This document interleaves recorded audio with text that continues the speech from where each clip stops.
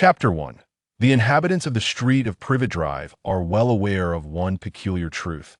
Within the confines of number 4 resides an unusual boy, rumored to be the child of Mrs. Dursley's sister after the untimely demise of his parents. The kind-hearted Dursleys took him in. However, the townsfolk maintain a polite distance from this boy, for who, at such a tender age, bears a strange tattoo upon his forehead? Whispers abound that his parents fell victim to a gangland feud, and the fear lingers that one day a group of shadowy figures might burst through the Dursleys' door to whisk him away. This peculiar boy is named Harry, and at this moment, he awakens from a restless slumber. Beads of cold sweat dotting his forehead, he grabs the blanket to wipe his face, and although the nightmares that occasionally plague him have diminished in frequency and clarity with age, the darkness of those dreams continues to evoke a chilling response. Harry pushes open the door to his bedroom and makes his way to the bathroom. Turning on the tap, a stream of cold water cascades from the shower head. Gradually warming as steam begins to fill the air, he washes away the sweat from his brow, allowing the warmth of the water to soothe his spirit. Soon after, the sound of running water diminishes, and a large hand wipes away the condensation on the mirror. Harry gazes at his reflection, exhaling a heavy sigh. 11 years, he murmurs to himself.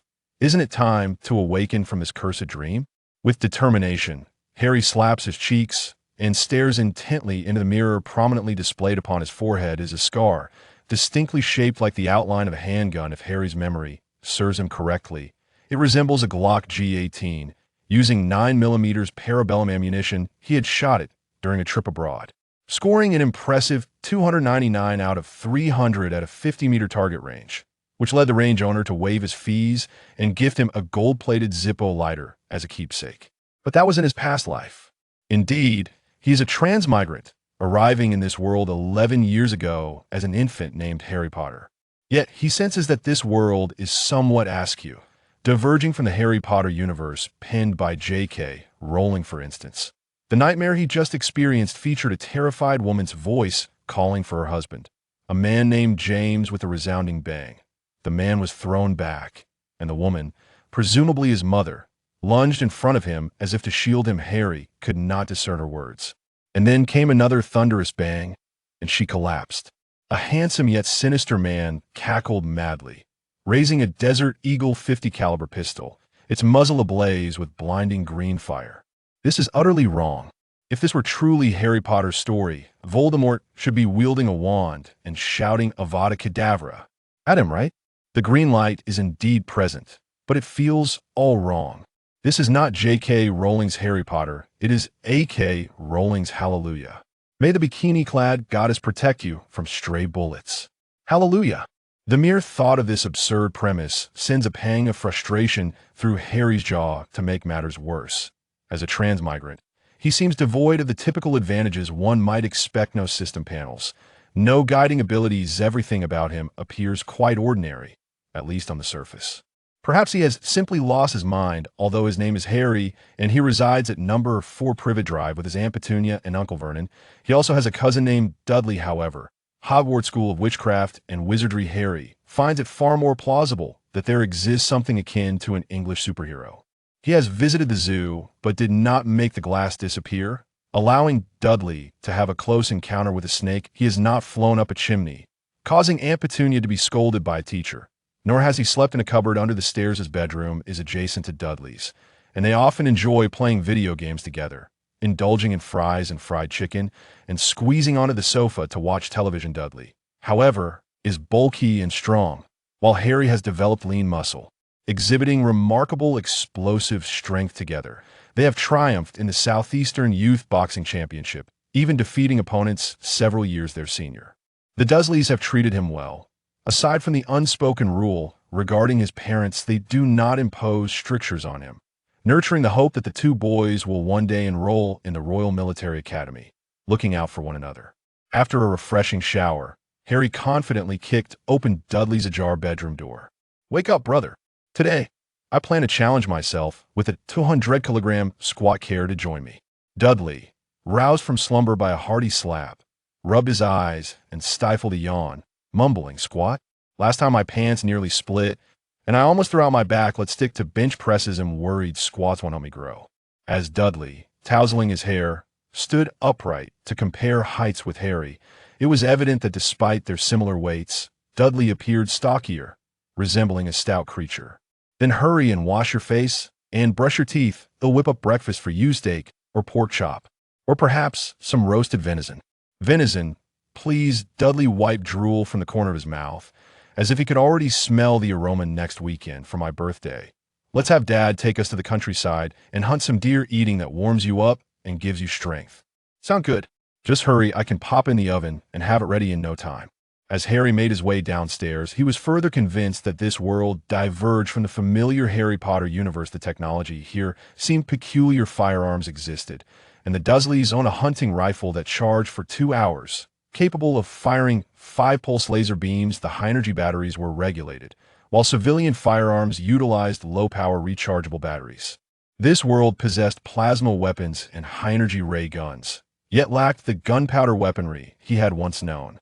No Glock 18, no Desert Eagle 50, nothing at all. Thus, Harry firmly believed that his nightmares stemmed from memories of his past life, where he had been gunned down in an unexpected gang skirmish on the streets of America. He should never have been wandering in Brooklyn. The venison leg was left over from a previous meal, merely half-cooked, and could be made delectable with just 15 minutes in the oven. 5 kilograms of venison would suffice to fill both him and Dudley before they headed to the gym to challenge themselves with the equipment. Exercise had become addictive. A day without movement left him feeling restless. At 7 o'clock in the morning, the milkman and newspaper deliverman arrived in succession, wiping the grease from his mouth. Harry opened the door, reached for a carton of milk, and rummaged through the mailbox to retrieve a stack of newly delivered letters. Uncle Vernon, last month's bills have arrived, and our boxing tournament prize checks have come to £2,000 in total. Is that so? Uncle Vernon, holding a cup of coffee and nibbling on a buttered toast, glanced up, giving Dudley a hearty pat on the back that nearly sent him into his plate. You two are fine young lads. He rummaged through his pocket, producing a stack of banknotes, 300 each for you. Spend it on something you like. Well, save the rest for you both to use when you head off to college. Tuition for the Royal Military Academy is not insignificant, and while Uncle Vernon's drilling business is thriving, supporting 2 boys poses its challenges. Their occasional participation in prize competitions helps alleviate some of the financial burden. Hey, with this money, I can get myself a new pair of boxing gloves. Dudley cheerfully stuffed the notes into his pocket, quickly polishing off his plate. What's up, Harry? What are you staring at? Noticing Harry fixated on a letter, Dudley leaned in with curiosity. Hogwarts School of Witchcraft and Wizardry. Headmaster, Albus Dumbledore. President of the International Wizarding Federation. First-class sorcerer of the Order of Merlin. Chief Warlock of the Wisengamot. Dear Mr. Potter, we are delighted to inform you that you have been accepted to attend Hogwarts School of Witchcraft and Wizardry. Enclosed you will find a list of required books and supplies. The term begins on September 1st, and we await your reply by July 31st. On the morning of the day you receive this letter, our loyal Hagrid will visit your home to introduce you to all that we have to offer. Your questions will be answered, and we look forward to meeting you. Yours sincerely, Minerva McGonagall, Deputy Headmistress. In Harry's mind, something exploded. His head buzzed, and the letter slipped from his fingers, leaving him frozen in shock. Harry, wake up, wake up. Dudley looked at him with concern, hesitating before raising his hand and spitting into it to rub his palms together. Hey, bang! A brief accumulation of force in a slap nearly knocked the soul out of Harry. Dudley had held back somewhat, but this brute was akin to some monstrous beast. A single strike could dent a metal barrel, and even a grown man would likely roll his eyes back and faint from such a blow. Ouch, ouch, ouch, it hurts. Harry, rubbing his back against the sofa, felt his toes twitching, taken by surprise. This hit had even brought tears to his eyes. What the hell, Dudley? Why did you suddenly hit me? Grimacing in pain, Harry wiped the tears from his eyes and glared at the instigator beside him. I saw you just standing there like an idiot. This slap can drive away evil, whatever devil or demon. One smack and they'll be gone. Go away, go away, go away. Harry kicked Dudley aside, rolling his eyes in annoyance. You are the one who's an idiot, possessed by some filthy spirit. Just last night, I dreamt of a goddess in a bikini winking at me, inviting me to paradise for some fun. Oh, Were her legs long? Long, over 2 meters. Uffed. Nothing special. I once dreamt of someone over 3 meters tall. The two, bantering back and forth, settled back into their seats as Harry picked up the letter. Hogwarts School of Witchcraft and Wizardry? The moment those words left his lips, Aunt Petunia, who had just poked her head out of the kitchen upon hearing the commotion, dropped the plate she was holding, shattering it into countless pieces on the floor. What did you say? Harry had never seen Aunt Petunia so tense. She rushed over, snatched the envelope from Harry's hands, and scrutinized it with an anxious gaze. Suddenly, she seemed to weaken, collapsing as Harry and Dudley hurried to support her. Guiding her back to the sofa, Uncle Vernon abandoned his coffee and newspaper, hastily making his way over. "What's wrong, Petunia?" Uncle Vernon asked, concern etched on his face. "Harry, Vernon." Aunt Petunia, suddenly overwhelmed, clung to Uncle Vernon. Her tears soaking his shirt, her sobs grew louder, rendering her unable to utter a coherent sentence. "What's going on, Mom?" Dudley, gripping his mother's hand anxiously, inquired, "What's wrong? Is it Harry? This is just a prank letter, isn't it?" Dudley snatched the letter, intending to tear it to shreds and toss it into the fireplace. "They're coming." Aunt Petunia grasped Dudley's arm, slowly lifting her tear-streaked face to look at Harry. "They're here for you, Harry, this day." Her overwhelming tears choked her words, leaving her trembling and unable to articulate a single syllable. Don't cry, Annie, please." Harry stepped forward to embrace his aunt, gently patting her back. "Take your time. Don't rush him right here." After a lengthy period of consolation, Aunt Petunia gradually calmed her sobs, wiping away her tears and taking deep breaths to steady her emotions. "Do you know why your aunt and I adopted you, Harry?" She spoke in a hoarse voice. "Because my parents died. Yes, my sister and my brother-in-law are gone." Aunt Petunia's vacant gaze was fixed on Harry, yet it seemed as though she was looking beyond him, at some ethereal shadow. "Lily, my sister. She received this letter too. And then after she graduated, she died, leaving you, just a year old. Outside, people say your parents were part of the underworld, that they died in a gang shootout. That's nonsense. I'm glad you never believed such foolishness, but I couldn't explain it to them. And as for you, I didn't want to speak of it. I was afraid. But this day has ultimately arrived. They have come for you." Aunt Petunia clutched Harry's hand tightly, her eyes brimming with anguish. Then how did my parents?" Harry paused. "How did they die?" "Voldemort." "Who?" Harry's brow furrowed. "An evil dark wizard, a terrorist, a terrifying individual. He killed your parents." Aunt Petunia spoke softly, her voice hoarse. 10 years ago, a man named Dumbledore brought you to our home. He informed me of your parents' tragic fate. Just as I've told you, he said, I was your only living blood relative, that my sister used magic to protect you before her death, and that this protective force would remain with you until you came of age, until you turned 17. "Isn't it 18 that marks adulthood?" Dudley questioned, puzzled. "That marks the coming of age for them." Petunia shook her head. "They are wizards, beings unlike you. It is a perilous world. Harry, my sister perished there, sacrificing herself to protect others. She died there, and she was my proud sister. So exceptional. Right, Vernon?" Aunt Petunia glanced at her husband. "Indeed, she even repaired my watch, the one you gifted me, when I fell and shattered the face." Uncle Vernon cast a glance toward the bedroom, where the watch had been stowed away, for he had grown nearly twice his size over the years and could no longer wear it. James was decent too, albeit a bit reckless, likely due to his youth, rather impetuous. A fleeting chuckle escaped Uncle Vernon, as if recalling a humorous incident, yet a glimmer of melancholy flickered in his eyes. "Your parents were remarkable individuals, truly exceptional, and it was precisely because of that they bravely rose to confront those wicked foes. I cannot quite articulate that essence. Magic." Aunt Petunia shuddered slightly. "The world of magic is fraught with danger, exceedingly perilous. Then why not simply refrain from going, Harry?" Dudley draped his arm over Harry's shoulder, patting his own chest. "We shall both apply to the Royal Military Academy, as agreed. But I must go, right, Aunt?" Harry gently grasped Aunt Petunia's hand, gazing in her eyes. Yes, since they have come for him, Harry must go. "Why, Mother?" "Because that is the way to safeguard Harry. Only magic can counter magic. This is what Lily once told me. Some matters require a person to take action. Back then it was her, and now it is." Knock, knock, knock. The sound of knocking interrupted Aunt Petunia's words. Harry glanced at the clock in the living room. It was precisely 8 in the morning. The visitor from Hogwarts mentioned in the letter had arrived at the doorstep. "I shall answer the door." With a hint of stubbornness on his face, Dudley strode forward, yanking open the door, seemingly prepared to scold the visitor away. However, he froze, staring blankly outside, mirroring the bewildered Harry from before. "This is the Dursley residence, correct?" Number 4, Privet Drive. A boisterous voice resonated from outside, booming. "I am Rubeus Hagrid, keeper of keys and grounds at Hogwarts, a giant, towering over 3 meters with arms as thick as a waist. Cast a colossal shadow," his voice booming so loudly it made the chandelier tremble.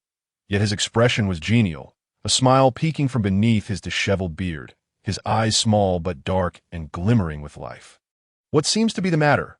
Hagrid inquired as he noticed Aunt Petunia's reddened eyes and the envelope in her hand.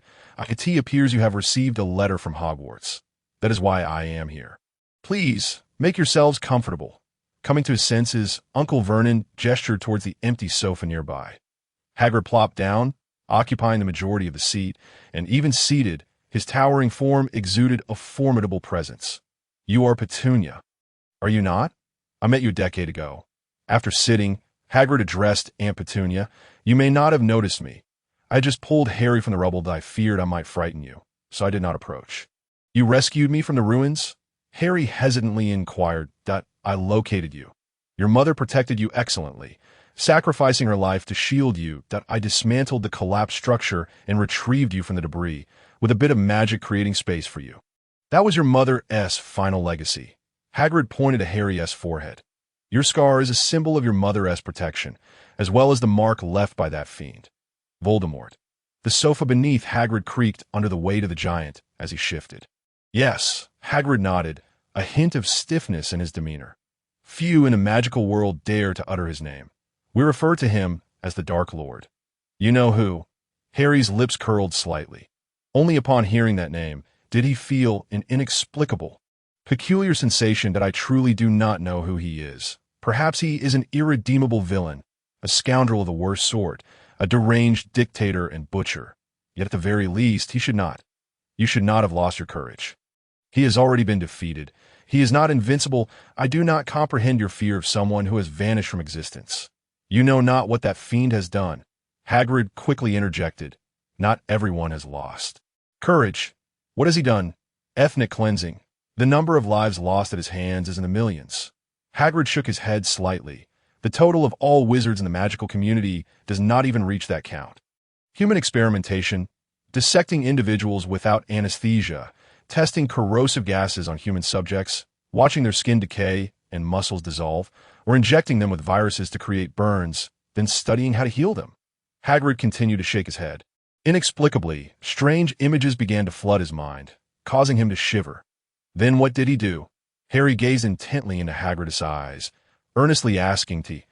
Hagrid initially intended to say, "The Dark Lord killed many innocents, tormenting those who resisted him with the Cruciatus curse," but the words caught in his throat. For some reason, he could not articulate them. Harry opened a hefty tome, an illustrated volume detailing the atrocities of the NC war crimes, showcasing its black and white photographs to Hagrid. Perhaps in the realm of human extermination, we, who do not belong to the magical world, achieved a dismal victory. Harry shoved the book into Hagrid's embrace. "You may examine it. It contains an entire hell within. Is your so-called Dark Lord truly that fearsome, that you have refrained from uttering his name even a decade later? You should be braver, giant. You are 10 times my size. Thus you ought to possess greater courage than I." Harry locked eyes with Hagrid. "Correct? You unearthed me from the ruins. You must have witnessed the heroic deaths of my parents before me." Hagrid fell silent under that resolute gaze. Indeed, Hagrid stared at the black and white photographs on the pages of the book. Although the individuals in those images were immobile, merely frozen in time, he seemingly perceived countless pairs of desperate, numb eyes gazing at him. The depictions of hell suffused with the cruelty of exterminating humanity.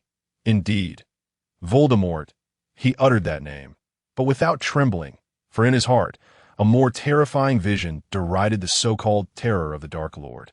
deeming mere torment and death trivial in the face of human annihilation. Perhaps the narrow confines of the wizarding world fail to encompass a grander perspective. Even fear is thus, I have one final matter to inquire of you.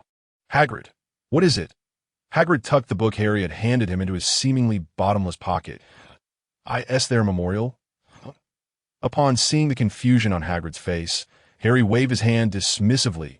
It seems I must indeed go there. Aunt Petunia.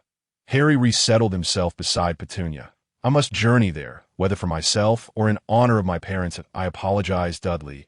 It appears you must go alone to smelting, but when I reach adulthood and graduate, I should be 17, correct? Harry glanced at Hagrid, who nodded. If I have time then, perhaps I can also strive to apply to the Royal Military Academy alongside you. I will not yet be 18. I will wait for you, brother. Dolly thumped his chest and nodded at Harry. What he had initially thought would require considerable effort was finalized in a remarkably brief period. Harry was decisively efficient.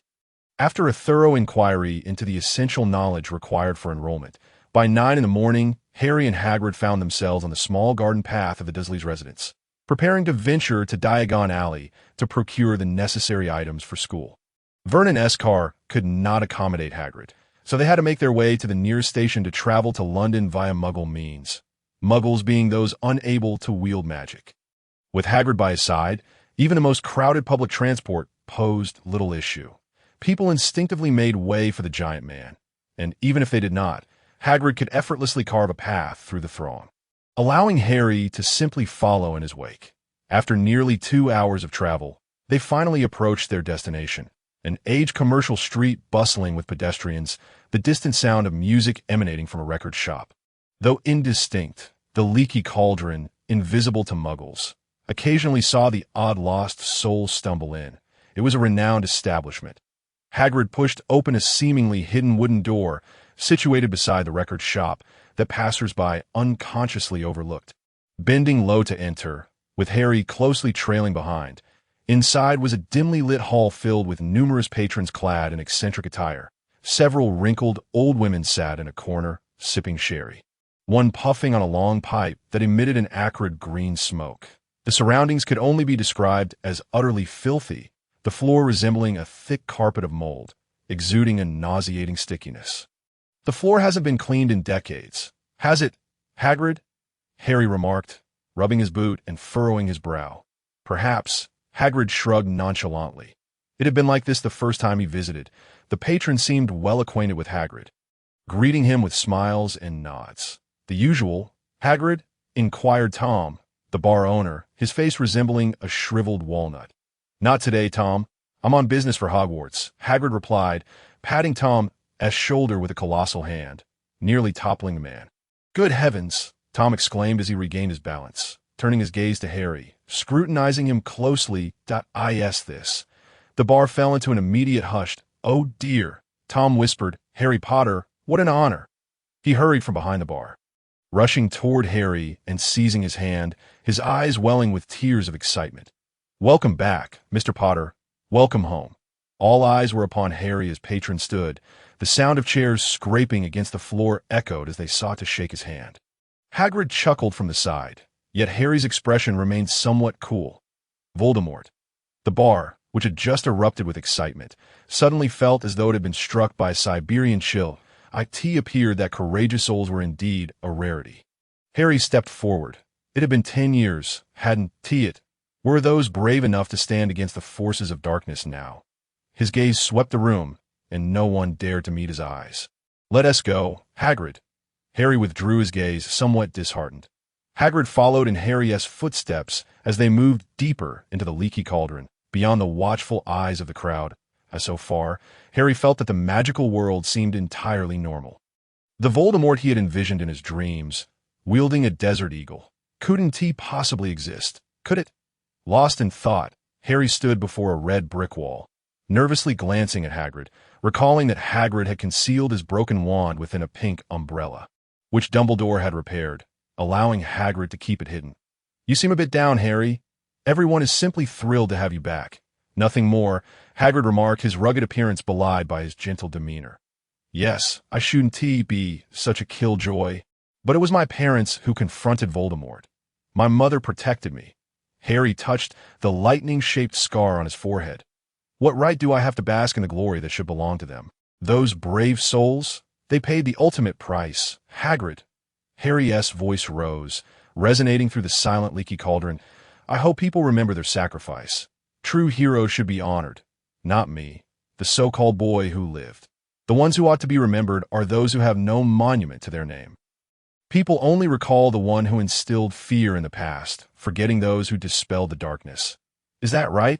I'm fortunate, but I'm not great. I do not deserve the accolades that belong to them.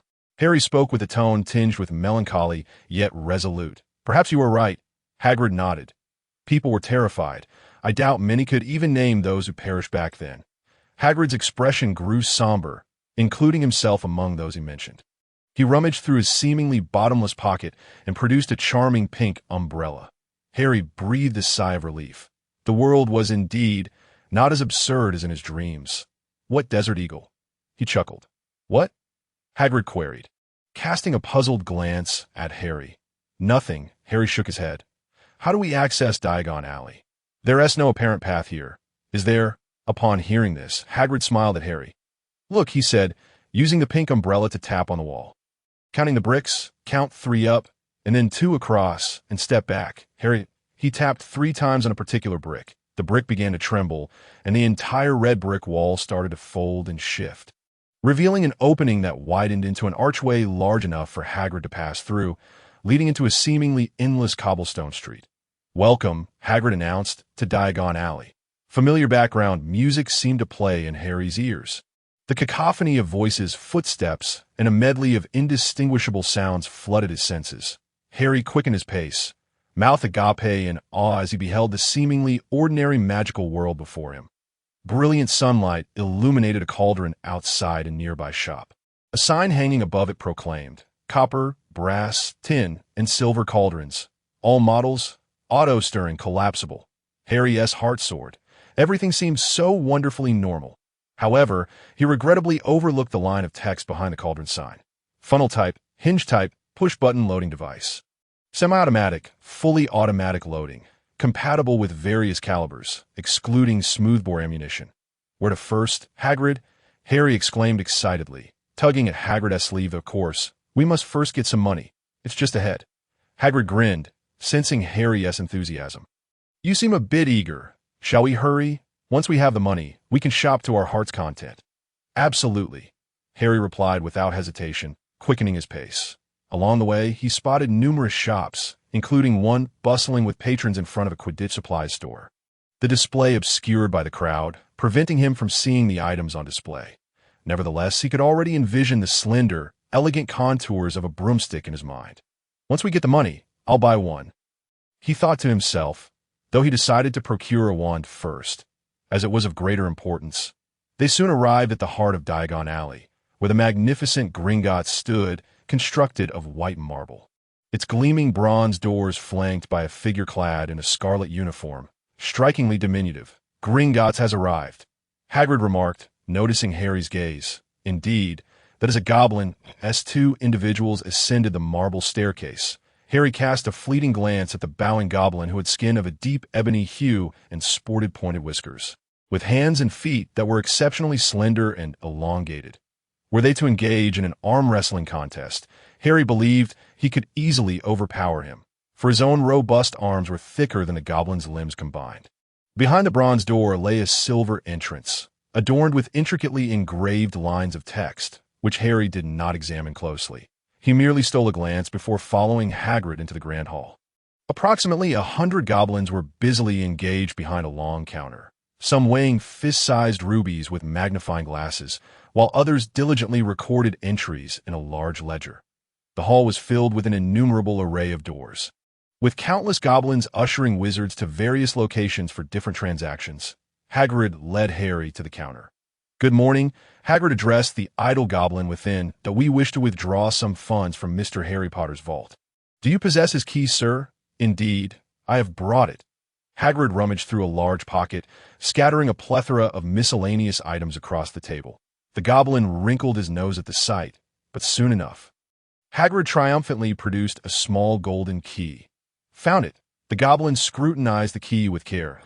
It appears to be in order. I also have a letter from Professor Dumbledore, Hagrid stated with gravity, puffing out his chest. Regarding that item in Vault 713, the goblin inspected the letter closely and glanced at Hagrid. Very well, he replied, returning the letter to Hagrid. I shall summon someone to escort you to these two vaults. Rang. The goblin hurried over, leading them out of the hall and through one of the countless doors. Beyond the door, instead of lavish marble architecture, lay a stone corridor illuminated by blazing torches.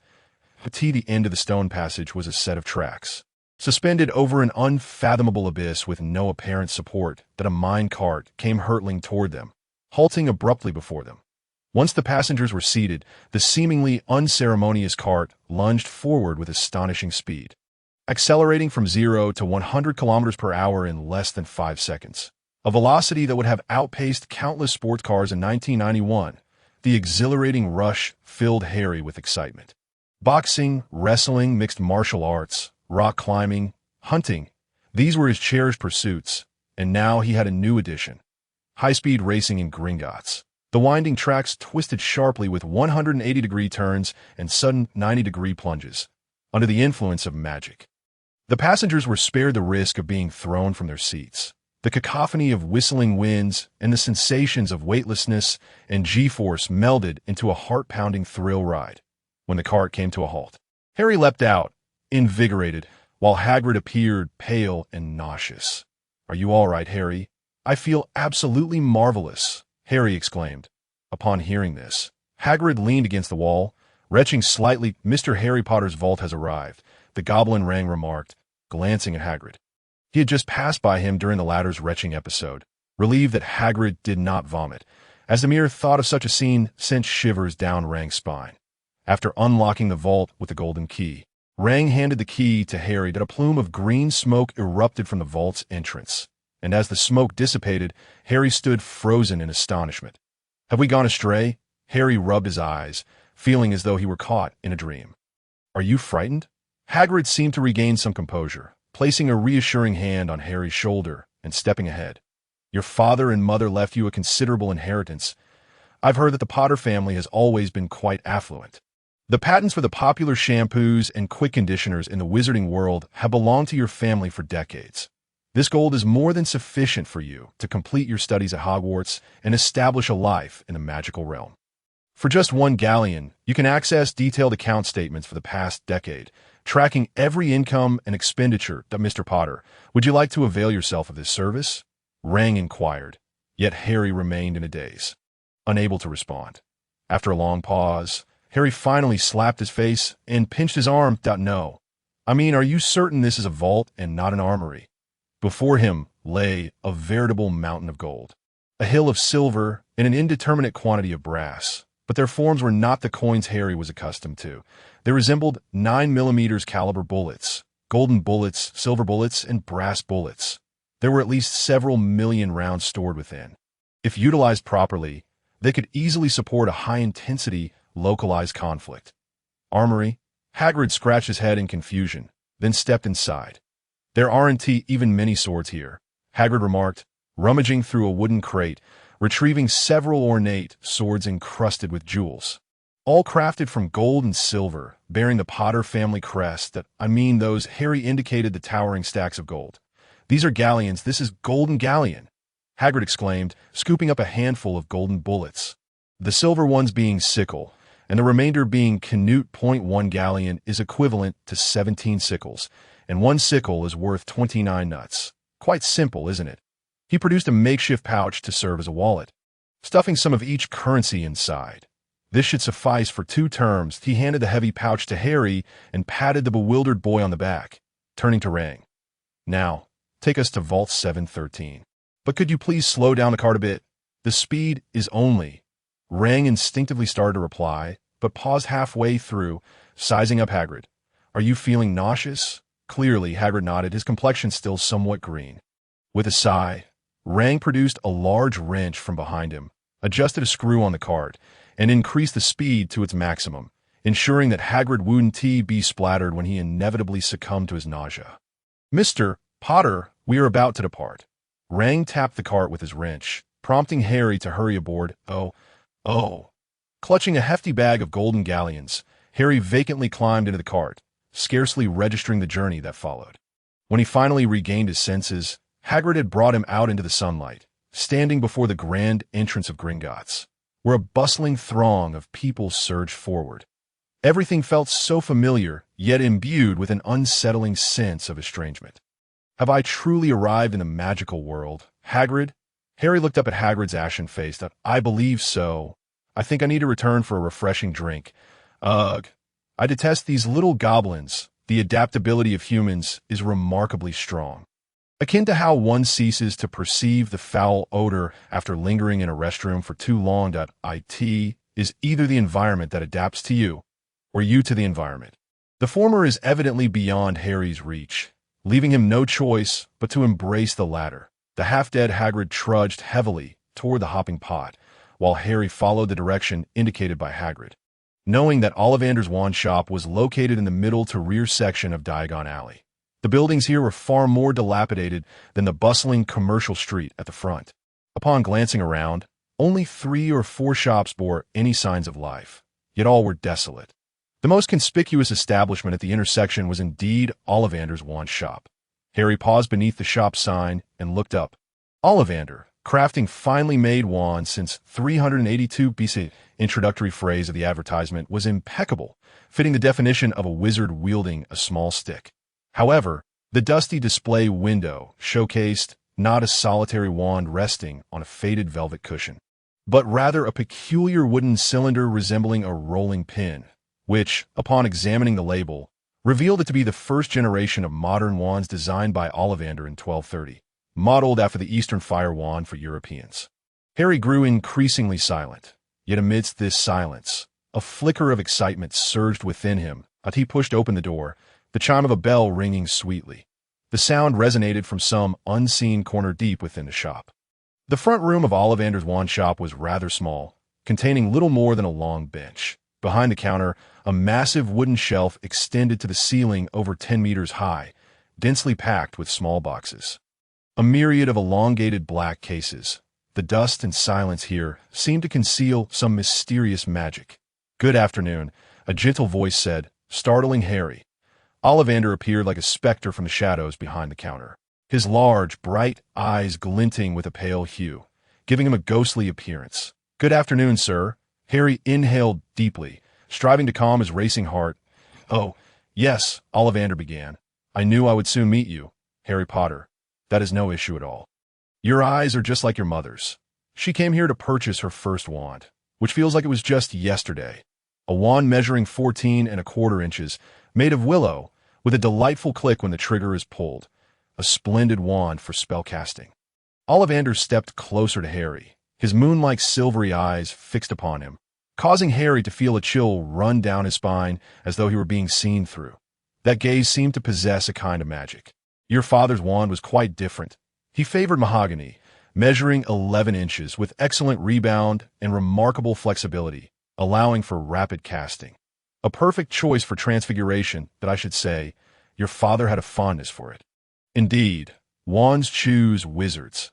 Ollivander leaned in slightly closer, not gazing into Harry's eyes, but rather fixating on the scar on his forehead. Harry had never concealed it.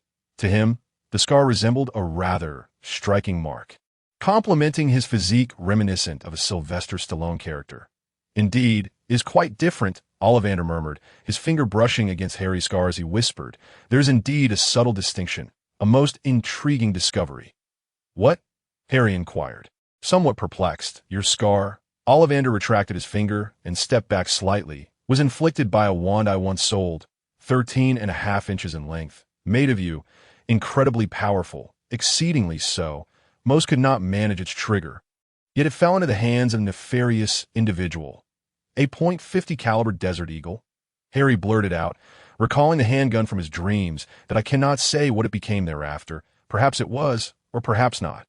If a wand simultaneously acknowledges 2 wizards, hypothetically speaking, as such an occurrence is unprecedented, then it would manifest differently in the hands of each. Wands choose wizards, wands recognize wizards, and wizards' influence wands, they are a unified entity, mutually affecting one another. The study of wand lore is an intricate discipline. Should you have an interest, Hogwarts possesses introductory texts located in the east wing of a library, on shelf 133, the seventh book from the left on the second level. I read it in my youth. It was authored by my great-great-grandfather and remains an excellent introduction. Ollivander's remarkable memory was astonishing. Even at over a century old, he recalled these details without a hint of hesitation, making Harry suspect he belonged to a group with photographic memories. "Now, let us measure your dimensions," Ollivander said, retrieving a silver tape measure. "Which hand do you favor?" "Either hand works. I've trained specifically for this. So my left hook could deliver a knockout as well." This was one of Harry's little tricks for winning the ring. Typically, the left hand possesses slightly less power and is met with weaker defenses. Yet Harry's left and right punches differed by no more than a kilogram. "Then stretch out your hand." "Good, just like that." Measuring the long, strong lines of Harry's hand brought Ollivander great delight, and seizing this opportunity, he began discussing wands. Much to Harry's enjoyment, "Mr. Ollivander, I saw the wand displayed in the window. It is the first modern wand in Europe. What did the older wands look like?" Ollivander paused, slightly taken aback. Few were interested in wand lore, and this was the first time he had heard a customer ask such a question. "Look, the wall over there displays all the styles of wands used by wizards throughout history. Examine the first row that represents the original form of the wand." Harry's gaze shifted upward as the wall, previously shrouded in darkness, was now illuminated by a soft light that seemed to come from nowhere, revealing its rarely seen side. However, upon seeing these artifacts, Harry found himself increasingly unsettled. "Why? Why does this look like a shepherd's crook?" he exclaimed, pointing at the wand in the first row, which resembled a wooden stick with a rope tied at the end. And as he continued to observe, the wand gradually transformed into a long wooden plank, tied at both ends with one or several strings, resembling some bizarre string instrument. In the third row, the wand morphed into a curved stick, taking on the appearance of a bow and arrow. The earliest wizards employed magic through projection, which involved casting spells by waving their wooden sticks to launch magic from wires woven from the hair of magical creatures. A method that proved imprecise and was swiftly improved to a plucking style, as seen in the second row. This evolved further into the bow wand, represented in the third row, which, starting from 445 AD, became widely utilized by European wizards until 1000 AD, when Eastern wizards invented the modern wand. However, due to the tumultuous times, the concept of the modern wand did not reach this side until 1230, where it continued to be refined and utilized to this day. Though many modern wands have strayed from resembling traditional wands, we still refer to them as wands. One may also call them guns. "All right, Mr. Potter, you may lower your hand now." Ollivander completed the measurement and turned toward the shelves behind the counter. Shortly thereafter, he returned with several boxes. "Let us try this one, made from beechwood and dragon heartstring. The core is crafted from the heart's nerve of the dragon, measuring 9 inches in length, referring to the barrel length, with an overall length of 13 inches and a trigger pressure that is just right. Give it a try." "Try it?" Harry reached out to take the wooden flintlock that Ollivander offered. He had only seen such antiquated devices in pirate films from his past life. While in this world, pirates wielded makeshift electric guns. This world had harnessed electricity remarkably early, owing to the widespread presence of natural crystalline power sources. Indeed, give it a try.to determine if a wand has chosen you. Activating the core by pulling the trigger is the simplest test. The magic within you can be transformed into a vessel for spells, previously arrows or other objects, now bullets. However, rest assured, in the absence of spell use, the transformed bullets do not possess genuine magical power. "And oh, bullet head?" Harry inquired. "You grasp it with remarkable precision." "Quite correct," Ollivander nodded, casting an approving glance at him. "You may aim here. There's a target for testing."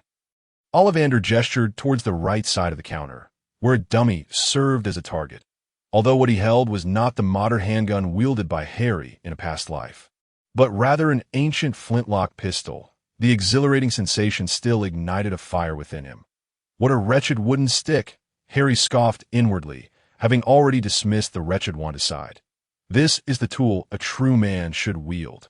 With a flourish, Harry performed a dramatic spin of the pistol, his fingers threading through the trigger guard as he twirled the flintlock. Without the need for aiming, he squeezed the trigger. A loud bang echoed as a cloud of black smoke erupted, causing Harry to cough uncontrollably, only to realize that the flintlock had been snatched from his grasp. This would not do. This was inappropriate. Ollivander spoke rapidly, offering a new one. Try this. Crafted from black ebony. Rhinoceros horn and unicorn hair, measuring 8.5 inches. Harry experimented with flintlock after flintlock, yet none met with Ollivander's approval. The boxes on the counter piled higher, and yet, with each failure, Ollivander's enthusiasm only grew. A discerning customer, I see. Not to worry, I believe we can find a most ideal and perfect match for you. Let me think. Of course, an extraordinary combination.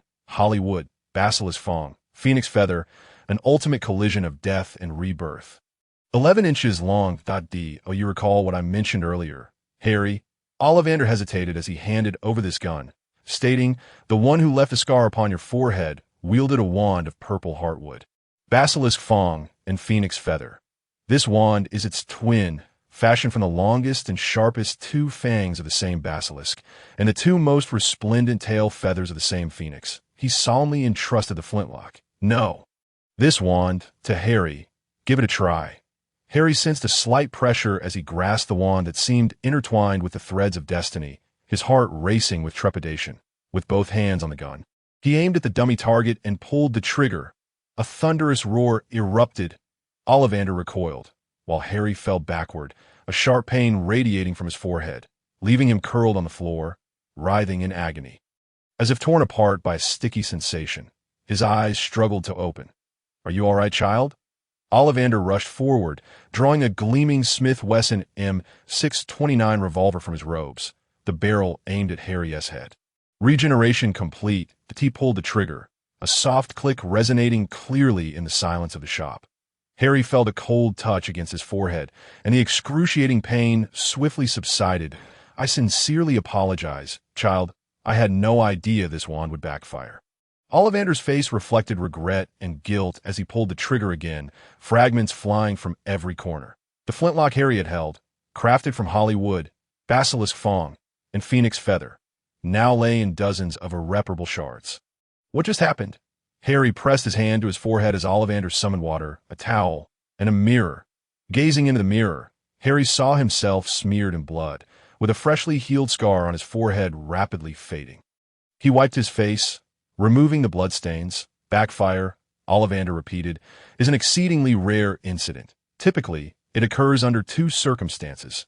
First, the wand is highly resistant to a particular wizard, more than mere disdain. Second, I do not know. Do not know? Harry turned to Ollivander, bewildered. Yes, I do not know, for historically, there have been only 2 recorded instances of backfiring, one of which remains undocumented.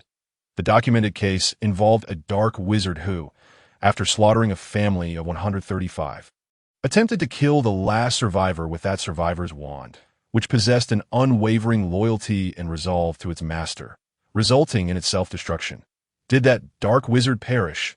No, his hand was injured, yet he strangled the last survivor with his other hand, extinguishing the entire family. Ultimately, it was that dark wizard who, before his demise, penned a mad autobiography through which this tale came to light. Ollivander shook his head, once more lost in thought. This won't work either. What shall we do then? He paced, his expression grave. Perhaps. Ollivander elongated his tone and turned to Harry, keenly observing his hands. Give me your hand. He meticulously compared Harry's hand and took new measurements that I understand. I comprehend. A sudden epiphany ignited in Ollivander's eyes as he clapped his hands joyfully, then dashed into the back shelves. In less than half a minute, Ollivander returned, clutching 2 boxes, clearing away other wand boxes on the counter, and reverently opening the 2 boxes. Within lay 2 identical flintlocks. These are siblings. One of purple heartwood, basilisk fang, and phoenix feather, the other Hollywood, basilisk fang, and phoenix feather. These wands are sisters, for the phoenix tail, feather serving as the core, is derived from a female phoenix. And these, he continued, are black ebony, white ivory, and the heartstring of a great lord. What is a great lord? Harry inquired, puzzled. You'll come to understand once you arrive at Hogwarts, Ollivander replied, placing the twin guns before Harry. Though slightly perplexed, Harry set those aside, reaching for the two identical flintlocks. Upon contact, an unprecedented affinity surged through him. The twin guns emitted a soft glow, transforming before his eyes. The one in his right hand morphed into a Glock 18, while the left became an M1911, silver in his right hand, matte black in his left. "Yes, precisely," Ollivander exclaimed, his eyes alight with joy. "You may not realize this, but all modern wands begin from a singular template. Although their appearances vary, their fundamental structure remains nearly identical. However, if a wand chooses a wizard and their compatibility is high, it undergoes transformation, a change that can occur multiple times as the wizard's mastery deepens. The wand continues to evolve. Just like this, Ollivander produced his wand, the Smith Wesson revolver, transforming into a double-barreled flintlock, then shifting into a two-shot pistol, akin to a starter pistol capable of loading 2 bullets simultaneously.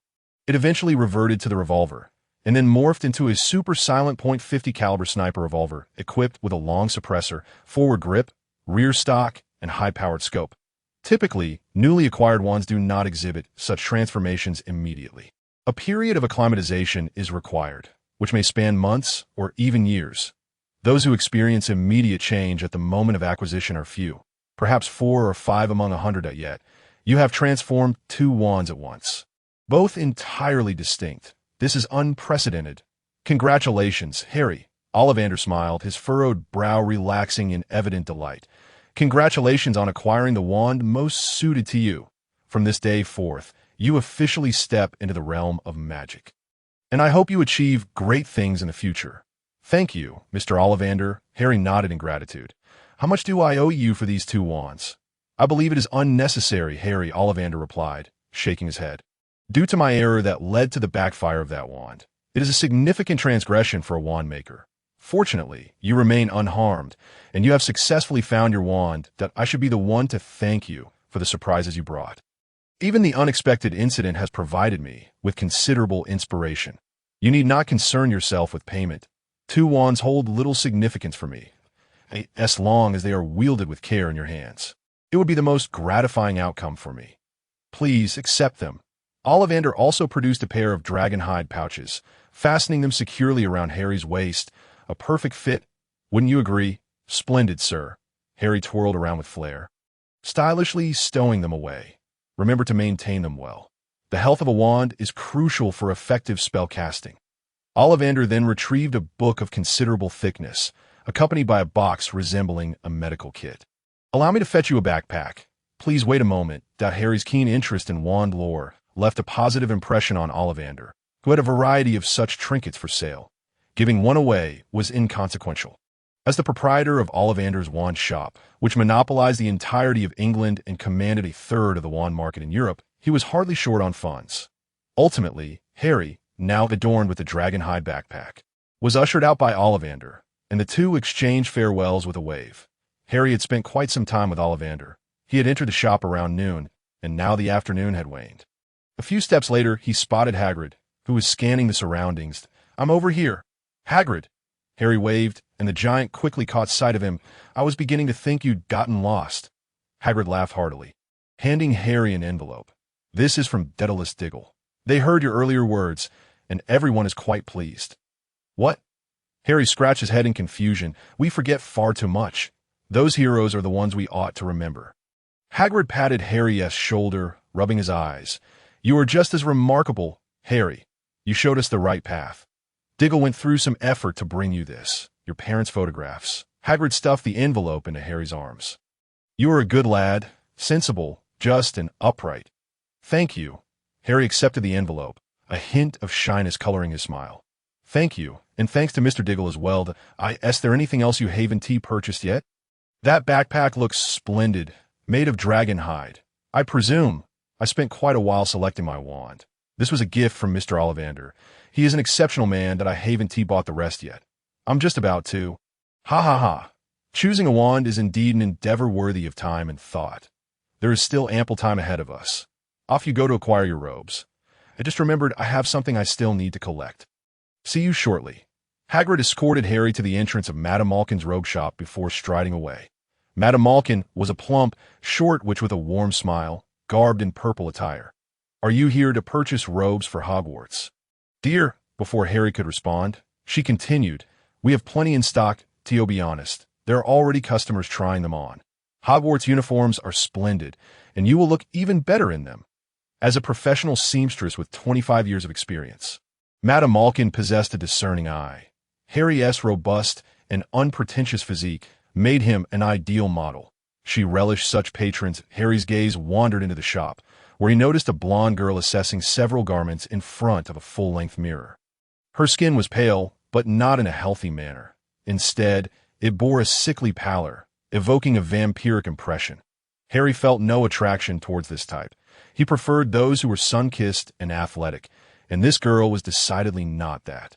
"Hey," the girl caught sight of Harry in the mirror, her brow furrowing in disdain. "What are you staring at?" She cast a sidelong glance at Harry, appraising his attire, and spat out a word he had never heard before, yet understood. "Mudblood, that if you have a small chest, perhaps you should avoid tight-fitting styles. You simply cannot pull them off," Harry retorted, a smirk curling his lips in mockery. "What's there to hesitate about?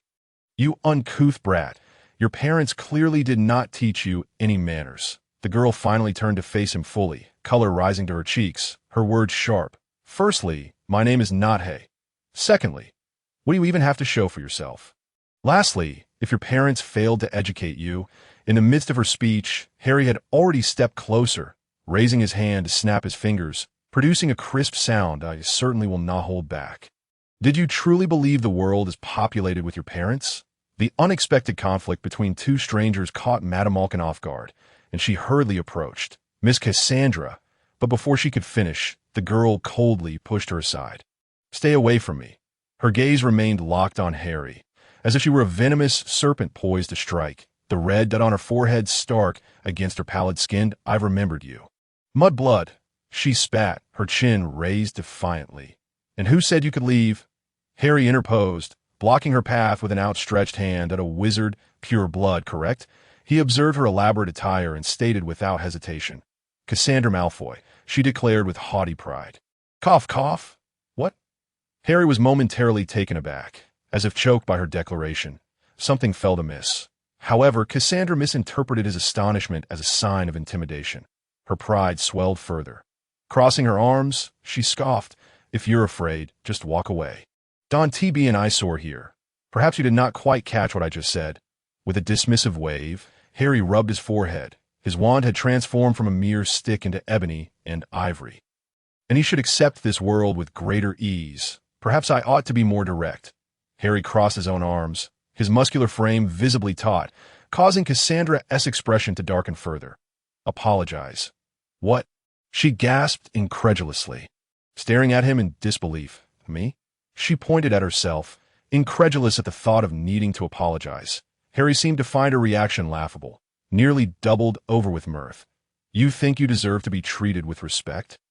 Snap, another finger snap, this one heavier, and tears sprang to Cassandra's eyes as she stumbled back a step. Harry inhaled deeply, his well-defined muscles bulging, his stature appearing even more imposing. "Your parents ought to have taught you how to speak properly to others." Harry advanced a step, an aggressive aura radiating from him. "Mudblood is not a term of endearment. Is it, Miss Malfoy? Do you truly believe that being a pure blood signifies superiority, that it elevates you above others?" A smirk adorned Harry's lips. The more someone lacked, the more they clung to such notions that, by the way, only beasts concern themselves with blood purity. It merely facilitates the sale of more products. Why should humans compete over such trivialities? Are you so insecure in your worth that you feel the need to inflate your value? I said, "Apologize." Harry raised an eyebrow, his tone growing colder. "I do not wish to repeat myself." The two remained locked in a tense standoff until a small voice finally broke the silence. I'm sorry." I said, "I'm sorry." She nearly ground out, her teeth clenched, unable to counter Harry's assertiveness or admit her inherent inferiority. Cassandra resorted to invoking her pure blood status as a shield. Defeated in both words and actions, she ultimately had no choice but to concede. "Very well. It seems there is still hope for you. Choose the third set. While it may be rather unremarkable, it is not without merit." Harry turned away, placing the backpack on a nearby chair before removing his coat, revealing a well-defined upper body clad in a black t-shirt. "Please take my measurements, Madam Malkin, and use high-quality, breathable fabric. Select the finest available." The tempest of confrontation has finally subsided. After a brief moment of bewilderment, Madam Malkin hastily set about taking measurements. She cast a shy glance at Cassandra, who stood to the side, clutching her garments. But the young lady remained oblivious to her. Before long, Harry completed the sizing, noting that aside from the robes, Hogwarts offered several sets of short uniforms well suited for sports. The very ones that Cassandra had just selected. "I'll take this one. Have it delivered to my home," Cassandra stated coolly to Madam Malkin, tossing over a chosen outfit. Harry glanced at it. It was the third style he had mentioned earlier. Though it lacked curves, it possessed its merits, such as a notably slender waist. "Your name? You're asking me?" Their gazes met once more, yet remained as frosty as before. "Harry Potter, we shall soon meet at Hogwarts." "Miss Cassandra Malfoy, I shall remember you," she replied, narrowing her eyes as she prepared to depart. "May I ask, do you have a brother or a younger sibling named Draco?" Cassandra hesitated momentarily, then haughtily nodded. "My brother." After she left, Harry donned his jacket and stretched lazily. Oh dear, the world is becoming increasingly intriguing. Upon exiting Madame Malkin's robe shop, Harry's backpack had gained additional contents. Mr. Ollivander was a generous man. The black dragonhide bag had been magically expanded using the undetectable extension charm, providing ample space, roughly 10 times its original capacity. Moreover, retrieving items was exceedingly convenient, as a mere reach would suffice, with magic assisting in the organization, which was quite remarkable. Hagrid awaited at the shop's entrance, one hand clutching a large tub of ice cream, while the other carried a cage containing a beautiful snowy owl, which gazed at Harry with curious eyes. "Absolutely stunning, Hagrid." Harry extended his fingers into the cage, and the lovely owl gently pecked at him, seemingly displaying affection. "I'm glad you like it." Hagrid pressed the ice cream into Harry's hands. "Your birthday is in half a month, but I doubt I'll be able to come. Here, that's your birthday gift. Happy early birthday, Harry." "Thank you, Hagrid." "No need for thanks. Come on, we have plenty more to buy." They visited Flourish and Blotts to acquire a complete set of textbooks, then proceeded to the apothecary for cauldrons and various instruments. The assortment of items was diverse and eclectic, revealing the vibrant richness of the magical world to Harry. However, what captured his attention most was the Quidditch specialty shop. After purchasing all the necessary school supplies, Harry arrived at the store's entrance. It was just past 2 in the afternoon, the sun blazing down, and the crowd surrounding the display windows had significantly thinned, allowing for a clearer view of the items showcased within. "Boys love this, and girls do too," Hagrid chuckled, "though there's nothing I could ride at my size. I have a motorcycle. That's not too shabby." Although Harry had mentally prepared himself for the absurdities of the magical world, he found himself losing composure upon seeing the items displayed in the window. The Nimbus 2000, named for its manufacturing company, and its model number all seemed normal, but the term intercontinental suggested its capability for long-distance travel, with enough endurance to span continents. Fly indicated its aerial nature, and missile implied it was a flying missile. The Nimbus 2000 Intercontinental Missile, a masterpiece crafted by Nimbus, a professional-grade competition missile heralding a new era in Quidditch, with a top speed of 300 kilometers per hour and exceptional durability, whether the match lasted a week or a month. The Nimbus 2000 would never cease. Overwhelmed by the advertisement, Harry swallowed hard. This intercontinental missile, approximately 20 centimeters in diameter and 1 meter 80 in length, was small yet formidable, its streamlined body gleaming with a metallic luster, striking yet not blinding. Its white finish was simple yet elegant, and the 4 tail fins at the rear were agile, complemented by 8 directional nozzles at both ends, ensuring the rider could maneuver swiftly and deftly through the skies. Even with the most discerning eye, Harry could find not a single flaw. This was not merely a tool. It was an artwork display behind the window. "Hagrid, wait. I feel that if I do not take it home, I want to be able to sleep. But first-year students cannot have this. You have flying lessons, and you can only apply for the Quidditch team your second year, Harry. But there are always exceptions. Right? I feel I shouldn't have to wait until second year. I am an athlete at heart." Harry patted his chest, The Gringotts roller coaster is fast, but that one T affect me. I was born for this. Hagrid, if it comes to it, I'll one T take it out. It can stay in my bag, can it? Seeing Harry's steadfast determination to acquire the Nimbus 2000 and acknowledging Harry's undeniable talents regarding speed, Hagrid hesitated a few times before nodding. Once you're at school, you'd best discuss it with your head of house to see what the professor thinks. No problem, no problem, Harry exclaimed, pushing open the shop door alongside Hagrid. I want it. The Nimbus 2000 intercontinental missile. He produced his coin pouch, speaking grandly. Welcome, esteemed guest. The shopkeeper, Marco, beamed as he approached, his face alight with smiles at the prospect of business. Honored guest, I'm the manager here. Marco, you wish to purchase a Nimbus 2000, correct? Indeed, Harry affirmed with a nod. We only have 2 in stock. You are quite fortunate to arrive just now. The Nimbus 2000 has limited production, yet each is a premium item. It has 230 galleons. If you wish, I can retrieve it for you immediately. A small pile of gold galleons cascaded from Harry's pocket. The shop contained a special device for counting coins. Pouring the galleons in and shaking them arranged them neatly into rows of T and I in less than 15 seconds. Marco happily collected the galleons. Please wait here.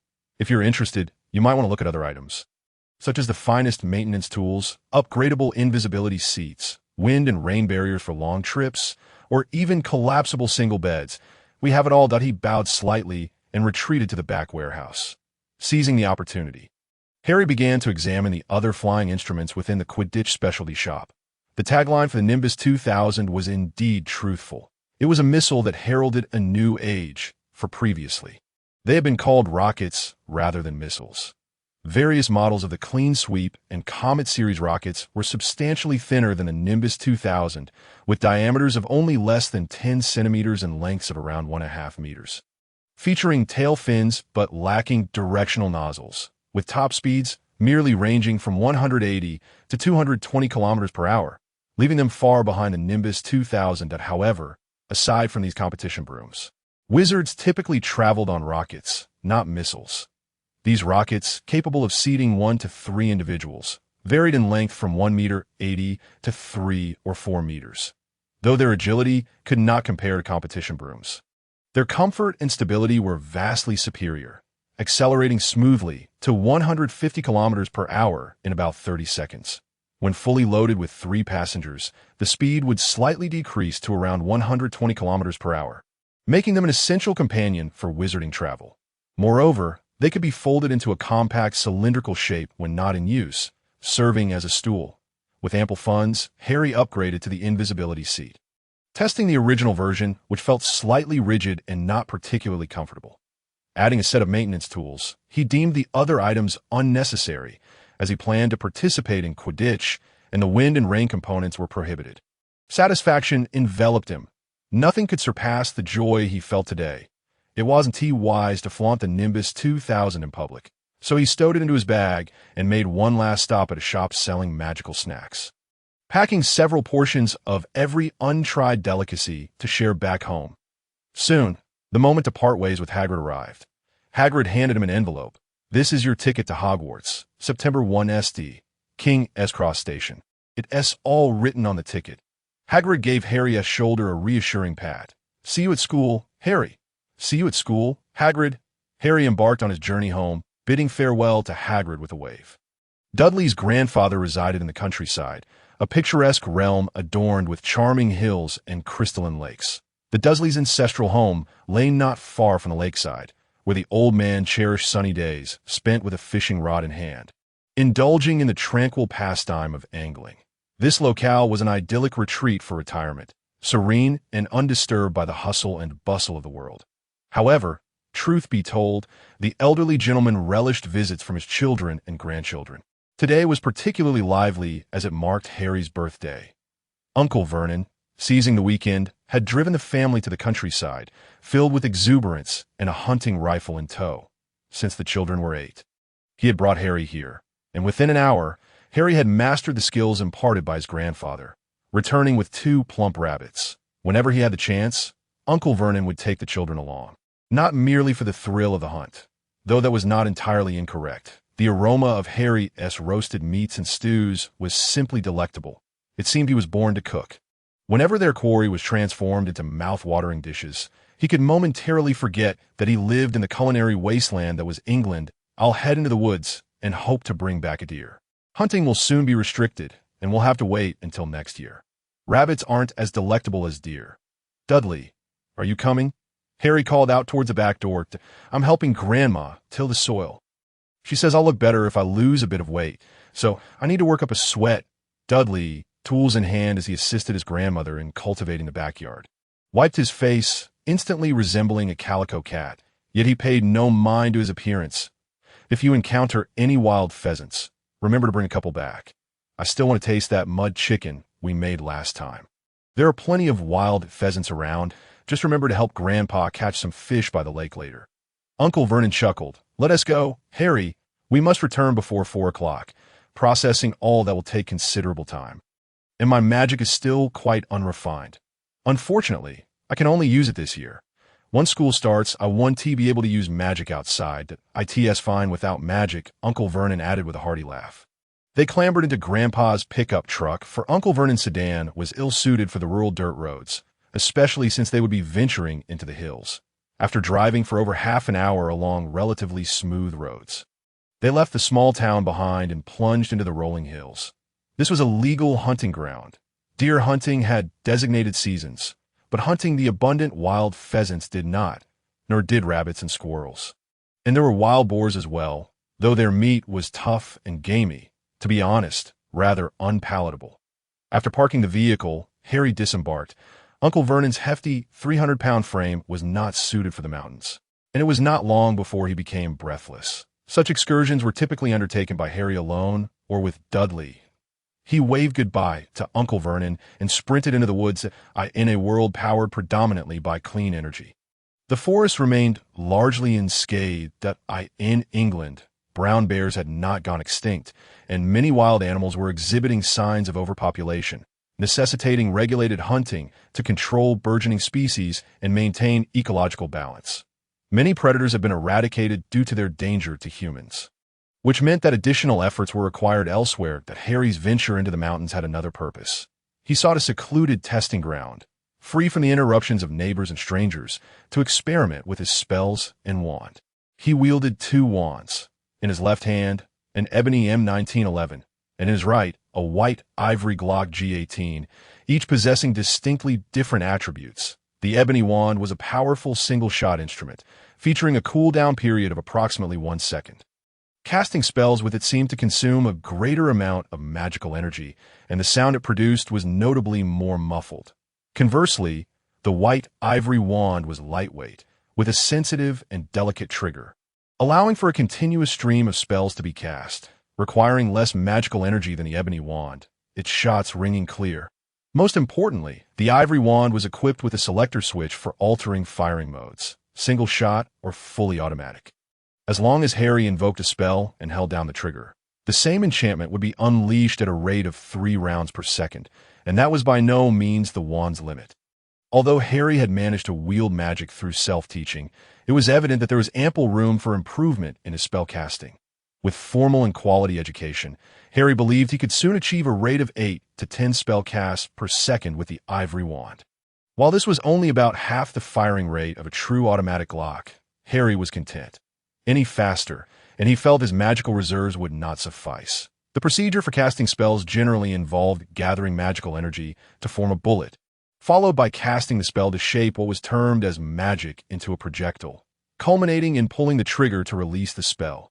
The accumulation of magical energy and the speed of output were crucial factors limiting the firing rate of the ivory wand. However, this posed a challenge for Harry, unlike other wizards who could not replicate his feats. According to Professor Phileas Flitwick's book on duel etiquette, fundamentals, and advanced techniques, wizards seemed incapable of fully automatic fire. The book presented numerous wand designs suited for various duel scenarios, whether in standard 20-step combat arenas, indoor obstacle encounters, or expansive duel arenas.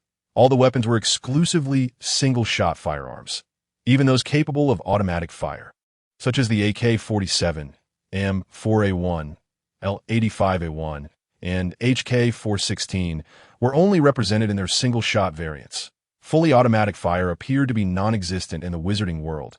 Skilled duelists had honed their reflexes to such an extent that the speed of pulling the trigger dictated the rapidity of spell casting. Harry knew he was an anomaly. The magical limitations that did not exist for wizards became an issue for Harry due to the ivory wand's fully automatic capabilities. After approximately 100 rounds fired at high speed, Harry would need to pause and catch his breath, allowing his magical energy to replenish. But the steady single-shot ebony wand could compensate for some of the gaps in combat efficacy. Harry had quickly mastered the basic spells within a short period. He even found time to glance at higher-grade textbooks. The spells required for first-year students were generally practical and uncomplicated, while the supplementary second- and third-year spellbooks contained only simple spells.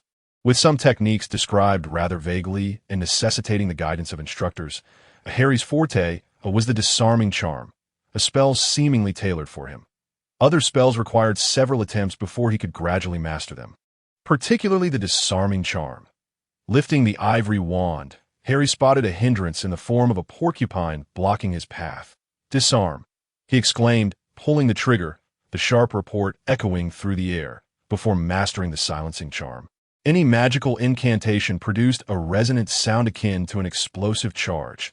The recoil from the continuous fire tightened Harry's right arm, his iron-like muscles bracing against the shock that a series of crimson flashes erupted, sending the startled porcupine scurrying away. Yet the spells struck one after another. The Glock 18's fully automatic fire presented a challenge in terms of accuracy, slightly inferior even to submachine guns, and when compared to rifles, it paled in precision. However, within a range of 50 meters, the vibrant red bullets were unlikely to stray far from their intended target. Struck by the disarming charm, the porcupine found itself in the most harrowing moment of its life. Its hardened quills, once a weapon, were rendered bare, leaving it utterly defenseless. The porcupine uttered a frantic cry and dashed into the woods. Breathing a sigh of relief, Harry turned the gun barrel and blew away the non-existent smoke. Cool. After indulging in a spree of magical experimentation, he holstered the dual wands and retrieved a genuine hunting rifle from his back, checking the battery and adjusting the sights as he ventured deeper into the woods. Grandpa was a seasoned hunter, but now the rotund Uncle Vernon was unable to follow in his father's footsteps. Gifted young Harry had become the heir to his grandfather's legacy, who regarded him as a true grandson. Grandma favored Dudley more, while Grandpa showered Harry with affection. They equally divided the old man's love. For Harry, tracking the trails of game in the forest was no arduous task. His vision was exceptional, far surpassing that of the average person, and his dynamic sight was remarkable, enabling him to discern the spin of a tennis ball struck at high speed. At T school, Harry was even nicknamed the Tennis Prince, garnering a fair share of admirers. This innate talent positioned Harry to become an extraordinarily skilled hunter.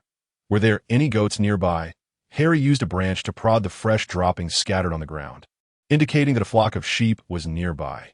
Judging by the footprints, it appeared to be a group of 4 adults and 3 young goats, as it was now late July. The lambs were approximately 4 to 6 months old, which marked the peak of their succulent meat quality, that if he failed to hunt a deer, capturing a lamb would be a commendable alternative. He could prepare a roast lamb for dinner and even braise a lamb's head. A dish Harry particularly relished. He advanced in the direction indicated by the sheep droppings and soon crested a small hill. Moving with increasing caution, his eyes scanned the surroundings, searching for signs of prey. Suddenly, his ears perked up. A sense of impending danger surged within him, prompting him to leap to the side. There were bears in this forest. Harry had encountered one before, but bears typically did not trouble humans. Unless exceptionally hungry, these fearsome creatures preferred to hunt familiar prey. A spark of magic whizzed past him, and he quickly turned to see a disheveled man with an expression of confusion and shock. The man was clad in tattered robes, evidently torn by thorns while he had been fleeing through the woods. He held a heavy bag in one hand, a wizard, and one with ill intentions toward him. The thought flashed through Harry's mind as he instinctively raised his gun, but the man was quicker on the trigger. The spell flew faster than the energy pulse of Harry's shotgun, yet at such a short distance. The difference in speed was significantly diminished.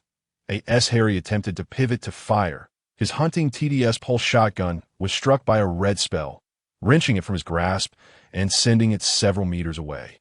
It's a disarming spell. Harry's mind raced with clarity. Upon seeing his weapon sent flying, the disheveled man visibly relaxed his vigilance. However, aware of Harry's agility, he moved closer, hoping to increase the spell's accuracy, but a muggle without a weapon could contend with a wizard? A sneer crept onto the man's lips as he mused, "Boy, I won't kill you.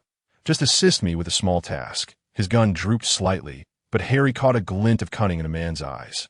"Now's my chance." Harry sidestepped to the left, deftly lifting the hem of his jacket, and with lightning speed, drew his ebony wand, raising the barrel. Disarm. The simultaneous discharge of spells erupted in brilliant sparks, and the man's face betrayed his astonishment. How could this muggle boy suddenly transform into a wizard? The single powerful spell from the ebony wand was not ideally suited for the moment, but Harry, having lost his balance, could not pivot to draw the ivory wand. Nevertheless, this shot created an opportunity. He swept aside his jacket and grasped his Glock G18. The disheveled wizard, evidently more experienced in combat than Harry, quickly regained his composure and began firing in rapid succession. The advantage of silent spells lay in the fact that Harry had to articulate his incantations while the man could shoot at will.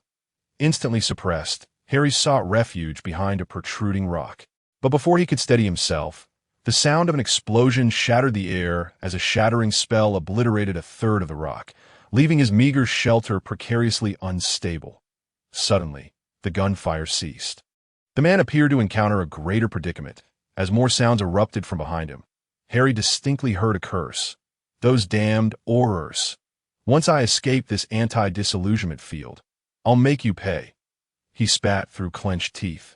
As 4 or 5 figures burst forth from the thicket behind him, the man raised his hand to cast an explosion spell, but it was thwarted by a magical shield, sending a shower of dead leaves and twigs flying. "Wait for me." He hurled the bag he carried, his face contorting in pain, clearly reluctant, but he needed to break free that a spell quickly followed, tearing the bag apart with a resounding thud, releasing a massive creature with sharp horns. A purple-gray beast towering at least 3 meters high, far more robust than any charma. Upon hitting the ground, the already agitated beast charged toward the group of aurors, and the disheveled man seized the opportunity to make a swift escape. But he forgot that there was still another person present. Harry gripped both his ebony wand and ivory wand, his cold gaze fixed on the fleeing figure as he leveled both guns. Stunned, he pulled the trigger of the ivory wand, and the Glock G18 unleashed an astonishing barrage. 3 shots per second may not seem rapid, yet the speed of spells was visibly slower than supersonic bullets. This moment of superstable shooting unleashed a terrifying torrent of red spells. The incantations poured forth like cascading water, drawing a line across the air. The disheveled man's eyes widened in disbelief. How could this mere boy, still in his early years of magical education, wield such proficiency in spell casting? He hastily pulled the trigger to erect a shield, but could not withstand the onslaught of the ivory wand for even 2 seconds. With a dull thud of gunfire, the ebony wand discharged a powerful spell, shattering the protective barrier and striking him in the side. The disheveled man collapsed, instantly unconscious, and the ivory wand followed up with 2 more shots to ensure he remained thoroughly incapacitated. The aurors, entangled with the purple-gray beast, were momentarily stunned.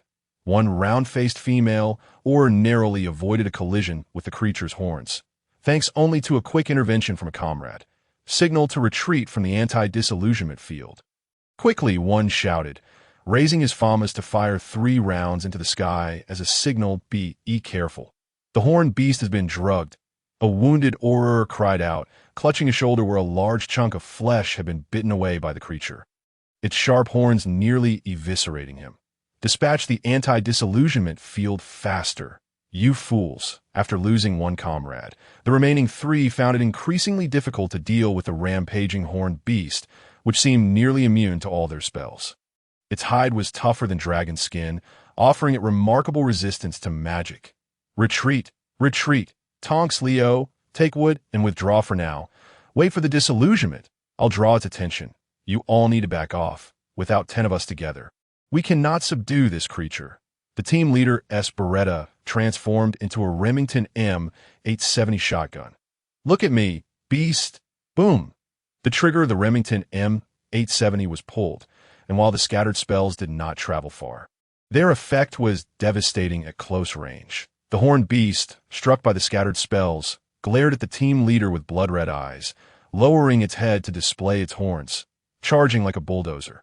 The spells hitting it had no significant damaging effect as the man dodged left and right, his wand continuously switching between spells, one moment using the Remington to stagger the beast, the next reshaping the terrain beneath him to escape. The ensuing chaos was so rapid that it was almost overwhelming to witness. "Captain, watch out!" The horned beast, having been subjected to repeated mockery, grew increasingly irritable. With sheer brute force, it shattered a mud wall over half a meter thick, its sharp horns severing a tree stout enough for a person to embrace.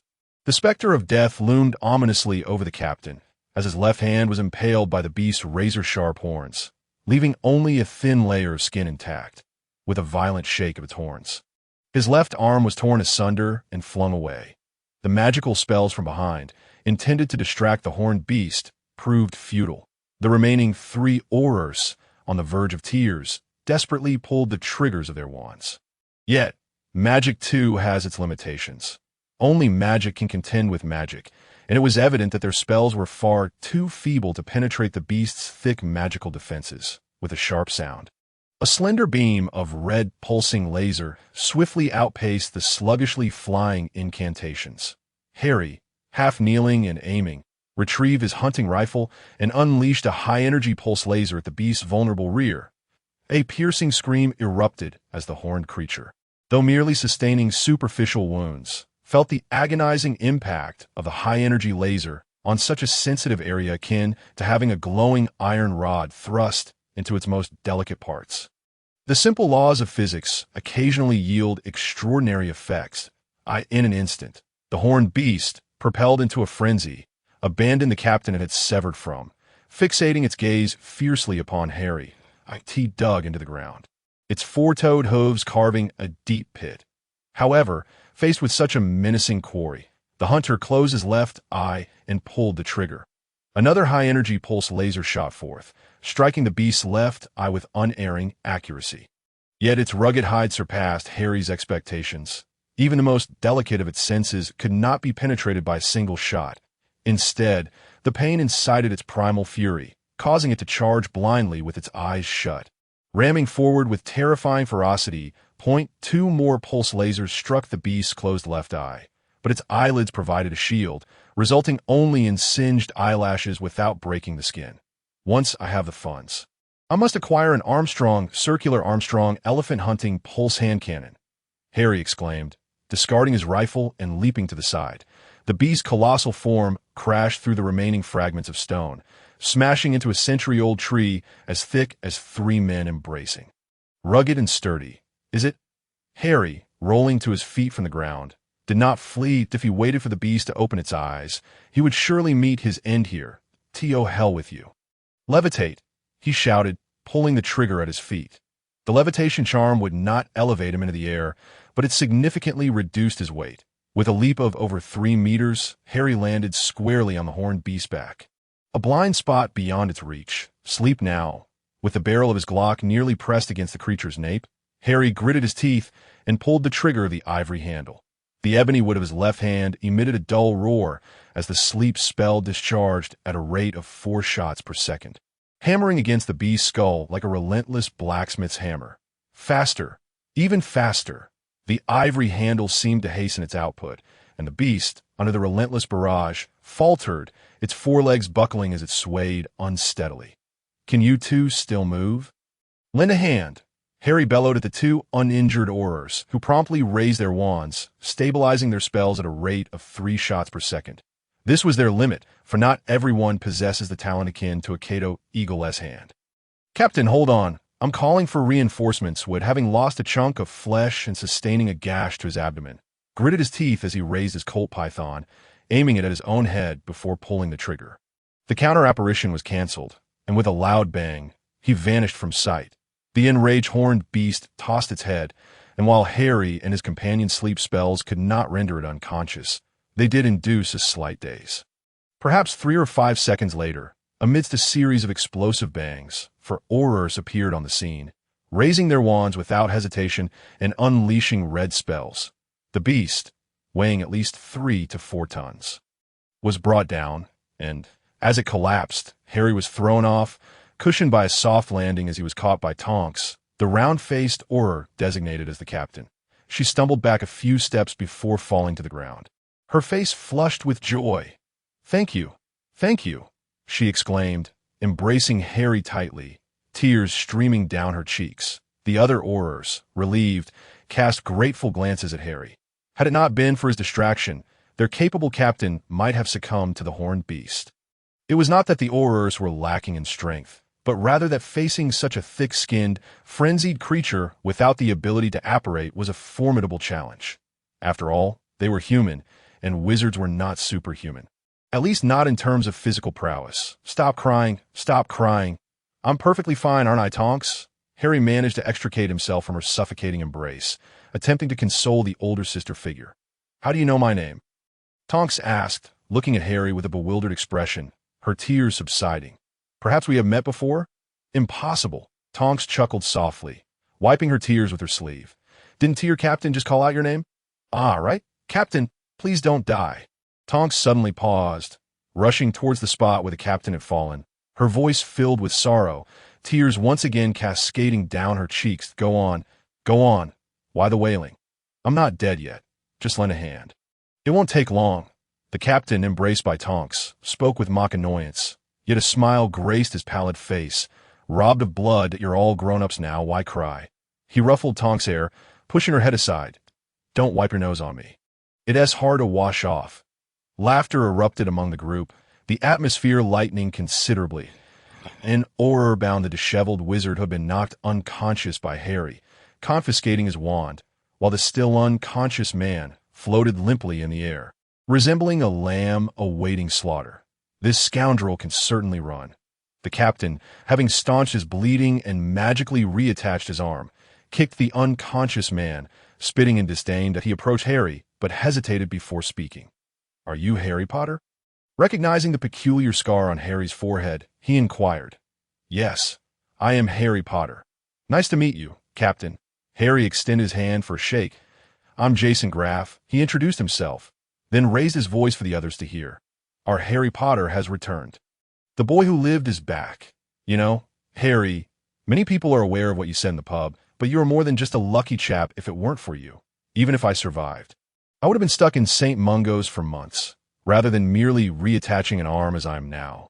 Upon my return, I shall certainly write to the minister, urging him to erect a monument for the heroes of a decade ago. However, that fellow Fudge," he scoffed, speaking softly, "we cannot expect him to do anything of substance. All I can say is that I will do my best. Once again, thank you, lad." Jason embraced Harry firmly, causing him to wince in pain as he inadvertently exerted pressure with his left hand. "I'm glad to help. That fellow attacked me, and I acted in self-defense.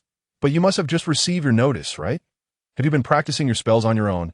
Seeing Harry nod, Jason grinned widely. "Then I am even more assured. Your future will undoubtedly be anything but ordinary. You will accomplish great things.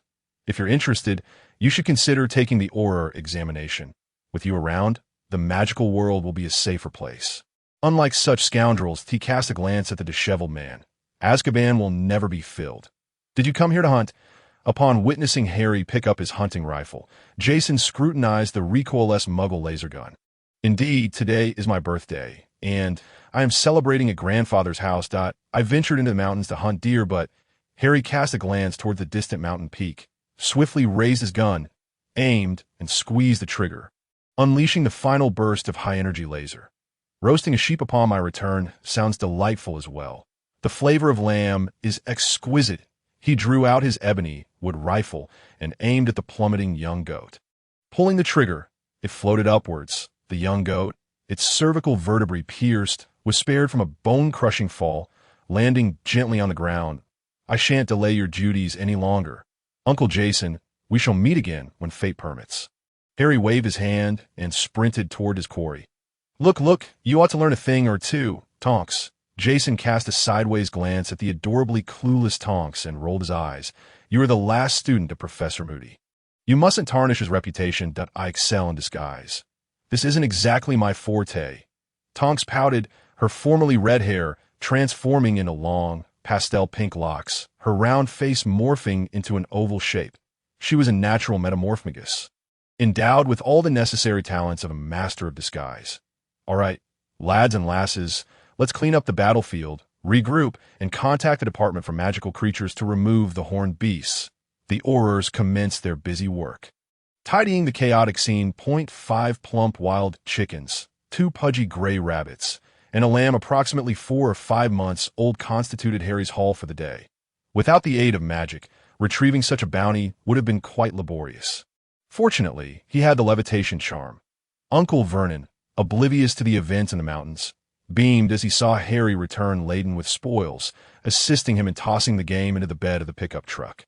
How about we prepare some yellow braised chicken for dinner, along with 2 lotus leaf chickens, ginger rabbit, and roast lamb? Does that sound good, Uncle Vernon?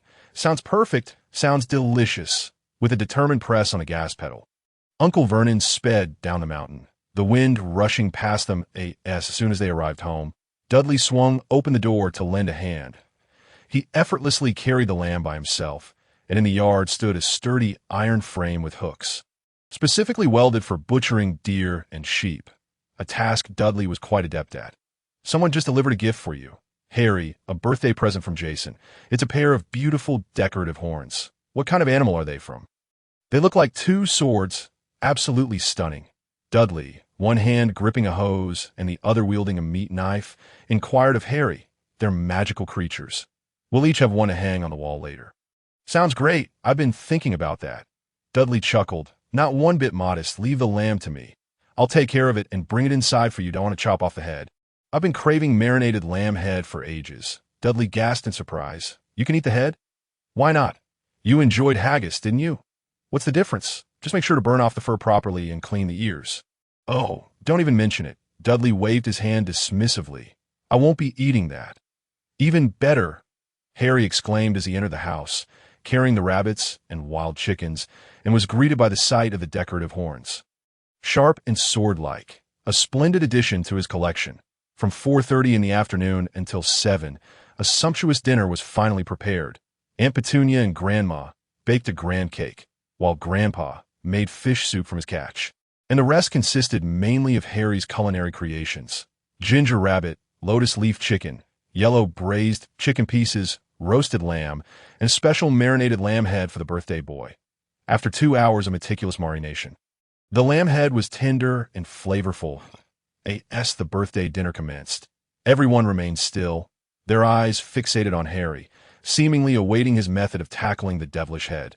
The goat was considered an incarnation of the devil, a notion propagated by those who had committed unspeakable acts, serving as a veil for their shame. Centuries ago, a despicable individual had preyed upon a docile ewe, thus branding the sheep as the embodiment of evil, enticing humanity towards sin, a deeply absurd and unjust narrative. There's a proper way to eat this. Harry rubbed his hands together, explaining as he proceeded. First, pry open the mouth and detach the jawbone. The marinated skin is soft and smooth, sliding down effortlessly. After swallowing a piece of meat, Harry grasped the lamb's tongue and swallowed it in 2 bites, giving a thumbs up. Absolutely splendid.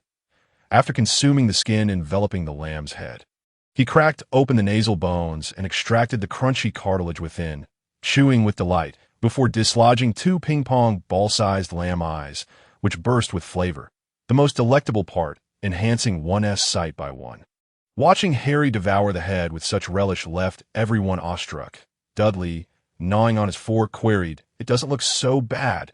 It's quite delicious. Next time, I'll hunt a lamb just for you to try." Really? Dudley glanced at Uncle Vernon, both father and son nodding in agreement. "Let us begin. The food will get cold. I want a mud chicken." Dudley exclaimed eagerly, clearly enamored with the dish that it's lotus leaf chicken. "It's not wrapped in mud. It's cooked with aluminum foil. Where's the lotus leaf?" Dudley mumbled, his mouth slick with grease. "Dad, the chicken's behind is the best part. This one asks for you. Can't you give me a chicken leg instead?" "You little rascal. The chicken legs are for Grandpa and Grandma. The last day of July passed in joyous family feasting, and the scorching August slipped away swiftly, leading to September 1st, the day Harry was to return to school. Uncle Vernon and Aunt Petunia rose early. Aunt Petunia prepared breakfast for Harry in the kitchen, knowing that once at Hogwarts, he wouldn't have another homemade meal until Christmas, which would feature German pork knuckles, French fish stew, and no British dishes at all. The lavish breakfast, hardly befitting a morning fare, left Harry burping contentedly.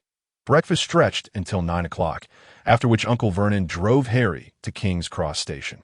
Be careful over there, don't be reckless, but if anyone bullies you, make sure to give them a good thrashing. Uncle Vernon embraced Harry, patting him on the shoulder. Remember to eat on time. Nutrition is crucial for your health. Aunt Petunia, holding Harry's hand, rambled on about various trifles, her eyes glistening with unshed tears, revealing her reluctance to part. Don't worry, I'll take good care of myself. Harry nodded obediently, cherishing this familial bond. For after his parents' departure, Uncle Vernon and Aunt Petunia were his last remaining kin in the world. Wait for me to come back, Dudley. See you at Christmas. The two brothers shared a hearty embrace, squeezing each other tightly, startling passers-by who thought they bore an ancient grudge. Yet neither seemed to mind, laughing joyfully. Well, I'm off now. Take care of Uncle Vernon and Aunt Petunia, Dudley. Leave it to me. You can rest assured as you head to Hogwarts. Harry waved goodbye, clutching Hedwig's owl cage and shouldering his black dragon-hide backpack as he approached the barrier between platforms 9 and 10. In an instant, his figure flickered and vanished from the Dursleys' sight. What magical sorcery! Dudley chuckled at the empty wall, a hint of envy flickering in his eyes, yet he felt no jealousy, just as his mother had said. It was a wondrous world, but his own world could also be splendid. Safe travels, Harry. The entrance was bustling with the crowd at King's Cross Station, while behind him, a red steam locomotive whistled, releasing plumes of vapor. A mere wall separates two distinct worlds. Upon crossing that magical threshold, the entire landscape transformed. The Hogwarts Express, at 11 o'clock, bore a sign on the steam locomotive, while the pillar beside it proclaimed Platform 9.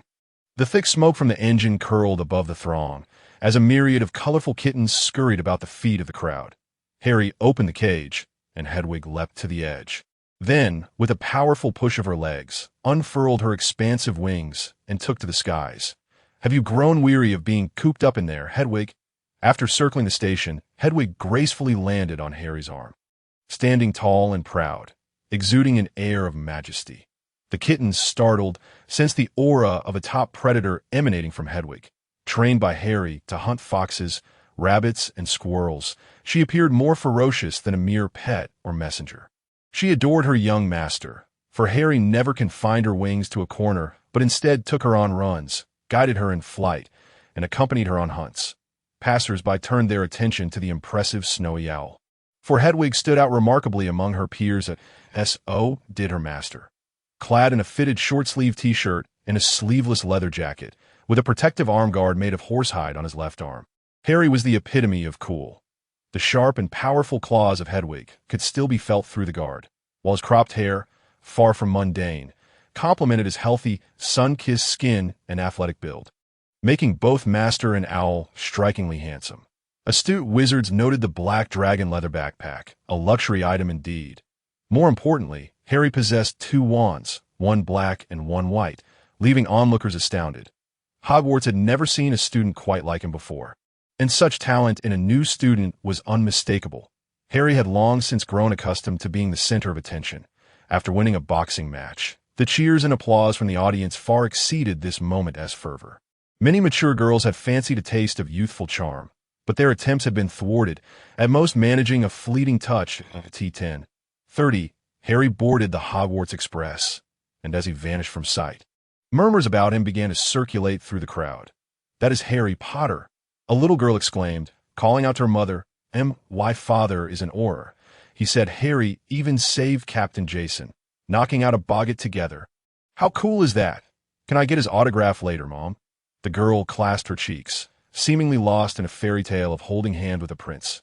Yet Harry remained oblivious to all this, with plenty of empty seats in the carriage. Harry selected an unoccupied compartment to sit down. From his dragon leather bag, he retrieved a handful of treats for Hedwig, crispy mouse bites that he had personally prepared, After all, white mice were not hard to procure, clean and hygienic. After giving Hedwig a gentle stroke, he took out his wand maintenance toolkit. Mr. Ollivander had advised him to treat his wand with care, and Harry intended to do just that, though his wands resembled firearms. They were inherently different. Disassembling them from maintenance was out of the question, but applying protective magical oils and cleaning the chambers was certainly feasible. Following the meticulous instructions, Harry immersed himself in the care of his companions. The ebony wood and ivory gleaming even more brilliantly after their upkeep. As he pulled the trigger, a crisp metallic sound resonated, at which point he noticed someone intently observing his hands, or rather, his wands. "Hello," Harry greeted. "Apologies, hello," the onlooker replied, snapping back to reality with an apologetic smile. "Are they all yours?" The person pointed at the ebony and ivory wands, a hint of curiosity in their voice. "Yes," Harry nodded. "The ebony and ivory. Beautiful indeed. And you have 2 wands. Mine is this one." The person revealed a petite Smith Wesson M36 revolver, its silver body and petite black J-shaped grip ideal for smaller hands. The observer was a girl with a mane of fluffy hair, her 2 bright front teeth giving her a beaver-like appearance. Hermione Granger. The girl introduced herself, stepping forward with her suitcase in tow.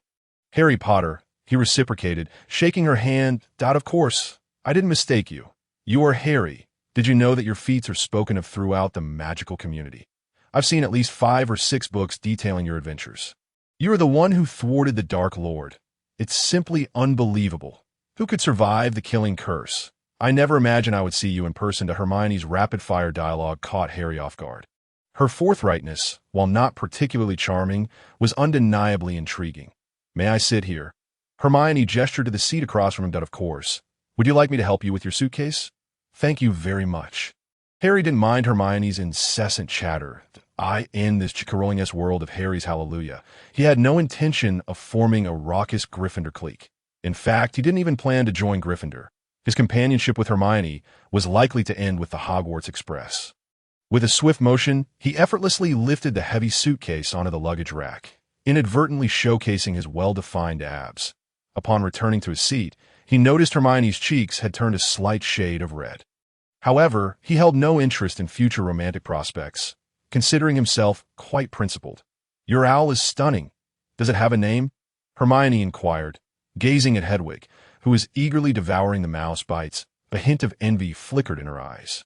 "I purchased extra textbooks, so I didn't get a pet, but if I could, I would love to have a cat. I assume Hogwarts allows cats." "I believe so. There were plenty of cats at the station. Likely many belonged to students. Her name is Hedwig, a snowy owl." Harry affectionately ruffled Hedwig's head, and the little creature nudged her forehead against his palm. "But how do you come to possess 2 wands? Aren't you supposed to have just one?" Hermione's curiosity returned, her inquisitive nature unabated. "Well, I can't quite explain it. Mr. Ollivander chose these for me. Wands choose the wizard, and they both chose me." Harry twirled the ebony wand, then slid it back into the holster at his waist. 2 individuals, both somewhat unfamiliar with the magical world, found ample topics to discuss, primarily revolving around questions, book references, and shared answers. Before long, the Hogwarts Express emitted a loud whistle, its resonant sound echoing across the platform as little wizards rushed aboard, their parents' admonitions growing increasingly urgent. The Hogwarts Express began to depart. The whistle's blast grew shorter, leaving the station behind as the red steam locomotive plunged into the vast world beyond. The speed increased, the vibrations of acceleration causing the floor to tremble slightly, while the noise in the corridor gradually subsided. Most young wizards found their seats and engaged in lively conversations with their companions in the carriage. Hermione, clutching a thick tome titled Hogwarts, a History, animatedly discussed the 4 houses with Harry, who endeavored to suppress the rising corners of his eyebrows. The more he learned, the more fragmented his preconceived notions of Hogwarts became. Approximately 5 minutes after the train set in motion, a knock resounded at their compartment door. A round-faced boy, flushed and sweating, nervously tapped on the door. Under the gaze of the 2, the slightly plump boy shrank back momentarily, but ultimately mustered the courage to open the door, his voice trembling as he asked, "Excuse me, may I sit here? All the other compartments are full, and I can't find a place out. Of course, come in," But just a moment. Let me make some room for Hedwig. Harry extended his left hand, and Hedwig promptly hopped up. He opened the train window, and a gust of wind rushed in. Hedwig bounded forward against the breeze, then leaped onto the windowsill, spreading her wings wide. Eagles soar in the heavens. Though owls may appear adorably clumsy, they are genuinely magnificent birds of prey. Once she tires of play, Hedwig will tap on the window to signal her return. Harry glanced at Hedwig's former seat, then picked up Neville's suitcase. A plump little creature attempted to escape, but Harry seized it by its hind leg. "Here you are, your toad, which just tried to make a run for it," he said. "Lethal." The boy promptly cradled the chubby toad in his arms, its pudgy limbs flailing as it opened its mouth wide, as if on the brink of bursting, its spirit escaping, and no wonder it sought to flee. It was rather mischievous, a bit more pressure, and it might just explode. After placing the suitcase up, Harry poked at Lethal's round belly, noting with amusement how pleasing it felt, upon hearing Harry's words. Lethal seemed to have an epiphany, loosening its grip as it gazed at Harry with its round, glistening eyes, as if expressing gratitude for the stranger's assistance. If only there were bullfrogs, Harry mused, suddenly craving a dish of dry pot bullfrogs. The tender meat, a culinary delight. In an instant, the gratitude in Lethal's eyes vanished, replaced by a hoarse, distressed croak as it hopped and scurried behind its young master, ultimately huddling in the farthest corner of the bench, trembling and closing its eyes. "Ha!" Harry laughed at the display of humanity from the seemingly sentient frog. "Toads are poisonous and not for consumption. I was referring to bullfrogs, farm-raised ones." Lethal opened an eye slightly, as if to inquire, "Really?" "Indeed, but toads can produce toad venom, a rare medicinal ingredient." Startled, Lethal rolled over, sprawled in the corner, feigning death, which caused the boy to panic. "Your pet is indeed amusing. It's perfectly fine," Harry assured. "Harry Potter," he extended his hand. The boy, seemingly startled, quickly reached out to shake Harry's hand. Neville Longbottom thought he swallowed hard, his eyes sparkling. "You're the one." "Harry, right? The one everyone talks about?" "Indeed, but the tales might be exaggerated." "We're really quite similar, Neville." Harry patted Neville's shoulder, acknowledging that he was not the only child of prophecy. Neville, born a day earlier, also fulfilled the criteria of the Savior. Neville looked at Harry with gratitude. Few spoke to him in such a manner, bringing him joy. "This is Hermione. Aren't you going to greet her?" Harry asked, giving Neville's shoulder a friendly pat. The dazed Neville snapped back to awareness. "Hello, hello," he said, awkwardly scratching his head and hastily continuing. "What were we just discussing?" After some introductions, the atmosphere in the compartment grew lively. The Gryffindor Champion Warrior Academy. Hermione recalled clearly. "Our headmaster, Albus Dumbledore, graduated from this academy. He truly is an extraordinary wizard." Hermione appeared to hold Dumbledore in high esteem. The only one whom the Dark Lord feared and dared not confront. The most powerful white wizard in Europe. Truly remarkable. He had conducted extensive research in alchemy and made many great inventions. Neville nodded, his round face flushed. "If I could choose an academy, I would most desire to join Gryffindor Champion Warrior Academy, or perhaps Ravenclaw Tactical Intelligence Academy." Hermione flipped a page in her book. Rowena Ravenclaw was a remarkable witch. People say she possessed the highest wisdom and vast knowledge. Only the brightest are chosen for this academy. I'm not sure if I'm clever enough, but I'd love to give it a try. Harry, which academy do you prefer? Hermione turned the book toward Harry, inquiring. Gryffindor Champion Warrior Academy, Ravenclaw Tactical Intelligence Academy, Hufflepuff War Logistics Academy, Slytherin Special Operations Academy. Harry pondered these seemingly similar, yet fundamentally different academies, his thoughts swirling in confusion. "What are these, Sai?" Gryffindor Champion Warrior Academy, true to its name, pursued bravery, courage, and victory, founded by Godric Gryffindor, a formidable duelist with few defeats. Hence the title of Champion Warrior. Ravenclaw Tactical Intelligence Academy emphasized teamwork and strategy, excelling in intelligence gathering. For them, brute force was not the key to victory, but understanding oneself and one's opponent to leverage advantages was paramount. With Rowena Ravenclaw as the central strategist among the four founders, the often overlooked Hufflepuff War Logistics Academy was the most underrated, yet it was the one that deserved recognition among the four founders. The saying goes, before the army moves, provisions must be in place. Warfare hinges on logistics. However, the current world differs from when Hogwarts was founded, causing Hufflepuff's significance to be somewhat forgotten, rendering it a quiet presence. Unnoticed, Slytherin's Special Operations Academy stood in stark contrast to Gryffindor Champion Warrior Academy. While Gryffindor prided itself on being champions, Slytherin looked down with haughty disdain, regarding Gryffindor as mere fodder. They believed themselves capable of annihilating the elite, claiming victory by any means, with a philosophy that emphasized winning above all. Losers held no value. Each academy possessed its unique characteristics, yet of all, Harry found himself most drawn to Hufflepuff. Did I choose Hufflepuff? Why that? Hermione asked, puzzled, thinking Harry had greater potential, believing Slytherin or Gryffindor would suit him better. Quite simply, because everyone underestimates Hufflepuff, they only see the academy's inclusiveness, kindness, and unconventional talent cultivation, thinking that those who lack the so-called bravery, intelligence, or ambition are inherently inferior. Wrong. Utterly wrong. Harry tapped the book. Hufflepuff is the only academy that has never produced a dark wizard. Its students hold the most high-ranking positions in the Ministry of Magic and have produced numerous successful businessmen. So, is Hufflepuff ordinary? No. It is perhaps the most understated yet promising of Hogwarts' four academies. Those with particular traits of strengths, yet their weaknesses are more pronounced. Gryffindor is brave, but often reckless. Ravenclaw is intelligent, yet sometimes hesitant.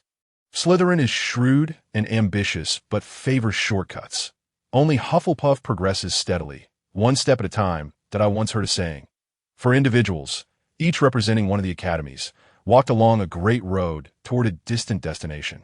At the road's end, Gryffindor encountered a hungry wolf preying on a lamb and rushed to help without considering his ability to prevail, nor the possibility of the wolf starving if it failed to catch the lamb.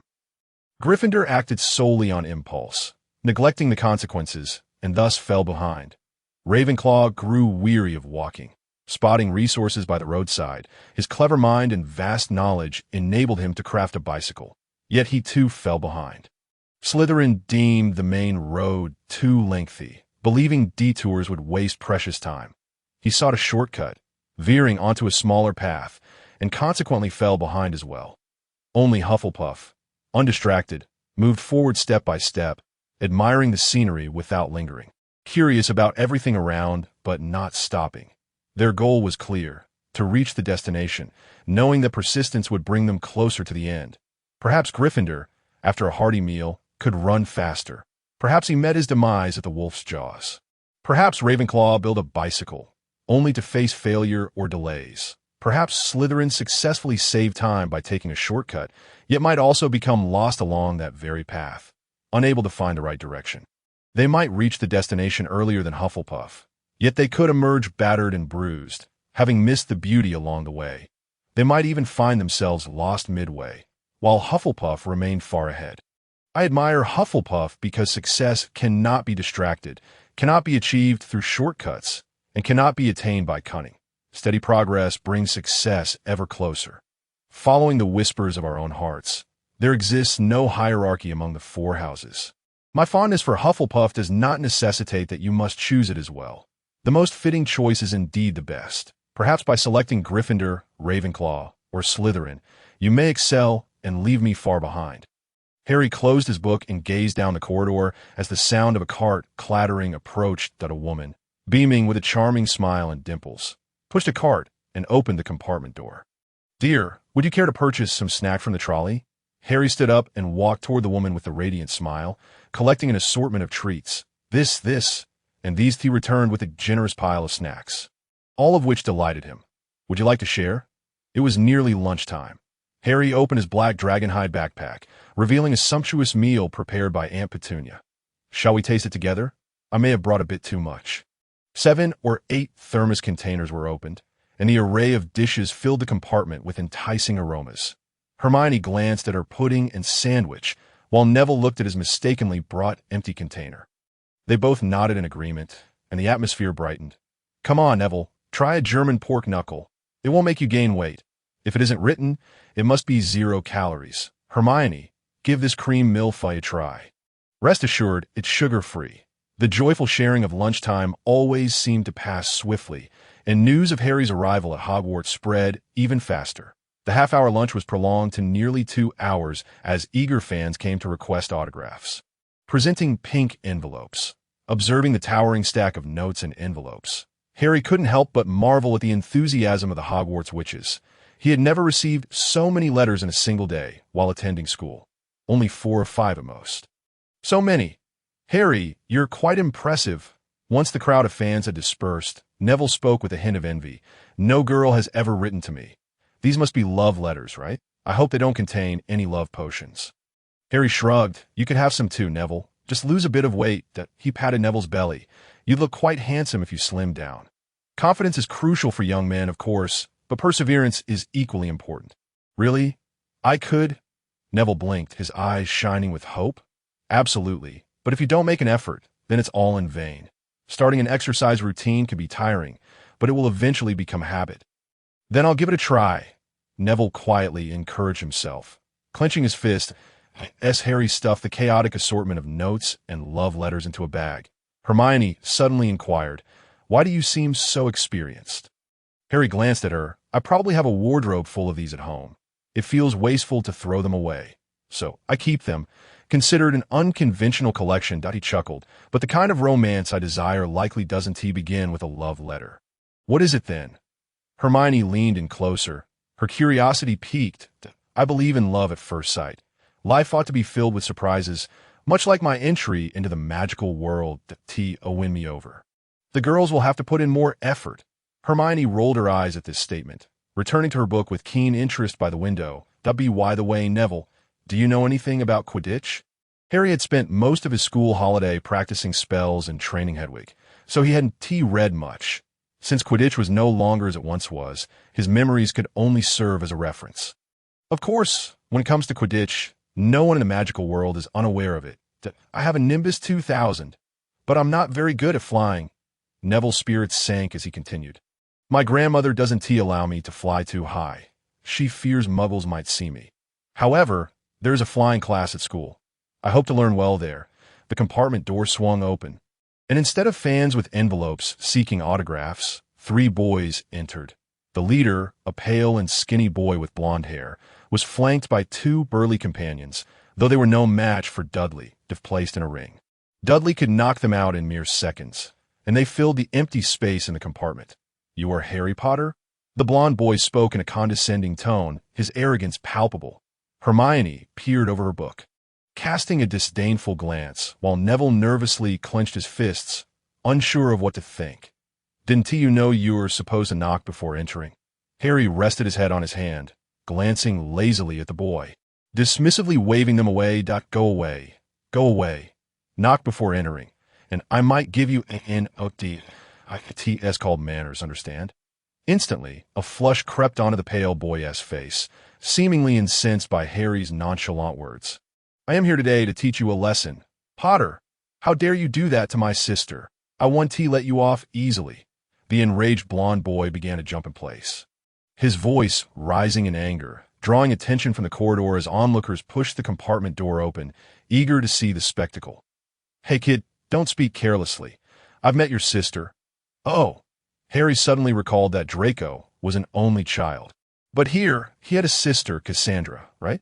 "I even helped her pick out clothes. Shouldn't I be thanked for that?" "Draco Malfoy. I senti it." Harry remained nonchalant, but out of courtesy, he extended his hand.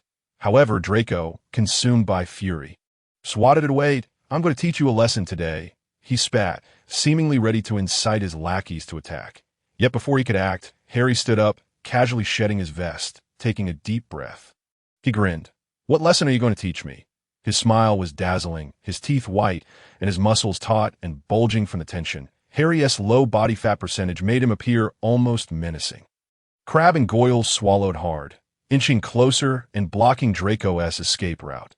Draco, attempting to retreat but failing, found himself trapped between Harry, a muscular force, and his 2 dim-witted companions, and the color drained from his face.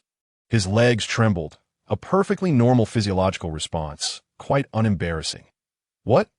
Harry leaned in closer, his smile unwavering, towering over Draco by half a head, the pressure of his gaze intensifying. "It's a misunderstanding." A misunderstanding. Draco waved his hands frantically, trying to feign that nothing had occurred, that you're not going to defend your sister. Didn't you say I bullied her? Tell me how I bullied her. Harry's hand pressed firmly on Draco's shoulder, nearly pinning him down. Draco stammered, nearly wetting himself as he patted the back of his hand. But Crabbe and Goyle, oblivious to his distress, remained motionless. These two useless fools, devouring so much food. Aren't they just setting me up for failure? Whereas the loyalty of Crabbe and Goyle, will protect the great Draco Malfoy? Draco lamented internally, wishing he could rid himself of these two. Fighting is not commendable. Harry admonished earnestly. One shouldn't take advantage of having two lackeys to act recklessly. The most important trait for a man is to learn restraint. With Harry gripping his shoulder, Draco's eyes brimmed with tears. The grip was indeed strong. That I train in boxing, wrestling, and mixed martial arts. Running 5 kilometers with a 30-kilogram weight ISNT for the purpose of bullying others. What are your two lackeys called? Crabbe and Goyle. Draco nearly shouted as he spoke, his response remarkably swift. Then you must keep an eye on them. These two lads appear rather dim-witted. Remember, having a large physique is not an excuse for bullying, and their bulk consists mostly of flab, lacking any real strength. If they encounter someone difficult to deal with, they might withstand a beating, while you, with your slight frame, resemble a mere chick.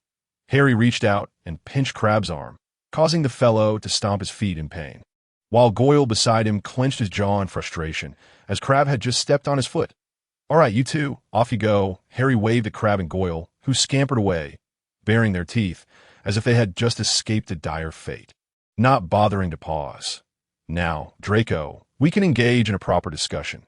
Draco, shrinking into the corner like a startled quail, felt moisture welling in his eyes. In such a cramped compartment, even if he wished to flee. There was no escape. He regretted his earlier impulsiveness. Harry's physique had not appeared intimidating in his jacket, but without it, he resembled an extraterrestrial, stirring a twinge of envy within Draco, though he was far more afraid of those massive fists raining down upon him.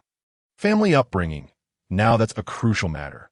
Upon hearing this, Draco froze, bewildered by Harry's intentions. Your family, the Malfoys, evidently lacks this form of education, which is quite unacceptable. Do you not agree? I shall certainly knock next time. Absolutely. Draco nodded fervently, transformed into a compliant child, hanging on to every word Harry uttered. That chest, capable of crushing a walnut, made him wonder whether a single punch would cave in his skull. Moreover, the tone in which you converse with others must also be considered. I previously mentioned to your sister that being of pure blood holds no pride. It should not be flaunted. Only beasts argue about bloodlines, as it can fetch a higher price. True excellence stems from one's own efforts.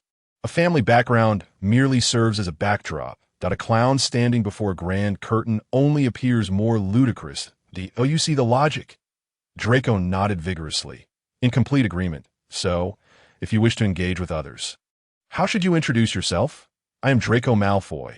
A pleasure to make your acquaintance. Draco tensed, fearful of mispronouncing any word. Must you drag out your words?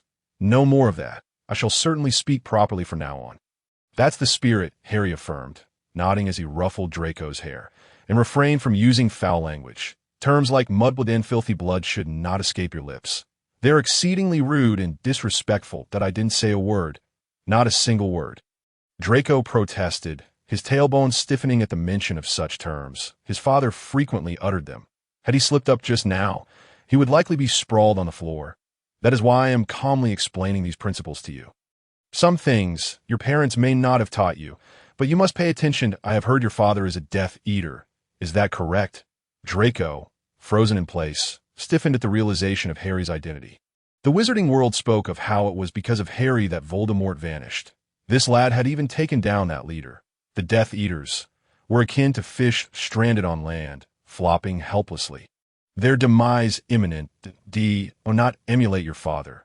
He is not a good individual, and you need not defend him. Harry glanced at Draco, who seemed about to speak, prompting him to seal his lips once more. Whether it was true or not, everyone understood. The Cruciatus curse was a convenient excuse, but could not be used a second time. That I hope there will not be a second instance, preferably none at all. Return and inform your sister to watch her words as well. Should I hear her indiscriminately uttering mudblood again, I believe it would be best for both of you to withdraw from school. Then, he smiled brightly, causing the already tense Draco to plop down onto the floor in shock. Those who are not entirely bad, nor entirely good, lead the most torturous lives. Harry pulled Draco up, his gaze seemingly penetrating the boy's very essence. Ultimately, Draco, the kind of person you wish to become is entirely up to you. By the way, I must add, I have no interest in your sister. She is rather flat-chested, and I do not fancy that. A figure nearing the door halted abruptly, their expression shifting rapidly. Draco, a stern-faced blonde girl, glared at the cowering Draco before Harry. Are you trying to bring shame to our family? Huh? Sister, Draco, now dejected, shuffled towards Cassandra, daring not to utter another word. Let us go, she stated curtly, leaving without a backward glance. Wait for me, sister. Wait? Ow! Draco stumbled, nearly falling as he rubbed his chest, ultimately trailing behind with his head bowed.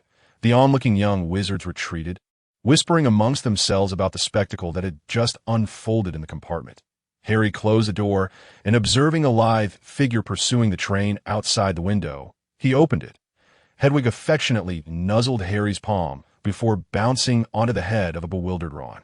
Squinting as she dozed off, Ron, burdened by the weight of the world, rolled his eyes, likely lamenting his solitary plight. After the Malfoy siblings departed, the atmosphere in the compartment seemed to ease, Neville unclenching his fists. Though Hermione continued her reading, you think I should punch him? Harry inquired, glancing at Neville as he returned to his side. The Malfoys are notorious. Neville nodded. He's a Death Eater, Lucius Malfoy. Indeed, his father is a vile creature. But I cannot assume Draco is the same simply because of his parentage, right? If he can change, then all is well. If not, then we shall settle the score. Neville nodded again, exhaling a deep breath. What is wrong, Hermione? You look rather surprised. That I expected there would be a fight. Do not be so biased. I only engage in fights during the dueling club, not to bully ordinary people, with Draco's build. One punch would likely result in severe concussion or skull fracture. You think I'm a brute? Harry rolled his eyes. See, that is prejudice.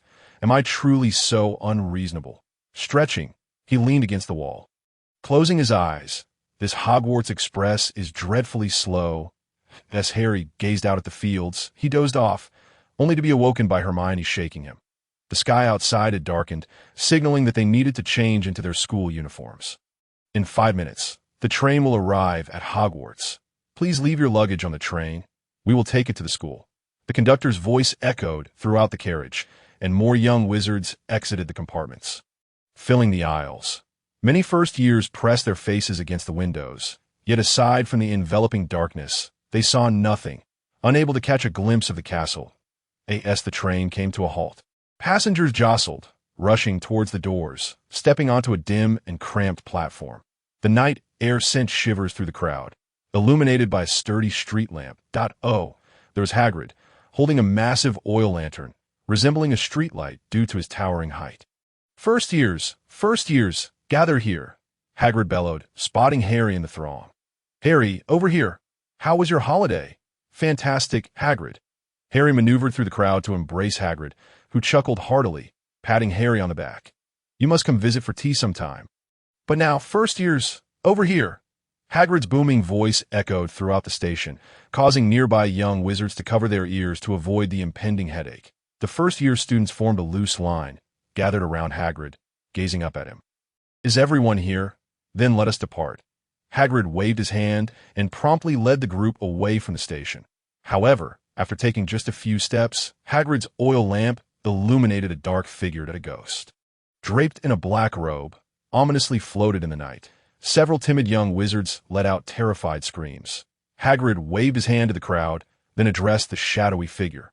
Professor Snape, could you refrain from wearing that menacing black robe at this hour? For a moment, I thought it was a Dementor. Hagrid, still shaken, patted his chest.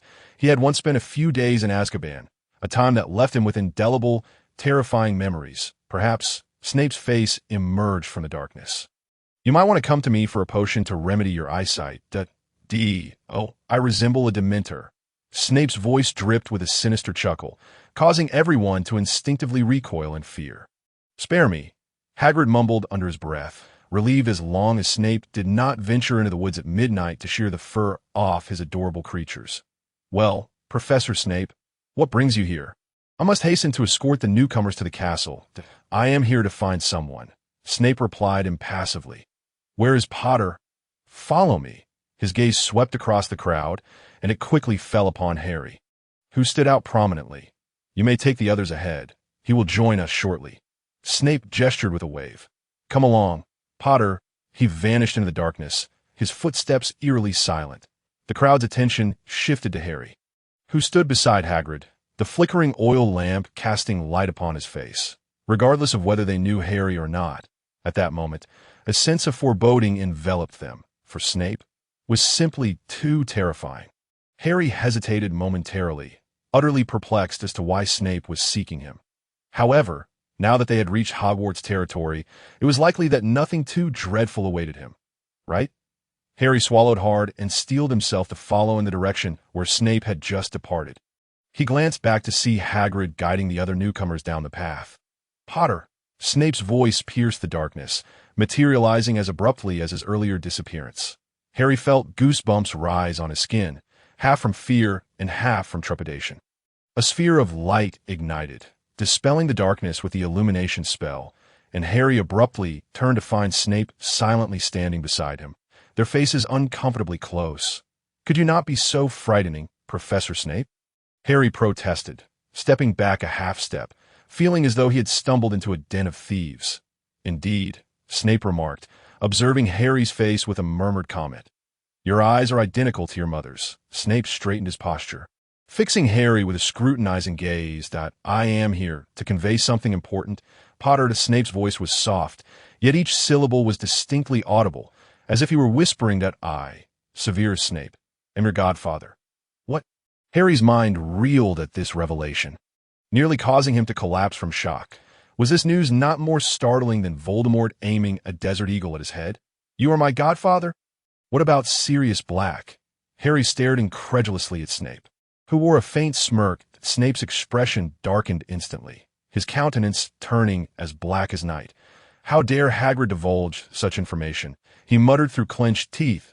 In his recollection, only Hagrid, with his loose lips, would disclose such matters to Harry. Snape continued, his face twitching at the mention of Sirius, that a child can only have one godmother, but typically two godfathers. After a child is born, the parents invite esteemed figures or friends to serve as the child's godparents. Dudley has them as well. There is a saying, the world is too dangerous, and a child requires at least two fathers to ensure their healthy growth. I was friends with your mother, having known her since childhood. Naturally, I also knew your aunt. She wished to attend Hogwarts as well, and it was I who sent her the letter. However, after I became a wizard, we lost contact. Then, a flicker of hesitation crossed Harry's face, unsure whether he should voice certain thoughts. What is it, Harry? Snape inquired, arching an eyebrow. Previously, every Christmas, there were rumors in the neighborhood about bats transforming. I did not, it was not me. Snape shook his head vigorously, then cleared his throat with exaggerated seriousness. Ahem, look at this. Snape produced a photograph from his robes and placed it before Harry. It was a group photo, albeit one that had been altered. James and Lily stood at the forefront, Lily cradling a newborn Harry, her face displaying a look of fragile happiness. Behind them, a dog-headed figure was engaged in a covert tussle with Snape. Magical photographs are animated, and Harry watched as Snape and Sirius wrestled behind his parents.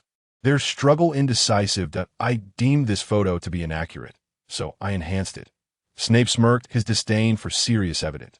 That Black is no good. Should you ever encounter him, do not trust a word he utters. Of course, you likely will not see him again. That scoundrel. He spat, his eyes glinting with menace. But if you and my mother were childhood friends, then how? Because we were too familiar, Snape groaned, clutching his forehead in apparent agony. Your mother insisted we were too close, thus allowing that scoundrel, James, to win her affection. She even mentioned introducing me to one of her friends, yet I never got to see that day. Snape sighed deeply, clenching his jaw as he inhaled sharply, unwilling to elaborate further. I came here to tell you this, Harry. Snape reached out and patted Harry on the head, but then added, at school, You must address me as Professor. And do not disclose this to anyone else." That he raised a finger to his lips, signaling for silence. Upon receiving a nod from Harry, Snape gestured towards the encroaching darkness. "Go on. Hogwarts awaits you, Ditto. And one more thing. During the sorting ceremony, choose Slytherin. Remember, think of Slytherin. Do not entertain thoughts of Gryffindor. Your mother was harmed by that foolish lot, and I do not wish for you to tread the same path." Snape's tone was grave, devoid of jest, but there are no buts. Slytherin is your best option. As your godfather, I will not lead you astray, Harry. Remember that. He prepared to vanish into the shadows once more, slipping away like a specter. "But I wish to join Hufflepuff." Snape's shoulders sagged, as if he might collapse, and he turned to Harry with a gaze that seemed to say, "You are even more absurd than your mother." Harry felt a chill run down his spine. "You—" Snape's lips twitched violently. "Sigh." "Very well." He shook his head, departing while muttering about how children grow up and develop their own ideas. Once Snape had left, Harry, his mind a tumultuous whirl, sank to the ground, cradling his head in confusion. After a brief moment, he drew out his ebony wand and aimed it forward, pulling the trigger, causing a flash of light. With the illumination spell guiding him, he jogged ahead until he arrived at the lakeside, where young wizards were boarding boats. Hermione and Neville waved at him, saving his seat. "Professor Snape did not give you a hard time, did he, Harry?" Hermione asked, her expression tinged with concern as she observed Harry's troubled demeanor. "Oh, it's nothing. Just a buzzing headache, likely from the excitement. Let me be alone for a moment. I'll be fine soon." Their small boat departed from the lakeshore, silently gliding towards the dark, tranquil surface ahead, creating delicate ripples that spread outward in the distance. The Hogwarts castle stood magnificently atop the cliffs, ablaze with light. They traversed a cave draped in ivy, arriving at an underground dock nestled beneath the cliff. Ascending along a pebble-paved path, a cool breeze swept across the damp lawn, revealing the grand entrance of Hogwarts Castle before them. With a firm fist, Hagrid knocked 3 times upon the oak door, which promptly swung open. A tall witch clad in a vibrant green robe stood at the threshold, her expression stern, her hair tightly bound in a bun, resembling. Harry stared intently for a moment, as the code Arch 60 TB sprang to his mind. A more comprehensible name for which was a thermobaric grenade. Harry swallowed hard in silence. The stern-faced witch before him was undoubtedly not one to provoke lightly. That first-year students have arrived, Professor McGonagall, Hagrid announced. "Thank you, Hagrid. I shall take it from here," came a reply. A foreboding sense of impending judgment washed over Harry.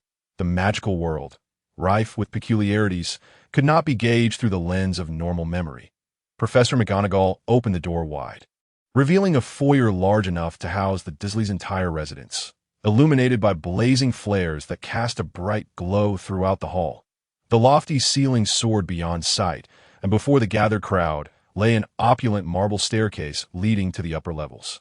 Following Professor McGonagall's lead across the flagstone floor, they entered a corridor wide enough for 2 tanks to pass side by side. From a door on the right emanated a hum of conversation from hundreds of students. The upperclassmen had already arrived. However, Professor McGonagall guided the first-year wizards to a modest empty room at the far end of the hall, where they crowded in, nervously surveying their surroundings. "Welcome to Hogwarts School of Witchcraft and Wizardry," Professor McGonagall began.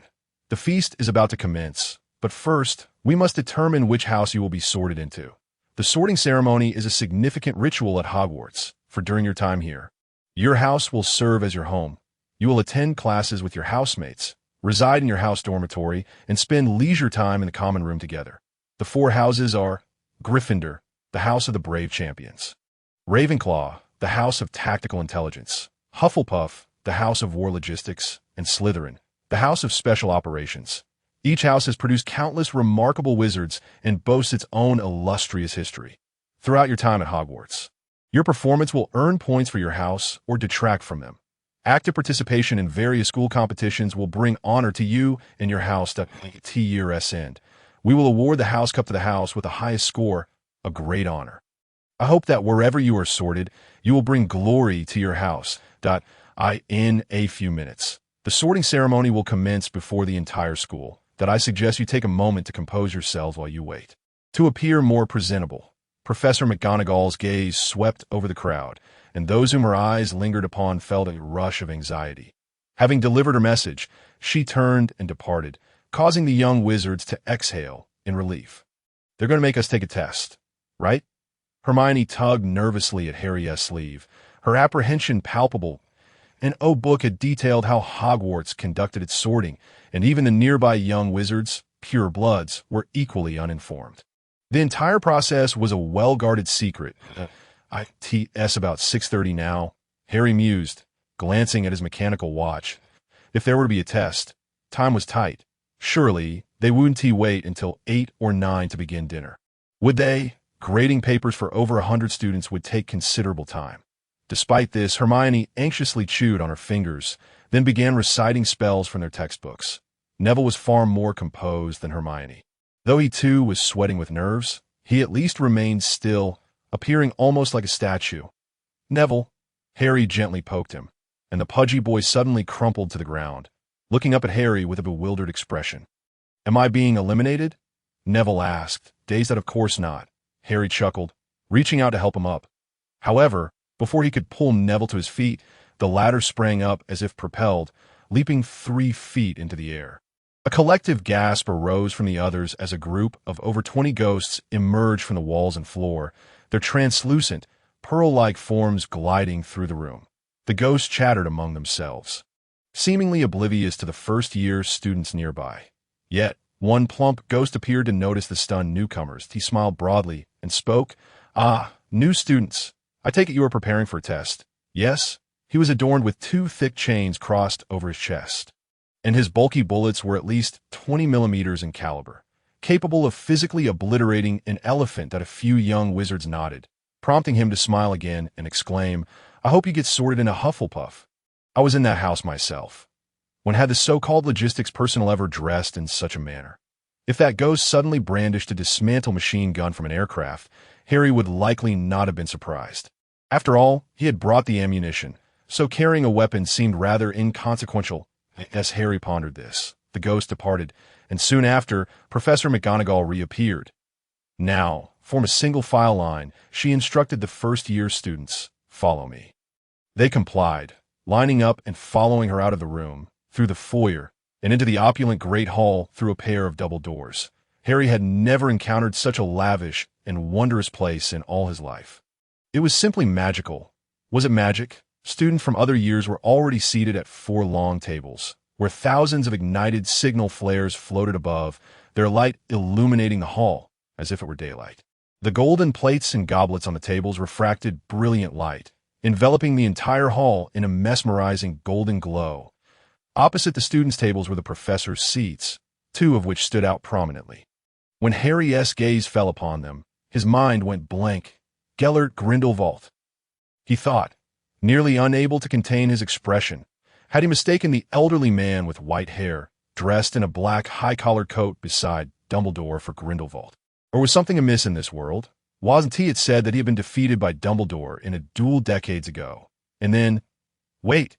Harry suddenly realized he had never studied the history of magic in this world, nor had he consulted any relevant materials. He hadn't even purchased a chocolate frog because he found them too sweet, let alone acquired Dumbledore's chocolate frog card. Surely, it couldn't be. The thought that Snape was his godfather suddenly made everything seem plausible. Harry let out a cold chuckle inwardly. He truly wished to cast a memory charm on himself, or quickly learn how to seal his mind, so he could lock away all the memories of what he had seen regarding HP. This world was decidedly strange. If he attempted to navigate it according to the so-called correct storyline, he might not even know how he would meet his end. While Harry was lost in these chaotic thoughts, the Sorting Hat began to sing its peculiar Sorting Hat song. The battered old hat, placed atop a stool, grinned widely as it belted out lyrics it had crafted over the year in an odd melody. When it concluded, a wave of enthusiastic applause erupted from the young wizards, stirring Harry from his reverie as Professor McGonagall began to call the roll. "When I call your name, step forward and don the hat," she announced, unrolling a parchment. "First up, Hannah Abbott." A girl with a rosy complexion and 2 pigtails stumbled out of the line, donning a hat that cast a shadow over her eyes.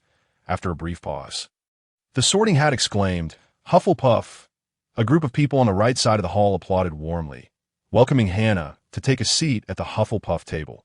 Harry noticed the plump ghost entangled in chains waving at her, evidently pleased. Professor McGonagall swiftly called out names, and the Sorting Hat, with remarkable efficiency, had already sorted over 100 students, yet none managed to remain atop its head for more than 30 seconds. Cassandra Malfoy, sister of Draco, was unsurprisingly allocated to Slytherin. The moment the hat brushed against her golden hair, it proclaimed loudly, "Slytherin." When it was Hermione's turn, the hat murmured for a considerable time upon her head, as if engaged in a whispered conversation with her, yet the 30-second threshold remained unbroken. The old hat smacked its lips and declared, "Ravenclaw." Hermione removed the hat and waved to Harry and Neville before briskly walking to the second, long table on the left. It seemed Hermione truly had a passion for reading. Harry muttered to himself, "Indeed, Hermione really does." Neville nodded in agreement with Harry's remark just as Professor McGonagall called his name. Neville Longbottom. The sudden announcement startled Neville, nearly causing him a trip had Harry not grabbed him. Fortunately, he navigated his way to the chair without incident, plopping down and inadvertently seating the Sorting Hat. Wah wah wah. Wah wah wah. The hat, struggling to adjust, emitted a series of muffled cries, causing the young wizards to burst into laughter. It was their first time witnessing the hat in such a predicament, the comically confused little hat amusing hundreds. Neville's face turned crimson, and under Professor McGonagall's stern gaze, he quickly stood, adjusting the hat while apologizing to it. The Sorting Hat sighed in resignation as it was firmly placed atop Neville's head. A rather challenging dilemma. Its voice echoed in Neville's mind. "I see the courage within you, child, though I must clarify, it is not the kind of courage that comes from sitting on my head. So, how about Gryffindor? I believe that is where you can discover your inner bravery. Is that so?" Neville swallowed nervously, appearing uncertain. "Yes, both your parents were Gryffindors, and you possess their courage. Yet, the Sorting Hat paused. It could perceive a person's inner essence and feelings, but could not read memories. Otherwise, Hogwarts would have an additional house named Azkaban, where Voldemort would have been cast upon enrollment. The Sorting Hat discerned the burning ambition within Voldemort's heart, thus placing him in Slytherin and in Neville. It saw a courage obscured by mist. If souls bore colors representing their qualities, then the hues perceived by the hat were uniquely distinct for each individual. Someone had tampered with Neville's memories, causing him to forget some deeply ingrained truths. Yet this magic could not conceal the hat's insight, nor hinder its clarity in recognizing Neville's hidden virtues. But you must seek it out yourself, that bravery residing deep within your heart. Child, then Gryffindor it shall be. I believe you belong there." Neville bit his lip. The hat sensed his hesitation, which prompted its lengthy dialogue. The human heart is complex, and the house chosen would significantly influence the young wizard's journey over the next 7 years at school. Yes, Harry mentioned to me that I should be braver and begin to change myself, so that I can. Neville felt a bit shy recalling the stack of love letters Harry had received. He too wished to one day be noticed, not necessarily in a grand manner, but simply to be acknowledged, to possess a sense of belonging. The Sorting Hat smacked its lips in satisfaction, its judgment still as keen as ever. "Then it is decided. Why?" "Wait." Neville quickly interjected. "I choose Hufflepuff." Cough, cough, cough. The old hat nearly strained itself in surprise. "Why?" it asked incredulously. "Because this time, I want to bravely make my own choice," Neville replied earnestly, leaving the hat in a state of bewilderment. "Oh, dear. Fine. If you wish to be brave, so be it," the hat grumbled, baring its teeth. "Are you certain about Hufflepuff?" "Absolutely." "Very well. Hufflepuff," the Sorting Hat shouted exuberantly, relieved to have settled the matter. The young wizards had become increasingly difficult to manage. The line of waiting students had diminished, and the sorting ceremony was nearing its conclusion. Yet when Professor McGonagall called out the name Harry Potter, murmurs arose, heads turned, and gazes fixed upon the boy advancing towards the Sorting Hat. Harry, taller than his peers, had already garnered attention during the train ride to Hogwarts, where discussions about him were rampant. Slytherin, Slytherin, Slytherin.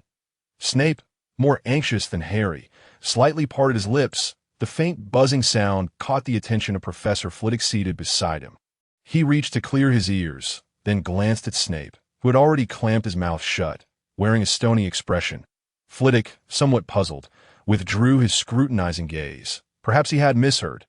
Harry placed the sorting hat upon his head, and a faint voice began to speak within his mind. Another difficult choice. The hat murmured, I can see you possess great courage. You are upright and valiant, a rare potential for Gryffindor. You have talent. Oh my, a strong desire to prove yourself. Quite interesting. Slytherin would also be a fitting choice for you, perhaps even more so than Gryffindor. Choose Slytherin. It will lead you to greatness, no doubt, yet it seems you have new thoughts. Gryffindor is not bad. Your parents both chose Gryffindor. I believe you should. Gryffindor? No, then Slytherin. The hat's tone grew firmer, sensing a sense of DJVU not going. The old hat suddenly appeared crumpled, its lips tightly pressed together. Good children should heed the wise advice of elders. I have been sorting for over 1,000 years. Have I ever made a mistake? Voldemort. What did you say? The hat recognized the name, but was not afraid. For it was not a wizard. Isn't your greatest failure not having placed him in Azkaban? Harry's remark rendered the sorting hat speechless, leaving it to silently curse in a manner only it could. How did Lily give birth to such a son? It longed to express. Yet, as the sorting hat, it maintained its professional decorum. Harry sensed the hat taking deep breaths to regain its composure. Can you still breathe? He asked in astonishment. Cough, cough, cough. The old hat ultimately refrained from expressing its frustrations. You refuse to go there or anywhere else. The hat's tone grew increasingly irritable, determined to assert its authority. It was not a mere piece of cloth. G. Gryffindor, it barely uttered, yet a hand swiftly covered its mouth, muffling the subsequent syllables as it struggled, producing peculiar sounds. The Gryffindor students, poised to cheer, froze, while Snape, who had nearly overturned the table, also stood in shock. Please don't attempt to lay eggs upon my head. Mr. Sorting Hat, you are not a hen, so cease your clucking in an instant. The previously silent hall erupted into laughter after a brief moment of anticipation. The sorting hat, clutched tightly by Harry's hand, found itself unable to utter a single word in defense. Let go. Let go, I implore you. It exclaimed urgently. Stop squeezing. You're embarrassing the old hat. They are laughing. They are indeed laughing at you. Aren't you ashamed? If I had a face, I would undoubtedly be blushing, the hat retorted. So, you mean to say you have no face to lose? Harry shot back, leaving the sorting hat trembling in response. Oh dear, you unfortunate child, that be why the way. Have you taken a bath in all these years, Mr. Hat? You seem to be caked in mud. Of course I've bathed. How could I, an ancient hat, go a millennium without a wash? I have spiders to tend to, and I let them spin webs to patch me up. The sorting hat, feeling somewhat guilty, spoke with less conviction, attempting to gloss over the topic. The light in the hall is rather bright today. It is quite blinding. I suppose that's true, Harry conceded, choosing to believe it, as it would at least allow him to enjoy his meal later, lest it become too unappetizing. So, where exactly are you headed? To Hufflepuff. Another peculiar choice this year. Oh well, go wherever you wish. Why didn't you mention this sooner? You never asked, nor did you give me the chance, Harry replied with an innocent expression. Have you made up your mind? I have. Then hurry and release your grip. My mouth is becoming misshapen, and please refrain from shouting. I will not be going to Gryffindor. Am I some kind of deceitful hat that tricks young wizards? I wonder who took the liberty of deciding that just now. Harry rolled his eyes, though the sorting hat was none the wiser. Ew. There are others waiting behind you, so kindly let go, for I am truly having a rather unfortunate year. As the sorting hat grumbled, Harry finally released his hold, and the old hat adjusted its crumpled mouth to declare, Hufflepuff. The Gryffindors were momentarily stunned, having prepared to cheer, only to find the applause resonating from the neighboring Hufflepuff table. The Badgers rejoiced, as though they had achieved a rare victory. On the faculty bench, Snape muttered, as long as it's not Gryffindor, I can accept it. Professor Flitwick seemed to hear some phantom noise and glanced around, perplexed by the silence. Perhaps I should consult Poppy, the nurse Pomfrey. For a checkup, Flitwick furrowed his brow, beginning to doubt the integrity of his hearing. But the thought was fleeting as he caught Snape's eye and, in a voice only he could hear, quipped, Is it the scent of dung or dung that smells like potion? I would choose death over that.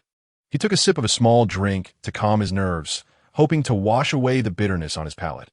After Harry, 3 new students were sorted into Ravenclaw, Gryffindor, and Slytherin, concluding the sorting ceremony. Professor McGonagall took the sorting hat and exited, and at that moment, a pang of hunger washed over Harry. Lunch felt like a distant memory. Albus Dumbledore stood, his face beaming as he gazed at the students, arms wide open, as if nothing pleased him more than seeing them gathered together. "Welcome," he proclaimed. "Welcome to Hogwarts as we embark on a new academic year. Before the feast begins, I wish to share a few words. Fools. Crybabies, scoundrels, twist. Thank you all." Dumbledore resumed his seat, and beside him, a certain white-haired gentleman, perhaps Grindelwald, smirked slightly. "Another year of riddles. Albus, perhaps it's time to change your taste." Observing the bemused expressions on the children's faces, he added, "Isn't it quite delightful, Gellert?" Dumbledore smiled faintly, then raised his golden goblet in a subtle gesture. The long table was soon filled with an abundance of food piled high on golden plates. Harry's gaze bypassed the mashed potatoes, instead filling his plate with steak and roasted lamb ribs. As a true carnivore, he never denied himself the pleasures of meat. Vegetarian options were essential, but a salad served as a refreshing snack after the meal. "Splendid. It's been a while since I've seen someone with an appetite as hearty as mine." As Harry feasted, a plump ghost floated over and remarked, "Hufflepuff actually started a diet trend last year. Honestly, I cannot fathom the positive aspects of such a hunger-inducing behavior. Because you don't need to eat anything at the moment, Fat Friar. Since joining Hufflepuff, I have breakfast, lunch, afternoon tea, dinner, and late-night snacks, with weekend barbecues or peculiar-tasting events. If it weren't for Professor Sprout needing us to do some chores, like sorting through fertilizer, I bet I would gain at least 40 pounds this year." A sorrowful boy rested his chin in his hands, his plate holding merely a small piece of grilled chicken breast, the rest occupied by vibrant green vegetables. "Honestly, gaining a bit of weight isn't a problem. You are all still growing that if you don't eat enough. How can you grow? Even when dieting, one must eat sufficiently to have the strength, right?" The Fat Friar patted his belly, wearing a benign smile. "Spare me, Fat Friar. Your experiences hardly inspire confidence," the boy lamented as he stuffed a mouthful of leafy greens, chewing them as if they were tasteless. "Why does everyone call you the Fat Friar?" Harry asked after polishing off his sizzling lamb ribs, eyeing the friar, who appeared nothing like a priest in a church unless the faith in question was that of a goddess of Gatling. "Spinning 3,600 times with pure uranium bullets that— well," the Fat Friar scratched his cheek and replied in an entirely nonchalant tone. "After I graduated, I joined the church as a clergyman. However, it was a tumultuous time. The Muggle world was chaotic, even more so than the wizarding world. Wars, famine, and disease rampant. I thought joining the church might allow me to contribute something. And what happened?" Harry's interest was piqued. "Well, I rose to the rank of cardinal at an unprecedented speed, just a step away from the Pope. However, due to my precarious status, the contemporary Pope, feeling threatened, had me ambushed with a stun gun, rendering me unconscious and branding me a heretic. In the end, I realized that being a cleric wouldn't save the world. After all, there is no God in this world, but magic can." The Fat Friar shrugged, a hint of resignation on his face. "Fortunately, I was not crucified and burned. They didn't dare do that to me. And I passed away with some dignity." The younger wizards chuckled at the notion of being captured due to his size. "You were tied up and treated like a pig for slaughter." "Not me. You're fabricating stories." The Fat Friar earnestly denied such claims, waving his hands in protest. "Rumors should cease with the wise. You must learn to be clever and not believe in those fanciful tales. They are all fabrications, but I said nothing." The Hufflepuff students laughed heartily, and the Fat Friar joined in their mirth. "Well then, children, while being overly plump can be somewhat detrimental, as in my case, you need not deliberately starve yourselves. Above all, make sure to eat well. Indeed, one must eat enough to have the energy to act." Harry finished his meaty feast and then took a bowl of salad to cleanse his palate. "See, that is the right mindset." The Fat Friar regarded Harry with admiration. "What a splendid young lad." As he spoke, the rotund monk drifted to one side, cheerfully greeting other new students. The banquet was nearing its conclusion, and while the desserts at Hogwarts were quite delightful, they were a trifle too sweet for Harry's taste. After dabbing his mouth with his napkin, he cast his gaze towards the staff table. Hagrid was hefting a handled oak barrel and drinking heartily, conversing animatedly with an elderly professor who was missing an arm. Harry's godfather, Severus Snape, who had suddenly appeared, had already finished his dinner. His fingers were interlaced before him, obscuring half of his face. When Harry's eyes met Snape's, the latter seemed to offer a subtle nod of acknowledgement. However, as Harry's gaze wandered past Snape, he did not see the figure he had expected, Professor Quirrell, who usually appeared timid and anxious, with a large turban wrapped around his head. Could it be that Voldemort has not attached himself to Quirrell's head to infiltrate Hogwarts? Harry mused inwardly. Who will teach the defense against the dark arts class now? Harry had ceased to expect any useful clues from J.K. Rowling's original work. Whether it was the wand transformed into a firearm, the second godfather Severus Snape aside from Sirius, or Grindelwald, who was not confined in Ermengarde. These elements had long surpassed his recollection. The absence of Voldemort's vessel, Quirrell, was thus somewhat understandable. Nevertheless, Hagrid must have retrieved the Philosopher's Stone from Gringotts. Harry strained to recall the events in the Gringotts vault. At that time, his mind had been a muddle, and he could only vaguely remember Hagrid taking away a small package, the appearance of which he had no memory of, having paid it no heed. Is Dumbledore still planning to go fishing? The bait is ready, but where are the fish? He glanced once more at the staff table, but saw no peculiar professors, especially not the one with the large turban. This was quite illogical, yet somehow made perfect sense. The world had become peculiar enough. If Voldemort truly were to cling to Quirrell's head and follow the normal storyline, Harry would find the world to be rather surreal.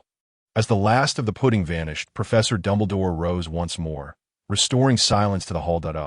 Now that everyone has dined sufficiently, I wish to impart a few words of wisdom as the term commences. First-year students, please take heed that the forest on the school grounds is off-limits to any students venturing in alone. I hope some of the older students will remember this as well. His gaze swept across the Gryffindor table, seemingly reminding certain mischievous individuals. Additionally, Mr. Filch, the caretaker, has requested that I remind everyone not to cast spells in the corridors during breaks. The tryout for the Quidditch team will take place in the second week of this term. Any students wishing to join the house team should contact Madam Hooch. The corridor on the fourth floor to the right will be off limits this year. Those who wish to avoid unexpected misfortunes and untimely demises should steer clear. Lastly, as Hogwarts suffered a narrow defeat in last year's Triwizard Tournament, Dumbledore cleared his throat, a hint of resignation in his eyes. You all ought to be aware of this. Dumbledore, he indicated his face, have lost the wager of the competition, and for the entirety of this year, I shall be departing Hogwarts to teach at Durmstrang. The first-year students appeared bewildered, while the older students bore expressions not of surprise, but of guilt and regret. They had lost their headmaster, a fact that felt disgraceful. However, due to Charlie Weasley winning the championship in the individual competition of the last Triwizard Tournament, although you have lost me, you have gained the headmaster of Durmstrang, Mr. Gellert Grindelwald. Despite the flicker of relief on the young witches' and wizards' faces, they remained unable to find joy in the matter. Headmaster Grindelwald would be teaching the defense against the dark arts course at Hogwarts for the coming year, and I hope each of you will diligently study under his tutelage. He is my friend, and one of the foremost masters of dark magic in the world. I trust you will progress under his guidance and prepare for the next Triwizard Tournament. Now, I invite Headmaster Gellert Grindelwald to say a few words. Dumbledore nodded to Grindelwald. The elderly gentleman in a flowing white cloak stood up, aligning himself beside Dumbledore, though Grindelwald had yet to speak. The atmosphere in the hall shifted the moment he rose. Unlike Dumbledore's gentle demeanor, Grindelwald exuded an air of authoritative dominion, causing the previously light-hearted ambience to evaporate in an instant, replaced by a palpable tension. His piercing gaze swept across the assembly, prompting many young witches and wizards to involuntarily lower their heads. Unwilling to meet his eyes, I am quite disappointed in you. Very disappointed indeed. Grindelwald began, his words chilling the hall. As if winter had descended months early, leaving everyone shivering, I had hoped to discover something worthy to bring back to Durmstrang. He shook his head ruefully, a hint of disdain creeping into his expression, igniting an inexplicable fire within the young witches and wizards. The most restless Gryffindor lions stirred restlessly, but under Grindelwald's stern gaze, they could only sit still. Hogwarts indeed harbors many talented young witches and wizards, much like the remarkable Mr. Charlie Weasley I observed last year. His performance in the individual competition was nothing short of exceptional. when faced with a surprise assault from a 40-foot-long Hungarian horntail. His composure surpassed that of 99% of wizards in the world. Yet, even such a commendable hero could not lead you, a disjointed group, to victory in the team competition to AT that time. I believe Dumbledore had grown old and myopic. Otherwise, why would he assign such laggards to his team? Watching you Hogwarts students squabble on the field was a spectacle far more amusing than any clown's performance that a smirk curled at his lips, which quickly transformed into a stern expression as he continued. Amidst the sand, there are indeed glimmering grains of gold, but the gold does not alter the essence of your being a mere heap of sand.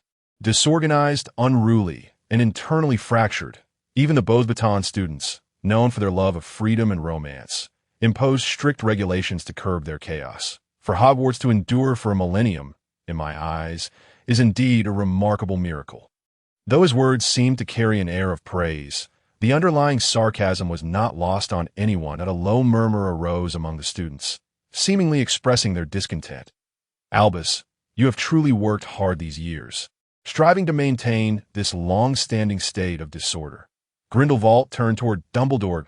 Do not tell me you were blind to what transpired in last year's team competition.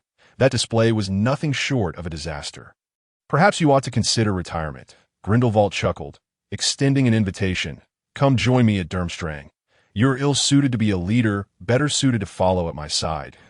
He cast a meaningful glance at Dumbledore, who could only respond with a wry smile and a slight shake of his head. Have you all complained enough? Grindelwald resumed, a blatant mockery gracing his features. You are indeed obedient, so eager to showcase the undeniable truth of your disunity. Perhaps you take pride in it? I do not expect you to learn much from me, even should I earnestly endeavor to teach you, that I merely hope that when the next Triwizard Tournament begins, you will not once again leave the audience and judges utterly appalled. He paused, for instance, by performing another spectacular explosion spell that knocks out several teammates from behind. The hall fell into a deathly silence, as the Gryffindor lions glared fiercely at the Slytherins amidst the stillness, their gazes clashing across the space separating them, nearly igniting sparks. I sincerely appreciate Headmaster Grindelwald's counsel, and I earnestly hope that everyone will make significant progress in this new year. Dumbledore's voice broke the intense gaze between the two parties, causing them to momentarily avert their eyes. In response, Dumbledore could only let out a silent sigh. Now, let us sing the school song together, he declared, turning to Professor McGonagall. Golden letters erupted from the tip of her wand, coalescing in the air into lines of text. Everyone, choose your preferred melody, Dumbledore announced that on the count of 3, sing. Consequently, the entire faculty and student body burst into song, their discordant melodies intertwining in a chaotic symphony, once again filling the hall with a delightful disorder. Once the school song had been sung in a scattered manner, Dumbledore gracefully bowed to the audience. The evening's banquet has concluded splendidly. I hope that when I return next year, you will surprise me with something magnificent. As it was time for bed, he urged, now, off to your dormitories, with the finality of his words. His figure began to blur, transforming into a hazy white light before vanishing from sight. What remained was Dumbledore's magical projection, while the real Dumbledore sat comfortably in the teacher's section at the Durmstrang opening ceremony. Amidst a chorus of applause, the entrance to Hufflepuff's common room was located on the basement level, the closest lounge to the Great Hall. The first-year wizards followed their prefects as they exited through the side door of the hall. After a couple of turns, they descended a staircase into a spacious chamber resembling a wine cellar, filled with numerous wooden barrels. The current prefects, a boy and a girl named Galil and Hel, bore a slight resemblance to one another, though they were not siblings. Their faces radiated a warm, sunny smile, exuding an inviting familiarity. This is it, Galil beckoned to the young wizards. That Hufflepuff common room is just behind these barrels. Unlike Gryffindor and Slytherin, we do not require a password, nor do we need to answer different questions like Ravenclaw, if we wish to return to our common room to bask in the soft sunlight and enjoy the comfortable sofas. We simply need to remember this. He smiled broadly as he approached the second row of large barrels, pointing to the second barrel's bottom. All we need to do is tap the bottom of the barrel in the rhythm of Hel. Gal, Hufflepuff, and it will open the entrance. However, if you strike the wrong melody or miss a note... Galil grinned widely. I assure you your whole day will turn sour and vinegar will spray all over your head. But it's not all bad. The vinegar that sprays out is far better than anything we've tasted elsewhere, with a tangy flavor coupled with a delightful aroma that varies each time. We have cataloged as many as 37 different types of Hufflepuff vinegar, each with its unique flavor and subtle fragrance. If you are fortunate enough to obtain a new flavor, remember to bottle it and place it in the collection cabinet. Everyone will be delighted. With that, Galil rhythmically tapped the bottom of the barrel, causing it to swing open, revealing a passage to the common room. The young wizards followed in single file. The common room's ceiling was low, but in comparison to the other excessively spacious rooms of Hogwarts, such as the Great Hall, the 3-meter-high ceiling did not feel oppressive. It was a large circular room, and although situated in the castle's underground, due to the uneven terrain on which Hogwarts was built, it could easily be deemed a paradise when compared to the chilly Slytherin common room. Despite it being night, the green vines hanging by the round windows thrived with life. When the sun rose, warm sunlight would flood the room, illuminating it brilliantly. The primary colors here were yellow and black, blending to create a warm and relaxing atmosphere reminiscent of dusk, with soft sofas arranged around the circular space. At the center of the common room was a massive bonfire, and nearby, numerous utensils were neatly arranged, making it not only a source of warmth, but also a splendid communal kitchen. One wall displayed a cabinet filled with hundreds of small jars and bottles, dazzling with a multitude of spices and seasonings. Amidst the cozy, dust-colored decor, vibrant plants adorned the space, swaying and even humming delightful tunes as the young wizards entered, welcoming the new students. Prominently displayed on the wall was a honey-hued wooden mantelpiece carved with a badger, above which hung a portrait of a gentle Hufflepuff lady. After briefly introducing the common room to the new students, the two prefects led the boys and girls through separate doors, each leading to the respective dormitories. Harry easily found his dormitory. The door resembled a massive round wooden door akin to a barrel's bottom, and the soundproofing was remarkable. Once the door closed, the noise from the corridor vanished completely. 4 poster beds were illuminated by the warm glow of copper lamps, and the walls were adorned with heated bed warmers for winter. In terms of comfort, Hufflepuff's dormitories were undoubtedly the finest among the 4 houses. Before collapsing onto his bed, Harry surveyed the room, glancing at his future roommates. This year's cohort was slightly smaller due to the aftermath of Voldemort's rampage a decade prior, with only about 100 students. During that tumultuous period, marriages and births had significantly decreased. Ravenclaw's new intake this year numbered merely 23, with 12 boys evenly distributed across 3 4-person rooms. From now on, we are dormitory roommates, Harry said, turning to wave at the 3 others, a smile gracing his face. Aside from Neville, with whom he had previously interacted, the other 2 boys seemed a bit shy, especially given Harry's towering height and robust physique. Harry Potter. Though all 3 were aware of his name, Harry still formally introduced himself, extending his hand with a friendly smile. Neville Longbottom. Neville quickly replied, glancing at the other 2 roommates, compared to the nervousness during the sorting ceremony. He appeared much more relaxed now that they were back in the dormitory.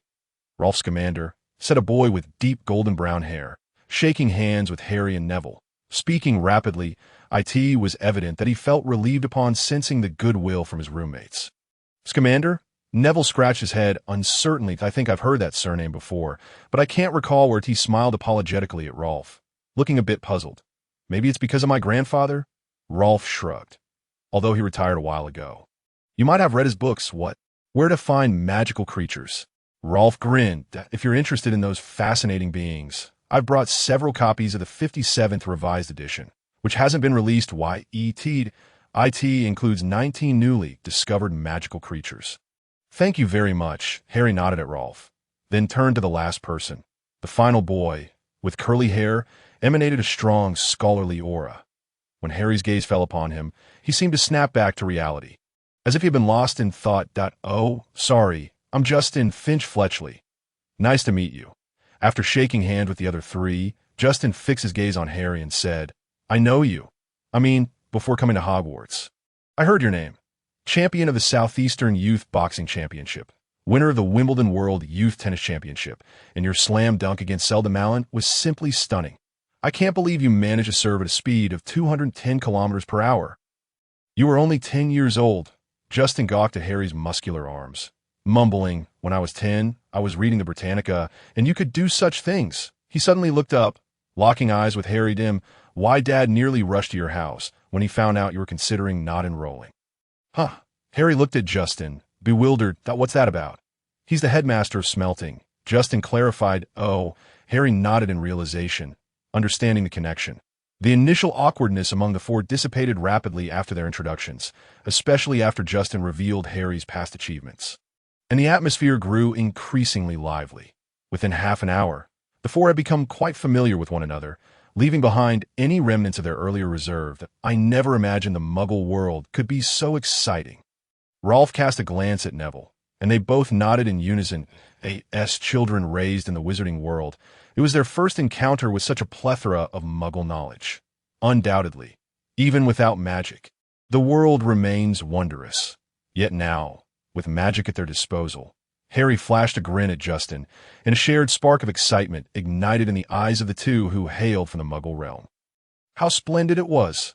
After a lively conversation, the weight of fatigue began to settle upon them. After exchanging goodnights, the lights in the dormitory dimmed, and Hogwarts Castle gradually lost its scattered glimmers, with only the silvery moonlight outlining the castle's hazy silhouette, preventing it from succumbing to the starry night. Perhaps it was the fullness from dinner, or perhaps it was simply the thrill of being at a school where magic thrived. But Harry, who usually enjoyed restful slumber, found himself enveloped in a dream that was not merely a simple green light, but rather far more bizarre and curious than ever before. He beheld armored giants and fully equipped fairies. He glimpsed a shadowy figure, not much older than himself, and the flare of gunfire erupted from that person's hand. He even witnessed a blinding green light, resembling a spider's web, far surpassing the deathly carnage of Voldemort by 100-fold. The greatest trial for newcomers at Hogwarts was likely the capricious staircases that twisted and turned at their own whim. In total, there were 142 such willful staircases throughout Hogwarts, with the most exasperating being those faced by students of Gryffindor and Ravenclaw, regardless of whether they were heading to the 8th floor or the North Tower summit. Both locations were rather torturous. However, the Badgers of Hufflepuff did not endure such tribulations, suffering at least 2/3 less inconvenience that a right turn from the exit led to the Hogwarts kitchens, while a left turn, an ascent led to the Great Hall. Aside from attending classes in the classrooms, the Badgers were free from the bothersome staircases.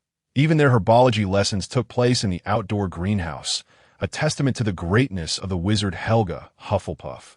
Perhaps she was not the most renowned of the four founders, but she was undoubtedly the wisest in practical matters. The frivolous pursuits belonged to Ravenclaw, while the Badgers preferred the simple and unadorned.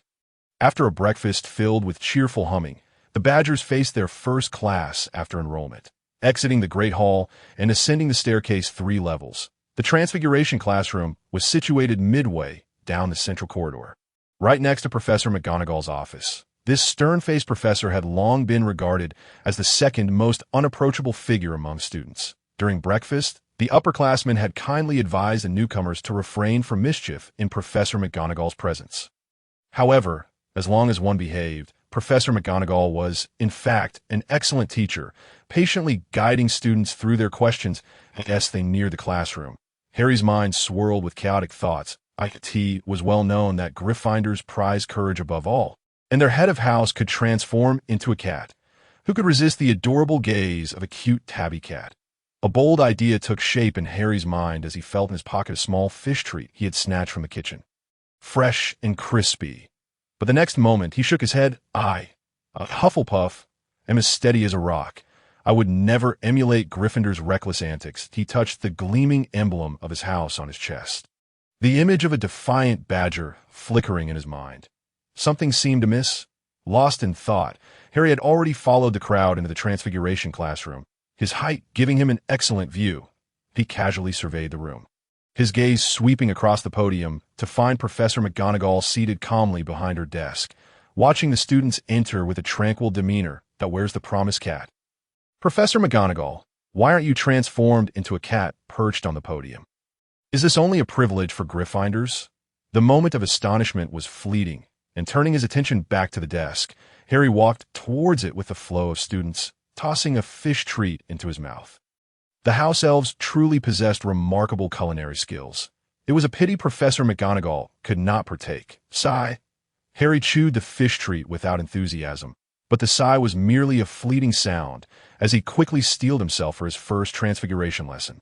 Minutes slipped by swiftly, and Professor McGonagall, who had been quietly seated, rose. In the previously silent classroom, a few subtle sounds of swallowing could be heard. Unlike any other professor, even the mere calm gaze of Professor McGonagall instilled a sense of tension akin to a cat fixating on a mouse. She was the cat, and they were the trembling little mice. Transfiguration is the most complex and dangerous magic you will learn at Hogwarts. Her voice was calm, and no one dared to dismiss her words as jest. The students shifted uneasily, seemingly anxious about their ability to succeed in mastering this subject. Therefore, if anyone dares to disrupt my class, I shall ask them to leave and never return. The professor articulated slowly, her gaze fixing on the students. I have warned you. The effect of her stern introduction was palpable, and the small wizards nodded earnestly, striving to sit up straight. Now, I shall explain to you what transfiguration is. Professor McGonagall nodded in satisfaction, then drew forth her wand, a remarkably exquisite piece adorned with intricate carvings and golden inlays, distinctly unlike any wand Harry had previously encountered, akin to the difference between a standard mass-produced model and a custom collectible. The mere sight of it sparked a glimmer of excitement in the eyes of many young wizards. A wand was a symbol of a wizard's identity, and such an exquisite wand signified extraordinary magical prowess. Professor McGonagall pulled the trigger, and although there was no silencer, not even the sound of the hammer could be heard, in the place her wand pointed, her desk suddenly transformed into a plump white pig, flapping its large ears and surveying the group of young wizards with its dark, piercing eyes. In the wizarding world, pigs were considered the most distant from magic, and transforming the desk into a pig was significantly more challenging than morphing it into other creatures. Unfortunately, among the young wizards present, few recognized this fact. To turn inanimate objects into living creatures, to change wood into metal. With each statement, Professor McGonagall demonstrated her desk transformations, this marvelous magic momentarily causing the young wizards to forget her earlier authority. Whispering excitedly among themselves that, if in Charms class, Professor Flitwick teaches you to use spells for daily life, to defeat foes, and to protect yourselves, then in my class, the Transfiguration class, Professor McGonagall paused, her desk reverting to its original form, and the whispers of the young wizards vanished immediately as they eagerly awaited how she would guide them into this wondrous world of magic. I shall teach you how to change everything around you, even how to change the world. This is Transfiguration, the most intricate, dangerous, yet utterly captivating form of magic. Now, can anyone tell me what the 3 core principles of Transfiguration are? Professor McGonagall scanned the room. I hope someone has prepared in advance. The young wizards hesitated, unsure whether to raise their hands, fearing the consequences of an incorrect answer. Target, imagination, concentration. Harry's curiosity about Transfiguration was immense, compared to the flashy spells. This magic capable of altering material forms and structures was the most astonishing in the eyes of ordinary folk, although the notion of turning stone into gold was a fallacy, while magic remained. That fallacy was, in essence, a form of reality. Unlike conventional spells, Transfiguration's magic did not rely on the proficiency of incantations. The success of a transfiguration spell depended on the wizard's understanding of the object being transformed and their exquisite manipulation of magic. The first step is to choose the target we wish to transform and regard it as a cohesive whole. The second step is to visualize the object we wish to change. The third step is to focus our intent, allowing our thoughts to channel through magic to alter the target object, completing the transformation. Having practiced Transfiguration during the holidays, Harry felt confident about this question, and his answer elicited a slight nod from Professor McGonagall. Well done, Mr. Potter. Hufflepuff earns 2 points. A hint of a smile flickered across Professor McGonagall's usually stern visage. Excellent answer. But I wonder, have you attempted to transform anything? Mr. Potter, the textbook on Transfiguration delineates the 3 fundamental elements of the art. However, it does not elucidate the meanings represented by these elements. That it is evident that Harry possesses his own understanding, as he articulates the subsequent sentences. Indeed, Professor, Harry nodded, that I experimented several times during the break, and transforming simple objects is not particularly challenging, provided one observes attentively. However, Professor McGonagall, I have a question that I hope you can clarify for me. Without haste, Harry retrieved two props he had prepared earlier from his pocket. A small wooden stick and a small iron rod, each approximately 4 to 5 inches long and the thickness of a pinky finger. Certainly, Professor McGonagall nodded, eager to address any inquiries related to the course. The gleaming Glock 18 was drawn, its muzzle aimed at the materials on the desk. With the trigger pulled repeatedly, the wooden stick morphed into a sharp, glimmering metallic blade, while the iron rod transformed into a hollow plastic straw.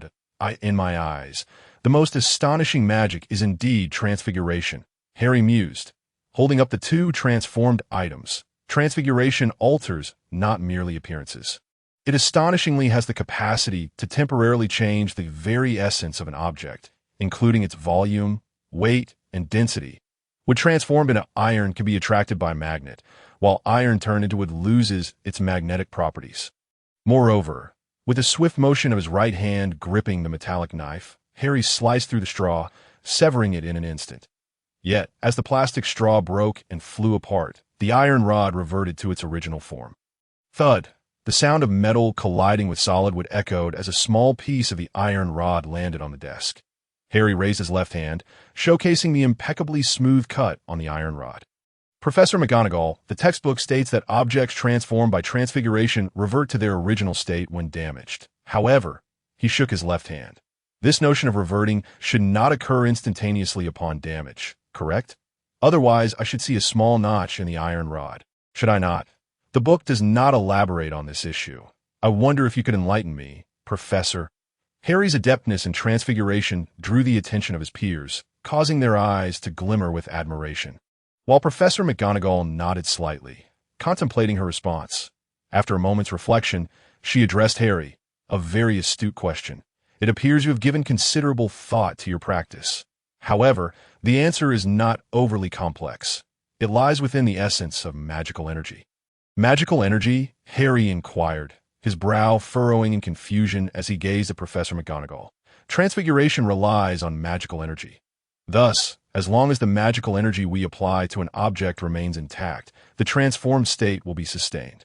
I trust that no one has forgotten the 3 core principles of transfiguration that Mr. Potter just mentioned.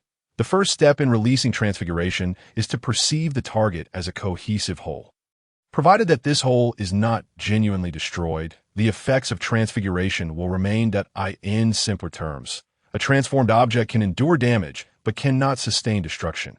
Professor McGonagall drew her wand and directed it at the lectern, transforming the wooden desk into a sheet of paper floating mid-air.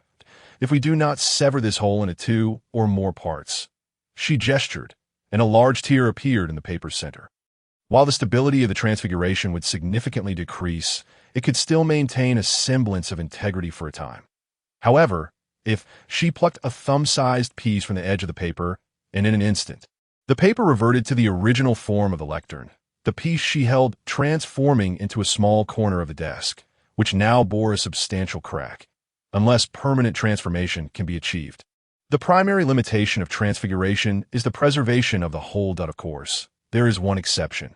With a flick of her wand, the damaged lectern instantaneously restored itself to its original state, and at that moment, her expression regained its sternness. Animagus transfiguration, a complex and perilous form of semi-permanent transformation that applies to the wizard themselves. However, a slight smile seemed to grace Professor McGonagall's features.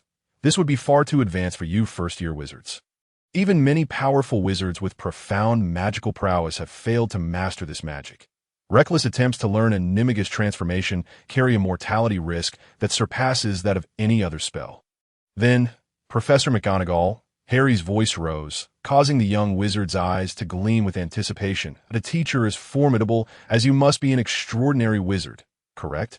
Facing the curious and expectant gazes of her students, Professor McGonagall subtly nodded. If you perform exceptionally well in this class, she paused, I may demonstrate this spell for you. In an instant, every student sat up straight, suppressing their excitement as they focused intently. The foundational knowledge of transfiguration. which could be painfully tedious for young wizards, became bearable under Professor McGonagall's guidance. Over the course of an hour, the young wizards filled several sheets of parchment with notes, aware that neglecting to review the complex material after class would result in another 2 hours of bewildering lectures in the next session. With half an hour remaining in class, Professor McGonagall distributed a matchstick to each student and demonstrated how to transform it into a gleaming silver needle. This basic introductory transfiguration appeared deceptively simple. However, aside from Harry, no one could make the matchstick budge. Experiencing the difficulty of transfiguration firsthand, the young wizards felt a mix of frustration and heightened anticipation for Professor McGonagall's forthcoming demonstration. "Professor, can we see an Animagus transformation now?" A soft inquiry, seemingly arising from nowhere, rendered the classroom silent, as dozens of eager eyes fixated on Professor McGonagall. Brimming with expectation, "I believe that can be arranged." Miss Vimborn and a rare smile graced Professor McGonagall's face. The students had performed commendably in class, and it was time for her to fulfill her promise. Before the demonstration, allow me to provide a brief introduction to Animagus transfiguration, with a wave of her hand. The blackboard was cleared, and fresh text appeared that I must reiterate. Animagus transfiguration is an extremely dangerous and advanced form of transformation. Incorrect practice can pose significant threats to life. This is no jest. History is replete with instances of demise resulting from erroneous practice, involving even renowned, powerful wizards. The primary purpose of Animagus transfiguration was for reconnaissance. Should you choose to study the history of magical warfare in your third year, your textbook will provide a detailed account. Initially developed, Animagus transformation allows wizards to transform into a specific non-magical creature, which could be an insect or an animal. Upon transformation, the wizard gains all the characteristics of the transformed creature. If your Animagus is a hunting dog, your sense of smell would be enhanced 1,000-fold. If your Animagus is an eagle, you could soar at altitudes of over 10 kilometers, clearly spotting rabbits running in the grass. Animagus transformation is semi-permanent. As long as the wizard does not voluntarily revert the transformation or is not forcibly reverted by another, their Animagus form may be sustained until death, as long as the wizard's magical energy remains intact. Any damage sustained by the Animagus form will not disrupt the transformation. This is the unique aspect of Animagus transfiguration.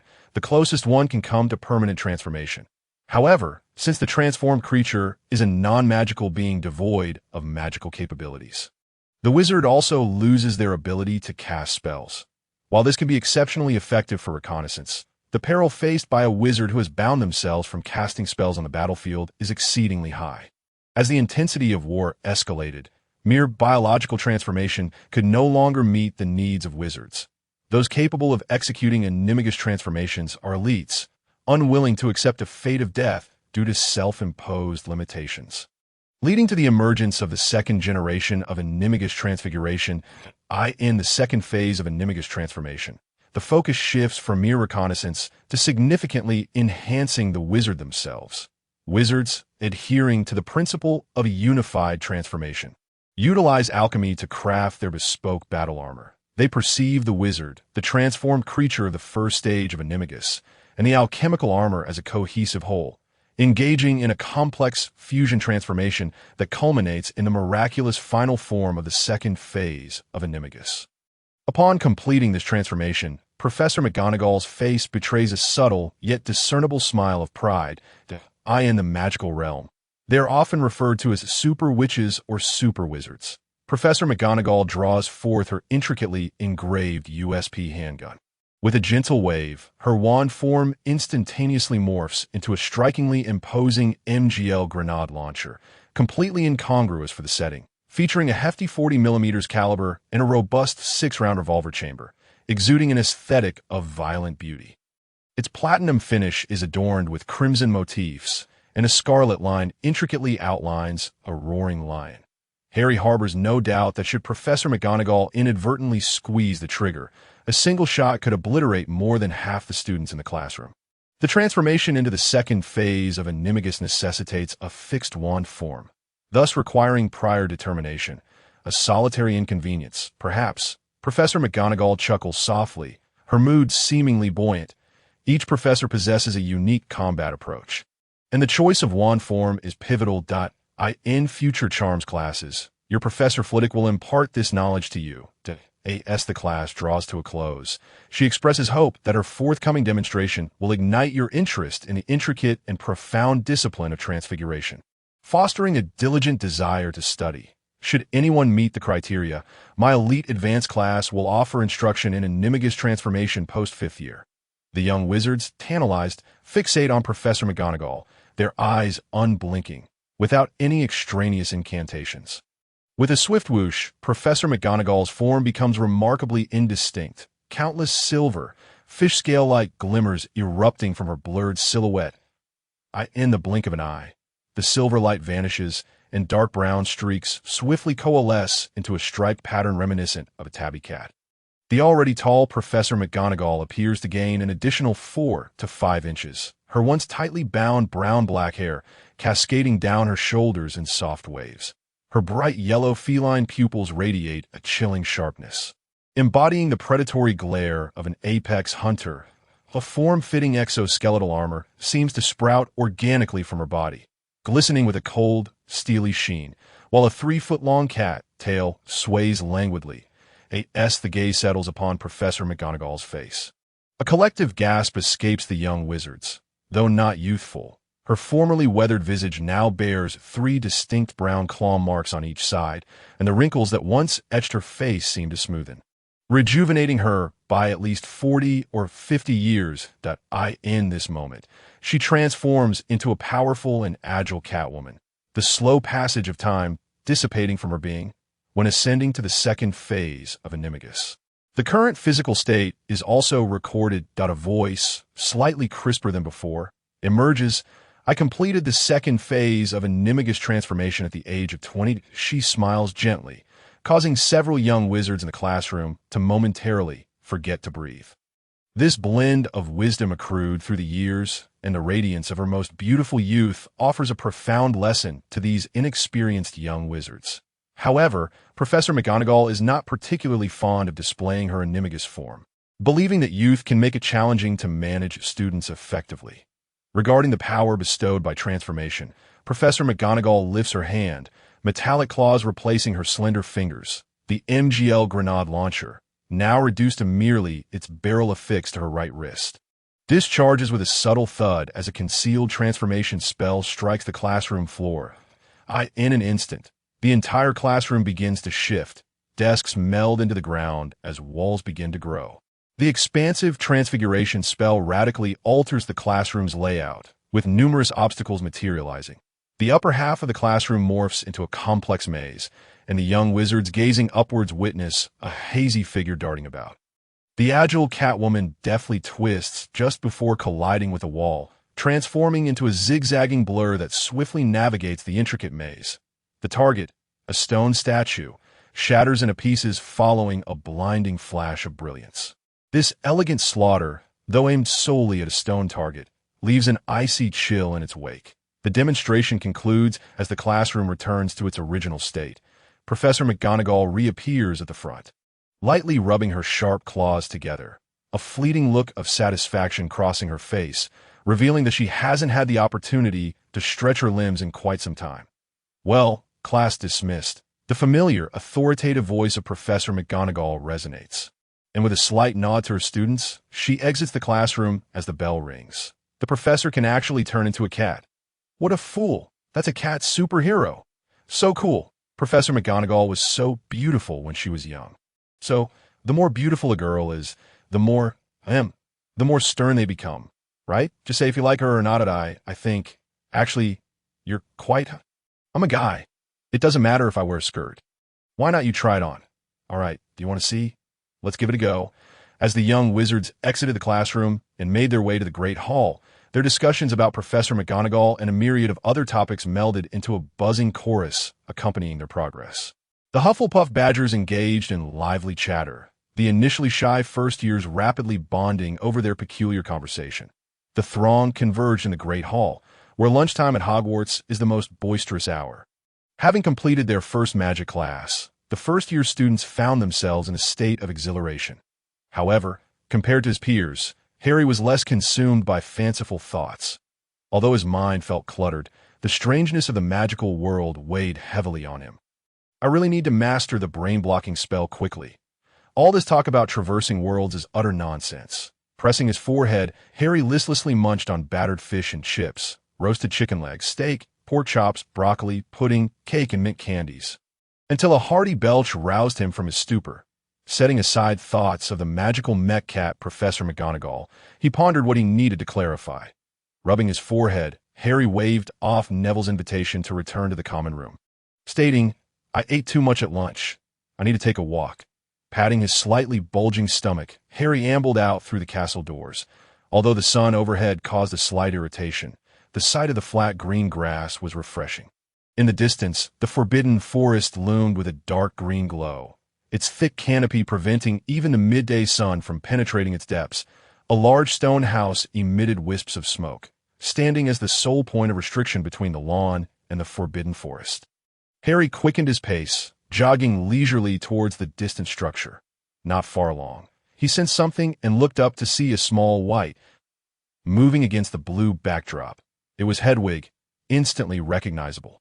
In just over 10 minutes, Hagrid's hut was within reach, the aroma of slightly burnt wheat mingling with the rich scent of stew wafting through the cracked door. Knocking on the heavy wooden door with his fist, he called out, "Hagrid! Hagrid! I come to see you!" Harry's loud voice was quickly met with a response, the sound of a chair scraping across the floor followed by the excited barking of a dog. "Visitor! Visitor! Fang, quiet down. It's Harry." Hagrid's jovial voice echoed from behind the door, as Fang's paws scratched eagerly against the floor. Woof, woof, woof. With a creaking sound, the heavy oak door was pushed open by Hagrid's enormous hand. A dark-furred Neapolitan Mastiff, its sharp teeth glistening with drool, was particularly striking as it wagged its tail and barked excitedly. This was a well-cared-for hunting dog, and during its initial encounter with Harry, its wild instincts and loyalty to its master were vividly apparent. However, at that very moment the door swung open, the dog's barking abruptly ceased. Standing before Yaya was a striking boy, approximately 5.5 feet tall, clad in a white sleeveless vest and a thin red short-sleeved shirt. What should have been a fitted outfit was stretched taut over his bulging muscles, and the fierce lines of his physique caused Yaya to tilt her head and scurry behind Hagrid's calves. The sudden silence in the air between the two prompted Hagrid to glance down, shaking his head in amusement as he nudged Yaya with his foot. The dog was nearly clinging to his leg, a sight both pitiful and comical. "Yaya," Hagrid sighed in exasperation. "No wonder Ron doesn't think much of you. Try to be a bit braver, will you?" He tossed Yaya's collar forward and pointed at Harry, saying, "This is Harry. Remember him."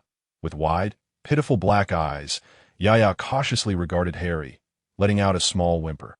However, upon seeing Harry extend his long arm, the dog succumbed to a moment of dizzying fear and shut its eyes tightly. "Is this Yaya?" Harry lifted the dog effortlessly, and it seemed to surrender to the embrace. "Hagrid, you take wonderful care of him. His coat is so shiny." After giving Yaya a gentle pat on the head, Harry set the dog down on the floor, lamenting its timid nature. Indeed, a bit too timid, Hagrid scratched his head helplessly, then quickly turned to Harry, saying, "Don't just stand in the doorway. Come in, come in. I was planning to write you an invitation to visit in a few days, but I didn't expect you to arrive so soon. How was class today? Magic is quite fascinating, isn't it?" With an infectious smile on his face, Hagrid brought over a large wooden cup filled with steaming tea that exuded an invigorating aroma. "Professor McGonagall is simply brilliant. Transfiguration is incredibly interesting, and Animagus transformation is just wow." Harry recalled the experience with enthusiasm, recognizing it as one of the ultimate adventures for ABOY.is. Hagrid, still smiling, busied himself by lifting a large pot from the fireplace, filled to the brim with aromatic stew. "Would you like some? A couple of days ago, I helped the professors gather some material from the Forbidden Forest, and I saved some of the meat. The taste of magical creature meat is quite delightful. You might not have tried it before.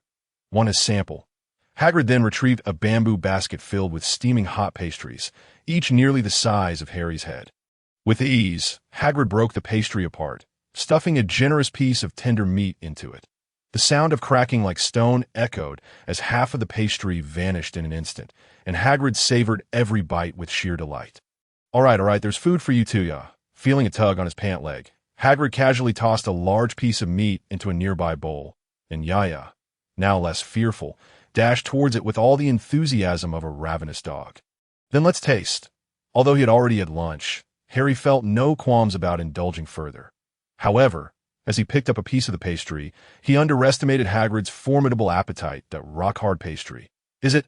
Harry grunted, muscles straining as he bit down. Then, with a sudden burst of strength, he managed to break the stubborn bread that seemed to share a lineage with stone.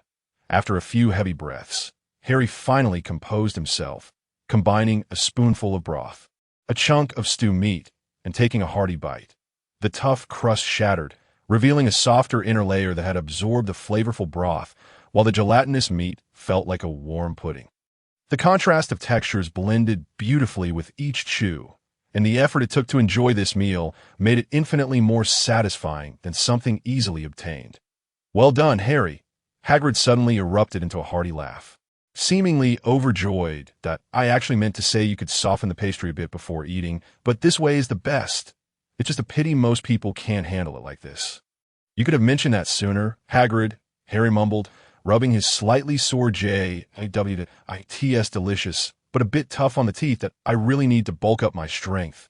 Breaking this bread nearly wore me out. Just how strong are you, Hagrid? Curious, Harry inquired while he continued to eat. Dummy. Hagrid, who had never given the matter much thought, chewed on a piece of the rock-hard pastry and then gulped down a large portion of scalding broth. Wiping his mouth, he replied uncertainly, I suppose I could lift, a fully grown mountain troll, perhaps, or grab its tail and throw it behind me. A mountain troll. Harry, unfamiliar with magical creatures, asked, What about a billywig? Hagrid raised an eyebrow at Harry. That little thing, I could break its horn with a single punch and then finish it off.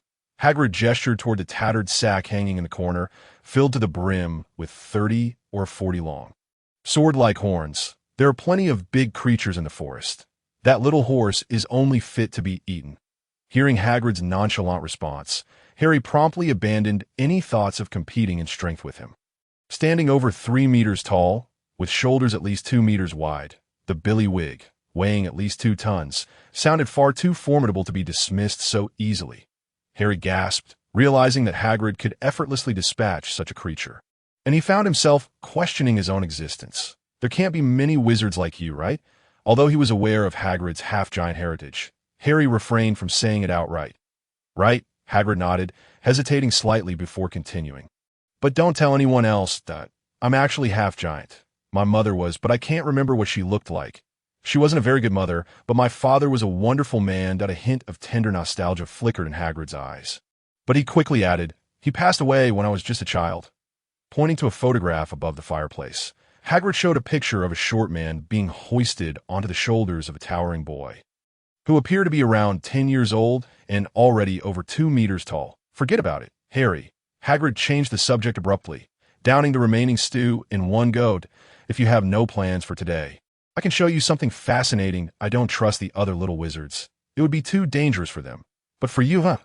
Hagrid clapped Harry on the shoulder, squeezing his solid muscles. That's perfect for you. Those little ones won't be able to hurt you. Oh, really? Harry had come to see Hagrid for a reason, hoping to gather information from him, as it would undoubtedly be easier than asking others. However, he was also keen on experiencing something new. Then let us get ready to go.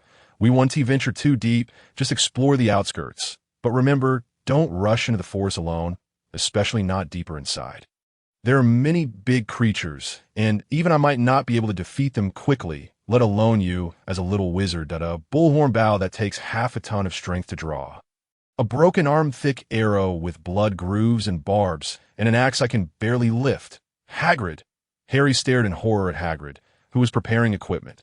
Are you sure we're not going to attack some hidden fortress in the Forbidden Forest? Or perhaps go dragon slaying? Those things seem a bit excessive. Why do you want to take me into the forest? Although the original story didn't depict the Forbidden Forest as particularly dangerous. Having witnessed Grindelwald teaching dark arts at Hogwarts and the Triwizard Tournament last year, along with the knowledge of Animagus transformations turning people into armored cat superheroes, Harry was not naive enough to believe that the Forbidden Forest remained unchanged. Oh, all of this? After properly stringing the bow and stowing the arrows, Hagrid waved his hand dismissively. This is for later. Professor Grindelwald has tasked me with capturing a few little creatures for his lesson materials.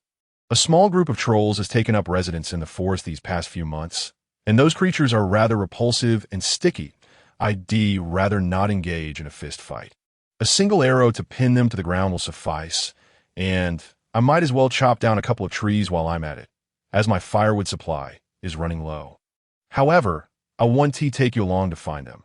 You've only just begun your studies in magic and are ill-equipped to handle such dangerous beings, not to mention your fists aren't quite strong enough. Hagrid chuckled softly, then pointed to a wooden rack in the corner. Just bring that long brush. The little creature I want you to meet isn't dangerous, so don't worry, Harry.OIC. Although relieved, Harry felt a tinge of disappointment. Hagrid, what exactly is a troll? It's a peculiar creature that resembles a giant. Instead of hands, it has claws nearly a foot long, covered in a thick layer of fur that's greasy and disgusting upon touch.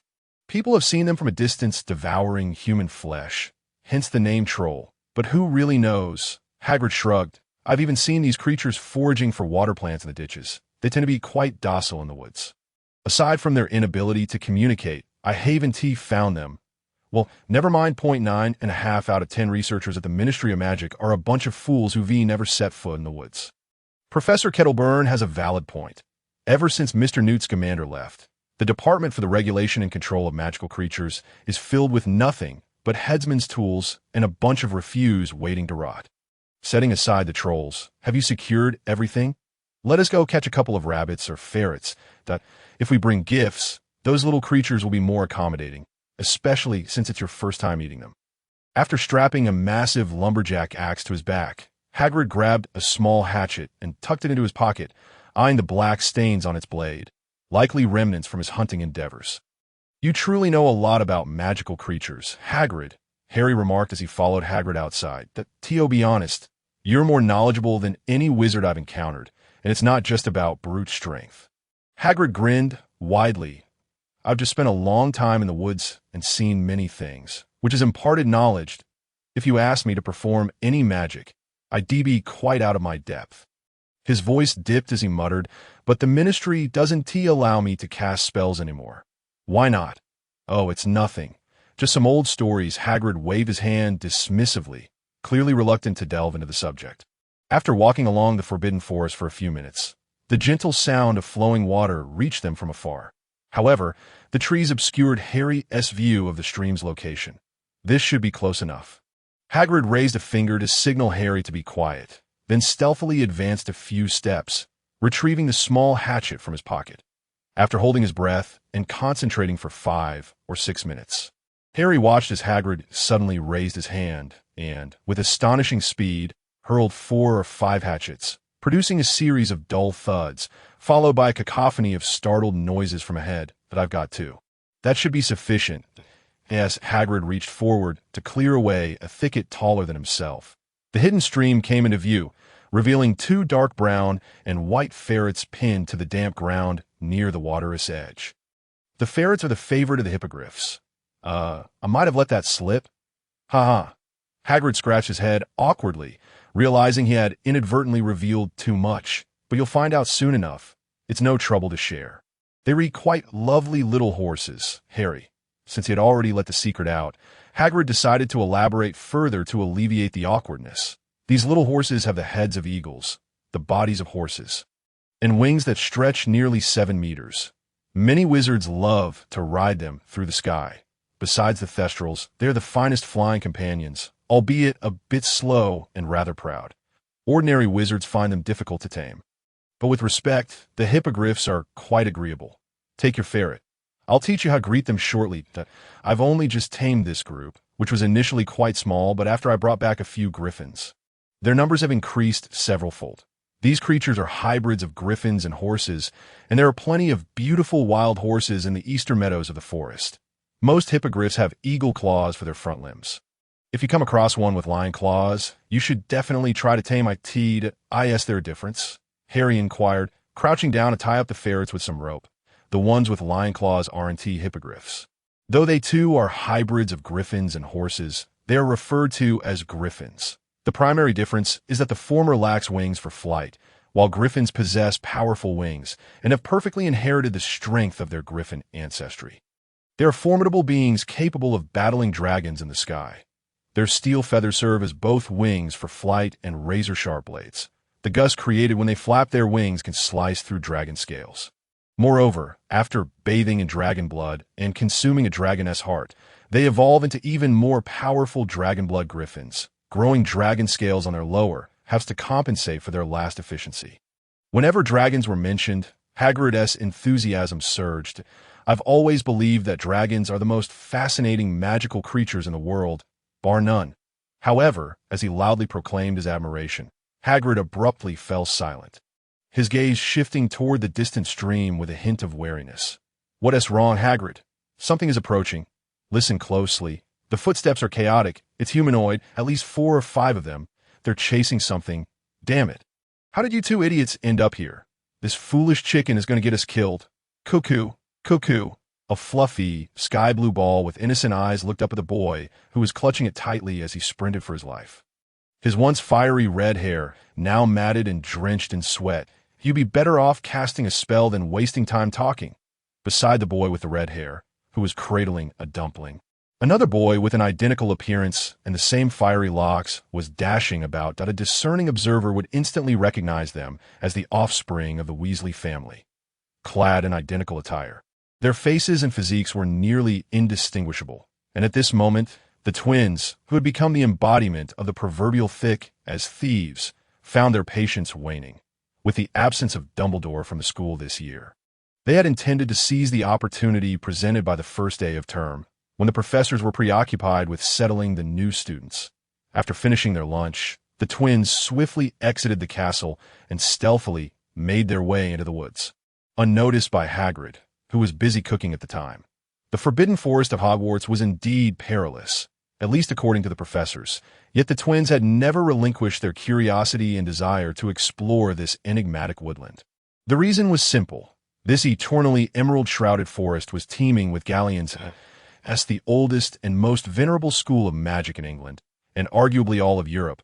Hogwarts boasted a legacy that surpassed imagination.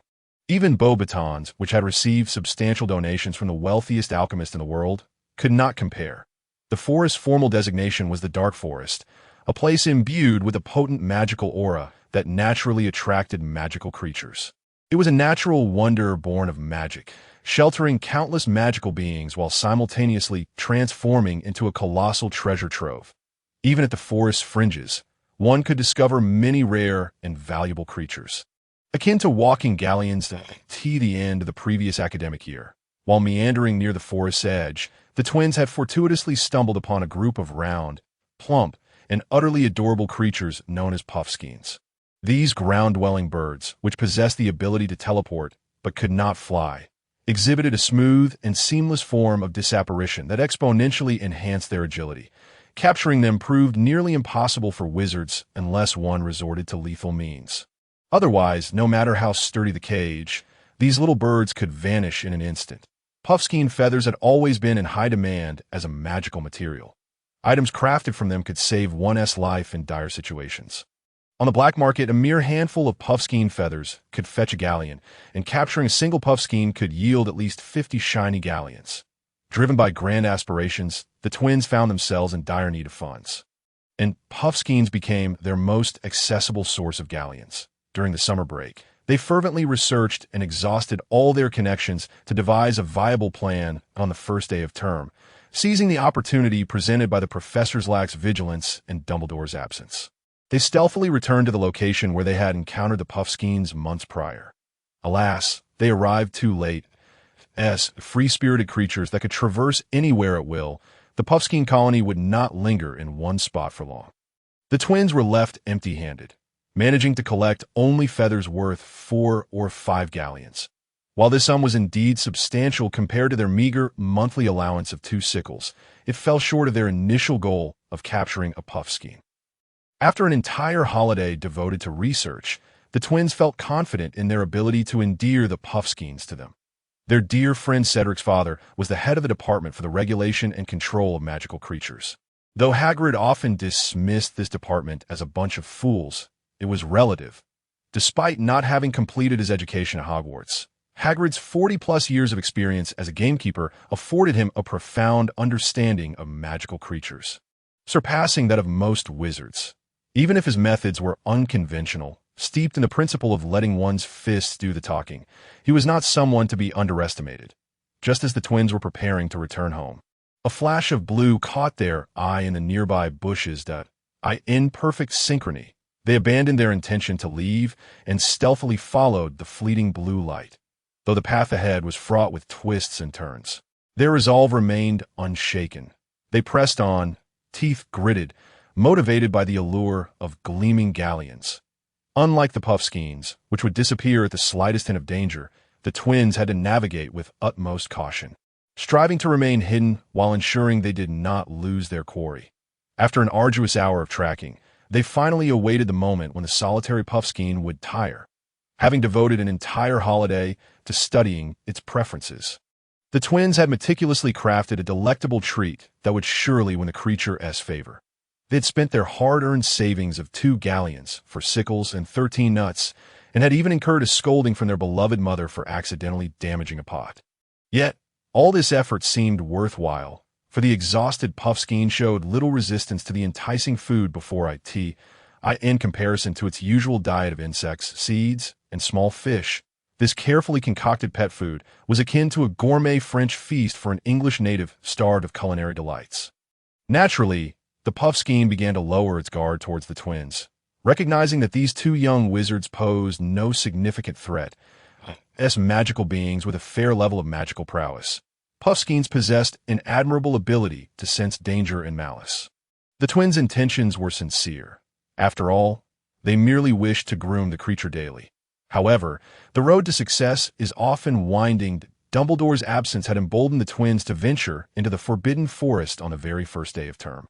Had they delayed, not only would they have missed the Puffskein, but they might have been left with naught but a few stray feathers, just as they reached out to gently touch the little blue ball of fluff. The creature, previously engrossed in its meal, suddenly vanished in a flash. In the blink of an eye, it darted 20 feet away, pursuing a green-tinged forest sprite with the fervor of a ravenous predator. Sprites, as weakly magical beings ubiquitous in various corners of the world, were often at the bottom of the food chain. These winged, diminutive figures were, in fact, a type of insect. The Puffskein's favorite delicacy was indeed the sprite. And the twins' specially crafted pet food was primarily composed of sprites purchased from the apothecary. Yet, faced with the allure of fresh sprites, the Puffskein could not resist the temptation to indulge. The twins watched in despair as the Puffskein chased after the sprite. Disappearing into the underbrush, a piercing scream echoed from behind the thicket. A disheveled blue flash materialized, and the Puffskein, its wings battered and broken, managed to teleport just 30 feet in front of the twins before collapsing in a faint. With the rustling of leaves, several hulking, hairy creatures emerged from the shadows of the forest. Having followed the Puffskein for an hour, the twins had unwittingly traversed the low-risk zone that Hagrid had painstakingly established and entered the true depths of the Forbidden Forest. The Puffskein was in peril. Realizing the gravity of the situation, the twins gritted their teeth and cast the summoning charm, seizing the Puffskein just as they turned to flee, although they could not identify the creatures, whose eyes glowed with hunger and drool dripped from their maws. They knew these monsters would not let them escape easily. Run, they urged, but 2 beams of red light flashed past them to no avail. The more powerful a magical creature, the greater its resistance to spells. The paths of magical beings and wizards diverged significantly. While wizards wielded magic as a weapon, most magical creatures were magical warriors, infusing magic into their very beings and possessing some spell-casting abilities in the magical realm. Without the quintessential human traits of civilization, heritage, and camaraderie, wizards were left at a distinct disadvantage in both magical quantity and quality. The stunning spell cast by the 2 third-year wizards failed to even momentarily daze the hulking creature. Run, they urged again, as the thudding footsteps of their pursuers echoed ominously behind them, the sound of snapping branches marking their frantic retreat. A sense of dread and impending doom surged within their hearts. "Fred, George," the twins exclaimed, their voices filled with despair. The towering figure of Hagrid possessed a far broader perspective than Harry, and while Harry had yet to discern the source of the commotion, Hagrid had already identified it. Those two rascals with their striking red hair were unmistakable to him. Less than 20 meters behind the nearly sprinting twins, 7 ogres were hot on their heels. The twins occasionally utilized barrier spells against their pursuers, managing to hinder the foremost ogre momentarily, but the barrier's effectiveness paled in comparison to spells like the stunning charm that directly affected the creatures. Had it not been for the ogre's limited intelligence, not much superior to that of trolls, the twins would have long since been captured and torn to shreds. The infighting that erupted among the ogres during their pursuit significantly delayed their progress. Ogres were not inherently social creatures. Rather, in the Forbidden Forest, where dragons coiled and tigers lay in wait. Even without considering Hagrid, there were myriad formidable magical beings capable of teaching them to wreak havoc. Take the example of the mountain troll that Hagrid cited. Resembling a Tyrannosaurus Rex, but lacking wings, this colossal subdragon was a tyrant in its native North America. Even dragons, if they dared to engage in hand-to-hand combat with them on land, would find themselves leaving behind limbs, for this was the only subdragon capable of grappling with giants without being instantly killed. Yet within the Forbidden Forest, there were plenty of individuals capable of slaying mountain trolls. For various reasons, the non-social ogres were compelled to band together for survival. Otherwise, this eerie green expanse would become their graveyard. The exhausted twins, upon hearing Hagrid's voice, felt their fraying nerves bind together in a moment of exhilaration and relief, propelling them to sprint with the last remnants of their energy. However, before they could reach Hagrid, a thunderous bellow echoed through the air. "You two fools, get down." Hagrid, having relinquished his massive bow, grasped a hefty arrow, as thick as a man's arm and 5 feet long. With an explosive display of strength, the bowstring groaned under the pressure of being drawn to its full moon-like arc, unleashing a wave of murderous intent that drenched the twins in sweat. Despite not being directed at them, the twins instinctively dove forward, collapsing onto the ground, yet they still clutched the quaffle bird tightly in their arms, the bowstring, as taut as steel and incredibly resilient, snapped back in an instant, propelling the massive arrow across dozens of meters with blinding speed. As the arrow whizzed overhead, the twins' damp hair was ruffled by the shockwave it created in that moment. Harry witnessed the most brutal scene of his life. The foremost ogre, upon contact with the bolt, had its chest obliterated, creating a gaping, basin-sized hole. The arrow, still carrying its force, sent the ogre's towering frame hurtling backward, while the shorter ogre behind it, caught completely off guard, saw its grotesque head explode like a water pouch that a crimson spray erupted, forming a blood-soaked carpet that spread several meters around, as shredded hair and shattered bone fragments littered the ground. Before this gruesome spectacle could fully settle, the arrow pinned the ogre to a massive tree some 40 to 50 meters away. The sheer brutality of this encounter rendered the remaining 5 ogres momentarily stunned. Instinctively, they began to consume the viscous, sanguine remains of their fallen comrade, seemingly unfazed by the notion that they were devouring what had once been their companion. The blood-soaked morsels seemed to awaken their ravenous appetites, and the headless body left behind soon became the object of their fierce competition, far more enticing than the 2 twins they had been pursuing. Without a moment's hesitation, the remaining ogres lunged for parts of the decapitated corpse. But before they could enact their gruesome division, a thunderous rumble echoed in their ears. Hagrid had discarded his nearly obsolete bow. In his eagerness to save, he had exerted too much force. The bow, crafted 30 years prior, could no longer accommodate his current strength. Though Hagrid was now in his 60s, a somewhat advanced age for a human, he was merely at the peak of his physical prowess as a half-giant. While their magical abilities might be slightly inferior to those of wizards, half-giants enjoyed significantly longer lifespans. Drink up? In a matter of breaths, Hagrid had crossed several dozen meters to close in on the ogres, his iron fists poised to strike. With a fist imbued with the strength of 1,000 pounds, he unleashed a powerful blow. Upon impact, the already deformed ogre crumpled as if struck by a battering ram. The sound of its vertebrae shattering had yet to reach its ears when its massive, hairy form was sent soaring into the air. Following closely was a swift kick that left a 100-yard imprint on the back of the unfortunate creature. Perhaps due to the sudden ferocity of the attack, the ogre found itself momentarily paralyzed beneath Hagrid's foot before it was violently propelled backward, sending a colossal tree crashing down with a mournful creak. Heralding the beginning of the slaughter, at this juncture, Hagrid could no longer afford to be concerned with the oily residue coating his hands. With both hands free, he seized the heads of two ogres and lifted them high, forcing their faces together in a brutal embrace. The force of their collision was insurmountable, rendering the ogres unconscious as Hagrid discarded them carelessly to the ground, his gaze now fixed on the last remaining survivor. Cracking his neck, he emitted a series of sharp sounds, flexing his fists with a sound reminiscent of a death knell. We can't kill them all. Professor Grindelwald still needs some. The hint of mischief danced across Hagrid's bearded face as he raised his hand. And in the terrified gaze of the ogre, he brought it down forcefully, reducing the creature, once towering at Hagrid's shoulder height, by 3 feet in an instant. Its legs sank into the earth, contorted, and its shoulders collapsed under the immense pressure, rendering it incapable of even emitting a scream as it lost consciousness in a heartbeat. That troublesome creature is dealt with.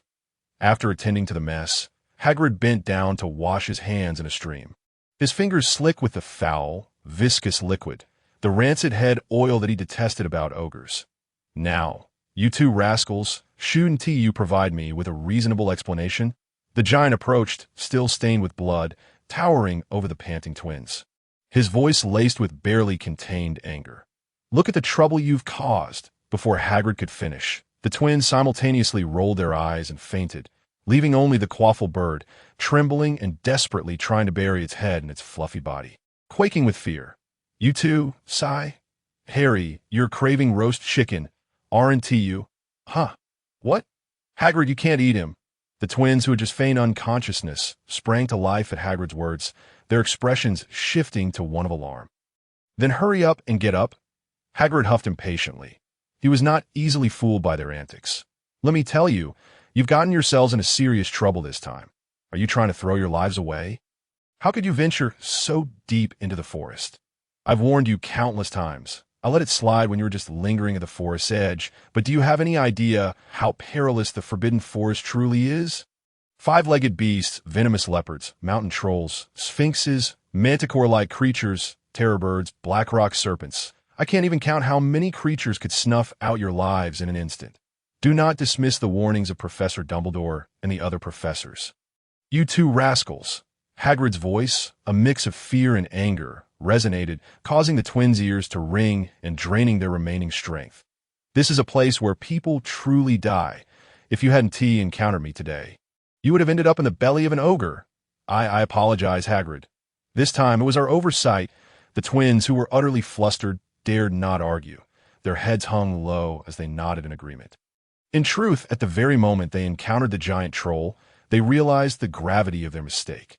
However, now that the matter had escalated, they found themselves at a loss. Henceforth, neither of you shall set foot in the Forbidden Forest. I certainly do not wish for a future where Molly and Arthur arrive at Hogwarts only to find that what remains of you are but half a finger or some undigested bones. We understand. It is unclear whether the twins truly absorbed the gravity of the situation, but at least for now, they responded obediently. That is more like it. Hagrid forced a nod, asking, did you two venture into the forest solely for this? He gestured towards the bowtruckle they clutched. The twins nodded in affirmation. Why did you not tell me if you wished to raise one? I could have easily caught you a dozen, though these little creatures are swift. A single shout can send a whole flock into a stupor.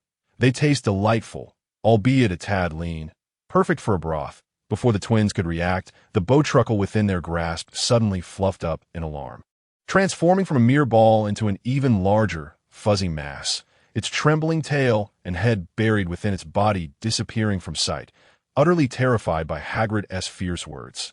Hey, Hagrid, he is our friend. How can we let you eat him? Right, Brew. We're good friends, aren't we? We want to allow Hagrid to consume you. The twins reached out to comfort the quivering furball, and with their reassurance, the bowtruckle timidly revealed its small head, gazing at them gratefully. All right. Since you two have narrowly escaped with your lives today, I shall refrain from pursuing this matter further. Upon hearing this, the twins' eyes sparkled. But the very next moment, Hagrid's words extinguished the light within them. However, mistakes must bear consequences. You two will accompany me to find Professor McGonagall shortly. To trespass into the Forbidden Forest on the first day of school will certainly warrant a fair punishment from her. No, please, Hagrid, I beg you. The twins, faces drawn in despair, foresaw the coming months filled with terms like detention and toilet scrubbing, the toilets of the infirmary being their lifelong adversaries. After 2 years of acquaintance, they could even identify the distinct characteristics of each toilet and had taken to naming them out of sheer boredom. There was no room for negotiation. The matter was settled. Hagrid firmly waved his hand, intent on ensuring the twins remembered today's lesson. You will rest here for a few minutes while I gather some things. Remain here and do not wander. Harry, keep an eye on them. If they dare to run, give them a good punch. If they die, it's on me to.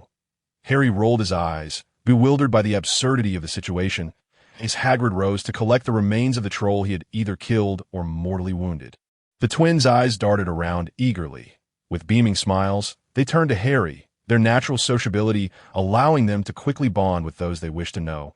The twins, possessing a smattering of knowledge, could indeed be deemed well-informed.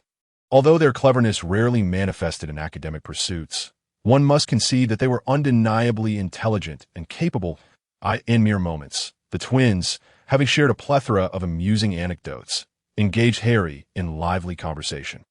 Transforming into the encyclopedias of Hogwarts, they spoke freely, quickly realizing that Harry was an exceptional friend. It was not merely Harry's overly muscular physique that attracted them. Rather, it was Hagrid's ability to guide Harry into the forest.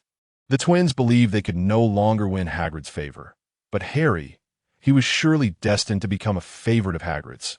What could he not obtain in the Forbidden Forest if he could establish a connection with the twins? As Harry enjoyed conversing with the twins, he seized the opportunity to inquire about the information he had initially intended to gather from Hagrid. To his surprise, the twins offered him an unexpected revelation. You mean Quirrell? He asked the professor of Muggle Studies. Isn't George? That sound about right. He graduated from Ravenclaw and then stayed on to teach, much like Charlie and the others, all exceptionally bright students.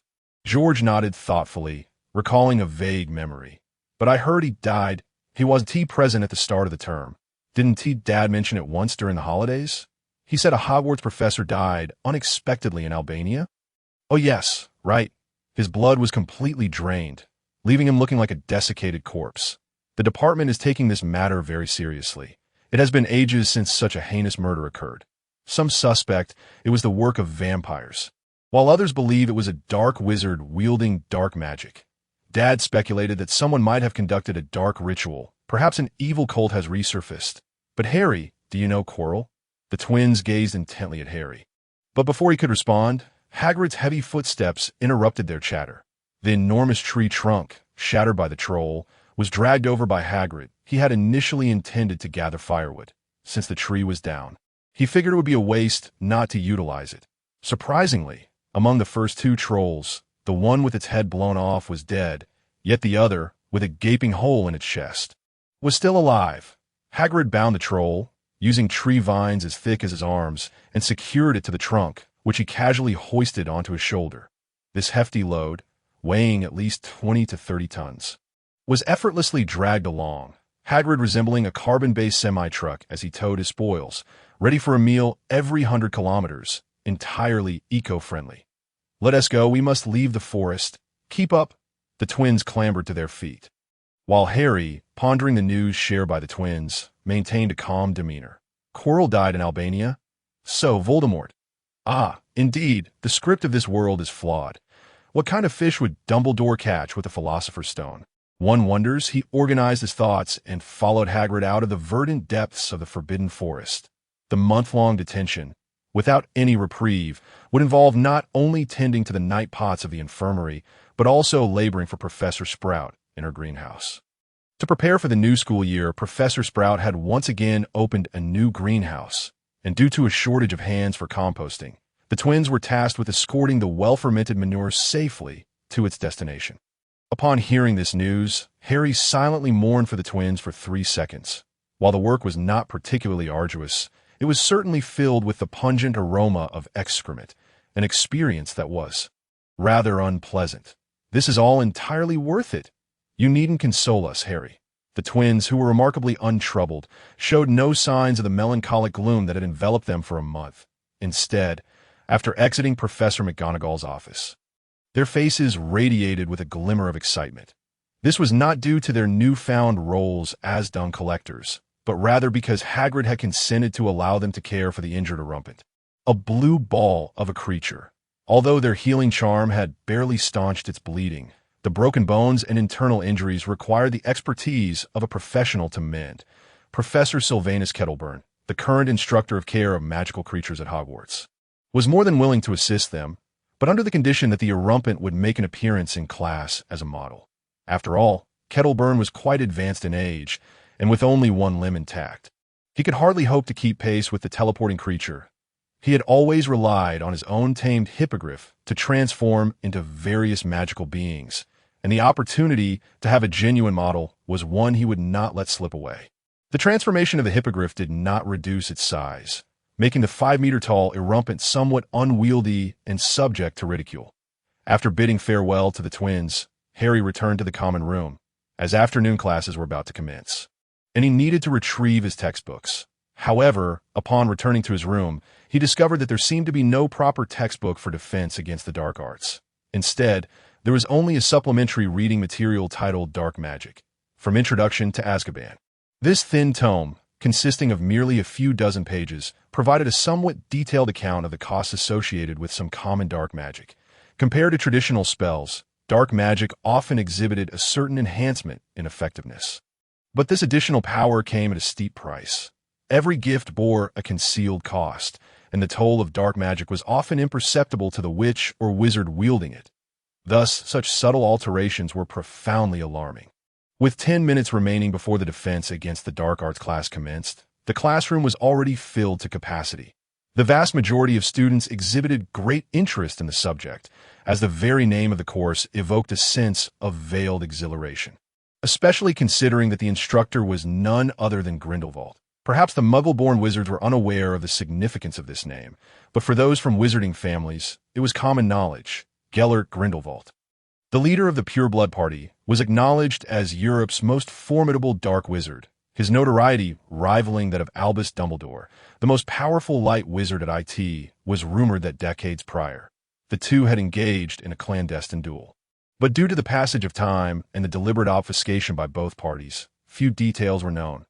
Yet, these mere fragments of information were sufficient for people to conjure an image of an imposing figure, powerful and awe-inspiring.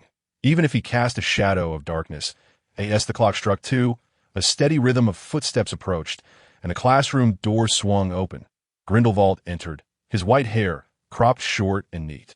Unlike Dumbledore's flowing mane, lending him a youthful vigor that belied his century of existence. Without any unnecessary preamble, he brandished a piece of parchment and called the roll, followed by a succinct opening statement. "I'm Gellert Grindelwald, your professor for defense against the dark arts this year. Given Hogwarts' abysmal teamwork last year, I shall instruct you in the proper way to become competent soldiers and warriors. Now, can anyone tell me the essence of dark magic, the very darkness we shall confront?" Grindelwald's piercing gaze swept across the classroom, but he found no hands raised. Where was the celebrated intellect of Ravenclaw? Was Hufflepuff truly a gathering of mediocrity? A hint of scorn flickered at the corners of his mouth, subtle yet provocative. Earlier, students from Gryffindor and Slytherin had answered his questions. He expected the same spirited participation from others, encouraging them to speak boldly, regardless of the potential for error. That moment, a hand shot up. Children's emotions are easily stirred. If Gryffindor and Slytherin could engage, surely Ravenclaw and Hufflepuff could as well. "Ah, Miss Granger, I presume. Please do share." Grindelwald nodded slightly, observing the somewhat anxious Hermione as she stood, her fingers clutching the corner of the thin book. "The text does not explicitly define dark magic, but I believe." Hermione swallowed nervously, feeling a twinge of insecurity in addressing a question not covered in the book. "That I think dark magic is an insidious force that distorts the mind, leading wizards towards extremities that culminate in destruction. The most terrifying aspect is that the erosion wrought by dark magic is often imperceptible to the user. which is why it has become a taboo in the magical community, necessitating prohibition. It seems Miss Granger has indeed perused the book you possess quite thoroughly, Grindelwald acknowledged with a slight nod. Are there any differing opinions? The majority of young wizards instinctively shook their heads. In their understanding, dark magic resembled Hermione's description quite closely. It appears Hufflepuff has some new thoughts, Mr. Potter. Do you have anything to contribute? As Grindelwald's gaze fell upon Harry, a glimmer of intrigue sparked in his eyes. After all, this boy was renowned for surviving the ordeal with Voldemort, a name that had brought considerable trouble to Dumbledore. Despite Grindelwald's perception of Voldemort as a mere nuisance, he acknowledged the boy's cunning. I believe the essence of dark magic is not merely evil, Harry began to, in my view. Magic is a form of exchange, and thus conventional magic possesses inherent limitations. The power of a spell is determined by the amount of magical energy expended. But this exchange has a certain threshold. Dark magic transcends these conventional limits. Utilizing dark magic requires not only the expenditure of magical energy, but also additional sacrifices, perhaps something intrinsic to humanity. Or, I am unsure, perhaps the soul? This leads to the overt manifestation of dark magic, which can corrupt a wizard. An intriguing answer. Grindelwald's lips curled into a faint smile. Please take your seat, Mr. Potter. Your response approaches the truth. With a wave of his hand, he continued, allow me to elucidate the true answer. The current understanding of dark magic within a magical community is fundamentally flawed and erroneous. Bound by this misconception, you remain unaware of what true dark magic is. It influences the mind. It engenders evil and corruption. The root of these claims lies solely in humanity's lack of accurate comprehension of dark magic. All wizards possess an erroneous understanding of it, often entirely misconstrued. Dark magic itself is not inherently malevolent, that I can see that it carries certain dangers, but it is manageable. That Mr. Potter's assertion holds a kernel of truth. Indeed, dark magic necessitates a price, yet such costs are also present in other forms of magic that we do not classify as dark. Magical energy, emotions, willpower, these three intangible yet undeniably real forces form the foundation of all magic. Magical energy constitutes the essence of spells, determining their fundamental potency, while emotions will serve as amplifiers. When the magical energy expended is equal, it is the emotions will that ultimately dictate the strength of a spell. Comparing this to our understanding of light magic, which emotions are more readily accessible for dark magic, protection or destruction, Grindelwald posed a new question to the students. Destruction is simpler, the students answered tentatively. Some appearing apprehensive. It seemed that everyone possessed a clear understanding of this concept. Even this trivial affirmation, uttered from Grindelwald's lips, instilled a sense of exhilaration among the young wizards. The emotions employed in light magic leaned towards the positive. Without exception, even in defensive spells, the underlying emotions remain gentle, akin to concepts like disarming and stunning. However, such positive emotions have observable limitations. That it is not the magic that possesses a cap, but rather the emotions that amplify its power that have constraints. Though formidable willpower can serve as a compensatory measure, not everyone is endowed with such strength as for dark magic. Destruction is invariably more straightforward than protection, in contrast to the gentle and stable positive emotions. The negative emotions represented by anger, slaughter, and suffering, we must all be aware of the profound power of vengeance. The flames of retribution, by any means, cannot be deemed as pleasant positive emotions for all. However, should we truly cast aside these negative emotions that drive dark magic, or are they inherently malevolent? When it comes to guardianship, if taking one life could save countless others, can such an act of killing truly be considered evil? This desire to kill is intense, yet it could also be seen as positive. The protection derived from such guardianship has its limits, while the act of killing in the name of protection possesses a power that transcends those limits. Grindelwald drew forth his wand, a Browning M1935 semi-automatic pistol, exquisite as a work of art, with sleek and robust lines in comparison to Professor McGonagall's collectible USP. This weapon's opulence was of a different caliber. Akin to the distinction between brass and gold, dazzlingly resplendent like the stark contrast of cloud and mud, and the subject of defense against the dark arts. Practical experience is the key to true understanding. All idle talk amounts to mere castles in the air.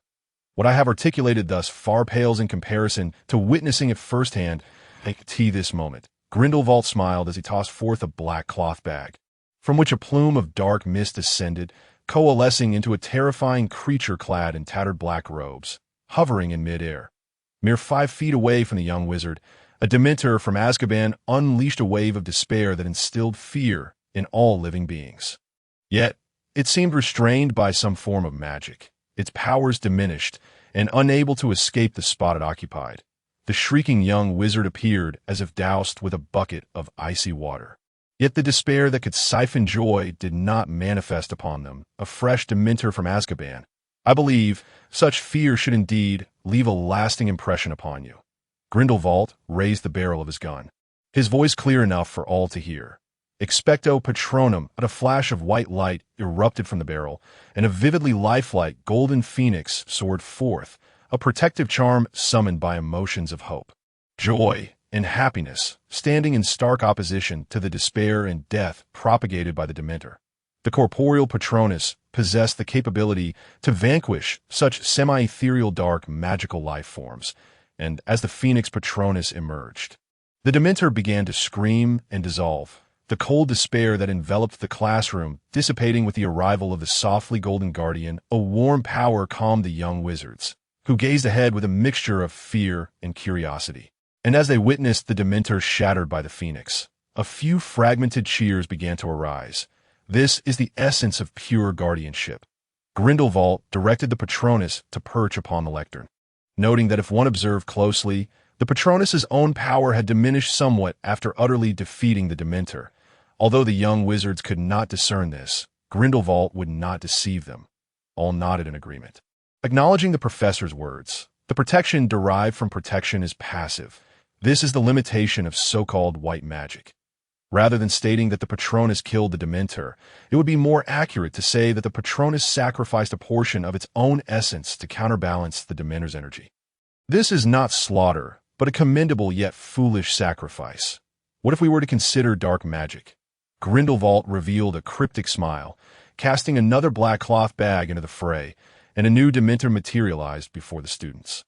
However, having experienced the prior fright, their curiosity was now even more pronounced, with a few gasps but no screams.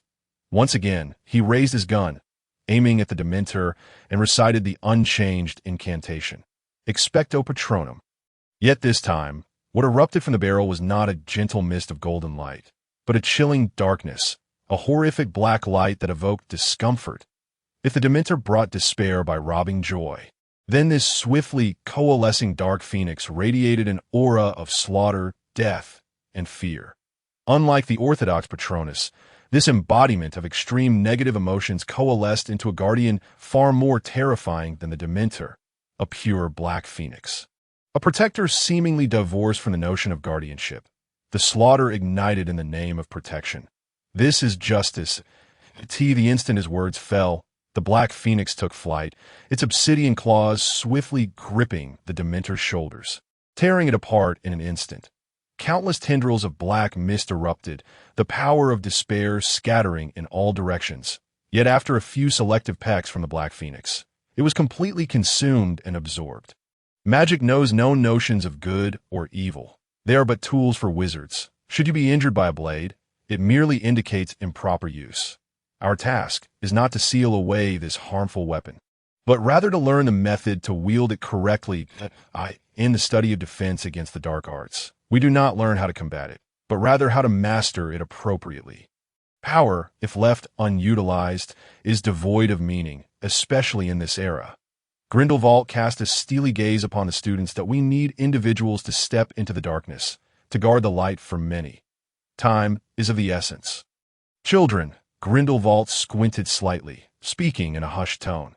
What the Black Patronus signifies remains incomprehensible to Harry, yet this strange magic left him in deep contemplation throughout the night. In comparison to other first-year wizards, Harry clearly pondered more, especially the last two phrases uttered by Grindelwald. Though softly spoken, were clear to him sitting in the front row, We need someone to step into the darkness to guard the light. Time is short. These very words hinted at much that required Harry's reflection, and upon deeper contemplation, he easily arrived at the conclusion that the magical world was on the brink of some impending conflict. I hope this is merely my unfounded speculation. Despite many unanswered questions, overthinking at this moment would only serve to add to his troubles. He turned over, stifling a yawn, and closed his eyes in the dim light before dawn. Even a brief nap could restore a good deal of energy. After a robust cup of espresso in the kitchen, Harry felt invigorated as he made his way to the 4th floor of the castle, where the classroom for charms was already brimming with students. This lesson was shared with Gryffindor, and in contrast to the silence experienced in Transfiguration and Defense against the dark arts, the atmosphere in the charms classroom was far more relaxed and cheerful. The diminutive Professor Flitwick stood atop a high stack of books, allowing him to survey all the students. With only a few minutes before the lesson commenced, the unassuming Professor Flitwick gently waved his fingers, conjuring various small magical tricks that captured the attention of many young wizards. Apologies for my tardiness, Professor. Harry paused at the classroom door before approaching Flitwick and speaking softly, and no need to apologize. My child, we have not yet begun, Professor Flitwick replied with a warm smile, glancing at the scar on Harry's forehead and then winking at him. Find yourself a seat. We shall commence shortly, as the bell rang. Professor Flitwick took a brief roll call, but once the lesson began, his expression turned somewhat serious, prompting the young wizards to sit up straight and quiet, abandoning their previous frivolity. Welcome everyone to Hogwarts, to my charms class. I trust each of you holds a keen interest in magic. With a flick of his fingers, a neatly arranged line of writing appeared on the blackboard. In my view, a competent wizard must possess the ability to wield magic with proficiency. Our lives, our work, everything as wizards, our world is inseparable from the companionship of magic, and magical spells are the most crucial components of that magic. Transfiguration is indeed powerful, and potions and herbology are also significant disciplines. But compared to the spells that permeate every corner of a wizard's life, they cannot serve as the pillars supporting the magical realm that in my class, I shall guide you step by step on how to become a proficient wizard, teaching you how to wield spells to transform your lives, making them a reliable companion throughout your journey. Before we embark on this formal course, I implore you to remember this crucial adage, if you wish to avoid chaos in your life. Do not be careless when casting spells that, of course, prior to our exploration of the first incantation, our foremost task is to familiarize ourselves with the invaluable companion that will accompany us throughout our endeavors. Please, dear students, take out your wands and place them upon your desks. At the sound of these words, the young wizards instantly perked up, although they had previously drawn their wands during Transfiguration class. The arduous nature of that subject seemed to mock their ambitions. Only a select few could successfully transform a matchstick into a needle, while most struggled even to elicit the slightest change in their matchsticks. A cacophony of noise erupted as the young wizards retrieved their wands from various nooks and crannies. Some extracted their flintlock pistols from behind, while others produced their wands from the front, creating a chaotic scene that left Professor Flitwick with a headache. Despite witnessing this spectacle yearly, he still found it somewhat difficult to accept. Please refrain from attempting to conceal your wands behind you, particularly given that your magical fluctuations are yet to stabilize fully. You may be but a strong emotional surge away from an unfortunate mishap. Concealing them in front is equally ill-advised, as the consequences could be far worse. 14 years ago, Peeves successfully infiltrated the kitchen, introducing a peculiar substance into the soups served at lunch. That afternoon, the Hogwarts restrooms were utterly overwhelmed. Perhaps some of you have experienced that peculiar urgency that compels one to wait helplessly. Professor Flitwick's anecdote piqued the young wizard's curiosity. Their ears perked up as they listened intently, eager to uncover what transpired 14 years prior. During the excruciating wait that tested their willpower, anxious emotions would accumulate, causing erratic magical fluctuations, particularly for young wizards around the ages of 11 to 13, who were just entering their period of magical stabilization. That on that fateful afternoon, several unfortunate children experienced wild surges in their magical energy, leading to their wands misfiring in a most alarming fashion. Each young wizard who had made the ill-fated decision to conceal their wands behind them learned a memorable lesson that day. Oh dear, The young wizards, having conjured vivid images of that harrowing scene, grimaced in distaste, instinctively covering their backsides at the thought of the tale. The unfortunate souls who had concealed their wands in front fared even worse. Those hapless children spent 2 weeks in the infirmary, nursing their psychological wounds, that a collective gasp escaped the crowd, especially from those who had dared to hide their wands in front, their pale faces betraying their horror. The wand is an extension of a wizard's being, and mastering its proper use is a fundamental skill that every competent wizard must acquire. Mr. Potter, would you kindly demonstrate for everyone? Professor Flitwick unhesitatingly called upon Harry, who, unbeknownst to him, had completed the first assignment of Professor Flitwick's lesson with remarkable finesse, thanks to Mr. Ollivander's guidance. The exquisitely crafted enchanted holster, ideally suited for a pistol-shaped wand, originated from Ollivander's wand shop. Did it not? Their holsters are designed to entirely eliminate the risk of misfires due to emotional fluctuations, particularly beneficial for young wizards whose powers have yet to stabilize fully. As Harry stood at Professor Flitwick's behest, lifting his robe to reveal the holster at his waist, the professor pointed it out to the class. I believe everyone should possess one. It need not be in Ollivander's. Both Diagon Alley and Hogsmeade offer shops selling such storage devices at modest prices, generally not exceeding a sickle. However, if circumstances permit, Ollivander's premium enchanted holster is the preferred choice, should anyone achieve an outstanding in the charms course by the end of this academic year. I shall present it as a reward to each diligent student. A low cheer arose. For a master of charms who could easily afford such a trivial reward, it would significantly boost the student's enthusiasm for learning. Moreover, this prize could be reimbursed by Hogwarts, as Professor Dumbledore was a notably generous headmaster. Now then, Professor Flitwick snapped his fingers, signaling everyone to focus. Next, we shall learn to understand the wands we hold in our hands. Perhaps some of you are already aware that our wands possess various forms, each with its unique characteristics. Who among us has successfully achieved the first transformation of their wand? Raise your hands for all to see. A sparse handful of 8 or 9 hands were raised. As Ollivander had indicated, typically, wizards require time to attune to their wands before activating the first transformation, and those who manage to do so within a month of acquiring their wands are exceedingly rare.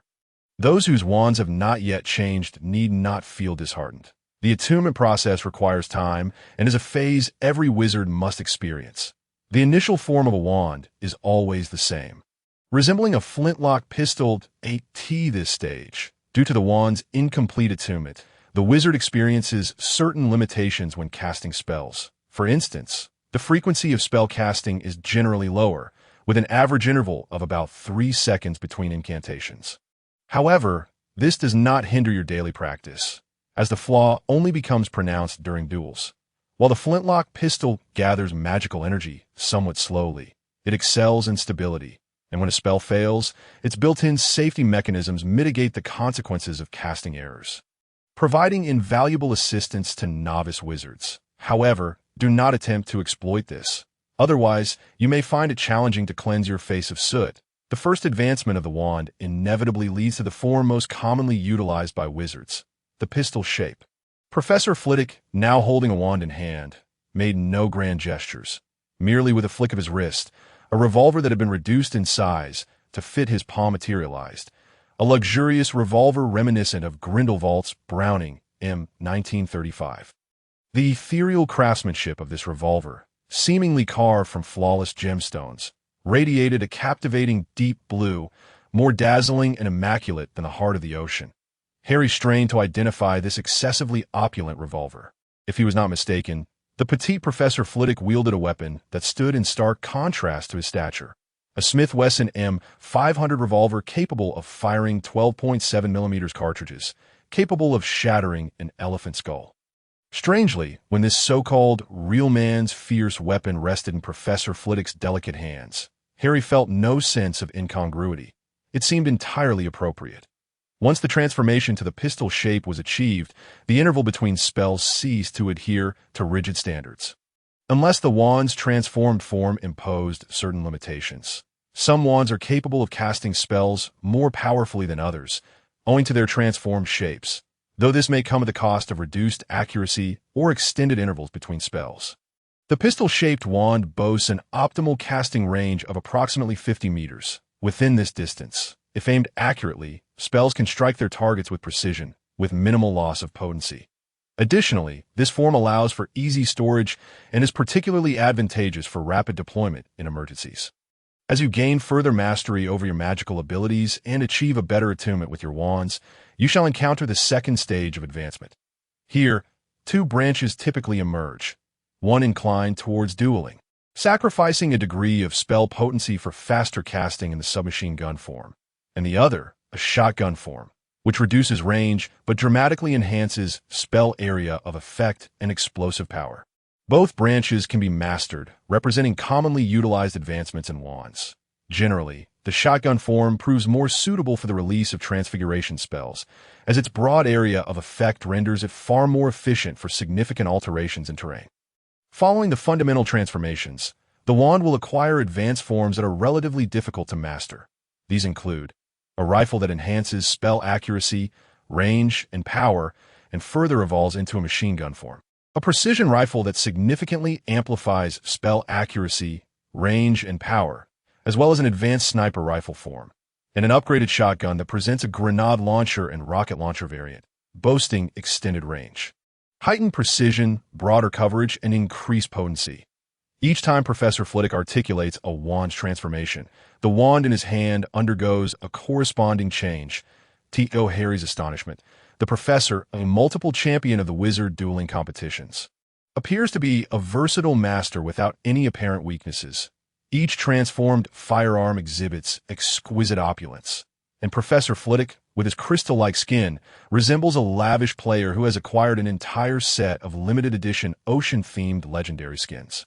Radiating sheer magnificence, the underlying significance of this grandeur seems self-evident. Reality is far from a mere pay-to-win game, and behind such splendor undoubtedly lies extraordinary meaning. Some eager young wizards, including Harry, raise their hands, eager to inquire about the purpose of these skins. "Professor, may I pose a question?" "Of course, Mr. Potter," Flitwick nodded, a smile gracing his features. "Why is there such a vast difference between your wand and ours? Whether it be Professor McGonagall, Professor Grindelwald, or yourself, your wands are truly unique masterpieces."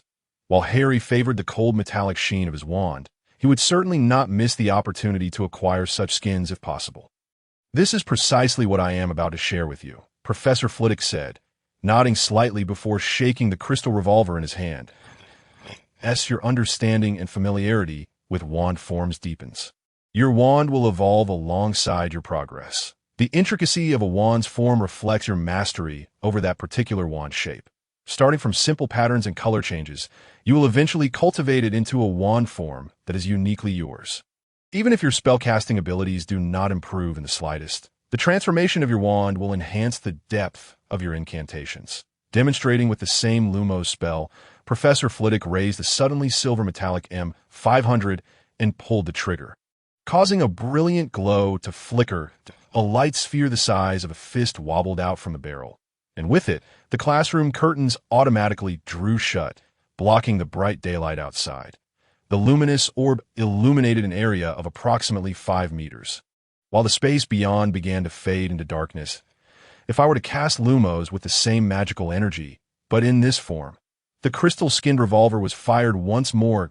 A dazzling beam of light shot forth from the barrel, and the freely manipulated light, under Professor Flitwick's guidance, was whimsically shaped, sometimes illuminating the entire classroom, and at other times transforming into a cascade of colorful light raining down from the ceiling. This was an epic enhancement of a spell that, although simple, showcased the profound impact of wand transformation, instantly captivating the hearts of numerous aspiring young wizards. The stark contrast left a lasting impression on every young wizard, even though they were merely witnessing the most fundamental spell. Lumos, the awe they felt was undeniable. The young wizards reached out to catch the light rain cascading from the ceiling, but at that moment, the tightly shut curtains were drawn open. "I believe you are all eager to try this, aren't you?" Professor Flitwick chimed cheerfully. "Now, please turn to the first page of your books. We have half an hour left to practice this spell together. Put down your wands and repeat after me. Lumos." The young wizards quickly settled down, reciting the incantation in unison with Professor Flitwick to familiarize themselves with the spell. The gateway to the magical world quietly opened, and the Lumos spell, which emitted a soft glow, illuminated their path forward in silence. The class concluded with a joyful chime, leaving everyone yearning for more. Even after exiting the classroom, the young wizards continued to enthusiastically wield their wands, triggering them to release small orbs of light. The vast majority of the young wizards struggled to maintain the stability of the light orbs for an extended period. The fleeting brightness resembled shooting stars streaking across the sky, brief yet capable of bringing them genuine joy. After the lesson, Harry did not rush to leave, but approached Professor Flitwick to politely inquire, "Professor Flitwick, may I trouble you for a moment?" "Of course, my child. Do you have any lingering questions?" The professor, stepping on the floating steps created by the books, paused as a member of Ravenclaw. He held a favorable view of inquisitive young wizards who cherished knowledge. For wisdom and learning are the core values of Ravenclaw House. "It concerns my wand," Harry said, drawing forth his ebony and ivory wand. This ebony wand in my left hand appears to be a standard wand with no apparent differences from others. It possesses greater power, yet has inherent limitations on casting intervals, just as you mentioned, Professor Flitwick. However, this ivory wand, Harry demonstrated his Glock 18C, seems somewhat special that I have not found any mention of this particularity in the wand knowledge I reviewed. "May I demonstrate?" Professor Flitwick scrutinized Harry's Glock 18C, but due to the high similarity in appearance among the Glock series, he could not discern any discrepancies. "You need a target, right?" he stated, and with a wave of his hand, the desks transformed into a row of standard shooting targets. With magic at play, minor destruction posed no lasting consequences. As long as no pieces were missing, everything could be restored to its original state. "Thank you, Professor." Harry expressed his gratitude, then steadied his aim. Initially intending to showcase the Lumos spell, he could not resist the urge to enjoy the newfound targets. In that case, let us use this. To Harry's gaze sharpened as he took in the positions of the targets, inhaling deeply while firmly gripping the Glock. Crucio. In an instant, a crimson beam erupted as he pulled the trigger. This spell represented the highest destructive power he had mastered thus far, and his proficiency had reached its peak through rigorous training during the break. With a steady rate of 3 shots per second, Harry traced a line from left to right, and with the crisp sound of magical energy bursting forth, countless wooden fragments scattered in all directions.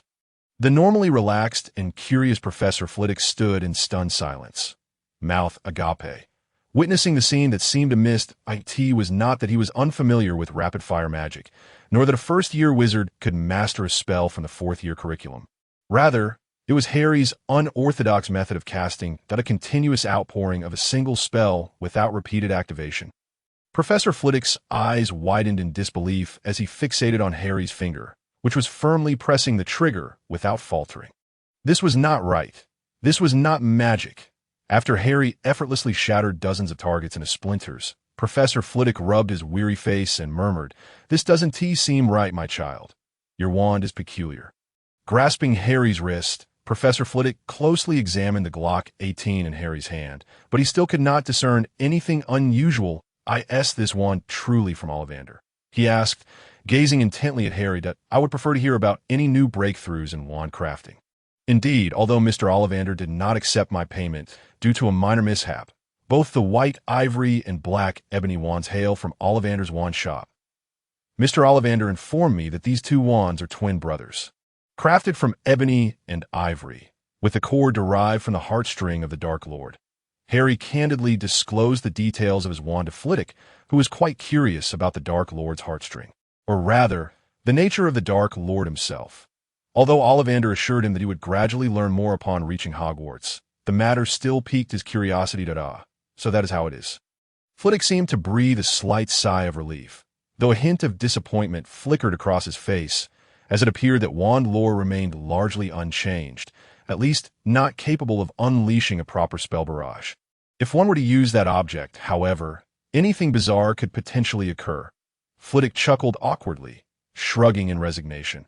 It was evident that this was merely an accident, and the notion of popularizing wizardry was utterly implausible. "Professor, are you suggesting that My wand's peculiarities are indeed connected to the Dark Lord's heartstring. Indeed, Flitwick responded affirmatively, as this phenomenon possesses an element of unpredictability, although most outcomes are unlikely to be favorable. Should one strike luck, any bizarre effects that manifest fall within the realm of normalcy. That I once encountered a fortunate individual whose wand had been fixed in the form of a launcher, allowing him to cast magic only once per week, but the power of that singular spell. Have you ever witnessed an explosion spell that demolished a 600-meter high hill? In that battle, he vanquished foes many times his own number, driving the front lines deep into enemy territory. Even now, reflecting on it is profoundly awe-inspiring. Flitwick appeared to drift into a reverie of the past, smacking his lips and contemplatively stroking his chin. "Professor, could you enlighten me on what exactly the Dark Lord is?" Harry inquired, having been curious about this term for quite some time. "Well, this matter is not a secret per se. At Hogwarts, you will formally learn about it in your third year. The course on the history of magical warfare will elucidate everything in detail. However, since you have asked, I shall impart a brief explanation." Flitwick straightened his demeanor and extended his hand, indicating that they were to establish a simple magical pact before advancing to the third year. "You must not disclose any information you acquire to other students. This has always been a long-standing custom. Exceptions can be made, but not too many." Harry nodded earnestly and extended his right hand. A gentle clasp completed the simple magical agreement. Unlike an unbreakable vow, violating this pact would not result in death. Instead, both parties would bind certain behaviors with their magical energies, and breaching the contract would incur a backlash of the total magical energy used at the time of its formation. While it could potentially be lethal, it typically would not result in death, though injury was inevitable. Upon completing the simple pact, Flitwick no longer withheld information. After all, too many were aware of this matter. But it was a shared understanding not to burden the young with such knowledge, allowing them a carefree childhood, as every elder would wish. The Dark Lord is, in fact, a term denoting a certain type of being, a classification of rank. Thousands of years ago, the magical realm has been engaged in a relentless battle against a formidable foe that we refer to it by various names, such as the Abyss, the Underworld, Hell, and the Shadow Realm, among others. Each region's wizards have different appellations for it, and this enemy employs the magical beings known as the dark creatures as tools to combat the magical world. In Europe, we call them the dark creatures. Just as light and darkness are inseparable counterparts, the magical beings living in our realm and the dark creatures exist as two sides of the same coin, locked in mutual enmity, intent on annihilating one another, a feat that is exceedingly difficult to achieve. The heartstring of the Dark Lord used in your wand is derived from the general of the dark creatures, the magical essence left behind after the Dark Lord's defeat. Unlike us, the dark creatures do not merely use magic. They consume it. If they were devoid of life, the dark creatures would be the most exquisite magical material in existence. You heard me correctly. Upon witnessing a flicker of astonishment on Harry's face, Flitwick nodded. They indeed constitute the finest magical material, having transformed their own bodies through the consumption of magic, and upon their demise. The essence they leave behind possesses certain incredible properties. Flitwick's slender fingers gently tapped Harry's wand. Cherish them well.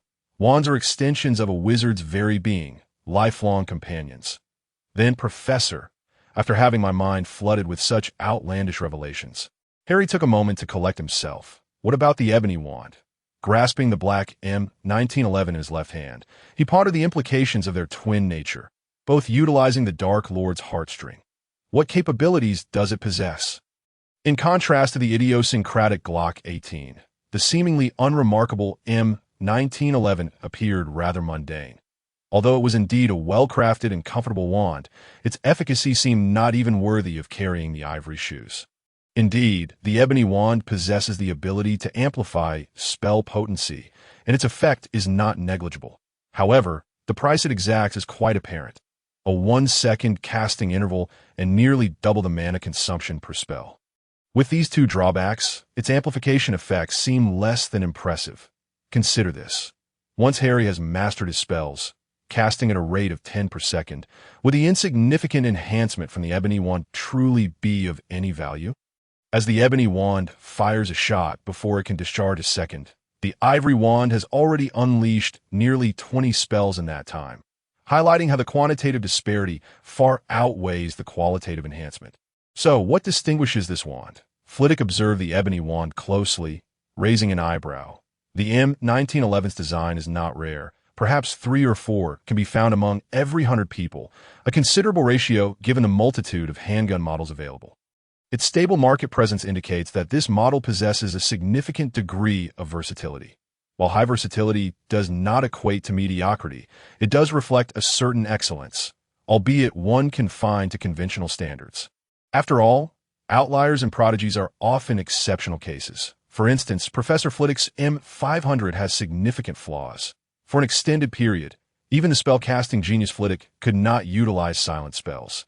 Yet this wand boasts a staggering amplification effect. Even in its bare form, many adorned wands must yield to its superiority.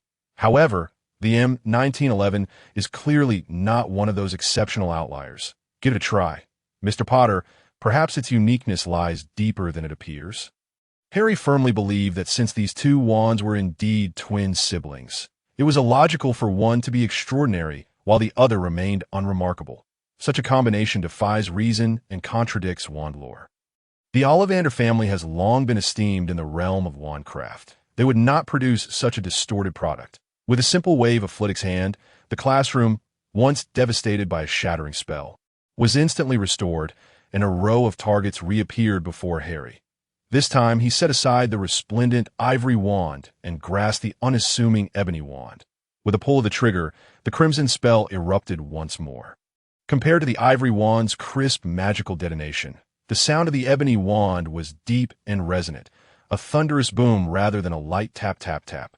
The amplified spell struck the target with such force that instead of shattering into splinters, the wooden target exploded into a cloud of sawdust, perfectly embodying the concept of pulverization. If one were to gather the remnants, they would find a handful, of course, would powder to cast a second spell. An interval of approximately 1 second is required. Speaking thus, Harry once again pulled the trigger, obliterating another target into a fine dust. It seemed there was indeed nothing particularly remarkable about it, Professor Flitwick, however, evidently perceived more than Harry did. The effect was satisfactory, yet remained firmly within the conventional limits. And what of the magical energy expenditure? Approximately double that of white ivory, though the potency of the latter appeared somewhat diminished to accommodate rapid firing, resulting in a lower consumption, or so I conjecture. The consumption of ebony should be 1.5 times that of standard spellcasting, with power nearing, but not quite reaching, double. What keen powers of observation you possess. But how did you arrive at such a comparison? Professor Flitwick regarded Harry with admiration. For a first-year student, such discernment was truly exceptional. The standard spells include quantifiable records of certain magical effects. And during the holiday, I conducted some comparisons, albeit not entirely precise, yet I believe the discrepancies are negligible. How did you manage that? Professor Flitwick inquired with curiosity. Fossil to mud. Harry grinned, revealing that he had discovered a minor spell in standard spells. Level 3, which precisely softens a stone measuring 3 feet in length, width, and height into mud that I used this standard for my tests. A clever approach indeed. Such magic with an intuitive quantitative standard is quite fitting.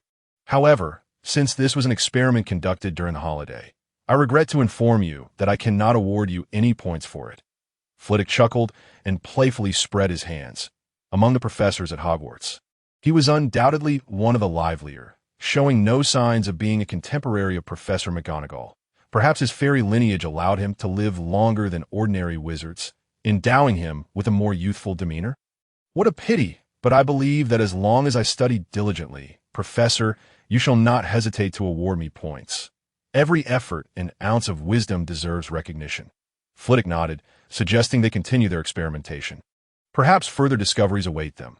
The somewhat monotonous magical testing commenced, with Harry swiftly dispatching various targets conjured by Professor Flitwick at a steady frequency of once per second.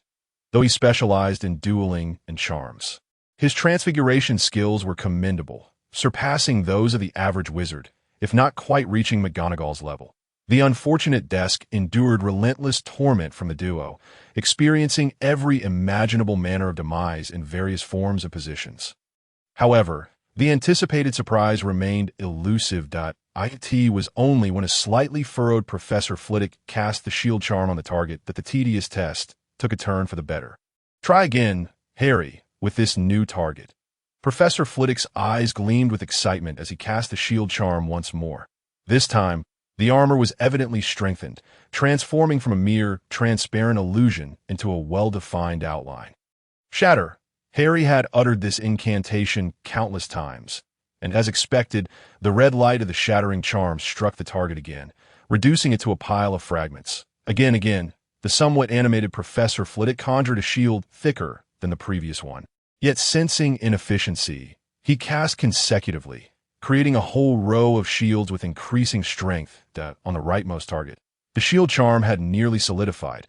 What had once appeared as a slightly ethereal barrier now seemed almost tangible. Who knows, perhaps one could wield it to deliver a blunt strike to an unfortunate soul who ventured too close. "It seems we have uncovered a little secret about Ebony," Professor Flitwick suggested. Gesturing for Harry to begin testing point one by one, the targets were obliterated by the shattering charm. Before Harry could demolish all the targets, the scene before him prompted a hypothesis. "Continue. Cast on each target." However, starting from the fifth to last, I found myself unable to shatter them. No matter, press on. After a few more seconds, Harry, having completed the spell on the entire row of targets, rubbed his slightly sore arms. "Professor, is the effect of Ebony to penetrate armor?" While it appeared so, the effects are not quite the same. "Harry." Professor Flitwick swiftly returned to the stack of books, bringing the remaining 5 unshattered targets before him. Behold this unexpected revelation. While armor-piercing attributes are indeed rare, the effect of Ebony is entirely different, and the underlying principle is distinct as well. Initially, when you shattered the first target, I believed this to be the case, but subsequent tests led me to refute that conclusion. Firstly, while armor-piercing attributes are rare, they are not particularly unique. They cannot compare to the peculiar rapid-fire attribute of your white ivory. Since Ebony and white ivory are akin, one would expect both to possess roughly equal peculiarities. Look at this final target, Harry. Professor Flitwick levitated the last target between them. The effect of the shattering charm does not reside on the surface of the shield charm, but within the shield formed by the spell. This shield, which has not been shattered by the shattering charm, bears a bulge roughly the size of a ping-pong ball, located about 1/5 of the way into the shield's thickness. The force of the shattering charm failed to rupture the shield charm encasing it, leaving this cavity as evidence of its effectiveness. It is not a matter of dispelling armor, but rather a matter of magical penetration. Professor Flitwick declared with conviction, any protective magic beneath the penetration strength of Ebony is incapable of halting the spells it emits. The previously shattered targets were not first breached by the shield charm and then destroyed. Rather, the shattering charm penetrated the shield, striking the target while simultaneously destroying both. Not armor-piercing, but a further advancement in penetration? Harry queried, somewhat incredulous. This attribute seemed to rival the rapid-fire quality of white ivory. It disregards protective magic of a certain strength. Remember, it is a matter of disregard. Ebony, when surpassing a specific threshold of protection, does not expend power nor diminish the protective force. It entirely ignores its existence, only truly interacting once it exceeds the limit of what can be disregarded. That I must correct your understanding on this point. Is this significant? Harry questioned, perplexed by Professor Flitwick's perspective. Very much so, Flitwick replied gravely, for it may very well relate to the possibility of inadvertently harming your classmates. Harry, utterly speechless, stared at Professor Flitwick, lost in thought. Are you suggesting that if I am not careful, I could become Hogwarts executioner? Indeed, Professor Flitwick nodded without hesitation. If you are not vigilant, such an outcome is inevitable. Why? A bewildered Harry racked his brain for an explanation. What is the full name of Hogwarts? Professor Flitwick inquired, locking eyes with Harry. Hogwarts School of Witchcraft, Hogwarts School of Magic and Warfare. Precisely, the School of Magic and Warfare. The very purpose of Hogwarts' establishment was to cultivate a cadre of competent warriors. Soldiers. Professor Flitwick's resolute response left Harry astounded. Though not every graduate may meet this standard, our original intent remains unchanged. Hogwarts nurtures talent, but more importantly, we train soldiers fit for battle. Combat is an inherent reality, a necessity. Every capable soldier is forged through the relentless application of countless spells. During a 7-year education, if one fails to cast spells more than 10,000 times, Hogwarts will not grant a diploma. A wizard who seldom employs magic, who lacks proficiency, what claim do they have to be part of the magical community? In the past, this was forgivable, given the prolonged peace, but now... Professor Flitwick paused, then waved a hand dismissively, his expression suggesting a hint of displeasure. After the conclusion of your first year, once you have completed the foundational studies of spells, you will commence practical magical training, wherein, at any location and at any time within Hogwarts confines, a temporary battlefield may be established. The colossal magical array that envelopes the entire school will provide you with a barrier of magical energy. The strength of this barrier is a composite calculation based on the total magical capacity of the wizard and the corresponding level assessment, akin to a health bar. Once the magical barrier is breached, the defeated will be directly transported by magic to a different location to face the consequences of their failure. Professor Flitwick furrowed his brow in distress regarding the magic penetration of Ebony wood, estimating that only the most exceptional students in the 6th and 7th grades might withstand such a potent barrier. Should you employ it in battle, it would be tantamount to cheating. Had we not discovered this today, a single shattering curse or any other lethal spell cast by you could have left that unfortunate child beyond the point of rescue. A 1.5-fold amplification of power is already considerable, and no pure-blooded human could endure such an impact physically that, in the case of armor-piercing spells, it matters not, as the penetration would be monitored by the magical barrier, allowing only minor injuries to the protected individual, which falls within acceptable limits, given that some spells inherently possess the ability to negate or penetrate magical defenses. However, a direct disregard for a certain degree of magical protection, coupled with an absence of magical expenditure, would elude detection by the barrier. This limitation of magic implies that even if I wished to optimize or enhance the magical barrier, I would be left without means, with a gesture of exasperation. Professor Flitwick lamented that, at least for now, he could not conceive of a way to counter this shameless effect. Then perhaps I shall refrain from using ebony wood in battle, Harry replied, somewhat at a loss, having grasped just how unscrupulous this effect truly was. While the notion of cheating was indeed enticing, he found himself lacking any genuine desire to engage in such behavior. However, this is profoundly unfair to you. Battles should be fought with utmost effort. Otherwise, our practical dueling exercises would lose their intended efficacy. Professor Flitwick expressed his discontent. What purpose does such training serve if we cannot compel an exceptional warrior to exert their full potential? In his eyes, Harry was a remarkable talent. The previous target practice had already indicated that Harry had completely surpassed the first-year level, although his grasp of spells was still limited and his theoretical knowledge severely lacking. His shooting accuracy was impressively high. He had not noticed Harry aiming when casting spells. It was all done with a casual flick of the wrist, consistently striking the chest or abdomen of the target with no difficulty. This innate marksmanship is a rare gift, especially in the heat of battle. I shall endeavor to find a solution. Professor Flitwick sighed, recognizing the complexity of the issue. In truth, I've already gained an advantage. Professor Flitwick, I still possess white ivory. Harry waved his hand dismissively, acknowledging that even if utilizing ebony wood was impractical, he already had a powerful enhancement at his disposal, and it was remarkably effective. Others could not achieve rapid-fire spells, yet he could. This was undoubtedly unfair to the rest. Why do you believe spells cannot be cast in rapid succession? Professor Flitwick now appeared somewhat surprised, but upon recalling that it was Harry's first day of class, it seemed entirely reasonable that he might be unaware of such details. Magic can indeed be cast in quick succession. However, your continuous casting of singular spell is somewhat unusual. Put it simply, each spell has an inherent built-in casting cooldown period. The more powerful the spell, the longer the cooldown required. While this duration can be reduced, achieving your level of frequency is certainly unattainable. However, this built-in cooldown operates independently. which means there is no conflict between the cooldowns of different spells. For this reason, there exists a crucial technique in spellcasting that every wizard must learn. Professor Flitwick transformed his wand into the shape of a submachine gun, a miniature version of the Uzi that suited him perfectly. Yet he did not pull the trigger. Instead, under Harry's astonished gaze, he removed the magazine from the Uzi.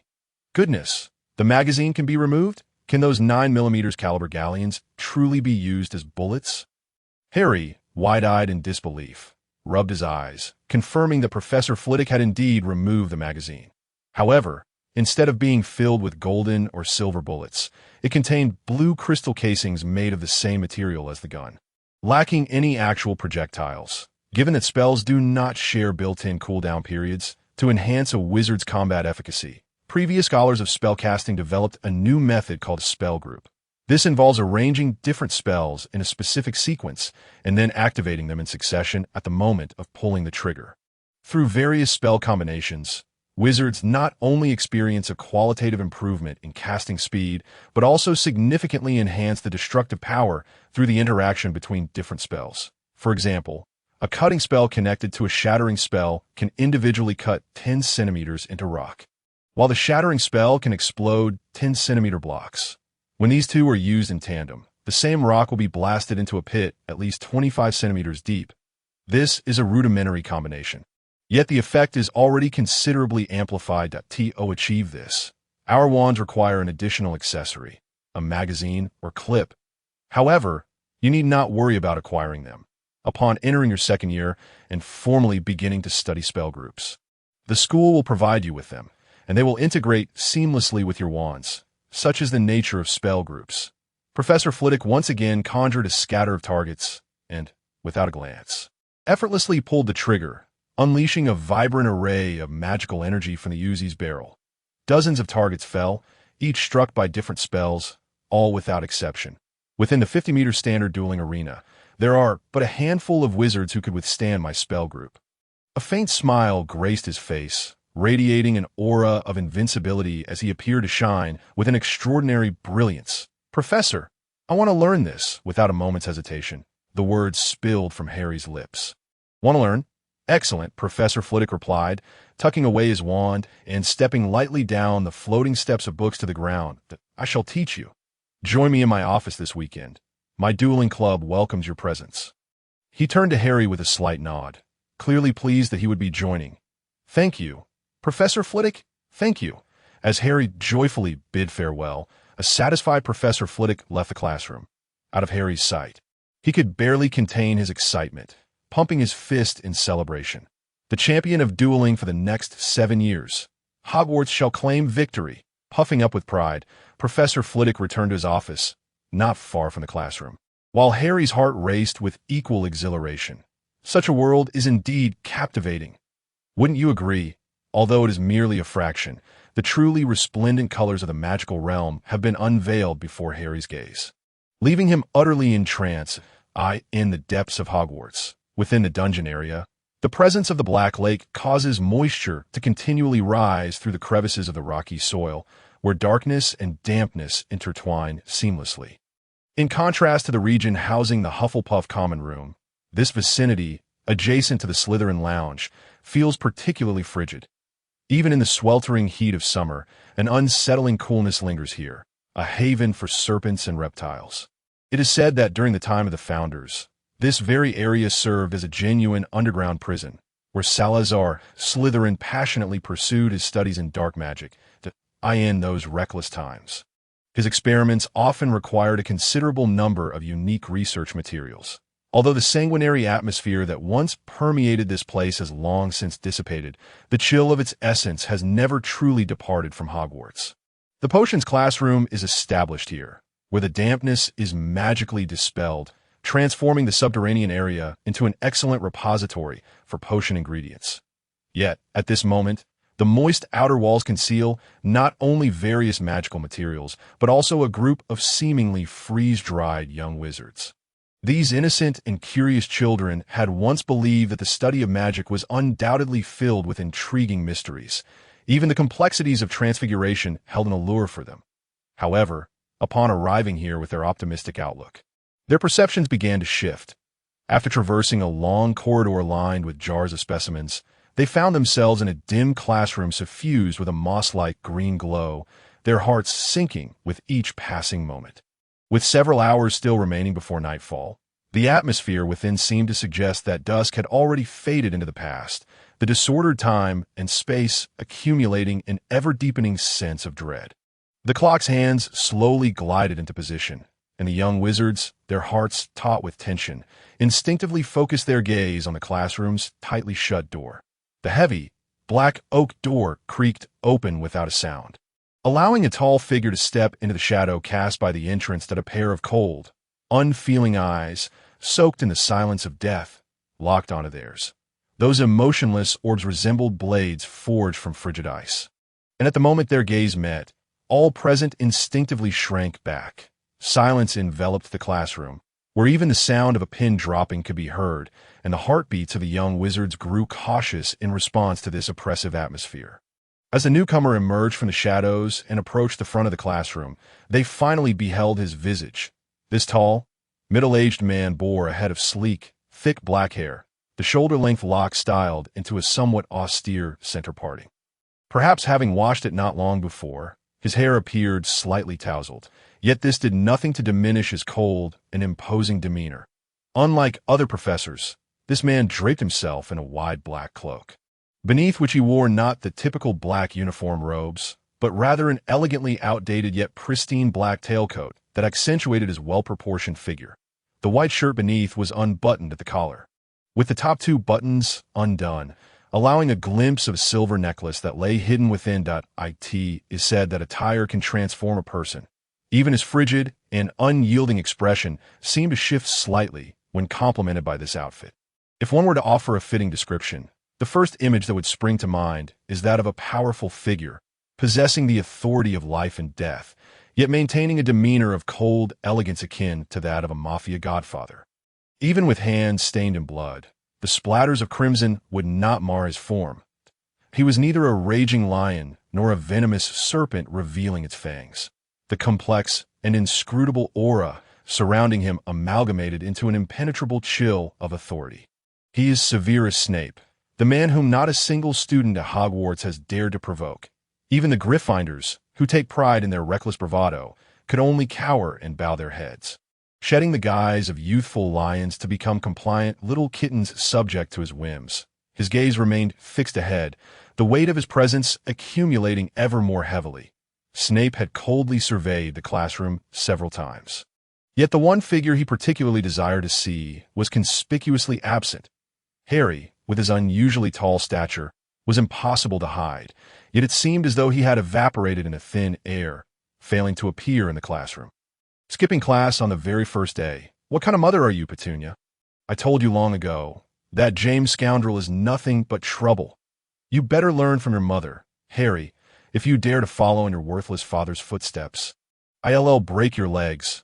Though his expression remained unchanged, the internal turmoil within Snape erupted like a volcano, now entering the second stage of fury. The eerie silence that ensued from this 30-second wordless stare exceeded the threshold of endurance for many young wizards. After all, they were merely 11-year-old children, unaccustomed to such a terrifying aura. Just as a group of trembling children were on the verge of shedding tears, the hurried footsteps of someone approaching grew louder. Knock, knock, knock. The sound of the door being rapped broke the suffocating tension that Snape had unwittingly created. As he regained his composure, he found a group of students whose eyes glistened with unshed tears. Yet he had no desire to offer comfort. He neither could nor wanted to. Commandant Snape's voice was as cold as I see. As he averted his gaze, the young wizards, whose bodies had been coiled with tension, suddenly exhaled in relief. They dared not make a sound, stifling their breaths behind their sleeves. The door swung open, and Harry, slightly out of breath from his hurried run, endeavored to regulate his breathing. Although there was an hour's break between charms and potions classes, he had lost track of time during a small experiment with Professor Flitwick. By the time he regained his bearings, less than 5 minutes remained before class commenced, and despite his frantic efforts, he was still late. I'm sorry I'm late. Wiping the sweat from his forehead, Harry hurriedly entered. Sorry, Upon noticing Snape's attire, his voice faltered abruptly, nearly uttering the word Godfather, for Snape's current demeanor was strikingly reminiscent of that. "Sorry, Professor, I arrived late." Harry quickly corrected himself, his heart churning with a tumult of shock akin to a tsunami. Wasn't it agreed that a sallow complexion and a decade of unwashed hair would be the norm? With this appearance, are you still worried about not finding someone to marry over the past 10 years? If all else fails, why not see someone? Wouldn't it be a waste not to engage in some morally questionable activities with this look? Harry swiftly cast aside his wild thoughts when he noticed Snape's slightly furrowed brow as if he failed to offer an explanation. Even with Snape as his godfather, Harry doubted he would fare well. "Professor Flitwick invited me to join his dueling club, and I inadvertently lost track of time." "Enough," Snape interjected with his characteristic indifference, cutting off Harry's explanation. "Return to your seat." As Snape turned away, he produced a piece of parchment from his robes. The young wizards watched Harry silently as he approached, and in that fleeting moment, they transformed into spectators, beginning to speculate on Harry's fate. Indeed, his fate at IT was no wonder the young wizards held such a pessimistic outlook. Snape's notorious reputation had been relayed to them by numerous upperclassmen. Although their accounts had been brief, the clues combined with their recent experiences were sufficient for them to draw their own conclusions. It was said that anyone unfortunate enough to fall into Snape's clutches would be subjected to inhumane experiments, with the best outcome being that they would remain whole. Those who emerged from detention in a daze, their memories foggy, were deemed the most unfortunate. Even if such individuals later excelled in potion-making, people were more inclined to believe that Snape had extracted something from them, perhaps 1/7 of their very soul. The meager compensation offered serves merely as a facade, for those ensnared by the devil into forced transactions invariably lose far more than they gain at Hogwarts. The legends surrounding Snape are few, yet each one is more chilling than the last. After Harry took his seat, Neville, sitting beside him, had even begun to clasp his hands in prayer for Harry, hoping that Merlin would show mercy and ensure Harry's well-being. Yet, the anticipated dreadful punishment did not materialize. Harry settled in unscathed, placing his textbooks and tools upon the desk, while Snape's first utterance upon returning to the lectern bore no relation to Harry whatsoever. "Hannah Abbott," Snape commenced the roll call without any additional motions, even refraining from deducting points from Hufflepuff. Despite Harry's recent tardiness, as the names on the parchment dwindled, the young wizards gradually regained their composure, realizing that the snippets they had heard were not entirely accurate. Indeed, Snape was fearsome.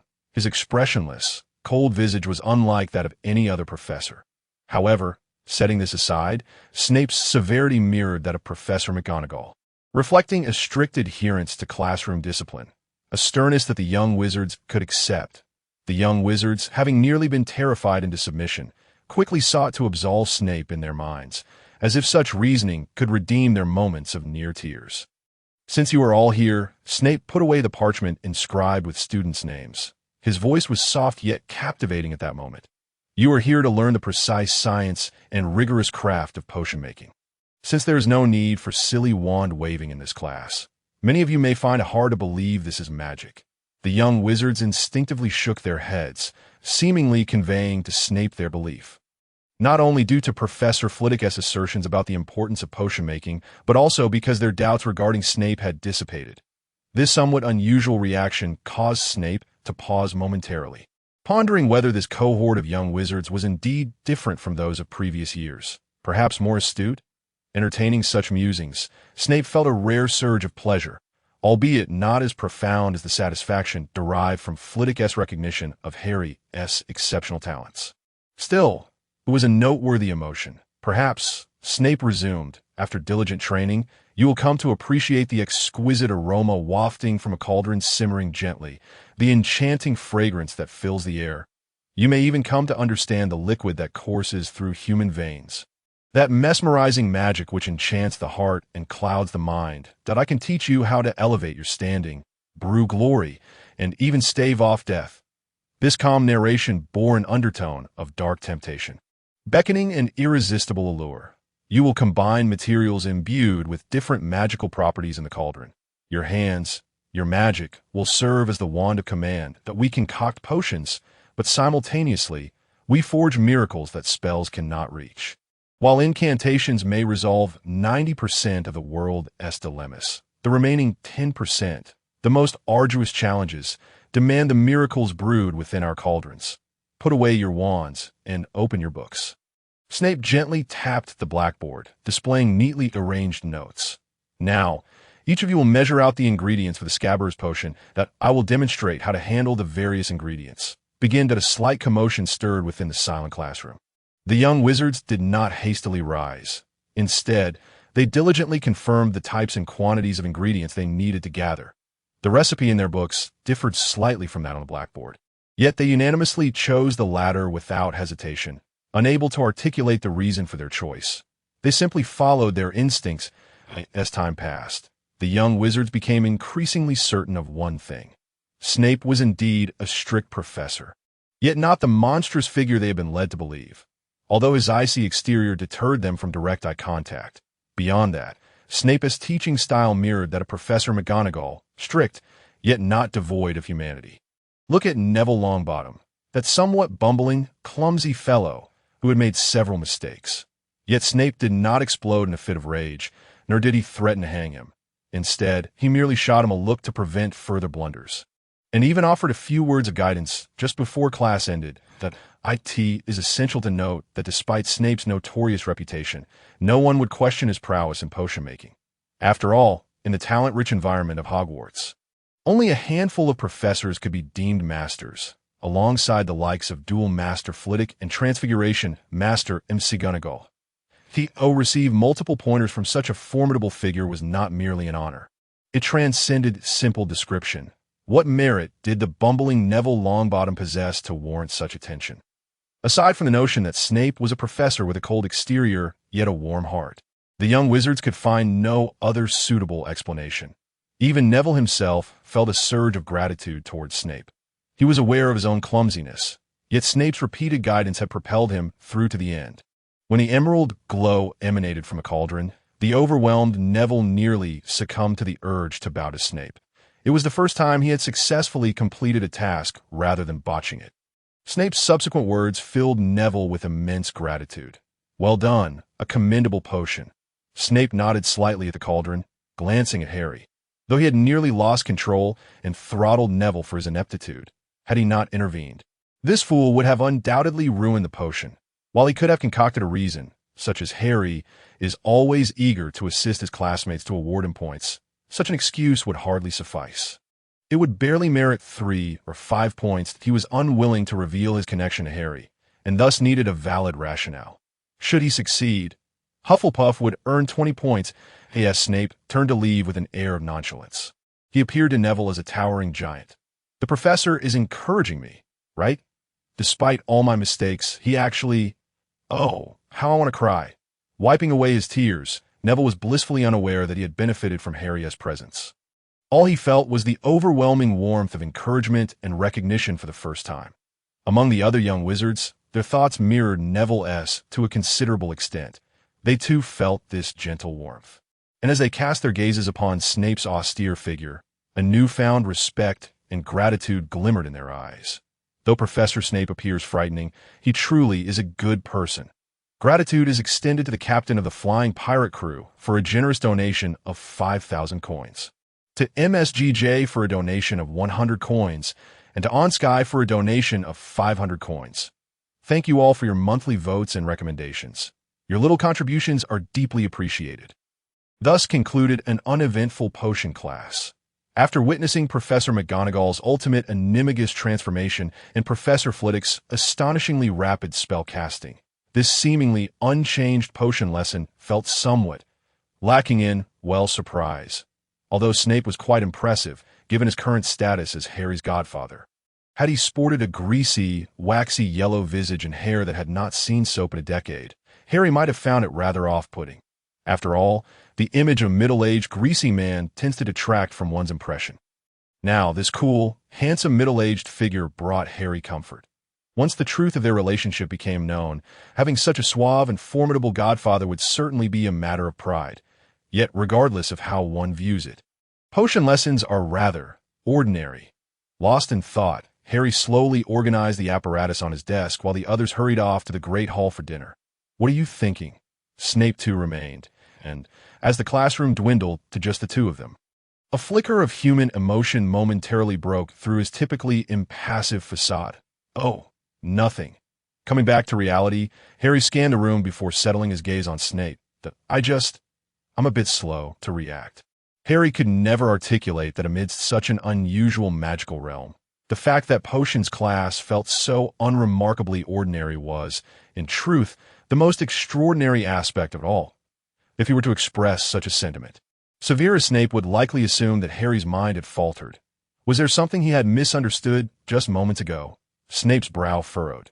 To him, the Scabbers potion, an elixir that could be brewed with mere hands, was a quintessentially pedestrian concoction.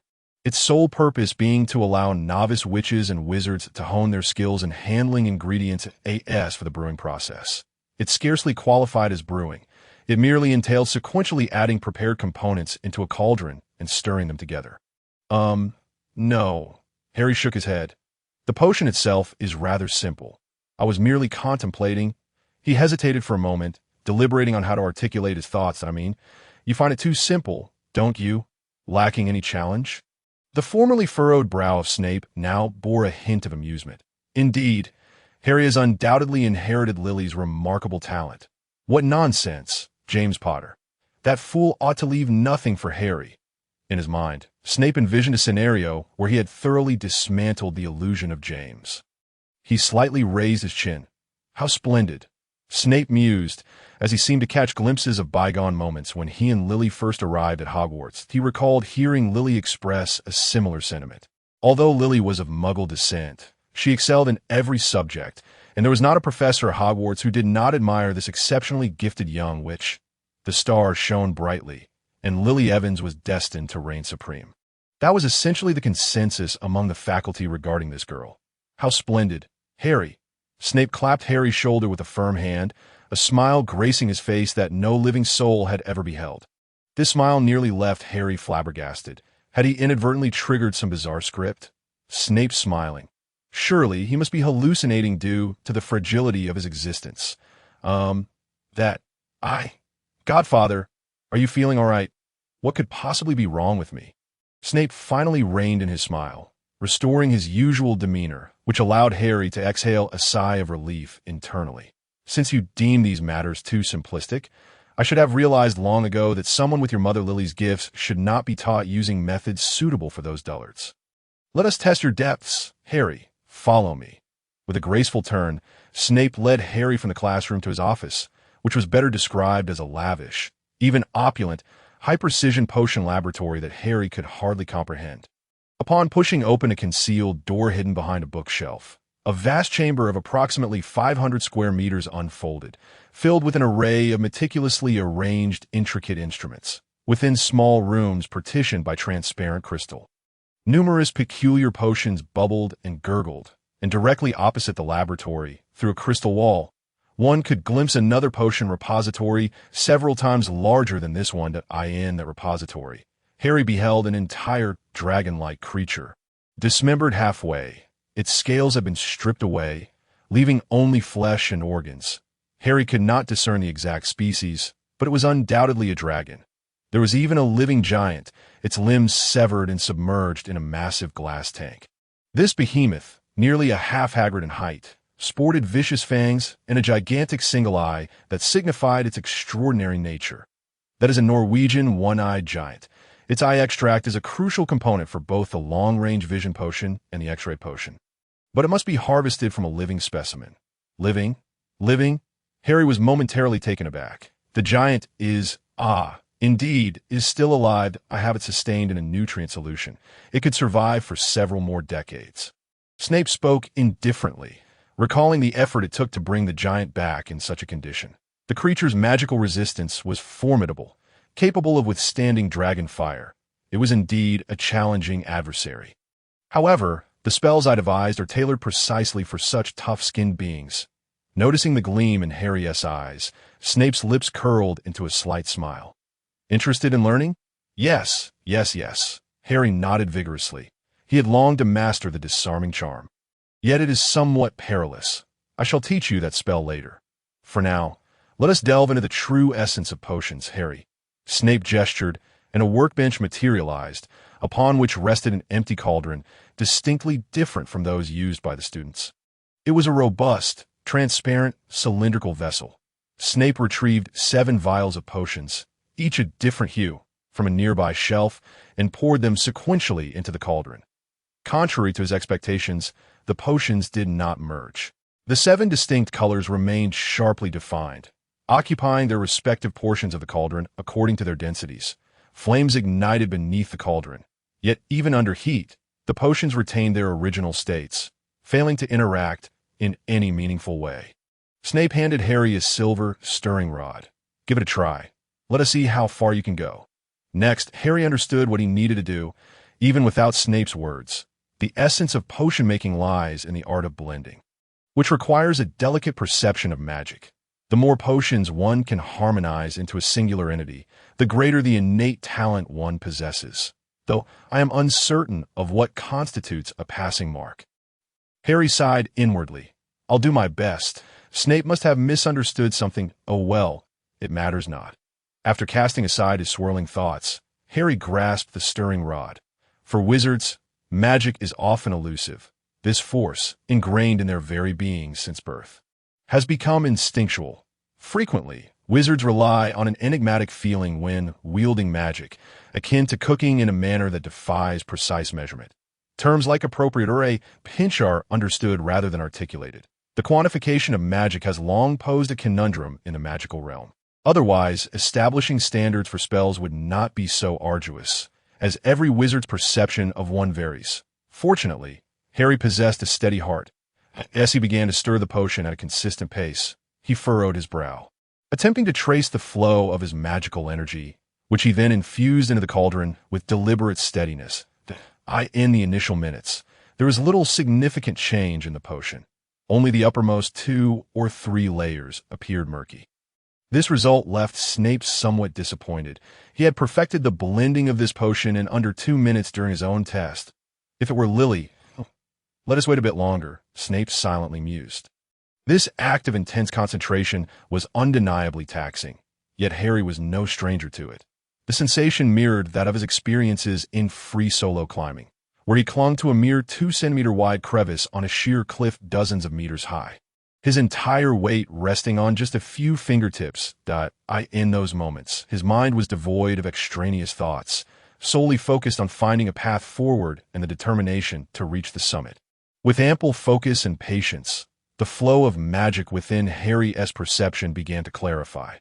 Though he could not yet fully grasp the intricate pathways of all his magical energy, he could sense the direction in which the magic radiated from a stirring rod. Each layer of liquid possessed distinct characteristics, necessitating different amounts and even directions of magical infusion for proper harmonization. Gradually discovering the nuances, Harry altered his initial methodical stirring, adjusting his force, speed, and direction. Before long, the top 3 layers visibly blended into one, while the 4th layer began to cloud, and even the 5th layer showed signs of agitation. That Snape's gaze softened, although the process was slower than he would have preferred.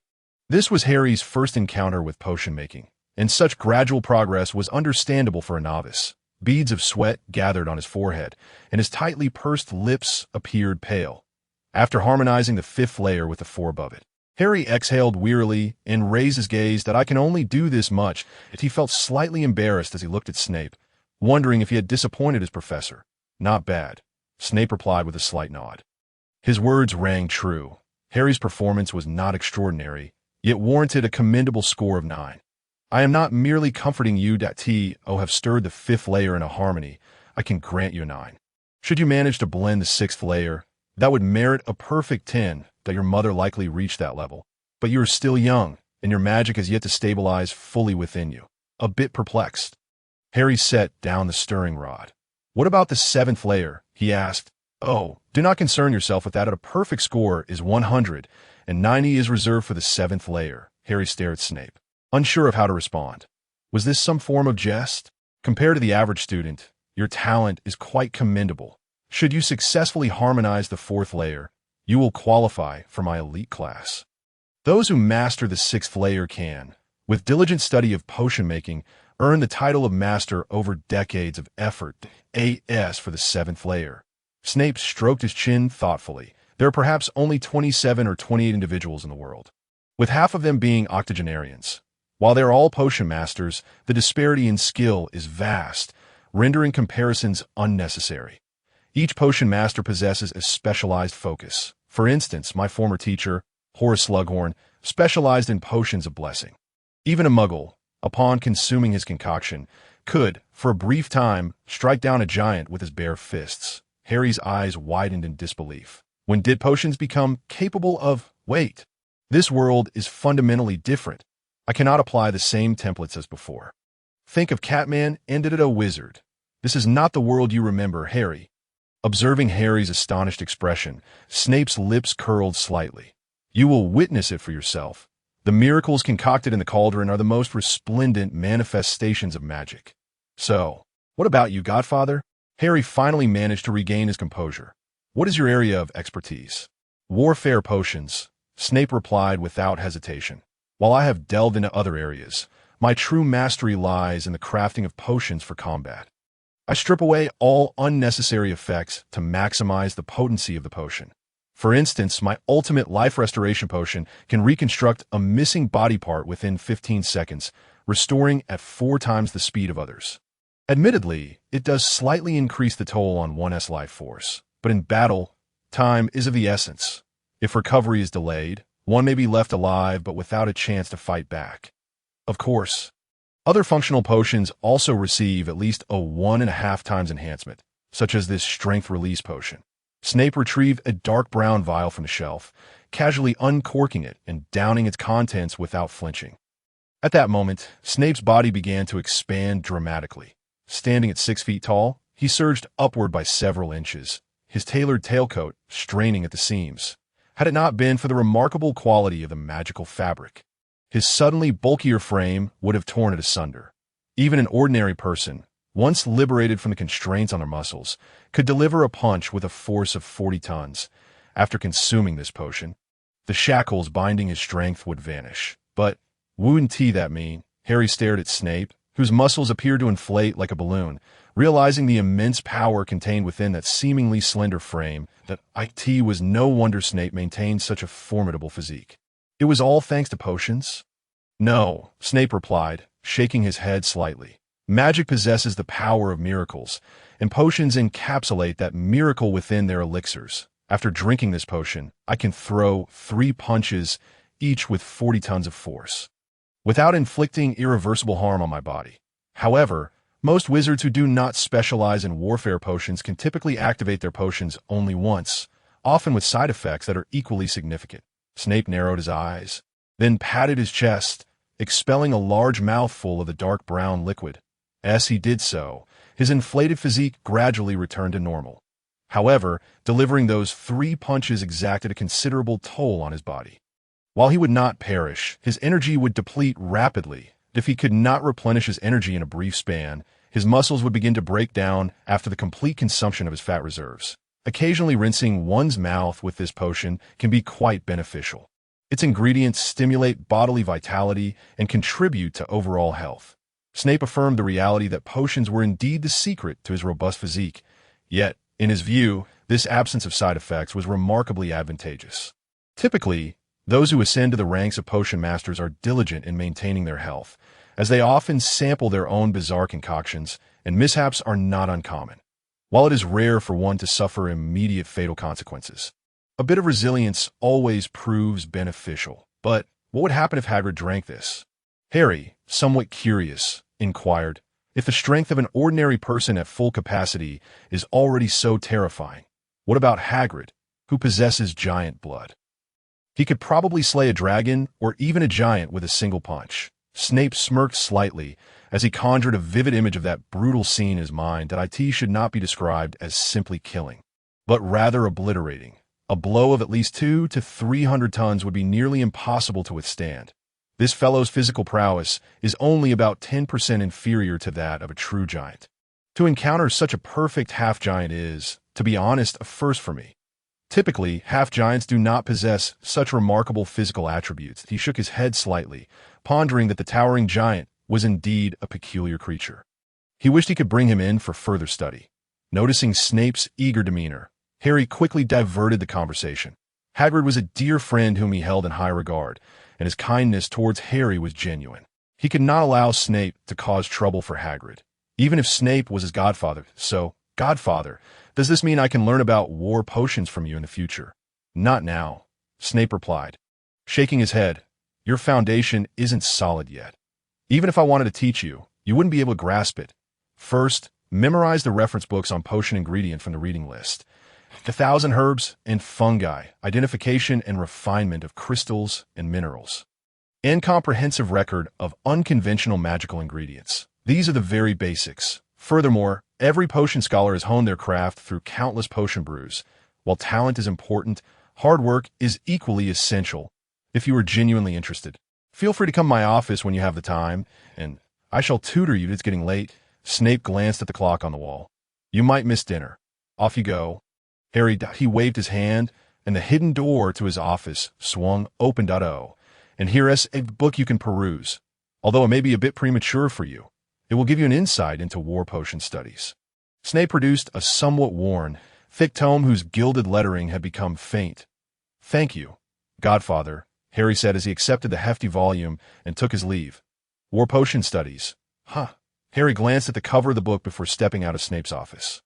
Such potions were truly captivating to him that he could hardly contain his excitement as he opened the book, the first potion that met his gaze being the malleable high-energy explosive potion 4, which boasted an explosive effect equivalent to 7 standard strength blasting curses, the Blasting Curse, released simultaneously per ounce, approximately 28 grams.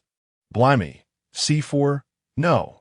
C4 doesn't even compare to this. With a snap, Harry closed the book, realizing he had underestimated the content of war potion studies. To entrust himself with such knowledge. It seemed his godfather's true identity was not that of a mafia overlord, but rather an arms dealer.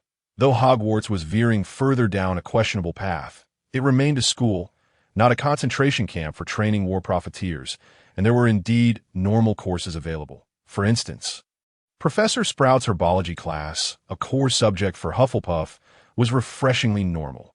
Whether it was the plants in the greenhouse that required their care or the textbooks, there was nothing beyond the syllabus, although dealing with fertilizers, soil, and rebellious, juvenile magical plants could be somewhat chaotic. Harry, who was inherently inclined towards gardening, found immense joy in it. Some things cannot simply be discarded by traversing through time. After gaining a foothold, Harry found himself unable to resist bringing back several potted plants, intending to cultivate something on the small windowsill of his dormitory. This unconventional endeavor was irresistibly alluring to him. Equally mundane were the subjects of history of magic and astronomy. The study of stars remained unchanged, and Professor Binns of History of Magic showed no unexpected alterations. His voice droned on monotonously like an old monk chanting scriptures, rendering the already watered-down history of the magical world even more tedious. After enduring for a mere half hour, Harry, like others, found himself drifting in and out of a stupor. However, there was much to look forward to this week. Professor Flitwick's dueling club was quite entertaining. This private little club of the professor welcomed the most talented young wizards across all grades in the art of spellcasting. Each year, at the end of April, May, and June, a small-scale dueling competition initiated by the International Duelist Club takes place. April features inter-regional contests, with each registered magical school allowed to recommend participants. Following the regional competitions, May and June typically host the semi-finals and finals. Although it bore the title of an international event, participation was fairly limited. When it came to the semi-finals, having around 10 individuals from each age group was already considered impressive. There are not many recognized magical schools worldwide, particularly large ones akin to Hogwarts. With the total number not exceeding 20, the smaller schools often struggle to attract quality students. While a few talented individuals might emerge, they mostly contribute little more than mere enthusiasm. Though limited in scale and garnering relatively low attention, the competition still held significant prestige, especially its senior event, the International Duelist Championship. Winning this competition would elevate one to a prominent position within the magical community. Professor Flitwick earned the title of Master Duelist after triumphing over exceptional wizards from around the globe 5 times in succession. Being selected as a seed participant by Professor Flitwick brought Harry considerable joy. Upon arriving at the club, Harry spotted a familiar face from Slytherin. Little Draco was amusing, yet his sister seemed to possess the aura of a true pure-blood elite witch. Among the first-year wizards invited to join the dueling club, only Harry and Cassandra stood out early on, undoubtedly excelling in both classroom and extracurricular performance. "Miss Cassandra, what a coincidence it is to encounter you here," Harry remarked. Although he held little interest in her and was not particularly inclined to engage, her intense gaze upon him necessitated at least a greeting to avoid rudeness. "How delightful. It appears you two are acquainted." Professor Flitwick chimed in cheerfully. Due to his height, he likely missed Cassandra's earlier expression. The Malfoy heiress was not one to wear her emotions openly. Once Harry greeted her, she quickly adjusted her expression to one of the typical Malfoy haughty demeanor. Unfortunately, her attempt to look down upon Harry, who stood a head taller, transformed into a somewhat proud upward gaze, especially as Harry approached with a grin, making this subtle shift all the more evident. Sensing something amiss, she discreetly rose onto her toes. "Indeed, we are acquainted." Harry nodded to Professor Flitwick and then playfully pressed down on her head, causing the fuming girl to shrink a couple of inches. Standing on tiptoes would not genuinely make her taller. "Can you refrain from being so childish?" "You, shameless," Cassandra retorted, swatting Harry's hand away, her cheeks flushed with anger. In truth, there was no need to take it to heart. After all, she would eventually grow. Oh no, grow taller. After Harry's condescending glance, Cassandra instinctively clutched her chest and took a step back, her expression growing darker. Had it not been for the professor's presence, she might have cast a nasty curse at Harry. Just then, Professor Flitwick, having climbed onto a wooden stool, spoke, drawing everyone's attention. "Please take a seat.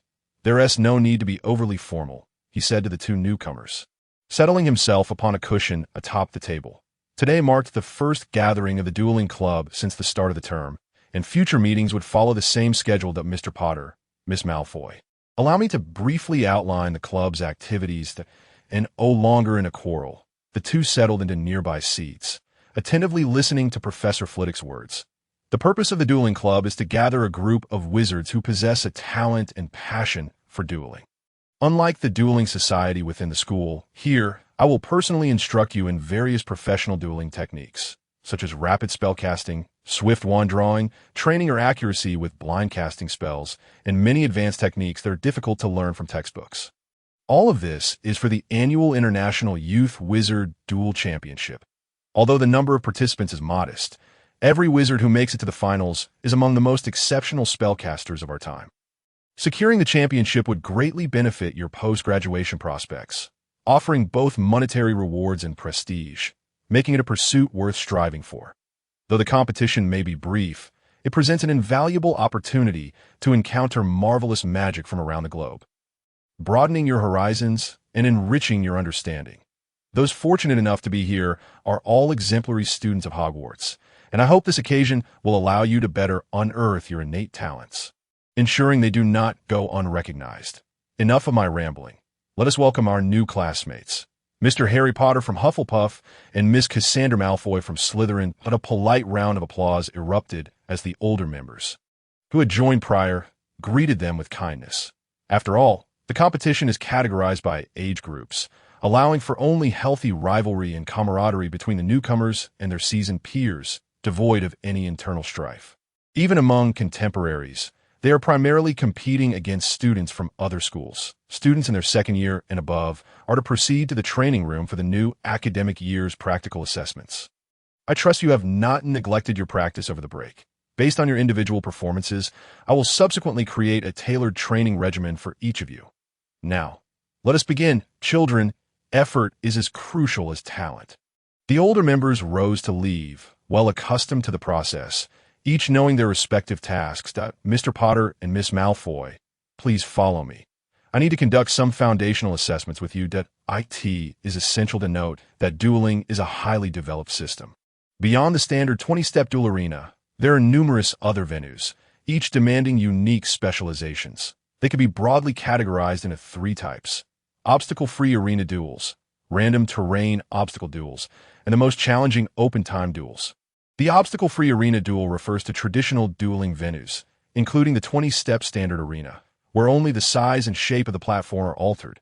Here, duelists focus on the rapid casting of spells and precise magical counteractions, as the absence of obstructions allows for a closer engagement, necessitating swift reactions that if your spells are sufficiently quick and your draw speed rapid, it is conceivable to conclude a match with a single incantation.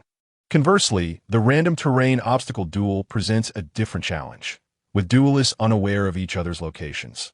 The randomly generated landscapes are often complex and dynamic, testing a wizard's on-the-spot reactions and acute magical perception. However, be aware that transfiguration may be employed during duels. While it is a distinct discipline from charms, it still falls within the realm of spell casting. The use of potions or alchemical tools, however, is strictly prohibited. Lastly, the open-time duel involves over 30 participants in a multi-combat scenario, featuring both team-based and individual battles. A vast arena is enclosed by magical barriers, which gradually constrict towards the center at regular intervals. Those who fail to enter the shrinking zone will be eliminated, and as the barriers close in, the intensity of the confrontations escalates until a final victor emerges. These are the three principal categories of dueling. Additionally, there are more specialized events such as sharpshooter duels and lightning shooter duels, which focus on spell accuracy and rapid casting. These have specific wand-type restrictions. For instance, the lightning shooter is exclusively open to wands from the revolver series. Now, you should have a general understanding of the classifications of dueling competitions. Noting the nods from the two, Professor Flitwick led them into a spacious room. The foundational test for duelists will assess your spell accuracy, casting speed, and magical sensitivity. While these abilities can be enhanced through continuous practice, innate talent is paramount for duelists. That I will identify your individual strengths and assist you in delving deeper into your respective areas of expertise. Wizards suited for straightforward arena competitions may not necessarily excel in complex obstacle duels. Versatile competitors are a rarity. Focus on excelling in your strongest areas. Let us commence the testing. The foundational tests are neither difficult nor overly complex. The accuracy assessment involves target practice, ranging from static targets requiring precise aim to dynamic targets, followed by instinctive rapid-fire shooting without aiming, and even faith shooting from behind cover, exposing only the weapon. According to Professor Flitwick, some individuals possess an innate faith in their shooting abilities. Even without knowing the enemy's location or appearing to shoot haphazardly, those endowed with this faith often manage to achieve remarkable successes in the Muggle world. Such beliefs are dismissed, yet in the magical realm, where divination and prophecy exist, such phenomena are undeniably real. Particularly, wizards from the African wizarding school of Wakanda often exhibit unexpectedly impressive faith buffs. That a legendary record in dueling history recounts a remarkably devout wizard who, after casting a stunning spell, saw it bounce back over 15 times, ultimately incapacitating his opponent who had dominated the battle from the outset. This unscientific yet magical phenomenon of faith-based shooting has gradually gained acceptance among duelists, as alternative pathways are always welcome. Regrettably, both Harry and Cassandra seem to lack that certain fervor in their faith-based shooting. However, their performances in other areas were commendable. Under aiming conditions, Harry achieved nearly perfect scores on static targets at 10, 25, and 50 meters, and scored an impressive 28 hits out of 30 on moving targets. Meanwhile, the competitive Miss Cassandra, though somewhat unremarkable, still performed admirably, even surpassing Harry on static targets with her MR-73 revolver, which inherently features a fourfold scope, a true marvel of craftsmanship. Such a wand's inherent advantage cannot be deemed cheating. It merely reflects a rather cunning advantage. Observing Cassandra's faintly provocative demeanor, Harry sighed in resignation. "I'm about to start bullying you," he quipped. Drawing his ebony and ivory wands, he casually raised his hand as the next target ascended. His innate shooting prowess allowed him to achieve a remarkably high hit rate without aiming. Within less than 20 seconds, he swiftly cleared all 30 targets, blowing away the non-existent smoke and casually slipping his twin wands into his pockets as he turned to leave, fully aware that this task had been tailored for him. Rendering any comparison futile, Cassandra, acutely aware of the disparity in their skills, gritted her teeth in silence, her irritation towards this ostentatious display palpable, completely unfazed by his apparent bullying of a fellow student. Harry approached Professor Flitwick, feeling it was time to voice some lingering thoughts. Professor Flitwick, regarding the spell set you demonstrated earlier, might I begin studying it in advance? Harry inquired with hopeful anticipation. This legitimate rapid-fire magic is not only a mainstream choice in the magical community, but also a potent means of swiftly enhancing one's abilities. I have self-studied the spellbooks up to the 4th year during the break. Although some of my magic may not be entirely standard, I have grasped the fundamentals. Yes, that's so. Flitwick's smile deepened at this revelation. Spells from the 1st to 3rd year are generally straightforward and pose little difficulty. However, from the 4th year onward, the spells become significantly more challenging to self-learn. The hurdle in spellcasting lies not in the incantations themselves, but in the coordination of phrasing and gestures, details that are inadequately documented in text. As a result, wizards who lack formal magical education often exhibit considerably weaker skills. If that is the case, it may not be entirely impossible, Flitwick replied, his expression sobering as he regarded Harry. While you have grasped some fundamentals, do not presume that you have mastered these spells.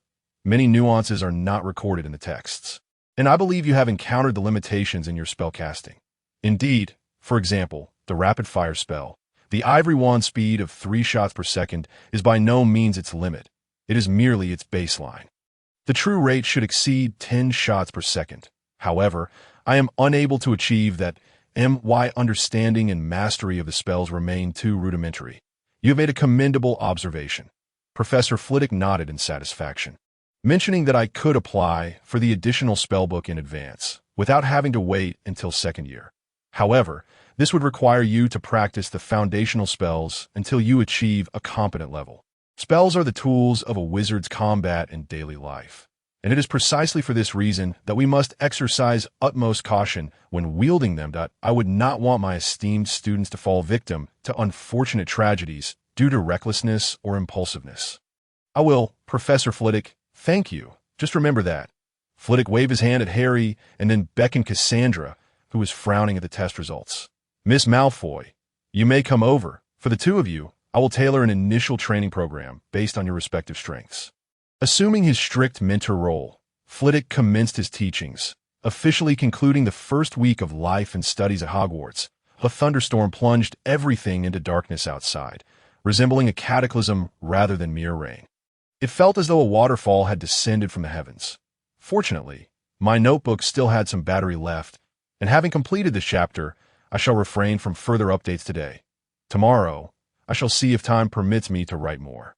Good night to all, and do not forget to vote and invest. The transition from the exhilaration of encountering magic at the beginning of the term to the agonizing struggle of completing assignments with a quill was remarkably swift for the young wizards. Although 1st and 2nd years had more leisure time than class time, the exuberance of these budding practitioners of magic often led them to indulge in wild antics. At least half of the young wizards spent their weekends frantically catching up on homework. For Monday heralded Professor McGonagall's Transfiguration class, a subject that was truly challenging and mentally taxing. Most of the time, when pressed, one could grit their teeth and manage to complete tasks, but Transfiguration was different. This abstract magic could not be forced, no matter the pressure. However, Harry was not particularly concerned with such matters.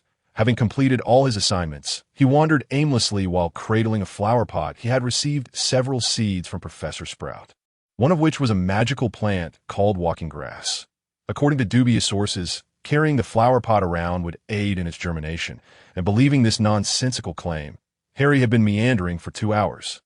Upon returning to the common room, he found a cluster of young wizards gathered around the notice board at the entrance, their animated expressions suggesting some exciting news. What is happening? What is going on?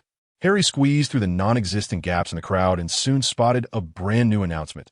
Starting this Tuesday, Hufflepuff and Ravenclaw would have flying lessons together. Harry, you saw it too, right?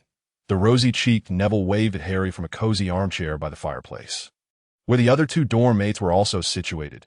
Upon Harry's arrival, they made room for him, and the enthusiastic chatter resumed. Rolf, do continue. The magical world is truly wondrous. Wizards travel by rocket, and rockets. What an impressive name. Our planes seem utterly inferior by comparison. Although there are jetpacks that can carry one into the sky, high-energy batteries are regulated, and unless one enlists in the military, they may never touch them in their lifetime. In contrast to Harry, Justin Finch Fletchley, hailing from a Muggle family, often found himself overwhelmed with excitement over the novel marvels of the magical world. It was evident that the prospect of flying particularly thrilled him. In the Muggle realm, flying machines were quite commonplace, and with the advent of high-energy batteries, Muggle technology had taken an absurd turn. The true marvel, however, lay in the airplanes of the Muggles, colossal metal contraptions that could soar through the skies despite the absence of magic. Now, that was truly extraordinary. Rolf's commander held no prejudice against Muggles. Rather, he was deeply curious about the unfamiliar world that lay so close to theirs.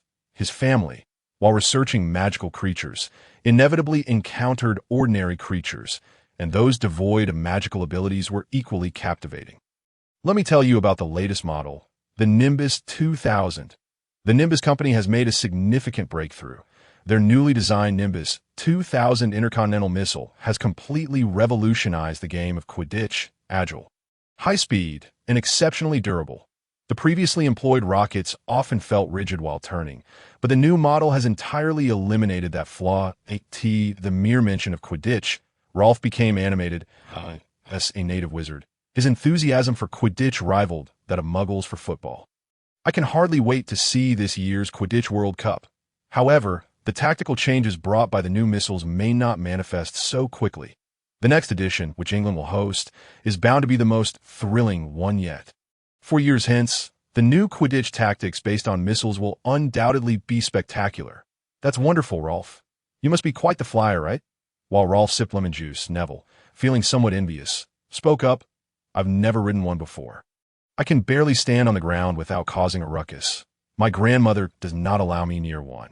I suppose that is for the best. Though somewhat disheartened, Neville was nonetheless looking forward to Tuesday's flying lesson. However, he lacked confidence in his ability to ride steadily. What is there to fear, Neville? Everyone has a first time, Harry said with a smile, placing an encouraging arm around Neville's shoulders. I am also new to this, but I believe I should manage quite well. Rolf set down his cup and looked at Harry. You mean, Harry, did you ride during the holidays? Which model did you buy? Rolf quickly pieced together the answer. Having grown up in a Muggle family, if Harry had encountered rockets and missiles, it must have been during the remaining holiday after visiting Diagon Alley. Yes, during the holiday, I went to my grandfather's house, which is near an uninhabited mountain.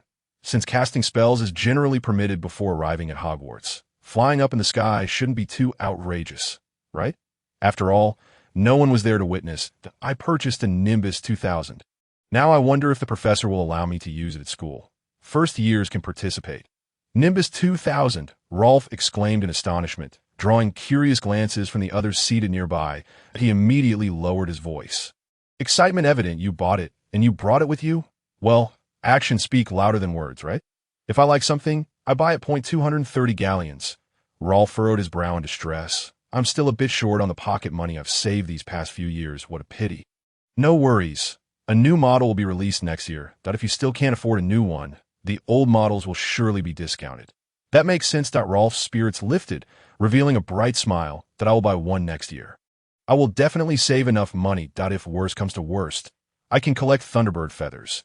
Each feather can sell for 20 to 30 galleons, and picking up a couple from a nest would suffice. The worst that could happen is my grandfather scolding me, but I can hide behind my grandmother. Neville gasped in astonishment. What kind of family are you from? You can raise Thunderbirds at home. Haha, it is all thanks to my grandfather, Rolf replied, somewhat bashfully scratching his head.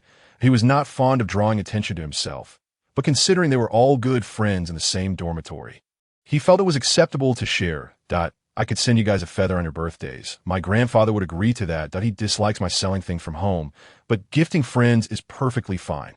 Rolf patted his chest, boldly declaring, such things are not rare in my household.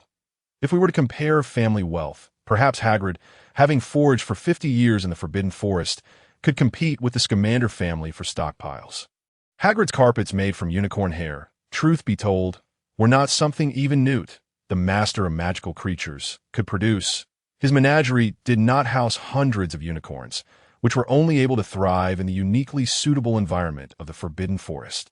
Oh, by the way, Harry, what did you say first years are supposed to participate in? After digesting the news about the Nimbus 2000, Rolf, now somewhat apologetic, inquired, realizing he had interrupted someone earlier, joining the Quidditch house team. I believe I'm quite adept at flying, and if I can sign up, I think it should not be too difficult. That means, the usually reticent Justin's eyes sparkled with excitement that if Harry could join house team, he could boldly take out his Firebolt 2000 and ride it. Indeed, Rolf, suddenly invigorated and slapping his thigh, grasped this notion as well. Regardless of the outcome, we should at least give it a try. Professor Sprout is likely quite approachable. Come on, Harry, quickly fetch your Firebolt 2000. Let's go ask the professor right now. The three of them hastily rose and rushed Harry towards the dormitory. However, it was already past 11 o'clock. Although Hogwarts had no official curfew, young wizards were prohibited from wandering the castle after that hour. They would have to wait until tomorrow. The group sighed in disappointment. While night excursions were a tradition among Hufflepuffs, Filch did not care, and neither did the professors. The only area they could roam freely was from the common room to the kitchen. Once they ventured outside that zone, they would certainly be caught. Nevertheless, before going to bed, they had Harry take out the Firebolt 2000. Though the dormitory was not particularly spacious, it was certainly feasible for one to hover a few feet off the ground on a Firebolt 2000. In comparison to flying, such hovering posed no challenge at all. Even Neville, who was somewhat lacking in confidence, managed to mount the Firebolt 2000 steadily under their encouragement, rising several feet high, his hand just grazing the ceiling. I am flying. I can't believe I'm not falling, Neville exclaimed, exhilarated, his fists clenched, palms slick with sweat. That of course, Neville, it's merely a matter of confidence. Didn't you perform splendidly in your first potions class? And in herbology, Professor Sprout even awarded you points for your excellent care of the bouncing mushrooms, and you scattered the spores with remarkable ease. You are no less capable than anyone else. Neville's greatest flaw was not his occasional forgetfulness, but rather his lack of self-assurance. Although he sometimes struggled to retain information, more disturbances arose from his hesitance to take action, resulting in failure. Opportunities are often fleeting. Hesitation can lead to defeat. Indeed, Neville, you scored 22 points this week. No one else has amassed so many points in the first week. You've set a new record for points. That is truly an impressive feat. The group encouraged him, each chiming in, hoping to instill a bit more confidence in Neville. Their heartfelt words deeply moved him. Gradually descending, he inhaled deeply, wiping his chubby little hands across his face. When he looked up, Neville revealed a beaming smile of gratitude, nodding vigorously, then reaching out to embrace everyone. Thank you all, he murmured softly, his words slightly muddled, feeling fortunate to know them, that we consider it a great fortune to know you as well. Neville, filled with gratitude towards his friends and excitement for the morrow, Neville tossed and turned in bed for quite some time. As the soft sounds of snores began to rise, the night at Hogwarts quietly slipped away once more. As Monday morning's Transfiguration class concluded, Harry, burdened with his black dragonhide backpack, was hurriedly pushed towards Professor Sprout's office door by his friends. It seemed that the professor had no classes this morning and was likely inside. Rolf, gathering his courage, knocked on the door, but after a series of firm raps, a message appeared on the office door. Please proceed to Greenhouse 11. How careless of us. The group expressed their frustration. Professor Sprout's passion for plants was unparalleled, and if she had the time, she certainly wouldn't be idling in her office. The greenhouse was her second home, filled with numerous little treasures that required her attentive care. In a flurry, they rushed down the stairs, and by the time they reached the Hogwarts lawn, aside from Harry, who remained unflustered, the other three were panting heavily. While Hogwarts was splendid in every regard, its vastness could be somewhat troublesome, as the immense castle spanned the entire cliff, stretching from the cliff top to the shores of the Black Lake. We ought to increase our fitness regimen. Everyone, just a brief run, and we're already out of breath. That a wizard cannot afford to be physically unfit. That really a notion? Justin, who had been engrossed in books since childhood, was as much of a physical novice as Neville. At least prior to beginning their training, both had been lacking in stamina. I joined Professor Flitwick's dueling club, where one of the exercises is physical conditioning. Even for wizards, a fit body is essential to perform well in combat.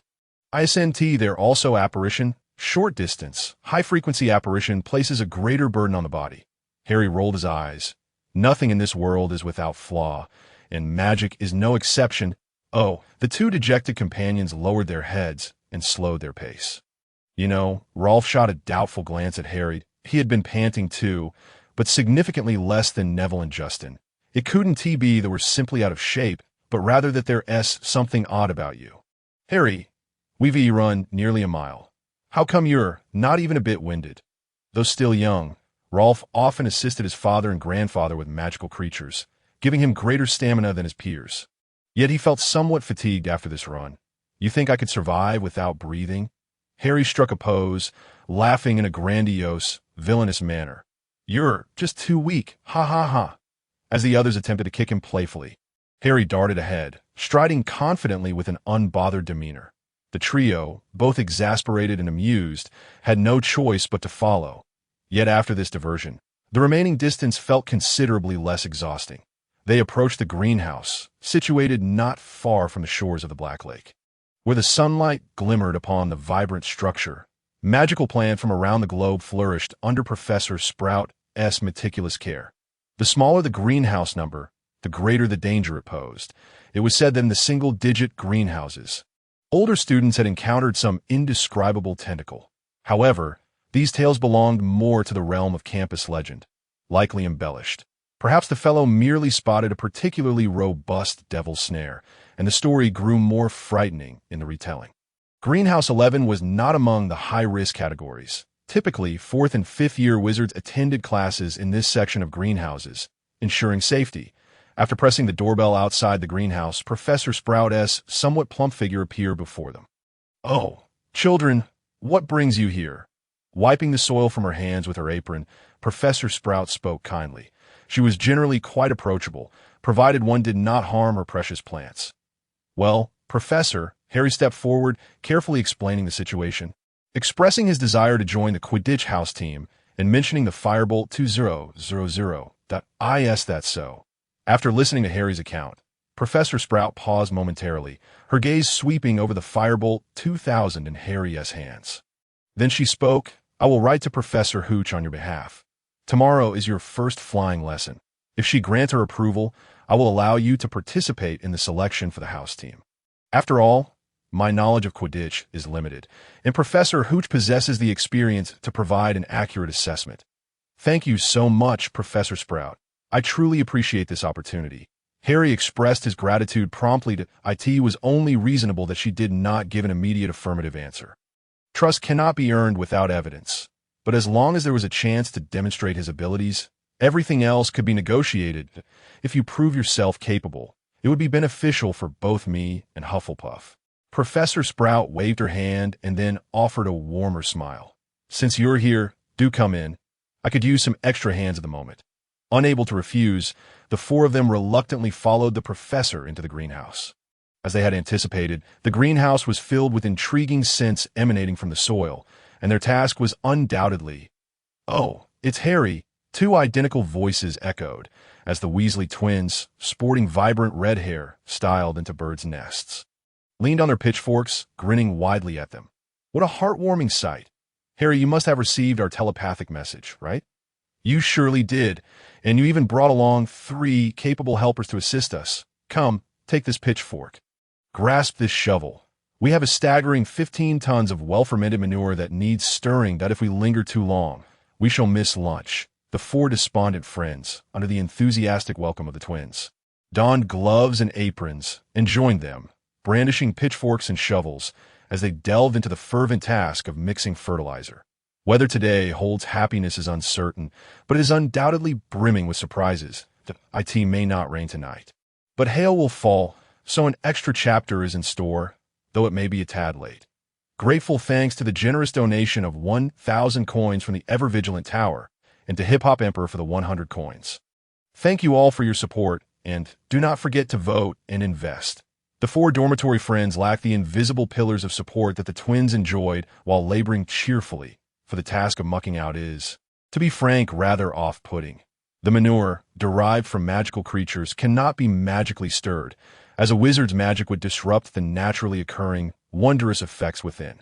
There was once a misfortunate soul who, while serving detention, attempted to use a spell to shirk his duties. And upon discovery, his sentence was extended to a full 16 months of labor, an unprecedented punishment in Hogwarts history. After all, that fertilizer holds value. Hagrid may procure some rare varieties, such as those from unicorns. But Professor Sprout requires a substantial quantity, which raises the issue of procurement. To offset the cost of 1,600 galleons worth of fertilizer with 16 months of labor is ultimately a net gain for that student.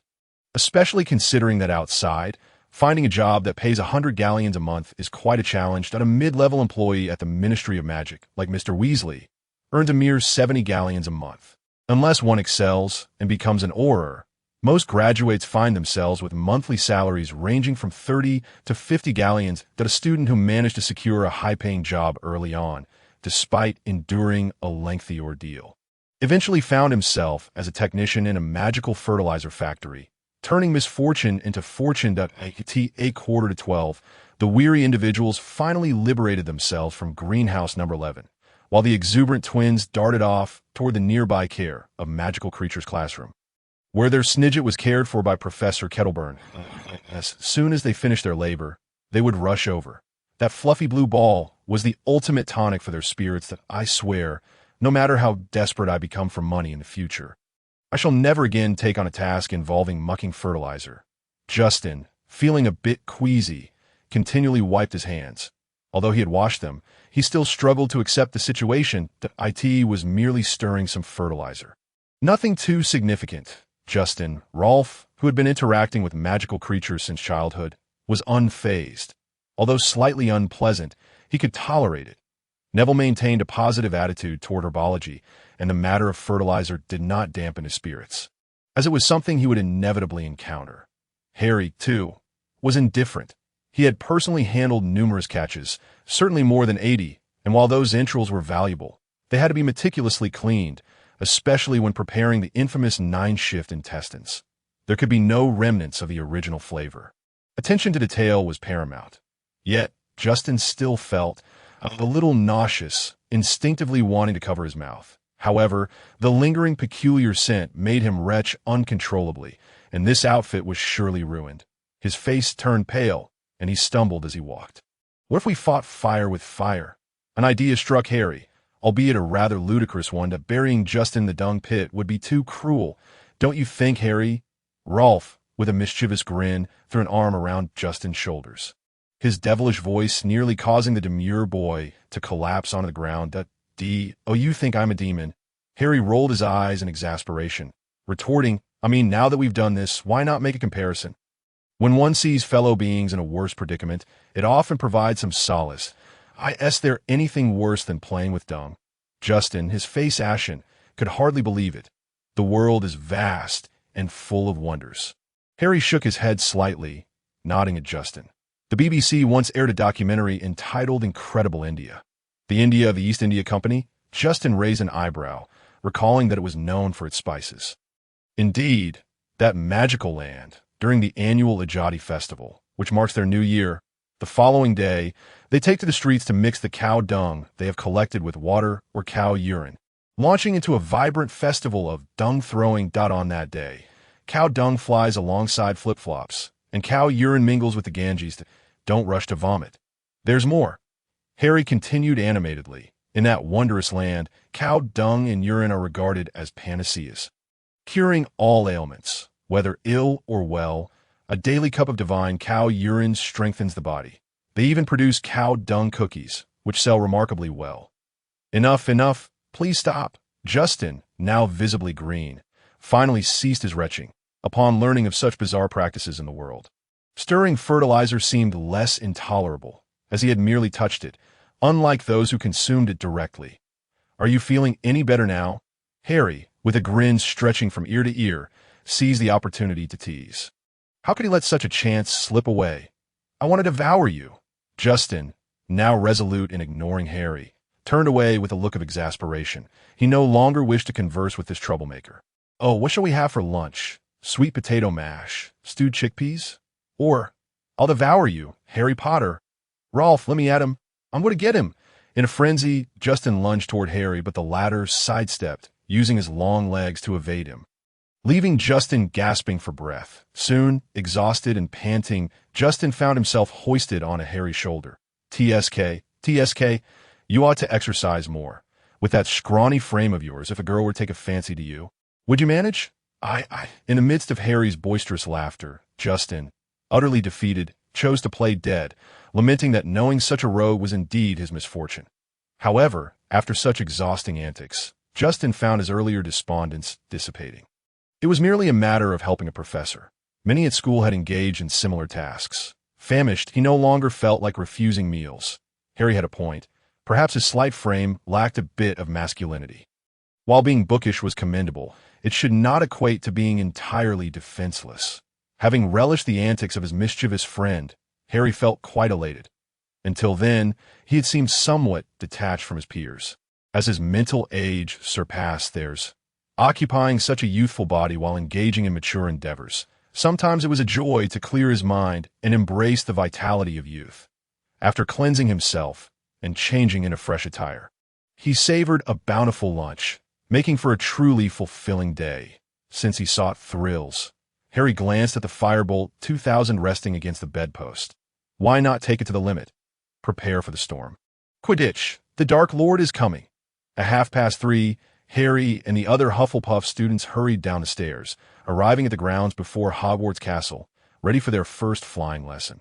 The young wizards were chattering excitedly, and news of Harry bringing a Firebolt 2000 to school had spread, making him the center of attention. That we swear it wasn't us who let the cat out of the bag.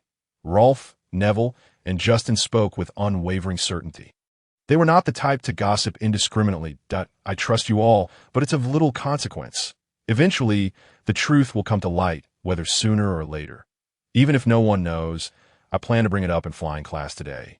Dante, you think? Harry, nonchalantly waving his hand, expressed his indifference that he had faith in a fellow dorm mate, and in truth, it was not a matter of great significance. Although being surrounded by a throng of curious onlookers felt somewhat awkward. Harry's thick skin, forged through his fondness for extreme sports and frequent encounters with large crowds during boxing matches, rendered him immune to such discomfort. If he were to feel nervous about something so trivial, he would have long since fallen during his rock climbing endeavors, where distractions were not permitted. Upon arriving at the grassy expanse for their lesson, Harry confidently retrieved his Nimbus 2000. Riding it was not an option. Despite many young wizards boasting of narrowly avoiding collisions with helicopters or Muggle airships while riding their own makeshift rockets, such tales were to be taken lightly, which youth does not indulge in a bit of bravado. However, the chance to admire the Nimbus 2000 up close, even to the extent of reaching out to touch it, was delightful. Its exorbitant price made it an unattainable luxury for most ordinary wizards. Akin to the stark economic divide in the Muggle world that in the wizarding community, a mere 10% of wizarding families, comprised not solely of purebloods, held at least 50% of the magical economy's wealth, while another 30% was monopolized by prestigious institutions like Hogwarts, leaving the remaining 90% of the population to share a meager 20%. The disparity in wealth was stark. 230 galleons represented the equivalent of 4 to 5 months of income for an average wizard, marking the Nimbus 2000 as an unequivocal luxury item in the realm of Quidditch. Shortly thereafter, a witch with short silver hair, hawk-like yellow eyes, and clad in a fitted short robe strode purposefully toward them. Class is about to commence, Madame Hooch announced in a resonant voice, her projection honed from years as a Quidditch referee, where clarity was essential over vast arenas. Now, everyone, do not cluster around here. I understand the Nimbus 2000 excites you. But this is not the moment. She clapped her hands, ordering the young wizards to stand in formation. Now, each of you should position yourselves beside a broomstick, though they may be a bit worn. We have a variety on hand, whether it be the clean sweep or comet, or even the scarcely seen silver arrow. She gestured to the grass, where dozens of different old brooms lay quietly, their conditions starkly contrasting with the gleaming Nimbus 2000 suspended in midair. These brooms, strewn haphazardly on the ground, appeared dilapidated, with some lacking tail fins or suffering from peeling paint, embodying a sense of desolation. Despite their age, they possessed their own merits. Madame Hooch waved her hand dismissively. While some of you may have encountered these before, very few of you have learned how to ride them safely. I would prefer you not to ascend to heights of 50 or 100 feet, only to become so terrified that you stiffen up and plummet back to earth. Her words elicited a wave of apprehension among the young wizards. They had not considered the prospect of falling from a broom. Many, already fearful of heights, suddenly appeared pale. I trust you now understand, correct? So let us not linger. Each of you, to your respective positions. Harry Potter. Madame Hooch called out his name. Professor Sprout informed me that you flew during the holidays. And quite well. I hear? Yes, Professor. I believe I did remarkably well. Harry nodded, responding with earnestness. Indeed, flying without guidance can be perilous. The Nimbus 2000 is a true competitive broomstick. Mastering it is no easy feat. Madame Hooch regarded Harry with a knowing gaze, seemingly searching for signs of insecurity, but found none. I have gone skydiving, attempting jumps from 3 to 7,000 meters, and my best free climbing record is scaling a cliff of 116 meters, approximately the height of 2 Hogwarts castles. Had I not been so young, I would have already learned to paraglide down Ben Nevis, soaring over Fort William to witness the beauty of Scotland. Trust me, Professor, while I may not have received formal training in riding, I will master it swiftly, provided you offer your guidance. I have diligently studied books on Quidditch and broomstick flight. I relish adventure and extreme sports, yet I do not delight in recklessness. Madame Hooch, momentarily taken aback by Harry's assertive declaration, smacked her lips. Though she was unfamiliar with the specifics of Muggle extreme sports, some figures were intuitively understood. Then take your Nimbus 2000 and listen attentively to my instructions. The fundamentals are eternally paramount. Even your sitting posture can determine whether you remain aloft. She nodded slightly as an upperclassman arrived, standing beside her. The unfamiliar boy smiled at Harry before his gaze fell upon the Nimbus 2000. Now, everyone, extend your right hand above your broom. Madame Hooch wasted no time initiating the lesson, stating clearly, practice is often the most effective mode of learning. She then commanded, up, encouraging the brooms to rise. Quickly, quickly, up, echoed the young wizards in unison upon hearing Madame Hooch's command. Harry's Nimbus 2000 promptly ascended to the appropriate height. He had developed a fine rapport with his trusty companion. Yet, not all brooms were so compliant. Looking sideways, he noted that Rolf was the only one among his dorm mates to succeed, having ridden at home for an extended period, while Neville and Justin's brooms bounced on the ground, exhibiting a somewhat rebellious spirit. However, this playful defiance did not persist for long, as the practice brooms used by Hogwarts had been finely tuned over countless repetitions. After much effort on the part of the young wizards, nearly all received a response from their brooms. Seizing the moment's novelty, Madame Hooch began demonstrating how to sit securely on a broom without sliding forward. You should be grateful for the invention of invisible seats and footrests. Ancient brooms were considerably more slender, requiring wizards to exercise utmost caution when mounting them, often using spells to adhere themselves in place. In those days, brooms lacked flame extinguishers, and unfortunate wizards who slipped could suffer severe burns from the tail flames, in addition to injury from the fall. However, you need not worry. After centuries of development, modern brooms are remarkably safe. Madame Hooch walked among the students, correcting their missteps. She conveyed that these foundational principles were not difficult to grasp. Though the seats and footrests were invisible to the naked eye, they nonetheless existed. Now that you are acquainted with these basics, let us attempt a small exercise. You need not soar to great heights. I simply require you to leave the ground and hover slightly. Upon my whistle, push off with your legs to lift off the ground, exerting sufficient force to signal your broom to prepare to carry you. Madame Hooch placed the whistle to her lips, ensuring her grip was steady, instructing them to rise a few feet, pause, lean slightly forward, and then descend vertically back to the ground. It's quite simple. On my whistle. 3, 2, 1. As the sharp whistle pierced the air, dozens of young wizards gradually floated to a height of 7 or 8 feet. Though these outdated brooms lacked speed, their ascent was remarkably stable, accompanied by a chorus of delighted exclamations from the little wizards, including Neville, who had been a source of concern for Harry. Clearly, Neville's practice with the Nimbus 2000 in the dormitory had alleviated his anxiety at this moment. The joy of succeeding once more led Neville to ponder, perhaps I am not inferior to others? Is it merely a lack of confidence that holds me back? With a slight shift in mindset, Neville began to experience subtle changes. When one starts to affirm their own abilities, what once seemed unattainable becomes achievable. After a while, once all the young wizards were able to hover steadily in mid-air, Madame Hooch permitted them to move freely, though she imposed a height limit of 10 feet. Naturally, these antiquated brooms struggled to ascend higher. Their climbing speed was akin to that of a dilapidated Ford Anglia, shaking violently when the throttle was pushed too hard, releasing plumes of black smoke. Madame Hooch beckoned to Harry, and he gracefully adjusted his course to glide over. In contrast to the other young wizard's awkwardness, he maneuvered the Nimbus 2000 with the poise of a seasoned veteran. "Marvelous! The Nimbus 2000!" exclaimed a boy beside Madame Hooch as Harry landed. "I'm Chris Sosa, the keeper and captain of the Hufflepuff Quidditch team. It's a pleasure to meet you, Harry." His somewhat rough hand clasped Harry's with fervor, the sincerity of his delight unmistakable. "This year, 2 of our regular players graduated, and while I found a very promising seeker, we still have a vacancy for a chaser. Our substitute, Shelby, is a bit too impulsive. I genuinely hope you can surprise me." Even in their first encounter, Chris's enthusiasm for Harry was palpable, bolstered by the Nimbus 2000's reputation. His Clean Sweep 7 was a formidable broom, once considered excellent 2 years ago, but now overshadowed by the superior Nimbus series. "Madame Hooch, how about handing Harry over to me now? I'm ready to test him.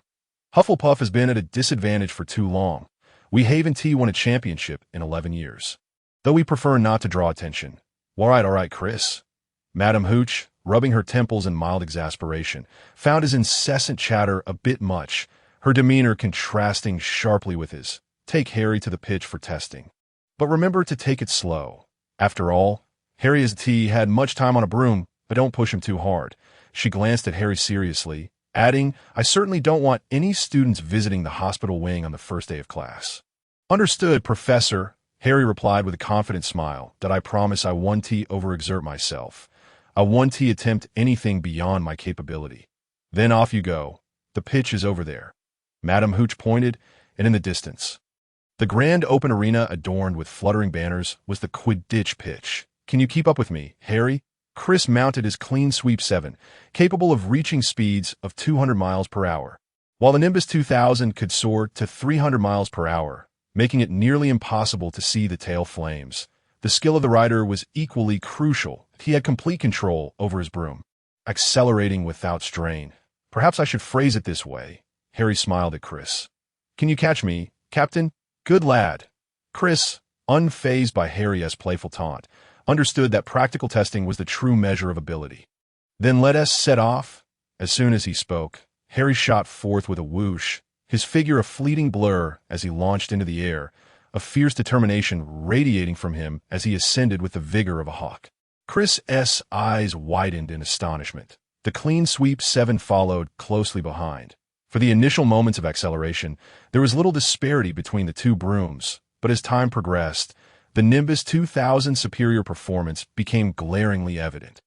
The boy, like a gust of wind, soared over the crowd, shrinking into a mere speck against the backdrop of the sky amidst gasps of awe. Should be one more chapter. Later, he thought, though uncertain of who had proclaimed it. 60 yards is AC. 80 yards is AD. So what if the speed reached 300 yards? Regardless of whether it was an older model or the latest Nimbus 2000, both brooms would deploy a miniature protective shield against the oncoming airflow upon reaching a certain speed threshold. At lower velocities, such a shield was unnecessary, but once the speed increased, the fierce winds rendered even goggles useless, making breathing a formidable challenge. Harry pushed the Nimbus 2000 to its maximum speed. He extended his left hand. Ouch! He halted abruptly, nearly twisting his wrist, gradually lowering his speed to level off. Chris, who had been alongside him mere moments ago, now appeared as a distant dot this height. It felt as though Harry could reach out and touch the clouds, the roaring winds rustling his robes, instilling a sense of exhilaration akin to that of a king of the skies. "Hey, "Captain, you made it," Harry shouted, waving at Chris, who now lacked his previous bravado. Being left behind by the Nimbus 2000 was hardly surprising, given the broom's performance advantage. Its speed ceiling surpassed that of the Clean Sweep 7 by a significant margin, an advantage that could not be bridged by mere skill. Moreover, Harry's demonstrated control over the broom was on par with, if not superior to, Chris's. "That you're absolutely insane. This is wild, Harry," Chris exclaimed, hovering beside Harry, his face slightly pale. They were at least 2 kilometers above the ground.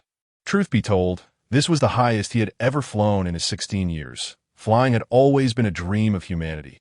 Those who once sought the skies experimented with countless methods, even at the cost of their lives. Yet successors continued to pursue the aspirations of their forebears. Before entering the magical realm, the thought of soaring freely through the sky was unimaginable. Yet now he achieved it simply by riding this broom. Soaring alongside eagles. "Even if you think I'm crazy, so what?" Harry exclaimed, throwing an arm around Chris's shoulders. This sudden movement made Chris grip the broomstick tighter. What could possibly be more magnificent and exhilarating than conquering the skies? "Aren't you afraid of falling?" Chris swallowed nervously. He was acrophobic, but the altitude was daunting. "Fear can be conquered," Harry waved dismissively. "Are you familiar with Muggle skydiving? We ascend thousands of meters in an aircraft, then leap from it with a parachute that has a minuscule chance of failing to open. In that non-magical world, people still willingly take the plunge. Why should I fear falling now?" The cushioning charm was a spell taught in third-year textbooks. A fundamental incantation every wizard must master before riding a broom. "Even if I were to fall," Harry lifted his robe to reveal his wand. "I am a wizard. I will not perish. At least not from a fall. Perhaps because I come from the Muggle world, I understand the astonishing power of magic more profoundly than many who have lived in the wizarding world from childhood." "Don't we still need to test your skills?" Harry released Chris's shoulder, raising an eyebrow. "I've read Quidditch books and practiced some techniques recorded within them. That I have a keen interest in the chaser position. And I've devised a signature move of my own, one that is guaranteed to score." "Yes, that's so." A hint of surprise flickered in Chris's expression as a smile crept onto his lips. "But I'm the keeper. After Charlie from Gryffindor left, I'm the best keeper at Hogwarts." He puffed out his chest with pride. "After Charlie? Are you referring to Charlie from the Weasley family?" "Do you know him?" Chris nodded in surprise. "Yes, the Charlie from the Weasley family, who was also the former captain of Gryffindor. He once blocked 27 shots from Slytherin during the finals, and that group of brutish gorillas employed every tactic imaginable, but could not knock him off his broom. After the match, we discovered he had broken 2 ribs, yet he steadfastly guarded the gold." As he spoke, a look of admiration crossed Chris's face. "With such unwavering determination, I hold him in high regard. Even if I believe my skills are on par, I cannot accomplish what he did. It is incredibly intense, both for himself and for others." Unfortunately, Gryffindor still did not clinch the championship. Harry shrugged helplessly. "Indeed, those despicable gorillas, a disgrace to Quidditch." Chris spat, unabashed in his disdain for the Slytherin team. "By the way, Harry, what is that secret move you mentioned? The one that guarantees a goal?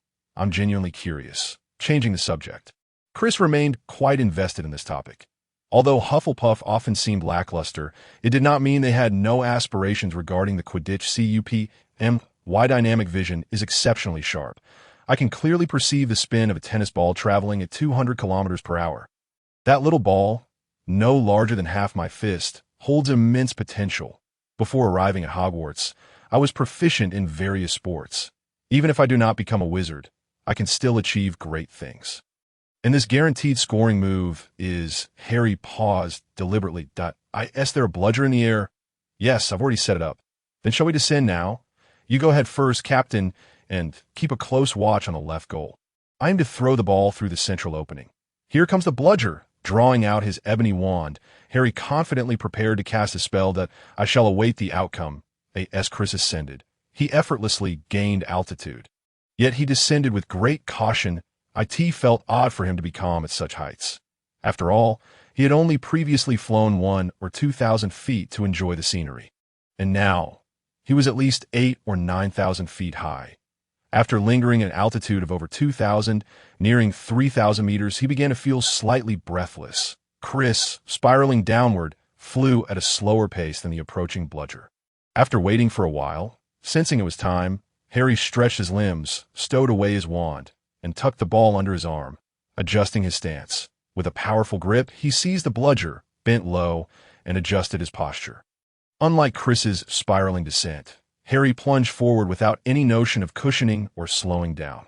The speed of the Firebolt 2000 shattered records as Harry dove, breaking through 200 kilometers per hour as he descended 2/3 of the way. When Chris looked up, the ever-enlarging black dot magnified his shock and disbelief to an extreme. "Are you out of your mind?"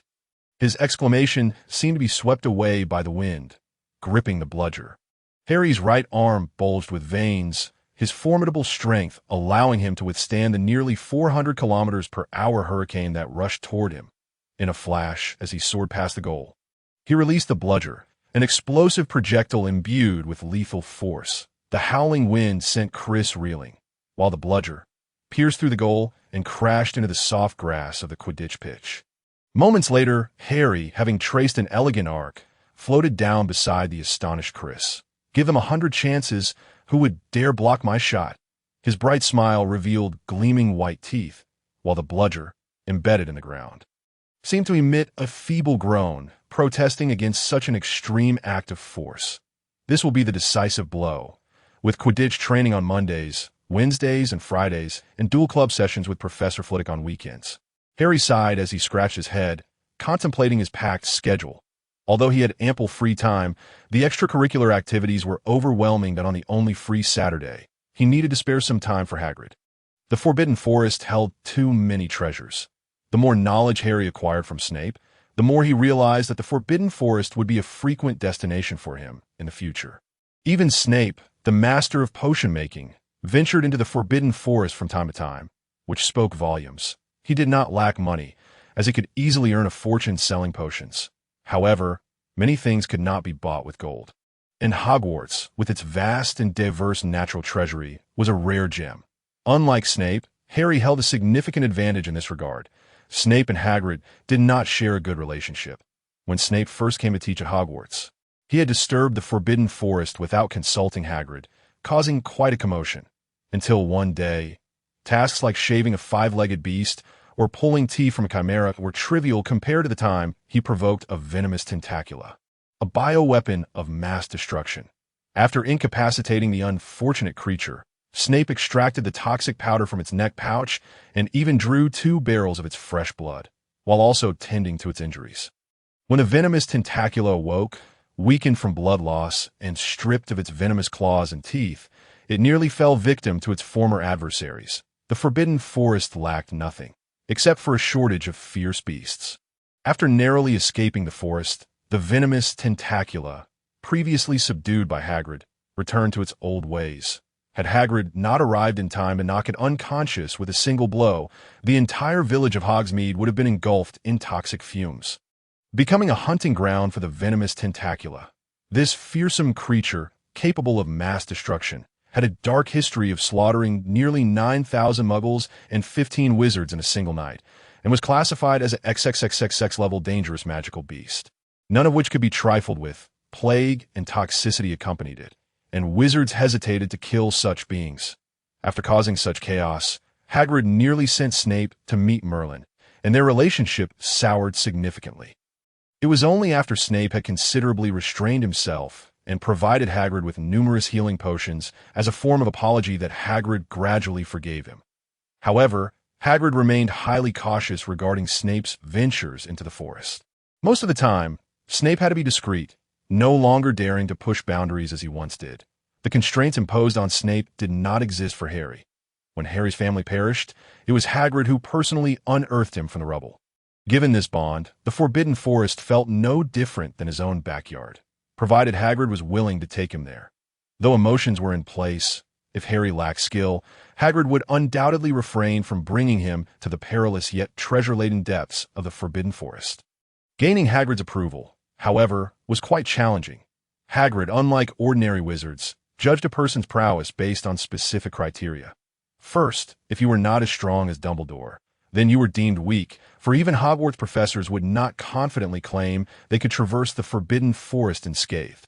Many magical creatures possessed resistance levels that bordered on immunity, and among these powerful beings were numerous cunning adversaries, such as the assassin lurking in the shadows or the five-legged beast, responsible for the deaths of hundreds of wizards throughout history.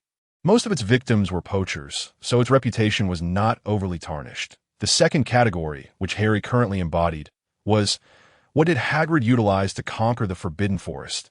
The fist was several sizes larger than a clay pot, capable of delivering a casual punch that weighed several tons.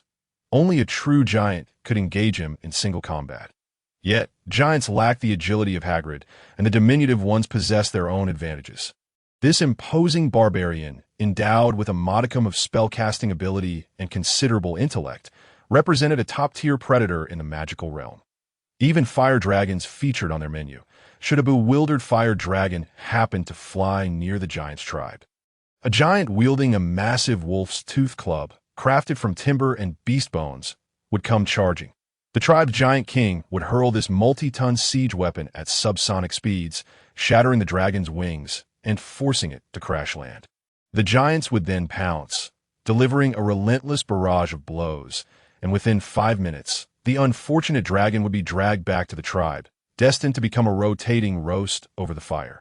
Are you familiar with the king of Pirates' colossal bone barbecue, akin to Luffy's? Such fantastical fare exists in the giant tribe, where a single fire dragon can yield 2 sizable leg bones, one from each thigh. Although the Forbidden Forest lacks fire dragons, smaller quarry remains. When Hagrid returned, dragging a neck-cricked horned beast, Harry knew a feast was in store. Didn't you mention the horned beast, Harry? I happened upon one in the woods today and took it down with ease. Come, let us build a fire and roast it while it's fresh, Hagrid boomed, as Fang, Harry's hound, leapt forth, sinking its teeth into the beast's rear, as if claiming the spot as its own. Be careful not to get crushed, Fang, you gluttonous dog. Hagrid chuckled, casually tossing the horned beast to the ground with a thud. It weighed no less than 3 or 4 tons, enough to satisfy Harry's appetite for a year. Starting a fire is simple. Leave it to me. Harry, with a twitching eye, gestured toward the pile of firewood. Incendio! Under the influence of magic, a somewhat rough-hewn bonfire was soon ablaze, flames licking the air. The dry wood ignited fiercely. And in no time, preparations for the roast were nearly complete. Once I handle this fellow, the coals will be just right, Hagrid said cheerily, then, with a firm grip, snapped off one of the horned beast's sword-like horns. This tool is more useful than a knife. I've always said that horned beasts are easy prey, not formidable opponents. Truly powerful creatures wouldn't come equipped with their own kitchenware. Wouldn't you agree? Harry, you're right, Hagrid, Harry replied, too weary to retort, nodding in agreement. What else could he do but acquiesce to the evident truth? You previously asked me, Hagrid continued, slowly eviscerating the horned beast, how one might become as strong as me. It is a question I pondered long while in the woods today, that if there is an explanation, I believe it to be this. With bloodied hands, Hagrid hung the hastily prepared horned beast on a wooden post. Lifting his gaze, flecks of splattered blood marring his dark beard, his deep-set eyes boring into Harry with profound intensity. Suddenly, a grin broke across his face, revealing a set of stark white teeth. Oh, you want to know? Why does it feel dangerous? Though not intimidated by Hagrid's blood-smeared visage, a tremor ran through Harry's heart. Hagrid seldom played coy. He was straightforward by nature, yet when he did, it promised something significant. Dangerous? Hagrid paused, bending to scoop the entrails into a bucket.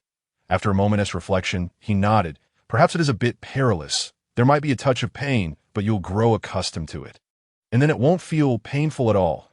Are you suggesting that I confront those creatures in the Forbidden Forest one-on-one? Harry scoffed. How could that be possible?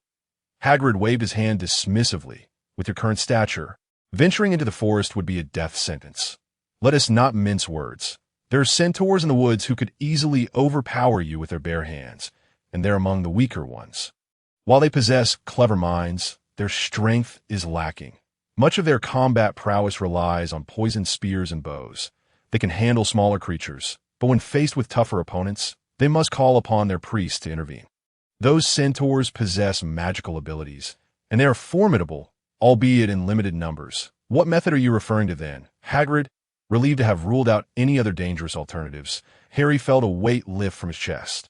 Can you sense magic, Harry? Magic? Of course, Harry raised his hand to examine his palm, then nodded. Did I mean a clearer perception, such as controlling its direction of movement? Can you manage that? Hagrid mused. It may be challenging for a young wizard your age, but give it a few more years, and it shouldn't be a problem. As Harry endeavored to grasp Hagrid's instructions, Hagrid continued to chop the horned beast into pieces. His friends were few, and those willing to converse with him were even fewer. Thus, in Harry's presence, Hagrid cherished the opportunity to share more, perhaps a reflection of his solitude. Long ago, due to certain circumstances, my wand was broken. However, when I was expelled from Hogwarts, I always believed that Professor Dumbledore had me remain at Hogwarts as the keeper of keys and grounds. He had my back. He even secretly repaired my wand. At least this way, I am still a wizard, though I can only use it sparingly and in secret, for if anyone saw, it would cause trouble for the professor, who has already helped me immensely. I was only 16 then, completely clueless about how to fulfill the role of keeper of keys and grounds. Hogwarts had never had such a position before, and no one could teach me how to do it. So I thought to myself, I must ensure that the chaotic Forbidden Forest does not remain as it once was. Decades ago, many reckless young wizards would sneak into the woods to test their mettle. This absurd excuse led to numerous injuries each year. Yet those fools continued to venture in, and sooner or later, they would perish there that I entered the forest, expelling every disobedient creature I encountered, gradually clearing the outskirts of the Forbidden Forest, driving away the magical beings that did not belong there to that time. However, I wasn't nearly as strong as I am now. I barely stood 3 meters tall, and many mischievous creatures proved difficult to subdue.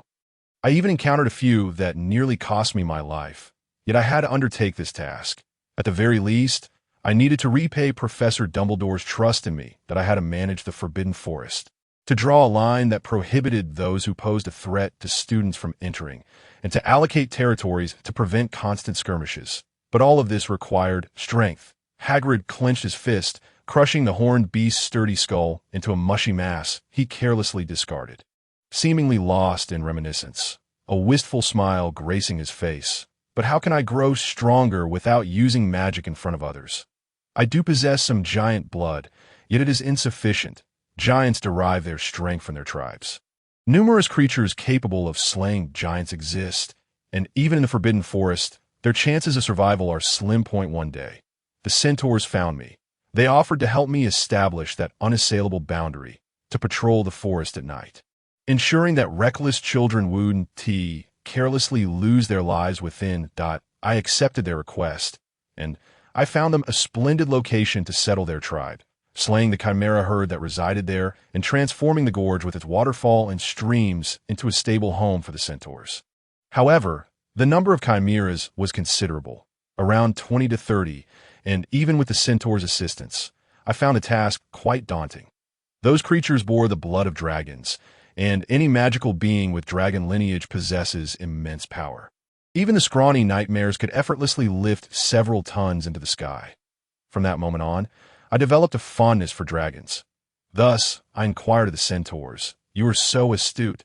You must possess the knowledge to help me grow stronger. Correct? I wish to attain strength akin to that of a dragon, enabling me to deal with the unruly creatures in the forest one by one, so that I may fulfill the task entrusted to me by Professor Dumbledore." The centaurs relayed many things I struggled to comprehend, yet it mattered little. Despite my inability to grasp the majority of their discourse, I did understand one crucial point. The reason magical creatures possess bodies far more formidable than those of wizards. I recall one of them articulating it thus: originally, all centaurs had the capacity to wield magic, but unlike today, those who could cast spells were not necessarily adept at powerful incantations for the sake of survival. Their ancestors made a compromise that a portion of the centaurs relinquished their spellcasting abilities, choosing instead to infuse their magic into their physical forms, thereby augmenting their strength. Meanwhile, a select few, born with exceptional magical prowess, became the priests of the centaur tribes to compensate for the majority's inability to wield magic. As a result of this transformation, life for the centaurs improved significantly. He continued, "Hagrid, since you can no longer use magic. Why not consider this approach? The strength of those magical creatures stems from their integration of magic into their bodies. Consequently, few magical beings can wield spells. Only those endowed with innate magical might can possess both a robust physique and formidable spellcasting abilities. He cited the Sphinx as an example, noting their troublesome nature. He had suffered setbacks at their hands, yet his fists were sufficiently strong. Hagrid chuckled softly, acknowledging that while he could not decipher the Sphinx's riddles, he could silence them with his fists, even forcing them to retract their spoken words. Thus, I commenced my attempts. Perhaps due to the inherent magical capability of giants and my wizarding lineage, my magical power far exceeded that of other wizards and magical beings. Even as I infused my magic into my body, I retained the ability to cast spells. Simultaneously, I grew stronger, my height increasing by over half a meter and my strength nearly rivaling that of a giant. At that time, there existed a small tribe of 5 giants in the forbidden forest of Hogwarts, and after my transformation, I exerted some effort to vanquish them. Giants are greedy brutes, uncouth, and unreasonable. Repeatedly violating the boundaries I'd set, I needed to assert my dominance over all creatures in the forest, so I dispatched them, displaying their heads upon the trees. The centaur's words proved true. By merging magic with one's physique, one indeed becomes stronger. However, first, one must possess a clear awareness of the flow of magic, then control it, allowing it to meld with one's bones, muscles, and skin. A sudden, anguished scream interrupted Hagrid's musings. He looked up to find Harry writhing in agony upon the grass. The once rosy-cheeked boy now appeared pale, beads of sweat cascading down his forehead. This excruciating pain was no mere pretense. Harry! In an instant, Hagrid was thrown into a panic as he rushed over, shattering the wooden table laden with meat with a casual swipe. He crouched down carefully, his face a mask of distress. Who did this? His voice, laced with fury, echoed through the now silent forbidden forest, the chirping of insects abruptly ceasing. Come out!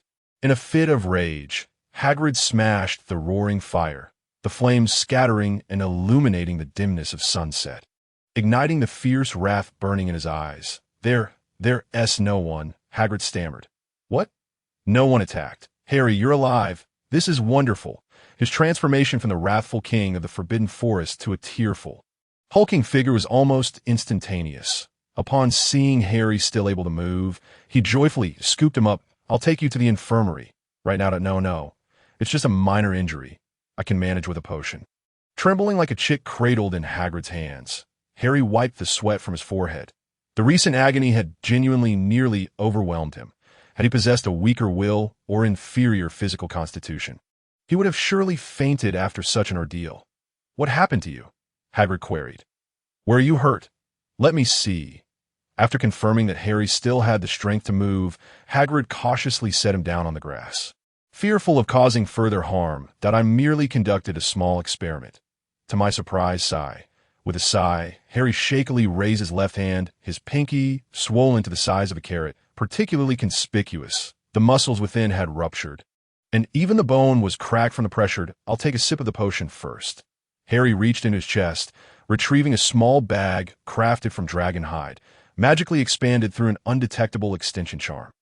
Inside lay potions prepared by Snape for Harry, from healing to detoxifying, from strength enhancement to defensive boosts. Though the bag was small, its contents were comprehensive, embodying Snape's concerns for Harry over the past 11 years.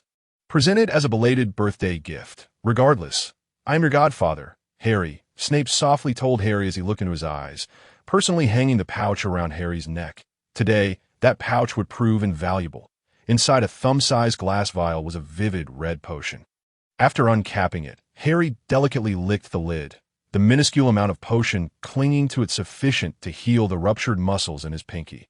The ultimate version of Snape's life potion possessed a potency so remarkable it could raise the dead. It healed these minor injuries in mere seconds, with the formerly swollen and bleeding finger rapidly returning to normal. The ruptured muscles mended, the cracks in the bones vanished, and a cool sensation mingled with warmth enveloped him, leaving no trace of injury, either internally or externally. Ugh, Just as Harry capped the vial, he turned to the side and began to vomit 2 seconds after drinking the potion, with little in his stomach. He felt as though he was expelling gastric acid. Merely licking the vial had unleashed a horrifying, indescribable taste that filled his mouth. If one were to seek a fitting description, it would be akin to concentrated sewage extract. In that moment, Harry understood the essence of Snape's wartime potion making. To elevate the efficacy to its zenith, Snape had sacrificed everything but the potion's effects as the price for its enhancement. This ghastly flavor could become a lasting nightmare for any human or creature. "Forget it all," Harry exclaimed, suddenly shaking his head, momentarily dazed before he groggily propped himself up and, with a somewhat dazed voice, asked Hagrid, "Hagrid, did I just accidentally fall and eat a mouthful of—" He pointed to the pile of vomit before him. "Thought, oh, what this?" Oh, Hagrid's expression shifted dramatically, his once rusty mind seemingly polished anew, a fresh lubrication of intellect allowing him to deduce the source of the odor. "This potion was given to you by Snape?" Hagrid pointed at the small vial in Harry's hand. "Ah, yes." Harry nodded absently. His gaze fell upon the vial. An inexplicable urge to discard it surged within him. The further away, the better. How could I think this way? After all, it's worth nearly 100,000 galleons, a life-saving potion. Wait, life-saving?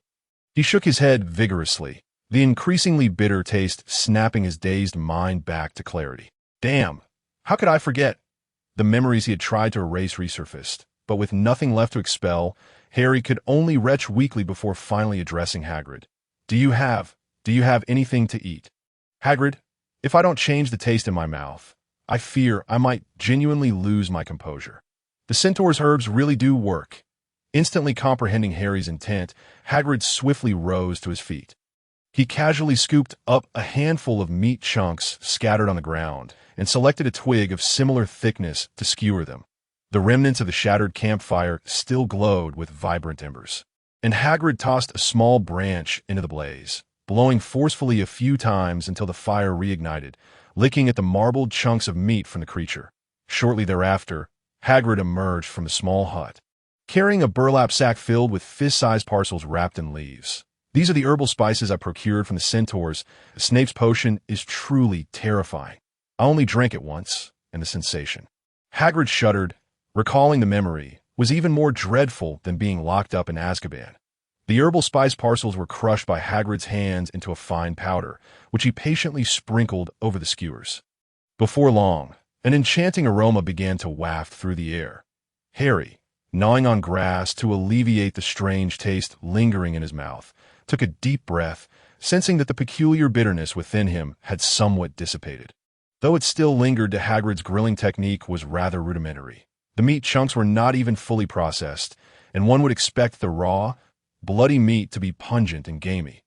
Yet under the influence of the remarkable herbal spices, the foul odors vanished, replaced by a refreshing grassy fragrance that harmonized perfectly with the meat's aroma. If on a pilgrimage, Harry accepted the slightly charred skewers with reverence, silently expressing gratitude to the great Mother Gaia for providing the centaurs with this alternative when creating Snape. Tears welling in his eyes, Harry consumed the skewers. Although the strange taste had not entirely faded, it was at least bearable if the day comes when I must drink that potion. He pondered, will I choose death? Or death? Or death? The betrayal from his godfather's righteousness truly pierced Harry's heart. Clearly, war potions were not intended for human consumption. The copper teapot emitted a mournful whistle as a large hand, undeterred by the searing flames, lifted it from the fire. A steaming cup of tea was cradled in 2 hands, and after drinking the herbal tea brewed with centaur spices, the strange taste in Harry's mouth finally subsided. The sensation of being alive felt truly wonderful. As he lay back on the grass, gazing at the starry sky that had transformed into a night canvas, he let out a long sigh. Rolling over, he propped his head on his arm and looked towards Hagrid. Although I bear some responsibility for my own demise, Hagrid, your claim of a little pain seems rather dubious. Hagrid pondered for a moment. What little pain? You know, the one about infusing magic into your body, Harry replied, smacking his forehead as he realized Hagrid had forgotten to— Oh, Hagrid exclaimed, finally recalling the matter that you're referring to that. Indeed, it is merely a bit painful. He shrugged innocently. If it were too dangerous, I certainly wouldn't have let you strengthen yourself this way. That's just how I did it. He explained how to control magic, forcing in muscles and bones until they were filled, resulting in increased strength for the pain. After a moment's contemplation, Hagrid concluded, it's probably akin to being bitten by a chimera. You're experiencing it for the first time, so it's understandable. But I, on the other hand, have been bitten dozens of times while battling in the valley with the centaurs, so I suppose I've grown accustomed to it. Listening to Hagrid's inhuman reasoning, Harry fell into a contemplative silence, feeling a sense of inadequacy wash over him. Have I overestimated myself? He thought. Sitting up, he cradled his face in his hands, realizing how vastly different their starting points were. Even if Hagrid wasn't as powerful as he is now, he was still a half-giant, towering at 3 meters by the age of 16, with arms thicker than Harry's waist. Even the Astartes, who had undergone 19 transformation surgeries, had never reached such a height. This formidable stature was a gift of Hagrid's giant bloodline. What are giants? They are highly intelligent humanoid magical beings, capable of reproducing at rates comparable to humans, possessing survival abilities that far exceed those of humans.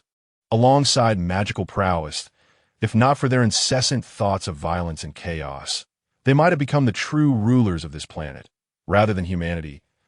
It is worth noting that even if giants are of mixed blood, their offspring are inherently magical. Even with a Muggle parent, the offspring will still possess magic, albeit their magical talent might be as limited as that of Squib. Yet the sheer existence of magic makes a significant difference, especially when considering the vast disparity in physical prowess. In contrast, the offspring of wizards and muggles only have a 50-50 chance of possessing magic. Wizarding bloodlines are far less stable than those of giants, lacking the same aggressive tendencies. However, the loss of their potential for civilization building led giants to lose their ability to compete with humans, resulting in their expulsion and eventual survival in the depths of the forests. Seeing Harry engulfed in his disheartened thoughts, a somewhat helpless Hagrid attempted to offer some comfort, but halfway through, he was at a loss for words, his lack of eloquence proving to be one of his weaknesses. You really don't need to comfort me, Hagrid, Harry said, patting Hagrid's hand, which was about the size of a trash can lid. After a brief moment of despondency, he lifted his gaze to Hagrid. If I must place blame, it should be on my own weakness. If I could endure this pain, perhaps. Harry paused, suddenly struck by an idea. Wait a moment, let me try something. Motivated by inspiration, Harry stood up and went to the wooden post Hagrid had previously used to tie up the creature. He leaped forcefully, grasping the top of the post with one hand. As an adept climber, Harry had honed his grip to perfection, often needing to stabilize himself in crevices as narrow as a centimeter. Once he secured his hold on the top of the post, he slowly released his fingers, placing his entire weight on his pinky finger. Within seconds, his breathing grew labored, and veins bulged in his trembling right arm. Even with professional training, this pressure was overwhelming for a single finger. However, as soon as he landed, Harry merely took a brief breath before leaping again, this time using his left hand. Once again, he hung his entire weight on his single finger. Yet his left hand performed significantly better, enduring nearly a third longer than the right. Upon realizing this, a smile of exhilaration spread across Harry's face. Hagrid, your method is effective. He stepped forward to grasp Hagrid's hand. Though I sustained some injuries and felt pain, I genuinely feel stronger, infusing magic into my muscles, Harry declared through gritted teeth, his fierce expression causing Hagrid to worry. But you won't be able to withstand it. You were already in agony just now. Another attempt might truly break you. Then I'll sever the pain receptors. After all, magic can reattach them. If I explode, I'll just drink a potion. But as he said this, Harry shuddered, his earlier bravado evaporating in an instant. He instinctively touched the pouch hanging on his chest, his legs feeling weak as he silently sat beside Hagrid. Potions, perhaps not this one, that could truly lead to death. Nevertheless, a renewed spark ignited in Harry's eyes. As long as I can endure, he proclaimed, I can become stronger than I am now. But why? Hagrid furrowed his brow, unable to understand why Harry would take such risks for what seemed like a futile endeavor. You are a wizard, Harry, Hagrid urged earnestly. You are not like me. I cannot use magic, but you can. Professor Flitwick mentioned you are one of the most gifted students he has encountered. You possess the potential to become a master duelist. Why engage in such actions when you evidently have far superior choices? Because I am frightened, Hagrid. With a faint sigh, Harry drew closer to Hagrid, whose broad frame offered a comforting sense of security, an assurance stemming from absolute strength.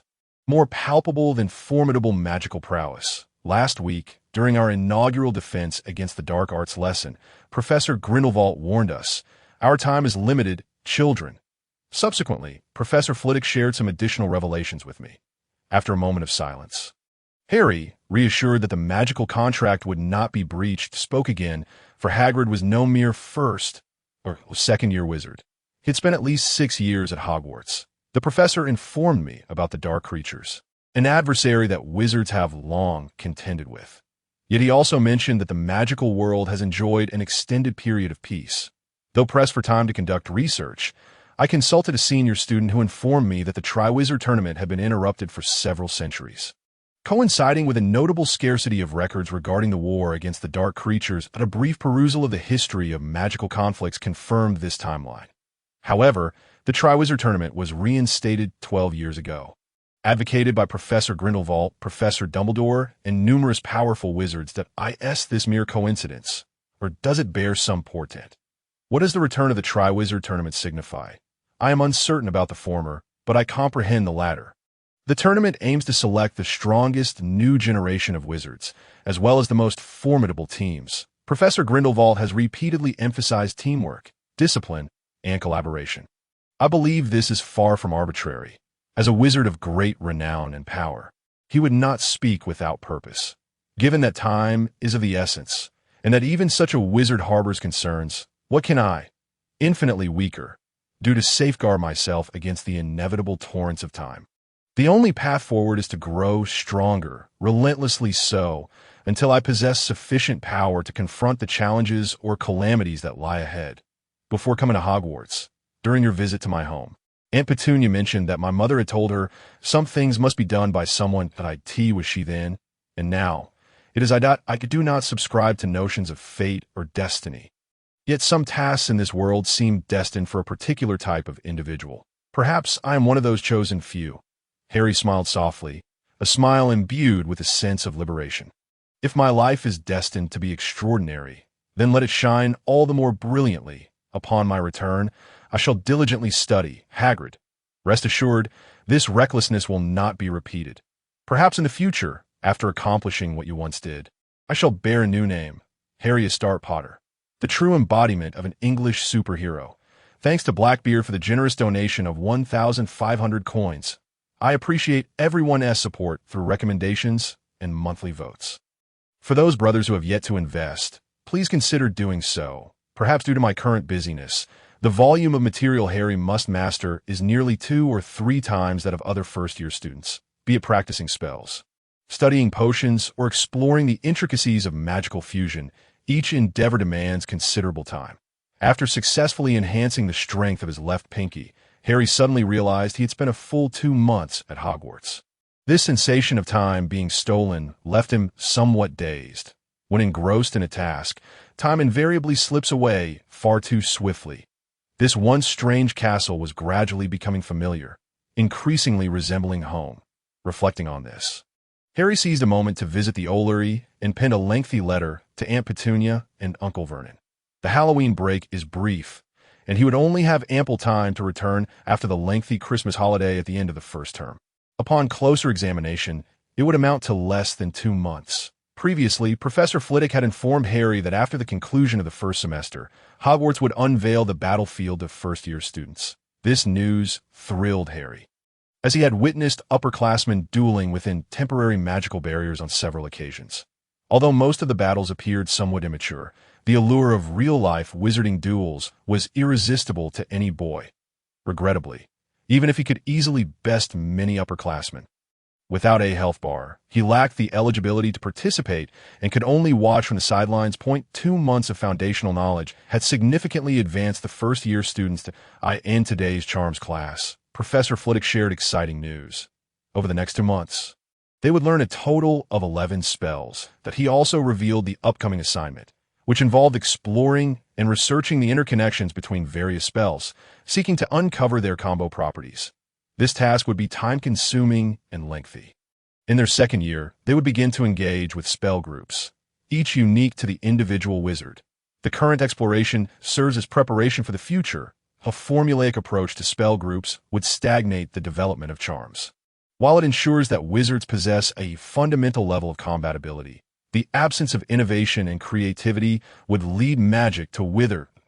As the afternoon class concluded, countless young wizards exited the classroom, descending the stairs toward the Great Hall. This evening's Halloween Eve feast, though devoid of peculiar costume displays, was nonetheless charged with excitement. 1,000 bats flitted about the ceiling of the hall, curiously observing the scene above. Harry scrutinized the bats for some time. They were not real. Rather, they were transfigured mimicry. He glanced at the teacher's table. Snape had yet to take his seat. Is it possible that the professor has transformed and stealthily blended in? Otherwise, how could there be a leading bat? Presenting a bat pumpkin is a meticulous task.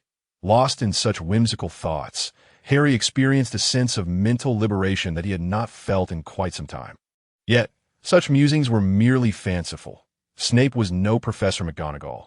Would he truly study to become an Animagus? Even if he did, a bat was hardly fitting for his persona. Maintaining his aloof, gangland demeanor, Snape would more likely transform into a black cat or a panther. After all, Sirius was a large black dog, and it was only natural that cats and dogs would not coexist peacefully. However, why do I feel as if I've forgotten something important? As he gnawed on a lamb rib, Harry increasingly sensed something amiss. Today was Halloween Eve, and under normal circumstances, Hogwarts would surely witness some event. Suddenly enlightened, Harry chewed through the brittle bone, casting a hopeful and inquisitive gaze around the Great Hall. Although Quirrell, the vessel for Voldemort, is no longer here, Dumbledore has left that chamber of secrets. Hagrid mentioned that Fluffy was borrowed. The Guardian must still be it if there are arrangements in place. Does that indicate that the plot retains some minor inertia? Yet, halfway through the feast, the continued tranquility devoid of any incidents extinguished Harry's unrealistic notions. Although Dumbledore was absent, Grindelwald remained. Either of the two formidable allies, in their current weakened state, could not hope to contend with Voldemort, who was reduced to a mere shadow of his former self. Not to mention, encountering them would lead to immediate demise. Grindelwald was no white wizard like Dumbledore, though he may not favor the killing curse. When necessary, his hand would not tremble. The killing curse, capable of extinguishing the souls of ordinary beings, would undoubtedly wreak havoc on a frail specter. Harry did not believe it would be that easy. It seems that the so-called narrative inertia cannot withstand the unpredictability of Rowling. Harry mused wryly to himself. Still clinging to notions of old plots, he felt utterly foolish.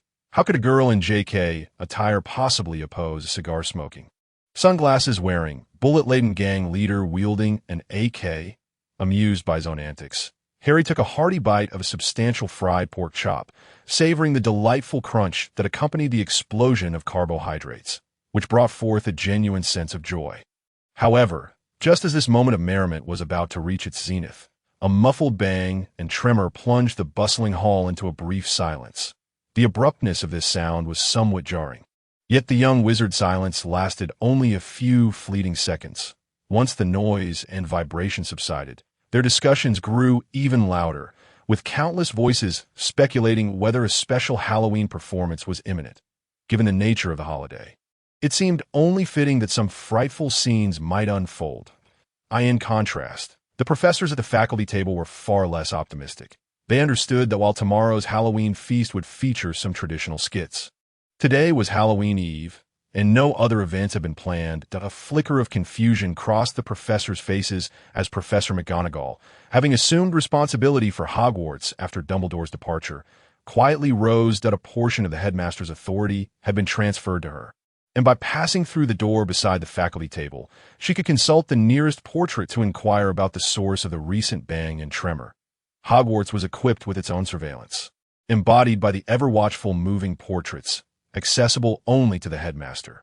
Yet before she could push open the wooden door, a heavy footfall echoed, drawing near once more. This weighty, somewhat frantic sound resonated like thunder in the hearts of the young wizards. spreading an inexplicable fear among the crowd. Silence. Professor McGonagall's commanding voice reverberated throughout the hall. Having just amplified her voice with a spell, it was now loud enough for the disordered students to hear. Without needing further instruction from her, the others at the faculty table began to rise.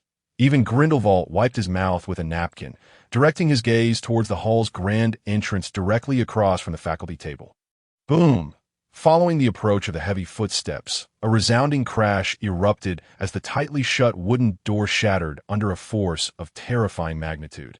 The blue glow of a magical shield flared to life, enveloping the splintered wood. While the door that had been flung backward now hovered mid-air, a thick scent of blood began to pervade the atmosphere, accompanied by piercing screams of terror. A thunderous roar erupted at the moment the horrifying creature made its entrance. The chaos unleashed in the classroom ranks as Hagrid's thunderous shout caused wizards within a 10-meter radius to clutch their ears and collapse. Even the powerful wizards like Professors McGonagall, Flitwick, and Snape were not entirely immune to the impact. The incantations the professors had nearly unleashed were forcefully interrupted by Hagrid's outburst. "Your mad dog has a human in its mouth? It could very well be the one that bit him." Snape spat as he wiped bloodied saliva from the corner of his mouth and kicked Hagrid. However, before he had ingested the strengthening solution, his meager strength was insufficient to even tickle Hagrid. Yet Snape's assertion bore truth. The colossal, three-headed dog, towering over 5 meters, clutched what resembled a blood-soaked doll in its central mouth, with gaping wounds that appeared to have been inflicted by the beast's own fangs. Snape's speculation was not without merit. Luvius wouldn't harm a child. It would only frighten them. I can. Enough, giant, Grindelwald interjected calmly, rising with measured composure. Have your dog drop the child. Snape, the child is near death. Administer some potion to sustain him as long as he lives. There is hope. McGonagall, gather a few professors to escort the children back. Grindelwald's voice faltered before he waved his hand dismissively. Let them see the color of blood. It's beneficial. Now, Grindelwald's relatively quiet words rang clearly in everyone's ears. All eyes widened in fear, and those who cried out were promptly penalized 10 points off for every tear. Stifle them as ordered. But there are girls. Professor McGonagall murmured, her compassion evident. Girls cannot bear to see blood. More than half of battlefield medics are witches. Crying girls lose 20 points. Grindelwald shot her a piercing glare, adding with a sneer, if any sniveling weaklings appear in Gryffindor, double the penalty. You are, after all, heralded as champions of valor. Prefects, lead your respective houses in formation, with 4th years at the front. You are now of age to learn battlefield self-defense and first aid. This is a timely opportunity for practical experience. With a cold gaze, Grindelwald observed the professors as they mobilized, raising his hand slightly. A pure black phoenix Patronus emerged from the wall, landing on his arm before dissipating into a cloud of darkness. It was his doing. The magical residue on the 4th floor is unmistakably clean. Simply stating his findings to the professors, Grindelwald advanced toward the center of the hall. Hagrid cradled Luvius's drooping head, and the heavy scent of blood permeating the hall was not emanating from the doll, but rather from Luvius himself. The robust, 3-headed dog, reminiscent of Small House, was in a dire state. Upon reaching its side, a gaping wound large enough for a person to crawl through appeared on its flank. Its shattered ribs had failed, and its internal organs were severely damaged. One could even see its 3 pumpkin-sized hearts exposed, one of which had ruptured, ceasing to beat. Administer this to your dog. Snape coolly produced a vial of potion and tossed it to Hagrid. If Luvius did not receive timely treatment, even with its remarkable vitality, it would not survive the night. Yet, as Hagrid uncapped the potion, Luvius, barely clinging to life, suddenly turned its head away, its tear-filled eyes imploringly gazing at its master, emitting heart-wrenching whimpers. Faced with the choice between the potion and death, Luvius opted for the latter. Good boy, just drink it. It'll be fine. Think of it as eating something unpleasant. After all, you've done it before. Under Hagrid's unyielding insistence, Luvius was forced to drink the entire vial of potion, and as it foamed at the mouth, the massive dog collapsed to the ground, its muscles convulsing. Yet amidst the convulsions, the gruesome wound visibly began to heal. You two fools. A breathless reprimand emerged as the elderly professor, with only 1.5 limbs remaining, limped over with a wooden prosthetic. Having momentarily succumbed to unconsciousness during Hagrid's furious shout, Professor Kettleburn had just been revived by Madame Pomfrey. Have you no common sense? Do you think a potion alone can heal a three-headed dog's heart? Are you out of your mind, Snape, or have you simply become overconfident? You can't just let the rot fester in his belly, waiting for it to decompose. Can you? Professor Kettleburn, wielding a double-barreled shotgun, irritably shoved Hagrid aside. If the external wounds heal, do you have any idea how difficult it will be to treat? There's an antidote. Snape casually administered a potion to Livius, halting the rapid healing of its wounds, leaving a basin-sized, gaping hole sufficient for Kettleburn to perform a thorough examination of the injuries, compared to the pitiful state of the dog. The doll that Livius had brought into the hall appeared equally grim. Its lower half had nearly disintegrated into a mushy mass, with only a thin layer of flesh tenuously connecting the two halves. In the Muggle world, doctors encountering such a patient would likely sigh and declare, "It's hopeless. There's nothing we can do. Go home and wait to die." Yet in the magical realm, with a professional healer, Madame Pomfrey, and a master potion maker, Snape, at hand, even if the heart had ceased to beat, as long as the soul remained tethered, they could wrest a life from the clutches of death itself, stabilize the injuries. Pomfrey, I administered 3 drops of the life potion and a slow-release agent. As long as the condition does not worsen, he won't die within half an hour. As Snape rose to his feet, he took 2 steps back. His intervention was no longer necessary. Yet, before departing, he quietly added, "High-purity 4-type high-energy explosive potion. Students cannot produce such top-tier goods that I need to return and check my inventory. Go ahead." Grindelwald waved his hand dismissively without looking back. Immediately, he drew his Browning M1935 and, aiming at the face obscured by semi-coagulated plasma, pulled the trigger. Magic cleansed the grime from the doll-like figure, revealing its true visage to the gaze of all present. How could this be? Percy! A chorus of incredulous shouts erupted from the Gryffindor ranks, as 2 red-haired figures charged forward, only to be effortlessly halted by a single hand. "That I understand your feelings. He is your brother, is he not? Weasley, if you wish to comprehend the entirety of this situation, to discern why your brother ventured into the forbidden zone on the 4th floor and caused such calamity, then return to your positions." Under Grindelwald's unequivocal words, the twins, their lips bleeding from biting them in distress, retreated silently, their eyes, bloodshot and crimson, mirroring the vibrancy of their hair. Grindelwald's actions bore a certain punitive nature, by all reason. The gravely injured Percy should have been sent to the hospital wing for immediate care, rather than serving as a spectacle for public scrutiny. This, perhaps, delineates the difference between Grindelwald and Dumbledore. Dumbledore, in most circumstances, would choose to bear the weight himself. Even in death, his plans would meticulously guide his pawns to fulfill his objectives. In contrast, Grindelwald is a true leader. Alongside possessing formidable power and intellect akin to Dumbledore, he excels in harnessing all available resources. He comprehends better than Dumbledore the limitations of an individual's strength. Even when immensely powerful, he still values collective might. That he could have suppressed today's incident directly, leading the professors to resolve the turmoil himself. But what significance would such an approach hold, since the young wizards have witnessed this event and become participants? It is far better to allow them to engage formally, for through this opportunity, they might acquire valuable knowledge, simultaneously quelling their insatiable curiosity. These exuberant children, as energetic as baboons in mating season, possess a disconcerting propensity for self-destruction. Should they be forcibly restrained, the threshold of the 4th floor would surely be trampled, which would be the worst possible outcome. Students of Ravenclaw, 4th year and above, step forward. After levitating Percy into the air with a levitation spell, Grindelwald called out in a measured tone, "As members of the Tactical Intelligence Academy, I trust you have diligently studied your curriculum. Renowned for balancing wisdom and knowledge, I hope you shall not disappoint me today." Under the leadership of each grade's prefect, the 4th-year students attentively observed and learned, while those in the 5th year and above commenced the arrangement of a simulation, constructing a virtual battlefield reconstruction. This virtual battlefield creation shall not utilize the memory charm, a method fraught with limitations and susceptible to deception. Instead, We will infer based on existing clues and subsequently reconstruct the factual scene. Grindelwald glanced at the assembled Ravenclaw students, and upon noticing their bewildered expressions, he sighed in exasperation. Hogwarts has fallen behind the times, alas. I was once a person of considerable prejudice, believing wizards to be a superior breed. Looking down upon muggles, convinced they should be governed by more advanced sorcerers, it was Albus, your headmaster, who counseled me against my frenzied actions. His words were not erroneous, as time has proven this truth.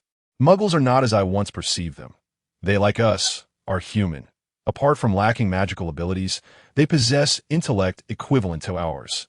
Indeed, due to their vast numbers, the genuinely wise among them far outnumber wizards.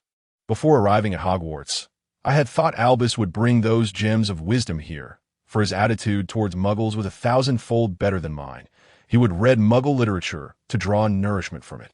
Yet, unexpectedly, decades later, upon finally arriving at Hogwarts, Grindelwald shook his head, recognizing that we are no longer in the ignorant age of centuries past.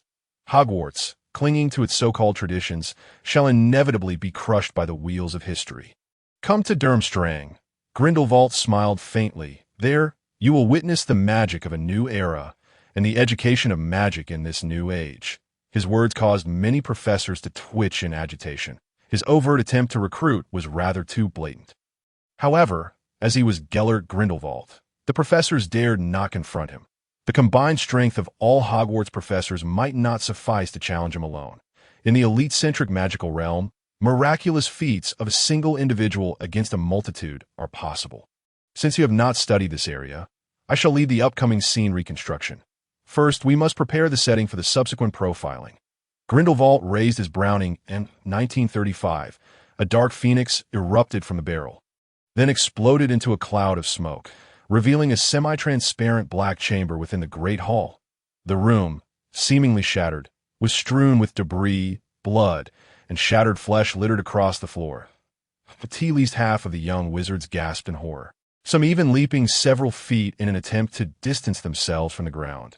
The hourglass, suspended on the wall of the hall, bore witness to the fact that, due to the gruesome scene, many had indeed been frightened to tears. The scores of all four houses had plummeted into the negatives, particularly the unfortunate Gryffindor, whose double penalties left them with a staggering deficit. This is the room at the end of the fourth-floor corridor that served as the crime scene. If you can still wield your wands, let us begin constructing the magical projections of the involved parties, as well as that of the three-headed dog. The pale-faced Ravenclaw students, though hearing Grindelwald's words, found their minds blank despite having studied relevant material in their specialized courses. Only a handful mustered the courage to move, and the magical imagery created by this small group was markedly distorted, their differing thoughts interfering with one another. You are truly the worst cohort of students I have ever encountered. Had you been at Durmstrang, Grindelwald waved his hand in frustration, not a single promising individual among you. We shall begin our reverse analysis from the scene. Clearly, this room has endured a violent explosion. Professor Snape has informed you that the explosive in question is the high-purity 4-type, high-energy explosive potion, commonly known as C4 now. Who can tell me where the initial explosion point is? Under Grindelwald's cold gaze, the young wizards, forcing themselves to focus on the harrowing scene, shifted their fingers to indicate a dent devoid of bloodied remnants. That was the epicenter of the explosion. Based on the condition of the detonation point, start simulating the explosion to reconstruct the scene. Surely, you can manage that, right? A prefect from Ravenclaw nodded slightly, taking a deep breath before whispering to a few nearby peers. Soon, around 10 wizards raised their wands, their tips emitting white threads, and after a brief calculation, they successfully constructed a model of the simulated explosion fireball, based on the depth of the detonation point and the marks on the surrounding walls. We deduced that the amount of C4 used in this explosion was approximately 10 grams, equivalent to the combined force of 2.5 strong blasting spells. From the clues thus far, we can likely glean the following useful insights. Gradually regaining his composure, the Ravenclaw student overcame his fear and began to organize his thoughts. First, we can eliminate the possibility that the C4 used in this incident was the top-tier version designed for enhancing explosive power. Rather, it is a variant focused on amplifying magical penetration, intended to breach high-resistance targets, such as the three-headed dog before us. The three-headed dog, a guardian of treasures commonly employed by ancient Egyptian sorcerers, possesses an extraordinary resistance to magic. Ordinary spells fail to inflict significant harm upon it. The assailant must have been aware of the dog's existence beforehand and carried specific items to counter it. Furthermore, based on the damage observed at the scene, we can ascertain the correct position of the three-headed dog during the explosion.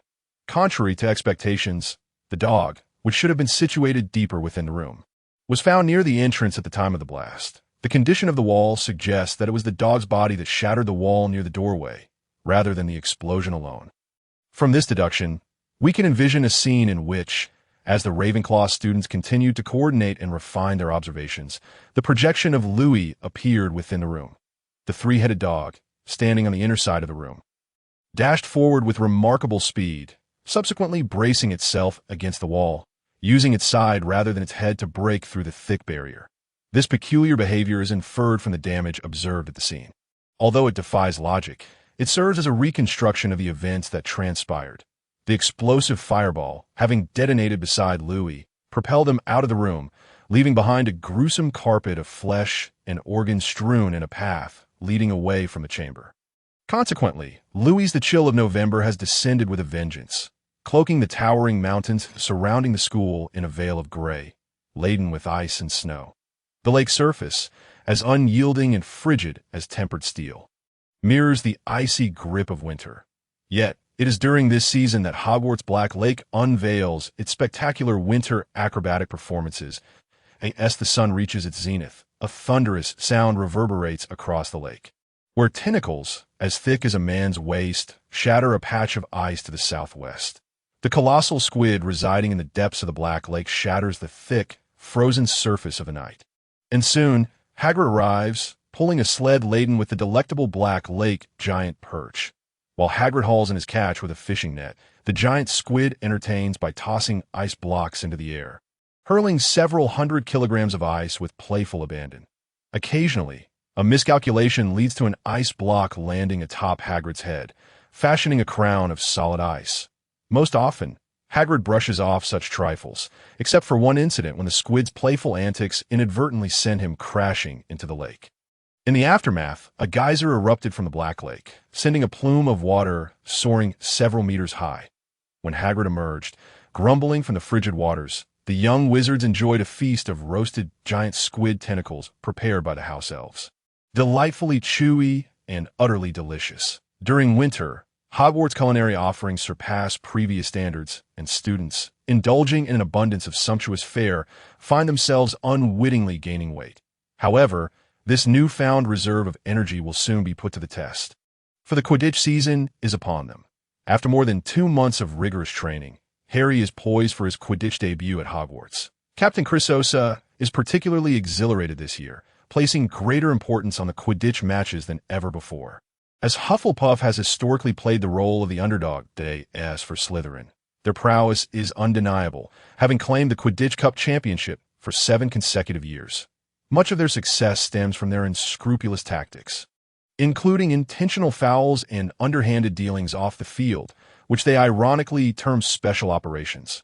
One cannot help but speculate whether the previous captain of Gryffindor, Charlie Weasley, achieved remarkable success in the Triwizard Tournament due in part to Slytherin's dubious contributions.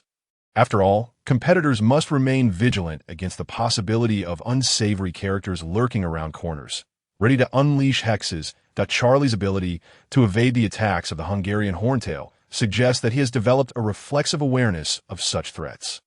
Without resorting to foul play, Gryffindor stands as Hufflepuff's most formidable opponent. Renowned for their unwavering dedication to training, Gryffindor's players boast impeccable skills. Although Gryffindor is known for its rebellious spirit, it also nurtures fearless individual talents, wielding sharp offensive strategies that leave other teams, aside from the nefarious Slytherin, struggling to counter their advances. Nevertheless, one must not underestimate Ravenclaw, though they rank lowest in physical prowess among the 4 houses. It is crucial to remember that Ravenclaw is home to the most intelligent students at Hogwarts that gain an edge in Quidditch. They have formed a dedicated think tank, meticulously analyzing each house's weaknesses to devise effective strategies. If Slytherin embodies the darkest of tactics, Ravenclaw surely harbors the most cunning of minds that in past competitions. They were the only house with a genuine chance to dethrone Slytherin, had it not been for Slytherin's swift and ruthless intervention, incapacitating Ravenclaw's captain and star scorer for an entire night. The outcome could have been quite different, as a house often overshadowed at Hogwarts. Hufflepuff's Quidditch team has long faced immense pressure. While they typically conduct themselves with humility and goodwill, every young witch and wizard yearns for the adulation of the crowd on the Quidditch pitch. The young spirit should not be stifled, and after years of silence, it is time for Hufflepuff to usher in a glorious new era. The first Saturday following Halloween arrives, and by 11 o'clock, the stands of the Quidditch pitch are filled to capacity. Students don their winter uniforms, wrapped in scarves bearing their house colors, despite the biting winter wind. The vibrant atmosphere remains undiminished. In the preparation room below, the players clad in yellow and black striped Quidditch uniforms are ready to take the field, before stepping through the door into the arena. Captain Chris casts a serious gaze upon his teammates that I do not wish to dwell on the past, for it is a painful history. Hufflepuff has not touched the Quidditch championship trophy in 11 years.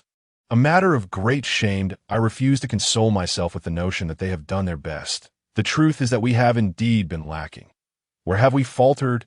We have grown accustomed to mediocrity, to shying away from competition. While humility is a virtue on the Quidditch pitch, there is no room for virtue, only victory and defeat.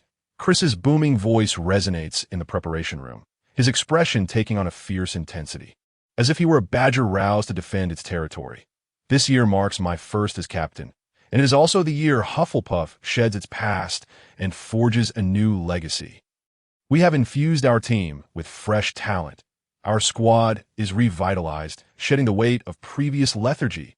Cedric Diggory, our new seeker, I assure you, he will be among the finest seekers in Hogwarts history. The handsome boy pointed out by Chris blushes and scratches his head. Chris, you're being too.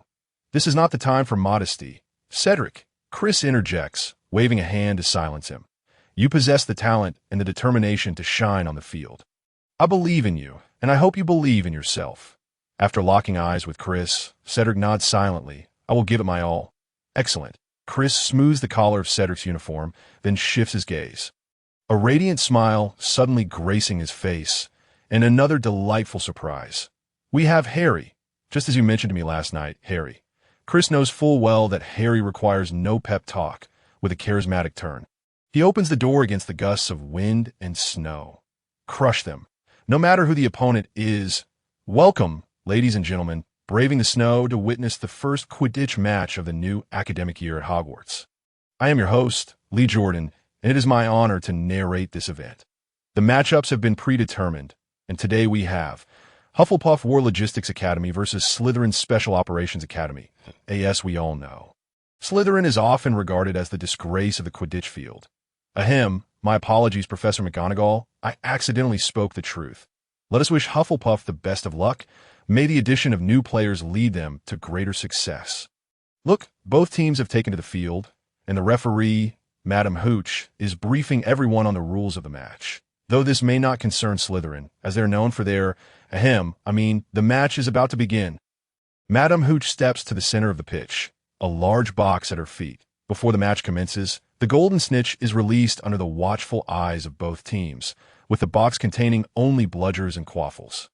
The captains shake hands and her signal. Chris and Slytherin's gorilla-like captain, Marcus, exchange a fierce grip, clearly feeling the disparity in their physiques.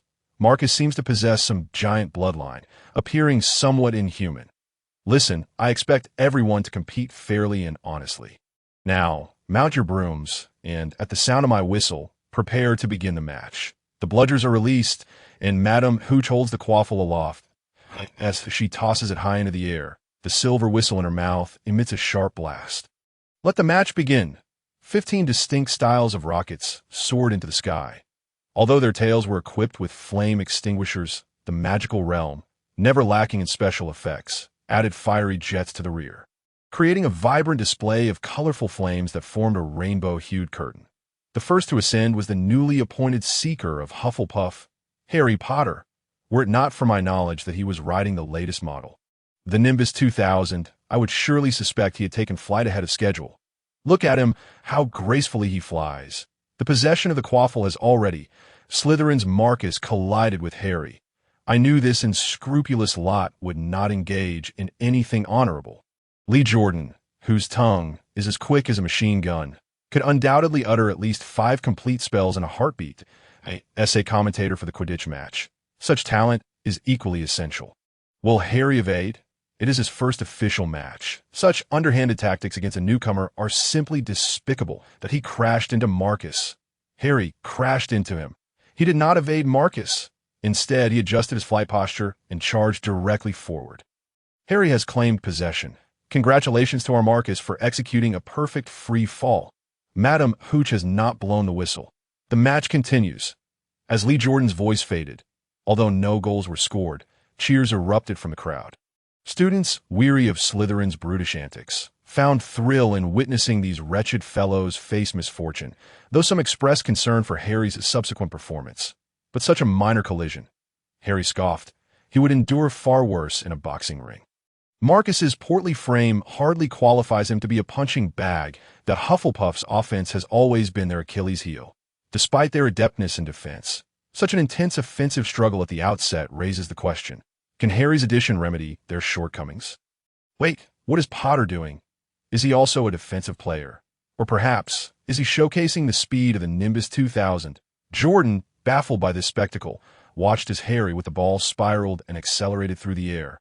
Seemingly experimenting with something entirely novel to this moment, Harry's speed had reached the limits of ordinary rockets. He had accelerated to 200, 300, and still he sped up. At this velocity, can he truly discern which side is Slytherin's goal? It is simply unfathomable. What is Hufflepuff doing? The maximum time for a single player to hold the ball is 30 seconds. Could it be that Chris did not inform Harry of the rules? He ascended. With Jordan's words, the young wizards raised their heads high. Harry, having pulled up at a 90-degree angle, had become a mere speck. The first goal. In midair, without losing speed, Harry executed a graceful arc, his form low, revealing a hint of exhilaration that a low chuckle was swallowed by the whistling wind. No one could hear this demonic-like cackle as the Nimbus 2000, diving once more, shattered its flight speed limits. A flash of yellow surged like lightning into the spectator's eyes. At a staggering speed of 111 meters per second, the retina barely able to capture the clear image, a lightning bolt descended from the heavens, propelled by a howling gale, crashing into the Quidditch pitch. Miles Bletchley, the current Slytherin keeper, possessed an extraordinarily broad frame. Merely standing before the goal, he could obstruct the vast majority of space. Were it not for the 3 goals in Quidditch, scoring past him would be nearly impossible. Yet this time, a flicker of overwhelming terror crossed Miles's eyes as he faced certain death. The once distant black that was now hurtling directly toward him. His pupils constricted to pinpricks. His previously unwieldy body became paralyzed with fear. Lunatic maniac! Fiend! On the brink of mental collapse, Miles realized that should he be struck by such velocity, he would undoubtedly be left in pieces. Mother! I do not wish to die, as the yellow flash completely consumed his vision. Miles's mental defenses crumbled. He desperately rolled to the side, unleashing unprecedented strength to thrust himself away from the rocket, determined to avoid becoming a grotesque display of flesh and blood before the goal. Yet the invisible footrest snagged his leg. The out-of-control rocket spun him through the air. A cacophony of wind and noise bore down upon him, the ferocious gale sweeping past in an instant. Miles, already tumbling in midair, transformed into a cumbersome top, feeling something was past his head with a sharp whoosh bang. The thunderous sound of a support pillar shattering broke the eerie silence of the pitch. A warped bludger spinning and embedding itself in the sturdiest pillar, smoke rising from the friction with a pungent odor, screams erupting in a panic. Ding! Lee Jordan, trembling, struck the scoring bell, his lips quivering as he uttered a few words. 10 o'clock. Hufflepuff leads. Under the gentle persuasion of Death's cannon aimed at their heads, Slytherin remarkably refrained from resorting to foul play a second time, that a match characterized by fairness and honesty unfolded peacefully. Even after the instant annihilation at the outset, until the merciful Cedric caught the golden snitch, bringing a perfect conclusion to a match that had barely begun. 11:50. 0. Hufflepuff triumphs. Exhausted, Jordan rang the bell and reclined against the frostbitten backrest of the seat. Quidditch had suddenly become rather tedious, at least for Harry. While beating up little kids is a joyful endeavor, the most enthralling aspect of competition lies in the adrenaline rush during tense and fierce confrontations. This ability to immerse oneself and savor the pleasure is the true essence of participating in a match. You are all too weak. Like an emperor, Harry sat regally, while below him sat the Quidditch teams of the four houses. Quidditch without any challenge is excessively dull. You have left me sorely disappointed. What purpose does a match that fails to entertain me serve? In the 8 Saturdays following Halloween, Hufflepuff, led by Harry, had trampled all other houses, achieving an unprecedented streak of shutout victories. The mere thought of enduring such insipid matches for the entirety of my 7-year school life leaves me in a profoundly dismal mood. It was as if the crowd held their breath, unable to utter a word in the face of absolute dominance. Any feeble arguments seemed utterly powerless. For the other 3 houses, this year would be one of shame, a disgrace that could very well persist until Harry graduated from Hogwarts. They had contemplated rebellion. Ravenclaw, after suffering a devastating defeat, chose to ally with Gryffindor, a team brimming with innovative tactics and another renowned for their skill and solid foundation. Yet even this formidable alliance was systematically dismantled by Harry, driving them to the brink of insanity. The 3 female chasers from Gryffindor wept inconsolably after the match. They had touched the ball, yet their beloved possession was often snatched away by some brute within mere seconds. Their sprinting speed paled in comparison to Harry's leisurely pace. His robust physique and astonishing dynamic vision enabled him to maintain the Nimbus 2000 speed at a staggering 270 kilometers per hour, deftly maneuvering the broom without the need for any deceleration. Why does no one speak up? Have I defeated you a few times? And now, due to these minor setbacks, your desire to win, your determination to surpass me has crumbled into nothingness. Indeed, I am stronger than you. My talent surpasses yours. Yet that does not mean I am invincible. With an expression of frustration, Harry glared at this group, pretending to be defeated. Where has Gryffindor's spirit gone? Where is Slytherin's pride? Where has Ravenclaw's wisdom fled? You should henceforth be known as the do-as-you-please, Fluffy Kitten Academy, the Lifeless Serpent, Spineless Academy, or the Crooked-Mouth, Cross-Eyed, Clumsy Troll Academy. A series of faint, suppressed huffs escaped, prompting Harry to abruptly turn his head and glare at the Hufflepuff team. Do you still have the audacity to laugh? Are you aware of what wartime logistics entail? Let me enlighten you. The so-called logistics corps are those who, after undergoing the same rigorous training as other troops, still find time to prepare the logistical support for the entire army. Do you imagine that logistical personnel are merely a bunch of inept fools who only cook and sneak bites of food? Allow me to clarify. Within the seemingly unremarkable cooking brigade of the army lies the potential of dragons. While you lot, I have pierced through their defenses, yet you cannot even execute the most basic coordination with me. Has these 4 months of training been in vain because I was absent? Or do you believe that having a strong ally means you can disregard your own capabilities? Yes, when I was present, Hufflepuff could claim the championship year after year, but I will graduate eventually. And what then for Hufflepuff? Another 11 years, or even longer, devoid of championship glory. Placing your hopes on a single individual means that this collective is already doomed. Do you understand? Doomed. Take the Slytherins, whom you hold in the lowest regard. We all know they enjoy playing dirty, employing underhanded tactics. This is indeed despicable. Yet we cannot deny their success. They have triumphed for 7 consecutive years. And has Slytherin ever produced anyone with the singular prowess to dominate a match like me? No. What do they rely on? Unity, sheer unity. Even when resorting to foul play, they come together as a cohesive unit. While you, who prefer to fly solo, end up as foolishly defeated as those who lay groveling on the ground. A series of snickers erupted, and the Slytherin captain, Marcus, contorted his ugly face into a grotesque grimace. Laughing, are we? Haven't I yet left you with enough bruises, Marcus? Grabbing him by the collar, Harry hoisted him up and delivered a knee to his abdomen, the excruciating pain sending this gorilla crashing to the ground. drenched in cold sweat. After the Halloween match, Marcus had sought trouble with Harry, accompanied by a gang of thugs, but alas, their attempts were thwarted as they were sent to the hospital wing by Harry's hand. A group of robust individuals may appear intimidating, yet lacking systematic training and resilience. They could not withstand even a single blow from Harry. Underhanded tactics are forever beneath notice. If I possess the capability to crush you head-on, why resort to stealthy ambushes? Do not dare to tell me this is your so-called special operations. All tactics in this world can be summed up in one phrase: bullying the weak.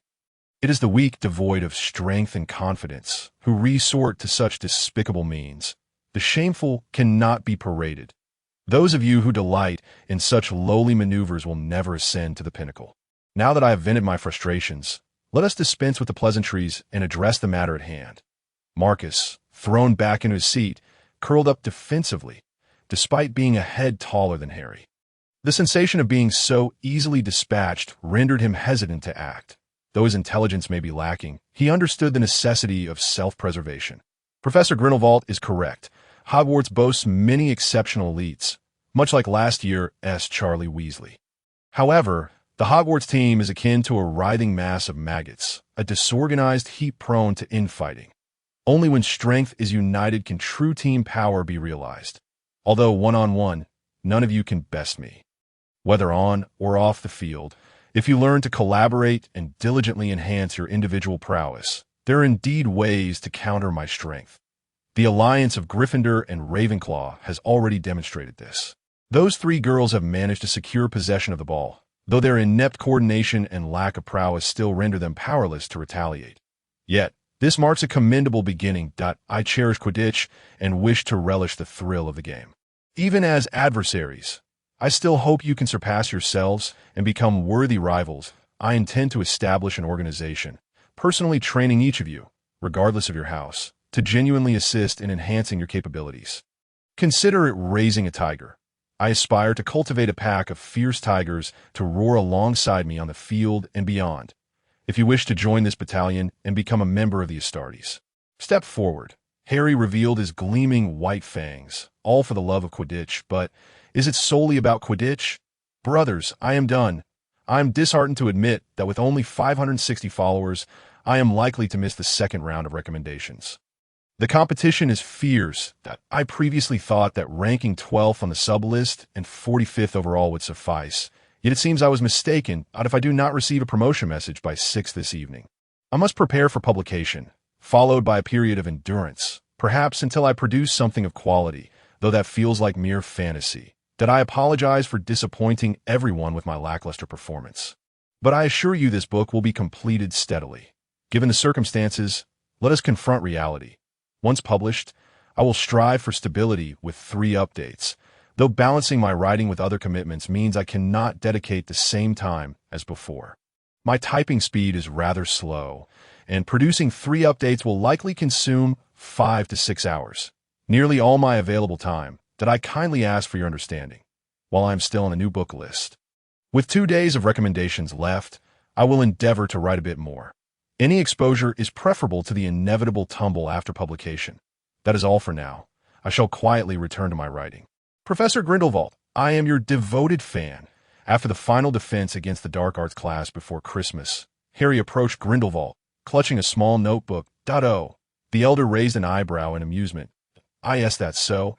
As a seasoned leader, Grindelwald had weathered many storms.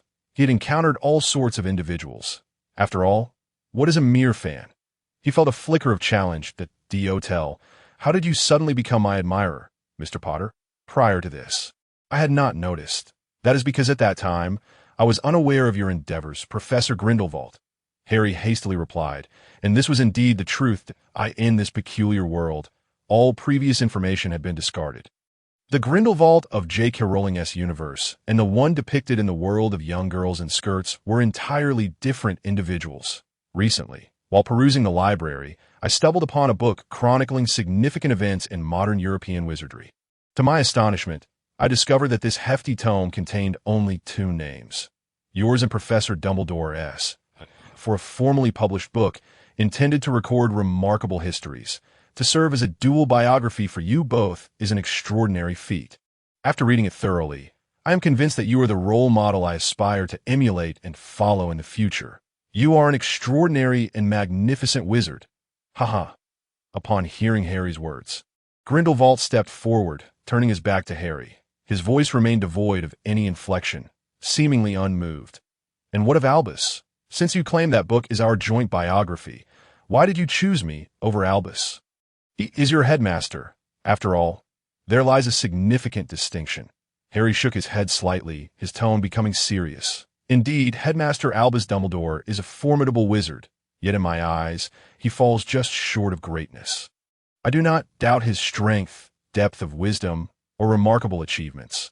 He has reached levels that most wizards cannot hope to attain in their lifetimes, but that is still insufficient. True greatness lies in being unparalleled, the strongest of one's era.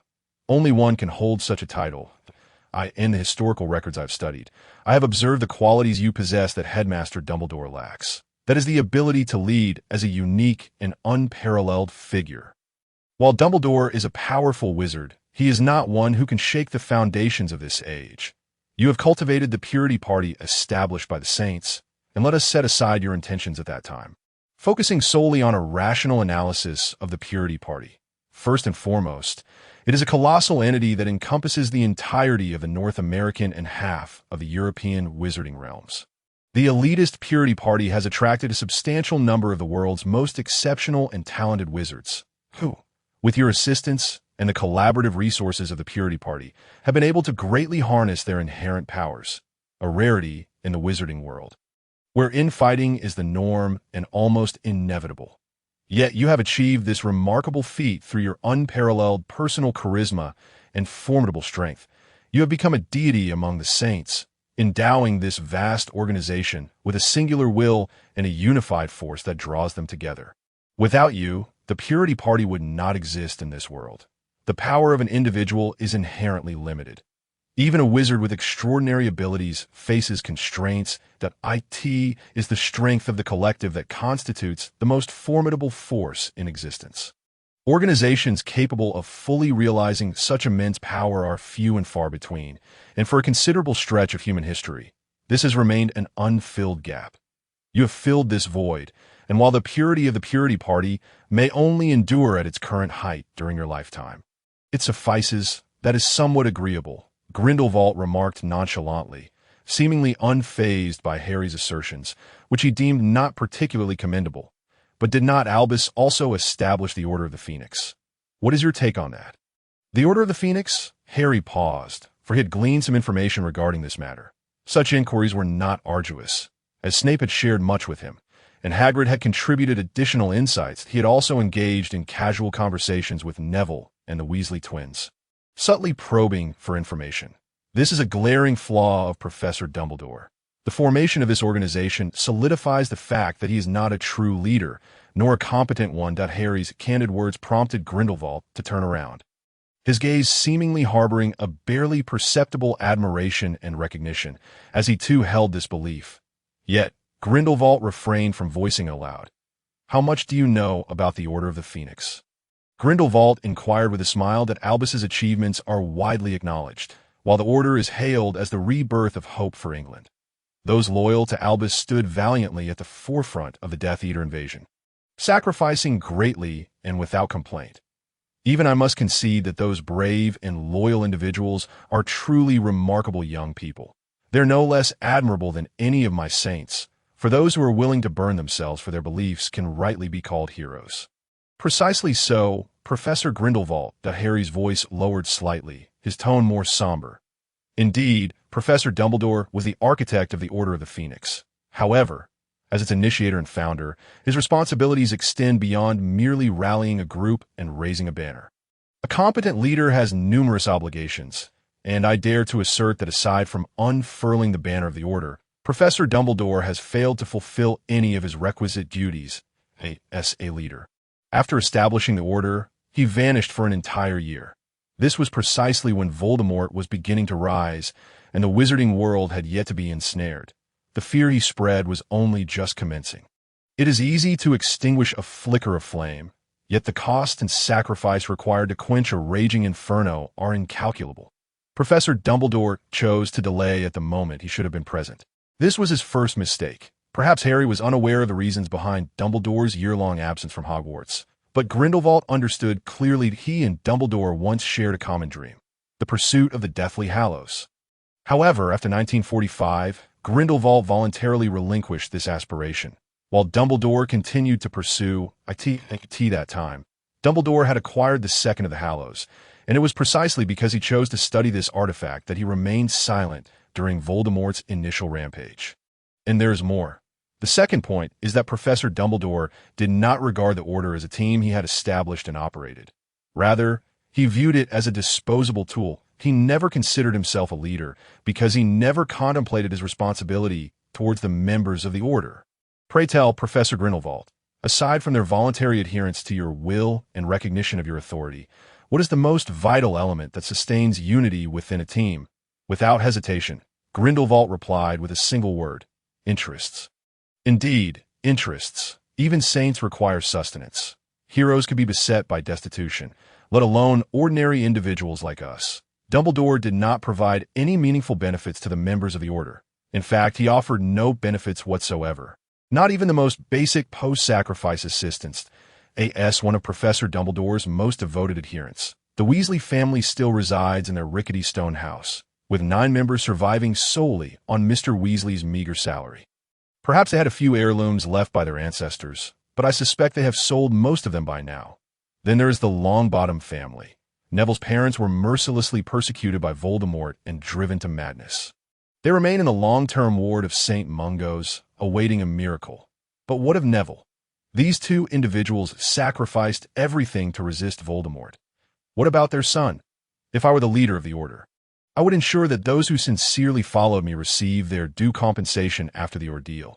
The Weasleys could live better lives. Mr. Weasley is not an ordinary man. He deserves a more favorable position, one that allows him to provide for his children with greater ease. That I would also compensate Neville. If I were powerless to aid his parents, I would ensure that their child received what he deserved, an excellent education and guidance. Even if his talents do not match those of his parents, if I were as formidable a wizard as Professor Dumbledore, I could, and would, promise him a bright future. But what did Professor Dumbledore do? He did nothing. Clearly, he could have accomplished all of this. I may be bold in saying that Professor Dumbledore is fundamentally a cold-hearted individual. He is not a competent leader, lacking this sense of responsibility.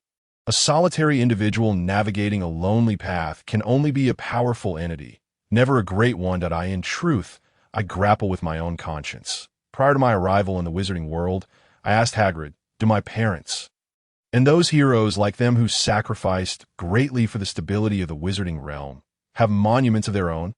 People refer to me as the boy who lived, treating me as an extraordinary figure.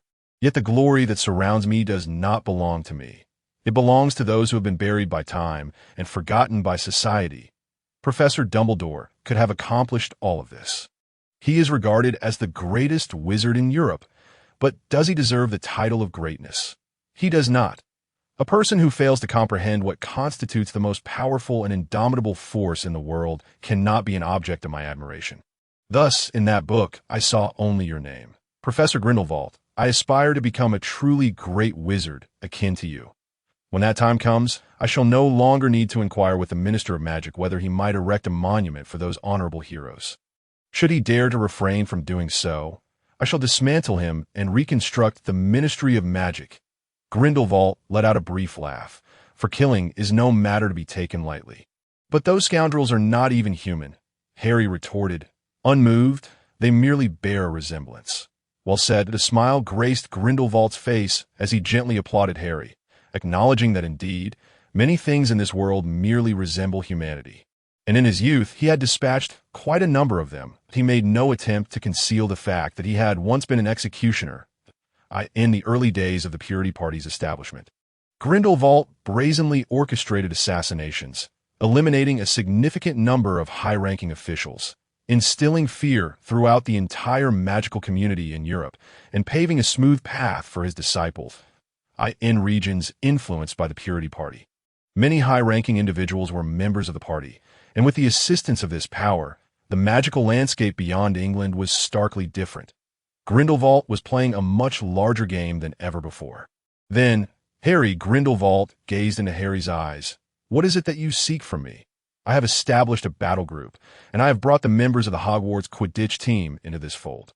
With my absolute dominance in Quidditch competitions, I need to cultivate a cadre of capable individuals, not merely to enhance the spectacle of the matches, to satisfy my passion for competition, but also for an uncertain tomorrow." Harry turned his gaze toward the window, where the biting cold of year-end winds nurtured the burgeoning vitality of the impending spring, and no more. No more. Good news, exceptional news, just when I thought I was out of luck. The editor sent me a new message, saying he checked, and I made it to the second round. No need to rush to the shelves. I still have hope. I had already prepared myself for a slow burn with a first subscription of over 300, and this news truly injected a dose of excitement into me. All this is thanks to my good brothers. Without your support and votes, this book would have remained in the shadows. That I express my heartfelt thanks to those who write. However, making it to the second round of recommendations is merely the beginning. Barely scraping through, I have no real grounds for pride. I am still too inexperienced. Nevertheless, I will strive to maintain quality and complete this book steadily, leaving no regrets. Thank you to Adan AJT for the generous 500 coins, and to Kwangfing 1987 for the 100 coins. I appreciate everyone's recommendation votes and monthly votes, especially with the double rewards at the end and beginning of the month. May I kindly request a wave of votes? There should be another update tonight. The roller coaster of emotions is truly exhilarating. This year, many students chose to remain at Hogwarts, and although Halloween had passed 2 months ago, the events of that day were still vivid in everyone's memory. Percy Weasley had regained his health, yet he seemed to have lost a portion of his memory, having no recollection of his actions. According to the diagnosis from Madame Pomfrey, Percy's memory had been altered, but rumors suggested he had been under the influence of the soul-sucking curse, for it was during the dark arts defense class following Halloween that Grindelwald delivered a lesson on the soul-sucking curse to students in 5th year and above. According to his description, while the soul-sucking curse is a form of magic that is difficult to detect, it is not insurmountable. The definition of the 3 unforgivable curses is that there are no corresponding counter-curses. Rather than being unresistible, by simply wearing an alchemical trinket that solidifies mechanized cognition, the soul-sucking curse's ability to affect an individual becomes significantly hindered. Once the curse triggers the mechanized cognition spell, the wizard enters a state of absolute coldness and rationality, making it exceedingly simple to break free from the curse's influence. This unprecedented magic, unknown to the young wizards of Hogwarts, stemmed from the inventions of the disciples. Beyond Hogwarts, or rather, outside of the English magical community, the territories controlled by Grindelwald's Purity Party exhibited a vibrancy that was evidently more vigorous than the conservative magical community, with numerous highly useful new spells emerging each year, a rarity within the traditional magical realm. However, all of this was temporarily irrelevant to Harry. After 4 months away from home, he longed for his residence at number 4 Privet Drive, missing his aunt and uncle, as well as his dear friend Dudley. He wondered if Dudley had changed during this time. Slinging his black dragonhide backpack over his shoulder, Harry exited the gates of Hogwarts, embarking on the journey to Hogsmeade Station with other young wizards returning home. At the school gates, Hagrid waved cheerfully at them.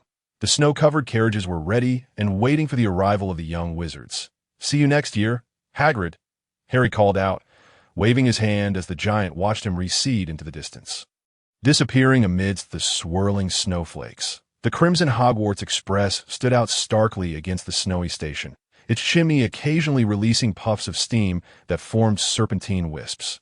Opening the compartment door, the warmth inside, shielded from the wind and snow, elicited a sigh of comfort from Harry. He hung his heavy winter coat on the hook, stretching out his limbs. "When will my thermal coat finally arrive? Madame Malkin's shipping speed is truly slow." As he opened the birdcage, Harry playfully interacted with Hedwig, who had grown stronger since their last encounter, though she seemed somewhat clingy in his presence. "May I pet your owl?" a bright voice chimed in. The compartment door swung open, revealing Hermione, who waved cheerfully at him, though it was not her who had just spoken to "Hello there." Harry nodded to the newcomers, inviting them to take a seat. This is Cho Chang, the second-year Ravenclaw student. Of course I know her, Hermione. Cho is Ravenclaw's reserve seeker. How could I not know? Being familiar with each other made Harry feel at ease, especially since Cho had joined his battle group. She was undeniably one of his own. Hey, Captain, I didn't expect you to remember me. Cho, well aware of her somewhat invisible status, looked pleasantly surprised, having only met Harry on the day the battle group was established. With the entire group being fewer than 40 people, how could I possibly forget? Come on, Hedwig, there's a sister here who wants to pet you. Why not bring over a mouse treat to charm her? However, Hedwig lazily turned her head, disdainfully flapping her wings at Harry, her expressive eyes seeming to convey, "Don't you know that similar beings repel each other? I'm a girl too." Witnessing this scene, the two girls nearby burst into laughter at Hedwig's adorable expression. "Forget it, you play by yourself. Today's snacks are plentiful." Harry placed a handful of mouse treats before Hedwig, gently petting her fluffy round head. "Any plans for Christmas, Harry?" Hermione inquired as the train began to chug along. "That I haven't made any plans. I suppose I'll just stay home and work out, then maybe go to the river to see if it hasn't tea frozen over. If not, I might go for a winter swim. Snowy days aren't great. No climbing, no hunting, aside from admiring the snow. There doesn't seem to be much else to do." Harry shrugged helplessly at this. "What about you? Any destinations in mind? Perhaps something similar to your plans. But just being able to return home for Christmas is wonderful. I miss my parents." The journey was naturally swift with the company of two lively girls. But this speed was largely attributed to the Hogwarts Express. Although it had written its name backward on the day it transported them to Hogwarts, today, the originally 7 to 8 hour journey had been compressed to merely a fifth of that time. Showcasing the true speed of the steam locomotive as it whistled along by midday, they had already arrived at King's Cross Station, that on the eve of Christmas.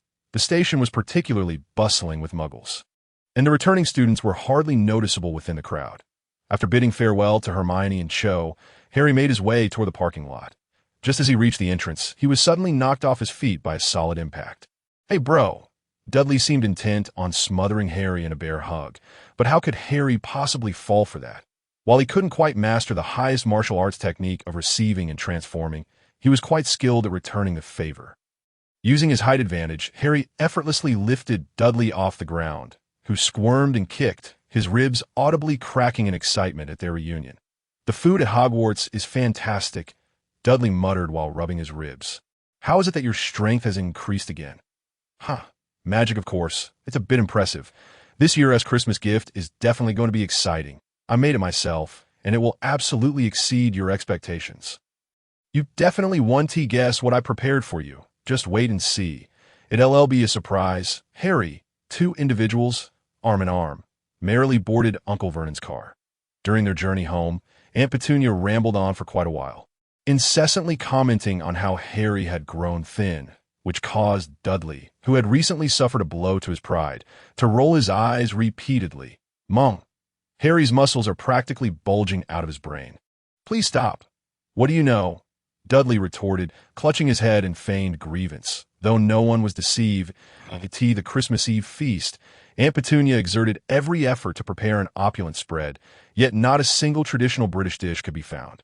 This lavish dinner, filled with affection, left Harry feeling slightly nauseous, as returning home was delightful, but also threatened to add 3 pounds to his waistline. As dawn broke, Harry awoke to the incessant chime of his internal clock. The rustling sound from the adjacent bedroom indicated that Dudley had risen even earlier than he. At the foot of his bed lay a mountain of neatly wrapped boxes, at least 70 or 80. With more than half originating from Hogwarts, I didn't expect to be so well liked. Harry mused. A cursory glance revealed that nearly every member of his circle had sent him a Christmas gift. This was a promising start, for at the very least, they acknowledged him as their leader. It seemed that ordering each of them a Firebolt 2000 was indeed worthwhile. However, the test of loyalty must continue.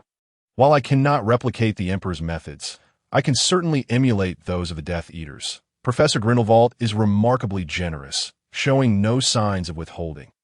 After a brief contemplation, Harry stumbled upon Dudley's Christmas present amidst the pile, a remarkably thin envelope.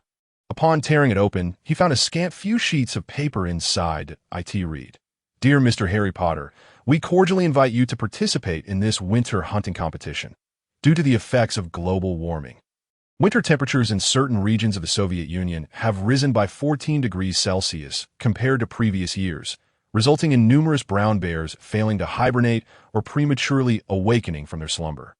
This has rendered them more aggressive than usual. We will be holding a winter hunting competition in the Omsk region, located 2,000 kilometers east of Moscow, to mitigate the damage caused by the local wild brown bears. Before Harry could finish reading the letter, Dudley burst through the door with a bang. Harry, is it true that drinking this will help me build muscle? Seriously, is magic really that incredible? No wonder you've gotten so strong so quickly. After a rapid-fire barrage of words, a flushed Dudley slapped Harry on the shoulder, causing Harry's arm to feel numb instantly. Are you part bear? How can a person hit so hard? Harry exclaimed, baring his teeth in irritation. Hey, I don't feel the slightest bit ashamed. Dudley grinned widely. I just got a bit carried away. What's wrong with a bit of excitement? By the way, is this potion real? Does it actually work? Seeing Dudley so animated, Harry struggled to keep a straight face. Of course it works, but I just brewed this concoction myself. I've only had one bottle. Otherwise, I would definitely smack you silly, he replied. Remember, 1 bottle a week. This should last you 4 months until I return for summer break. Dudley eagerly nodded and immediately twisted open a glass vial, gulping down the potion in one go. Just as he finished, Harry swiftly covered his mouth. Don't you dare spit it out. Swallow it, gagging and thrashing about.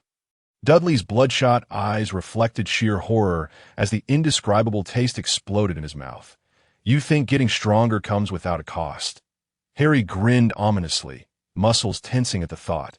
This is the product of my 4-month endeavor in war potion making. You'd better enjoy it, my dear cousin. Huh? Eat that, Dudley. This is your dear cousin's love for you. The invigorating scent of fresh herbs wafted through the kitchen as Harry brewed centaur herbal tea. Uncle Vernon, roused by their commotion, watched Aunt Petunia savoring the steaming beverage. This is truly delightful, Harry. Far superior to coffee, he remarked, feeling refreshed and invigorated as he set down his empty cup and poured himself another. I brought back quite a bit. This is a delightful little brew created by the centaurs in the Forbidden Forest. It's also excellent for stews. You should give it a try, Aunt Petunia. That sounds wonderful, she replied with a smile, harboring a lingering regret over her inability to learn magic. However, engaging with the wondrous items of the magical world was a splendid substitute. The Ministry of Magic maintained a lenient stance toward Muggle families with young wizards, even allowing them to accompany their children into Diagon Alley to explore the magical realm, granting them a sense of inclusion. Meanwhile, Dudley, with his head buried in the basin, was not quite so refined. I'm saved. I'm alive. He lifted his head from the basin and reclined back in his chair, relieved as the horrific taste dissipated, replaced by the soothing herbal tea. The thought of enduring that dreadful concoction for 4 more months made his face pale. You can choose not to drink it, Dudley, Harry said, giving him a sidelong glance as he set a familiar glass vial on the table. Get that wretched thing away from me. Farther away, Dudley screamed in terror, shivering as he clutched his shoulders, fearing that Harry might once again force him to drink it, an experience he did not wish to relive. Please, Harry scoffed, knowing his potion was unpleasant but aware that it paled in comparison to Snape's brews. Wanting to grow stronger without any sacrifice is simply impossible. Magic can accomplish many marvelous feats, but it is not omnipotent. With a quick twist of the cap, Harry downed the potion in one go, wiping his mouth afterward. Having endured Snape's concoctions, Harry had developed a remarkable tolerance, casually swirling the herbal tea in his mouth without a hint of distaste. Dudley shivered suddenly, cautiously retrieving the glass vial from Harry. He tentatively tasted the remnants of the potion. Ugh! Dudley gagged into the basin, his complexion turning slightly green. After snatching the teapot from his father's hands, he poured half a pot of tea down his throat before nervously speaking up. The magical world truly is a terrifying place. In just a few months, Harry has transformed into something monstrous. Is this potion even safe for humans? You'll get used to it, Harry replied nonchalantly. And have you noticed that after drinking this potion, your body feels warm and toasty? You could run naked in the snow and not feel cold. Seems about right, Dudley hesitantly jumped up and down, indeed feeling a warm current enveloping him despite wearing only thin pajamas, which would normally make him feel a bit chilly. This is my inferior version of the sun nourishment potion, crafted with Professor Snape's assistance.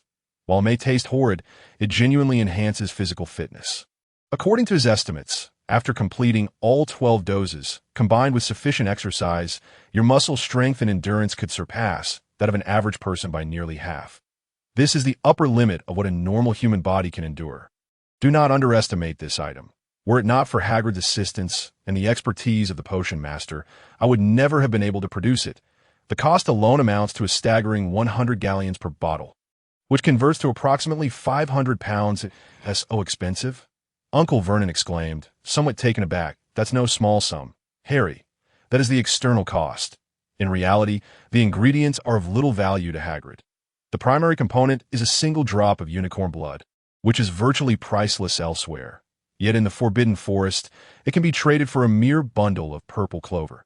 Unicorns are gentle and obedient creatures. At least, they are quite friendly towards Hagrid. That giant fellow possesses quite the skill, Uncle Vernon muttered, seemingly realizing he had underestimated Hagrid's capabilities. After all, the roles of gamekeeper and keykeeper do not sound particularly impressive. Yet, Hagrid is the king of the Forbidden Forest. He can playfully toss around a dragon weighing several tons by its tail and pin it to the ground until it is incapacitated. Such feats are likely achievable by no one else in the magical world. Upon hearing Harry's revelations, the Dursleys stared in stunned silence, baffled by the notion of someone capable of such feats. Is he even human? While Hagrid may not seem entirely normal in their eyes. This was indeed an exaggeration. I suddenly felt no regret about not being able to venture into the magical world. Harry, the world of normal people is quite splendid. Dudley, feeling somewhat anxious, silently swallowed hard. He had already conjured an image in his mind of a bizarre, cacophonous magical realm filled with WAYY screams. What magic? It's clearly just a group of muscle-bound brutes brawling in an arena. I think you might be misunderstanding something. Never mind, Harry muttered, then raised the Christmas gift Dudley had given him. What is the deal with this invitation, Dudley? Oh, this, Dudley perked up at Harry's inquiry. Since you inherited Grandpa's hunting license and became an official member of the England Hunters Association. Someone in my class mentioned it, and I thought I'd de-surprise you. If you just stayed in your room every day during Christmas, that would be so boring that I'm past the age of playing alien invasion games on the computer. That's far too childish, and I figured you were too. So I sent an application on your behalf. I had Dad go to the Hunters Association to retrieve your information, and we sent it off. To my surprise, they actually approved it. Isn't that a delightful surprise, brother? Dudley grinned mischievously, his face brimming with pride. Well done, Dudley. Thump. Harry's slap on Dudley's back sent him crashing onto the table. Had it not been for the sturdy, 20-centimeter thick wooden table, they would not have withstood such antics. Gasping for breath, Dudley coughed twice before he could even begin to protest. Suddenly, a strong arm encircled his neck. Let us go. The weather is splendid today. We cannot waste it. We're heading to the gym to warm up with 10 sets of 200 kilograms. WTF? I want to grow taller. Harry, you jerk. Let go. Let go. I'm your cousin. My neck is going to snap. The gym is closed on Christmas. No place is open. Not to worry. I have the key. I'll just call Uncle William. With a scowl, Dudley begrudgingly changed clothes under Harry's relentless prodding. The two of them burst into the familiar gym, brimming with energy on the first day of Christmas, joyfully indulging in their rigorous training. Yet, for the Christmas holiday, this was merely the appetizer to what lay ahead. Unlike other European nations, the Soviet Union, this colossal entity nestled in the northernmost part of Eastern Europe, stands in stark contrast to the countries below. This disparity arises not only from differing social systems, but also from the remarkable fortitude of its people. While other European powers indulge in the pursuits of English gentlemanly conduct and French romanticism, they maintain the fine tradition of downing a bottle of vodka and wrestling brown bears bare-chested. Though not everyone may be a strong man, it is safe to say that 8 out of 10 can be termed as burly. The harsh climate has endowed the inhabitants with formidable physiques, and centuries of survival pressure have eradicated those with frail constitutions, illustrating the harsh law of survival of the fittest. Upon arriving in this land by plane, Harry and the Dursleys immediately sensed the starkly different atmosphere. Among his peers, Harry's physique is undoubtedly exceptional, and while Dudley may be slightly shorter, he is still quite remarkable. However, the individuals they encountered along the way truly broadened their worldview. In sub-zero temperatures, children frolicked in snowball fights, their ages comparable to theirs. Yet their physiques hardly differed. They even witnessed a superhuman woman lifting a tree, snapped by snow, with one hand as it lay across the road. Perhaps Hagrid might find his happiness here. Harry mused silently while gazing out the window, muttering to himself, "No wonder they haven't disbanded even in 1992. Who would dare let them dissolve?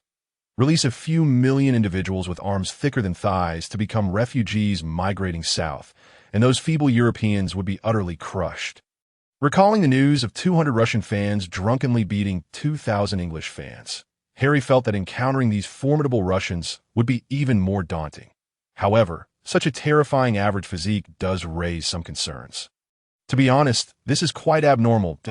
As a formally invited participant, Harry naturally received excellent accommodations. The organizers had rented several floors of a hotel for the contestants' lodging, and should anyone wish to venture out, translators were readily available. However, the Dursleys could only hitch a ride on the bus to the hotel. As family members, they were not included in the organizers' invitation, but they had long anticipated this situation and had already mapped out their travel itinerary. "I'm off to find a tall lady. You can go wrestle bears in the snow with those muscle-bound gorillas."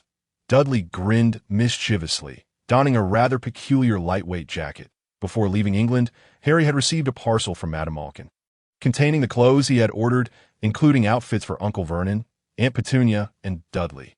"Roll along. You're going to find a tall lady? Besides saying hello, comrade, can you even utter a second word?" Harry scoffed, rolling his eyes. With Uncle Vernon and Aunt Petunia watching, Dudley was left with little else to do but take their pictures. Dudley, his head drooping, silently turned away, clutching a camera with resentment as he shot a glance at Harry. Reality was harsh enough. Why add to it with such blunt truths? After bidding farewell to Dudley and the others, Harry visited the front desk to update his registration details.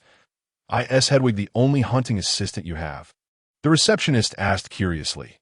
The hunting grounds are quite expansive. It could be tricky without a hunting dog.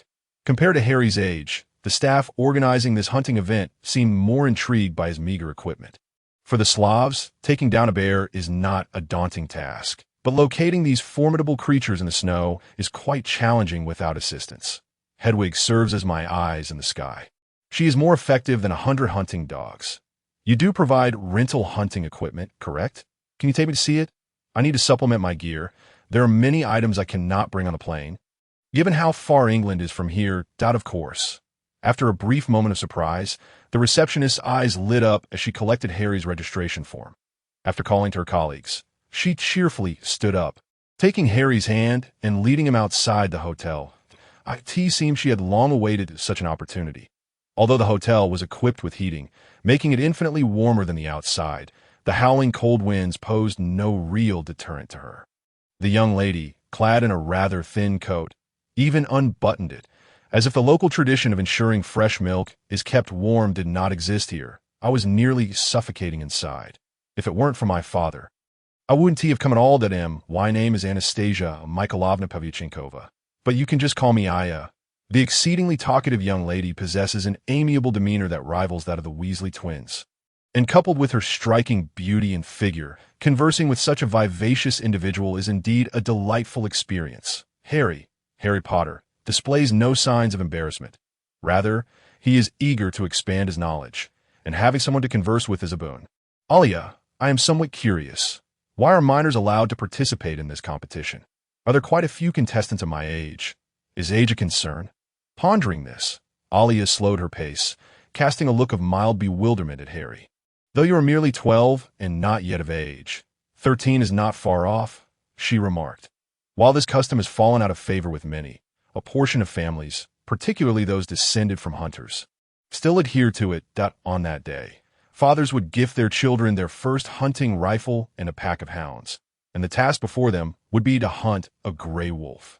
Upon returning home, mothers would transform the wolf's pelt into a warm, soft hat, symbolizing the child's first step toward adulthood.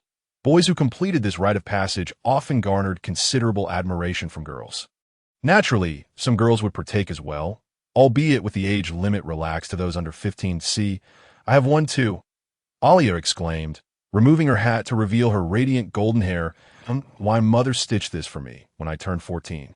Had my father not insisted that a hunter who cannot consume 5 bottles of vodka in one sitting is unworthy of hunting bears, I would have participated in this competition as well. Why the need for alcohol? I have never been fond of that taste. Although I have never been drunk, I still dislike it. What sort of devilish warrior race is this? Harry mused incredulously as he accepted Alia's hat. Examining it closely, indeed, it was genuine wolf fur, expertly tanned. Though it seems rather unsurprising. Suddenly enlightened, Harry grasped the reality. This world is crafted by J.K. Rowling. This is not mere favoritism. It is a version enhancement. However, after returning the hat, Harry could not help but exclaim in shock, 14, and one ventures out with a rifle and hounds to hunt a gray wolf. Are you serious, sister? He glanced at Alia's long, captivating legs, which certainly had the potential to enthrall.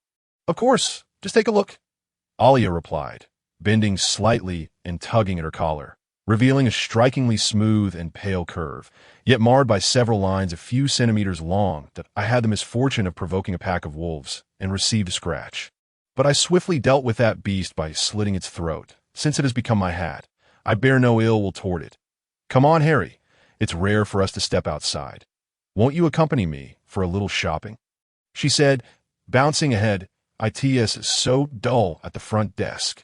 Most encounters are with those smelly uncles reeking of alcohol. With no option but to comply with Alia's wishes, Harry found himself acting as her human cart, as the undeniably wealthy Alia led him through the shopping center. Although a sumptuous feast awaited them as a reward, Harry was utterly exhausted by the end, panting for breath. Yet, once he shed the heavy bags that clung to him, all fatigue vanished as they approached the hunting equipment rental shop. While wands that can adapt with one's power are impressive, one cannot deny the practicality of firearms in the Muggle world. In terms of utility and versatility, these energy weapons surpass wands at a wizard of average skill. If confronted by a fully armed soldier, would surely meet his demise unless he fled or activated magical defenses in the first instance. The speed of spells cannot compare to the instant velocity of a high-energy pulse laser, which can strike from afar. Even the slowest of plasma weapons leaves little room for evasion, with temperatures soaring into the thousands of degrees. Capable of melting most known materials on Earth, leaving behind a pool of molten lava. The Muggle world, driven by electrical energy technology, has unveiled numerous astounding advancements. Those magical creatures infused with power may withstand such technological assaults. But for wizards, well, unless one is as extraordinary as Hagrid in a direct confrontation against Muggles, they are bound to be overwhelmed. And Harry, at this moment, was touching a fragment of Muggle technological brilliance. This winter hunting competition is entirely sponsored by the illustrious Kalashnikov weapons manufacturing plant. Just this single line of text allows Harry to gauge the profound martial ethos behind this hunting contest. This establishment is a military factory engaged in the grim business of warfare. And although the world is largely at peace now, the hunting civilian version they provide is merely a transition. Yet, the Muggle version, aside from being single-shot, what difference does it have from the military variant? They all utilize disposable high-energy batteries. A quick pull of the trigger results in rapid fire. Harry's eyes widened in astonishment. Most contemporary lightweight firearms could be found here in their scaled-down versions, including the unforgettable AK-47 electromagnetic rifle, the one and only fully portable semi-automatic electromagnetic rifle in existence, touted as a weapon only true men can master. Its 400mm thick unidirectional repulsion shield can be dented by a single shot. Not to mention, even a grizzly bear would fall to a single bullet. Alas, it was not selectable, Harry murmured, filled with a hint of regret. This was the champion's prize. Kalashnikov had customized this exclusive snow camo edition AK-47 for the victor. Alia's eyes sparkled upon seeing the rifle, though it was not her first encounter. She understood well the allure it held for boys. Her brother had clamored to participate in the competition solely to claim victory. This time, I am determined to win the championship, Harry declared, feeling a surge of enthusiasm, his inner fire igniting. The bystanders turned their gazes towards him, chuckling at the sight of a child exclaiming such fervently. Their banter filled with a jovial tolerance for youth. Once you grow a few years older, perhaps you might just secure the championship, a man with a heavy accent remarked, towering over Harry, his stature akin to a giant. He patted Harry on the shoulder, exuding an aura of strength capable of wrestling bears barehanded, clad in a thick bearskin cloak with a furry chest exposed. "Alia, is this your new boyfriend?" he teased. Seemingly familiar with Alia, "Go away." Alia retorted, executing a stylish side kick that struck the man's side with a resounding thud. "Ouch! The little girl who once cried on my shoulder has grown up." The giant laughed heartily, unperturbed by the blow. "If you continue to jest, I shall send your father over for a drink at your home, Uncle Artyom." "Please, no. Anything but that," Artyom exclaimed, his expression darkening as if faced with an imminent catastrophe, quickly transforming into a sheepish grin. "Let it be." Alia waved her hand dismissively. "Harry, let us ignore him and go choose. All the weapons here are available for rent, and the prices are quite reasonable." Pushing Harry's shoulder, Aya seemed quite familiar with the various items around them. Regardless of which model Harry inquired about, she was able to articulate its advantages and disadvantages, further solidifying her evident expertise in the realm of hunting. Before long, Harry had selected his gear. This competition prohibited the use of any traps. Aside from hunting partners, each participating hunter was allowed to carry no more than 2 high-energy beam hunting rifles. Plasma weapons were rarely lightweight, and even if they were, their use was forbidden in this hunting contest that a single hit from such a weapon could reduce a bear to ashes, leaving nothing behind. Not even a corpse. Harry opted for a Valkyrie 3 precision sniper rifle and a Makarov energy cannon as his chosen weapons. Hunting bears differed significantly from hunting deer or sheep. These creatures, with their substantial health pools, could become increasingly ferocious if struck with small-caliber weapons, unless a vital area was targeted. Hence, large-caliber weapons were indispensable. Both the Valkyrie and the Makarov had a penetration diameter of 3 centimeters, 3 times that of the rudimentary charging hunting rifle he had used previously, though their power could not simply be calculated by that factor alone.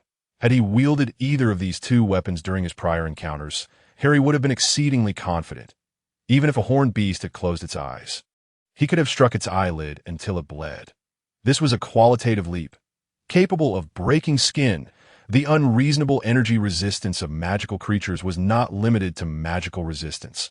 Non-magical damage was significantly mitigated against them.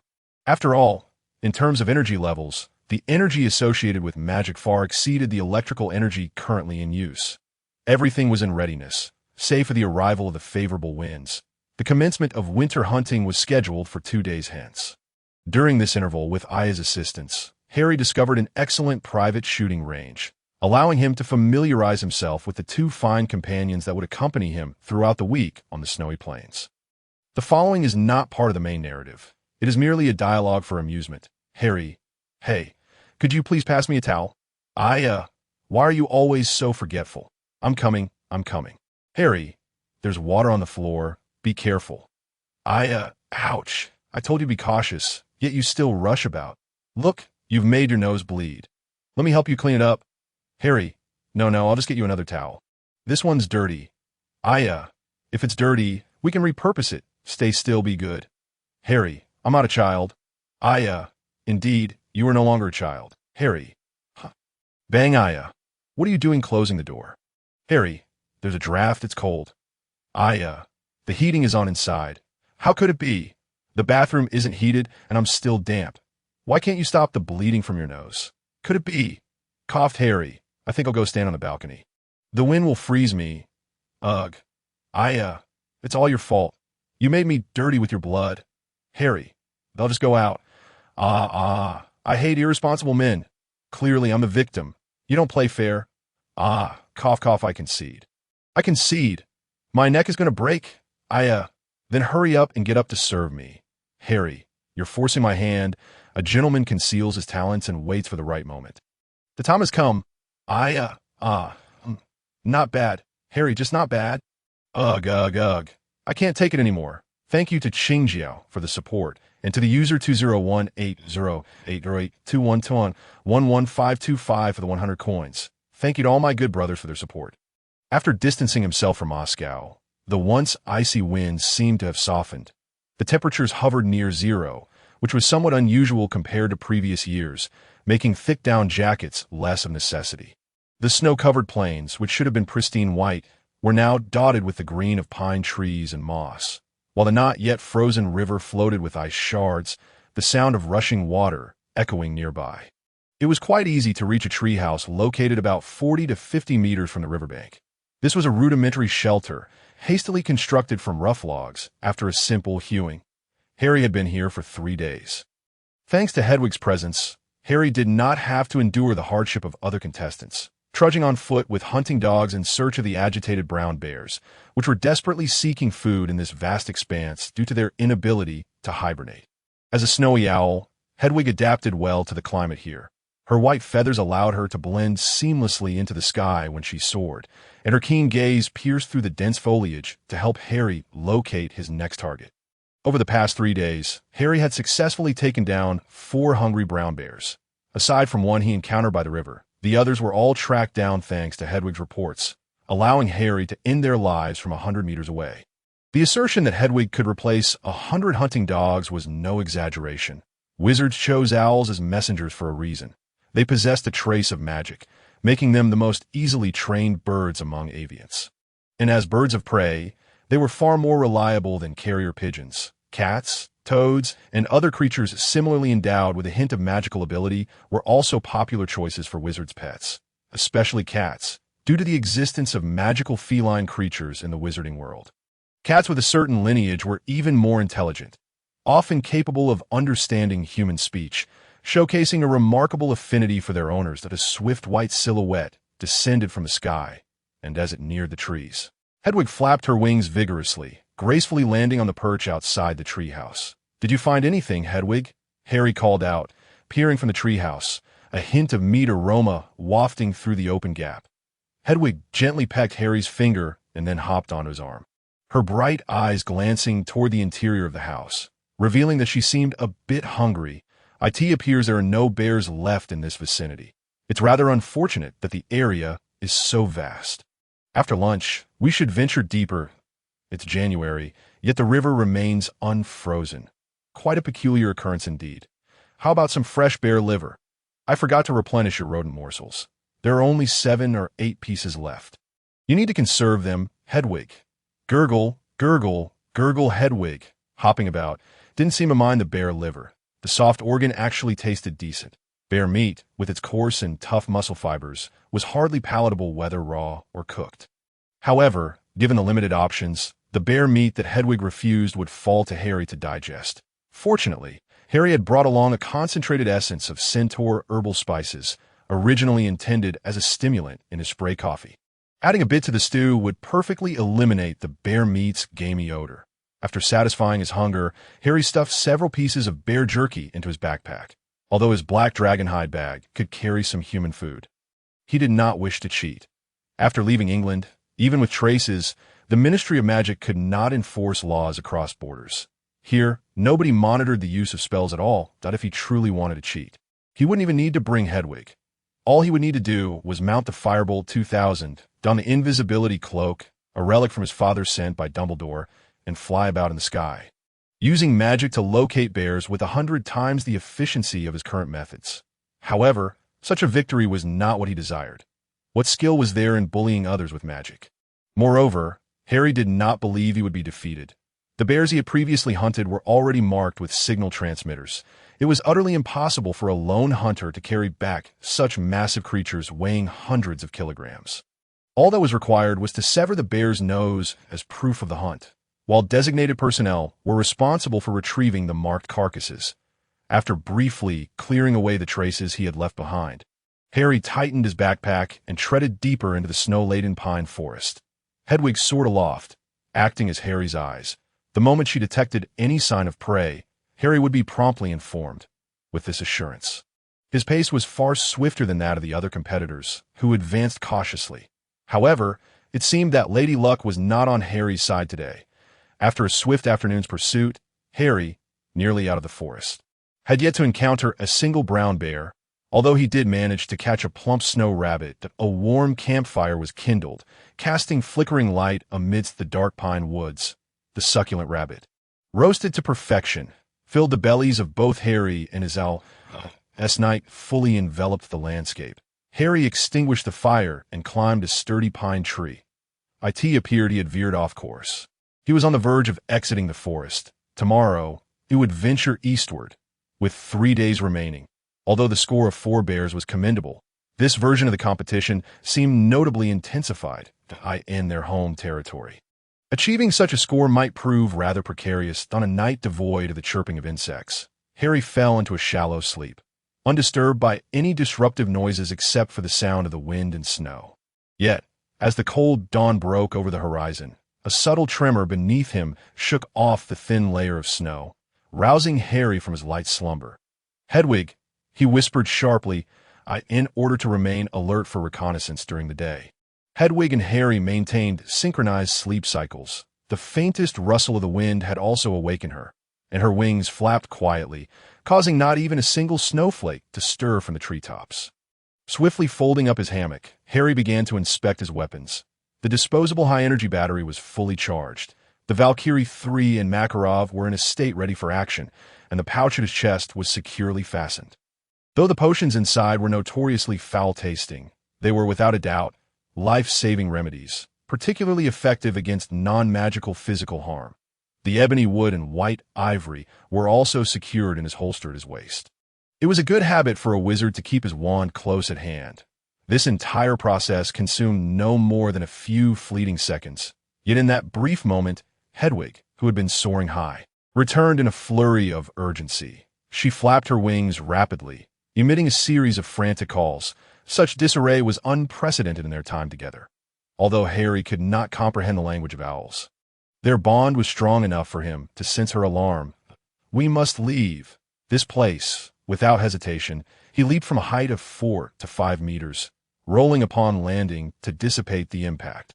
As he stood up, he effortlessly slung his backpack over his shoulders. Though the thin layer of snow concealed yesterday's tracks, Harry still remembered the direction from whence he came. Frantic running did not seem to increase the distance between him and the unknown danger. Hedwig had descended several times, each instance more urgent than the last. "I can't keep running like this," Harry gasped. Ordinary animals could not instill such fear.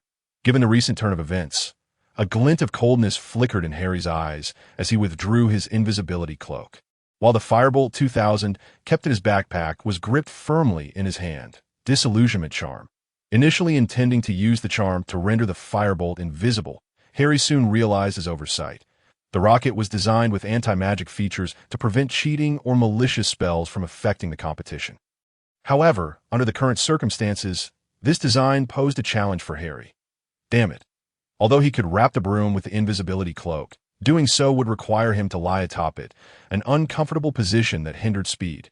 If a battle ensued, this posture would be utterly unsuitable.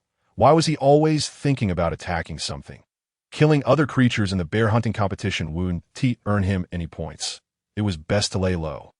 Having come to this realization, Harry released Hedwig, then carefully wrapped the Firebolt 2000 in the invisibility cloak. It was unfortunate that his robust physique limited his options. Had he been smaller, he could have maneuvered far more easily. Completely vanishing from sight, Harry gradually ascended to a height of over 10 meters, positioning himself against the pine tree without encroaching too closely. He held the white ivory tightly in his palm. If a magical creature approached, Muggle laser weapons were no match for a wand that, in scarcely more than half a minute, a distant rumble grew alarmingly close. The trembling pines shed a veil of white snow, and the sound of trees being toppled and crushed echoed clearly in Harry's ears. Something enormous was approaching, and it was undoubtedly a magical creature. An inexplicable thrill coursed through Harry, igniting a sense of eagerness within him. He understood full well that he was unlikely to contend with such a rugged beast, yet the outdoor hunting experience had awakened a desire to confront powerful adversaries. If only he could wrestle with a brown bear unarmed. The howling wind carried fragments of ice, and a faint scent of blood wafted toward Harry on the chill breeze. Suddenly, a massive white figure burst from the forest, charging into the small clearing where Harry hovered. A gigantic white bear, its entire body cloaked in snow-white fur, yet monstrous in size, landed heavily on the ground. After sliding several meters forward, it came to a steady halt, the largest of brown bears. The Kodiak bear measures a maximum of 2.8 meters in length and weighs just over a ton, already classifying it as a colossal creature. However, compared to the one before him, it was as if an adult man stood before Hagrid. This white bear, stretching at least 5 meters long, weighed between 4 and 5 tons. Its ferociously muscular frame was evident even through its thick fur, and its paw, with claws nearly half a foot long, bore a steel-like, cold hue. Mere contact with the ground left deep fissures in its wake. The scent of blood that Harry had detected emanated from this beast, with several gashes nearly 3 feet long marring its back.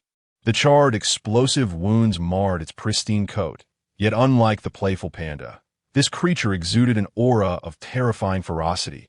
Even in its injured state, Harry's mind raced, fueled by an insatiable curiosity about magical creatures. Partly due to Hagrid's influence and his yearning to explore the Forbidden Forest, with the latest edition of Fantastic Beasts and Where to Find Them, gifted by his roommate Ron, he possessed a general understanding of the known magical creatures of the world. Frost Tyrant. Harry silently swallowed hard. Newt had recorded little about such creatures residing in the Arctic Circle. It was not due to a lack of desire to explore, but rather an impossibility, as one of the 2 known habitats of frost dragons. The Arctic remained an extremely hazardous no-go zone that IT housed a natural wonder, the Eternal Ice Field, larger than Hogwarts' Forbidden Forest, with similarly dense magical energy. The ice dragon's lair lay within, yet it was not the only sovereign of the realm. The Frost Tyrant also reigned at the apex of the food chain. Much like the giants capable of hunting dragons, these massive white bears, nearly indistinguishable from polar bears, possessed the terrifying strength to hunt ice dragons, rivaling Hagrid's own might. Aside from their relatively low numbers, totaling merely in the thousands, they were deserving of their title as tyrants. Their lifespan of 500 to 600 years compensated for their low reproductive rate. However, the creature before Harry was likely not yet a century old. The Frost Tyrant, upon reaching 100 years of age, would develop a layer of armor tougher than steel. The fact that its forepaws were mutated suggested that it was likely just entering its youth. But even this adolescent Frost Tyrant was not a foe Harry could hope to contend with. Harry had every reason to believe that the spells cast from his white ivory wand were incapable of inflicting any harm upon him. His wand had not yet undergone any profound advancement, nor had his incantations been honed to a sufficiently intricate level. Thus, he still had ample room for growth and countless areas in which to develop. Suppressing the inexplicable excitement and anxiety within, Harry gradually elevated his altitude, as his intuition warned him that his current position was far from secure. Below him, the Frost Tyrant seemed to sense something amiss.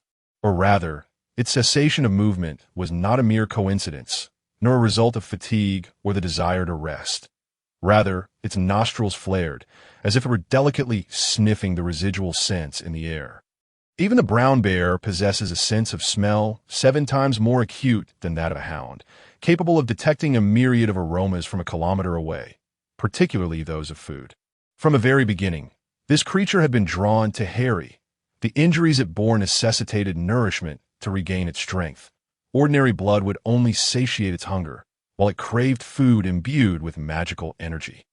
The inferior sunlight-enhanced potion Harry had consumed contained an exceptionally rich life force, while the blood willingly offered by the unicorn held the unique power of this magnificent magical being.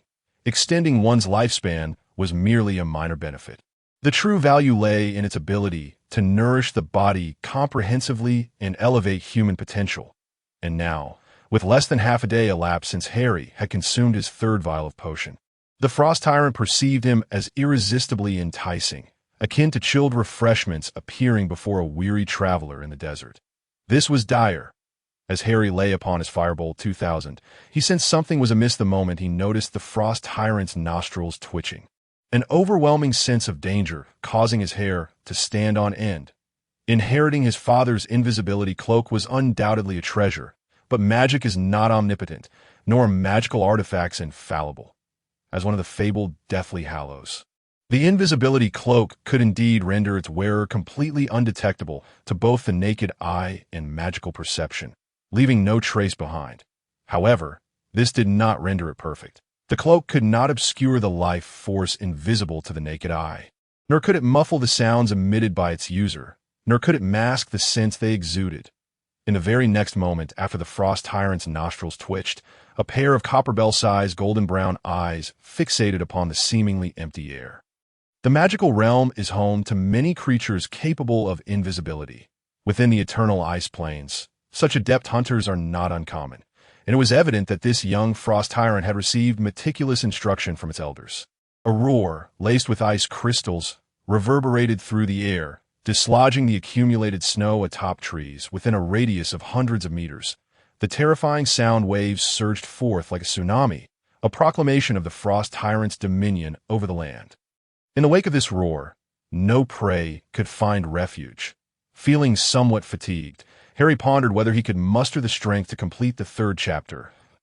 In the moments preceding the roar, Harry, disregarding the need for concealment, forcefully pushed the grip of his Firebolt 2000, angling it skyward to ascend higher. The acceleration of the broom was slightly superior to that of other rockets. Yet, as a first-generation model, the Firebolt 2000 still bore numerous flaws. While its steady acceleration was commendable, it lacked the explosive power required at this critical moment. Had Harry been riding the Firebolt Arrow, a broom capable of exceeding speeds of 500 miles per hour, one that no amateur could hope to control, the frost tyrant's roar would have scarcely affected him. Unfortunately, Harry did not possess the Firebolt Arrow, which would not be released for another 2 years. Thus, even having surged 30 meters forward, he had not escaped the range of the frost tyrant's roar. Fortunately, he had distanced himself from the core area, and his body had not been shattered into splinters like the pine trees before the creature. An icy storm of crystalline winds toppled Harry midair, and the Firebolt 2000, nearly out of control, crashed violently into the treetops. In that moment, he was exceedingly grateful for his glasses. Otherwise, the harsh branches might have pierced his eyeballs. Yet there was no time for respite, as a white shadow hurtled fiercely toward his position. The decades-old pines, living in the frigid expanse, were effortlessly shattered by the frost tyrant's casual swipes, and the branches ensnared Harry, attempting to drag him to the ground. Gritting his teeth against the dull pain and the ringing in his ears, Harry pushed off a branch, the beleaguered Firebolt 2000 staggering to lift him once more. The icy, frozen tail of the broom felt as though it had been weighted down, disrupting its balance. Harry wished fervently to cast a spell to shatter the ice, but the broken tail could not sustain life. The frustration of realizing the inadequacy of his studies hit him hard. Although he had learned far more spells than other first-year wizards, he could not precisely control the incantations to only shatter the ice without harming the Firebolt 2000. His time studying magic was still insufficient. In a shattering explosion, the ivory barrel emitted a beam of red light, slicing away a third of the ice clinging to the tail of the broom. The sudden change in weight caused Harry to scrape against the treetops below. With the frost tyrant closing the distance, now less than 50 meters away, swallowing the urge to curse, Harry lowered his body to stabilize the broom, his mind racing as he contemplated escape routes. Despite the speed advantage provided by the acceleration of the Firebolt, the direction in which he fled was of utmost importance. Retracing his steps was not an option, even if the competition organizers were well-meaning. The disadvantage faced by ordinary people against magical creatures was immense, unless there were troops stationed with heavy artillery. In such a case, Harry might have dared to turn back, if there existed something impervious to a tungsten steel round fired from a T-80 heavy tank. He would welcome a barrage. Even a body forged beyond limits by magic could not withstand a kinetic projectile launched at 10 times the speed of sound, unless this tyrant bear had lived for 5 centuries and undergone a complete transformation. In that scenario, he might have had a chance to test his survival. Turning back would only endanger ordinary lives. The single path before Harry now led toward the route the frost tyrant had taken. The scars upon its body did not resemble those inflicted by other magical creatures. Rather, they bore the hallmarks of spell damage, particularly the charred areas, the scent of which seemed vaguely familiar to Harry. Adjusting his trajectory slightly, glancing back, he saw that he had once again widened the distance between himself and the frost tyrant by over 10 meters. In 5 more minutes. Once he had drawn the distance sufficiently far, he could free his hands to clear the frozen tail. As long as he could ascend to the heights once more, he would be completely safe. However, the frost tyrant, now embodying the essence of a predator, would not idly watch its imminent quarry escape. Its speed surged once more, the wounds that had begun to heal splitting open anew, the agony stimulating its senses, transforming pain into its sustenance. Its chest expanded rapidly as it sprinted, leaping nearly 20 meters into the air, bursting forth from the treetops of the pine forest.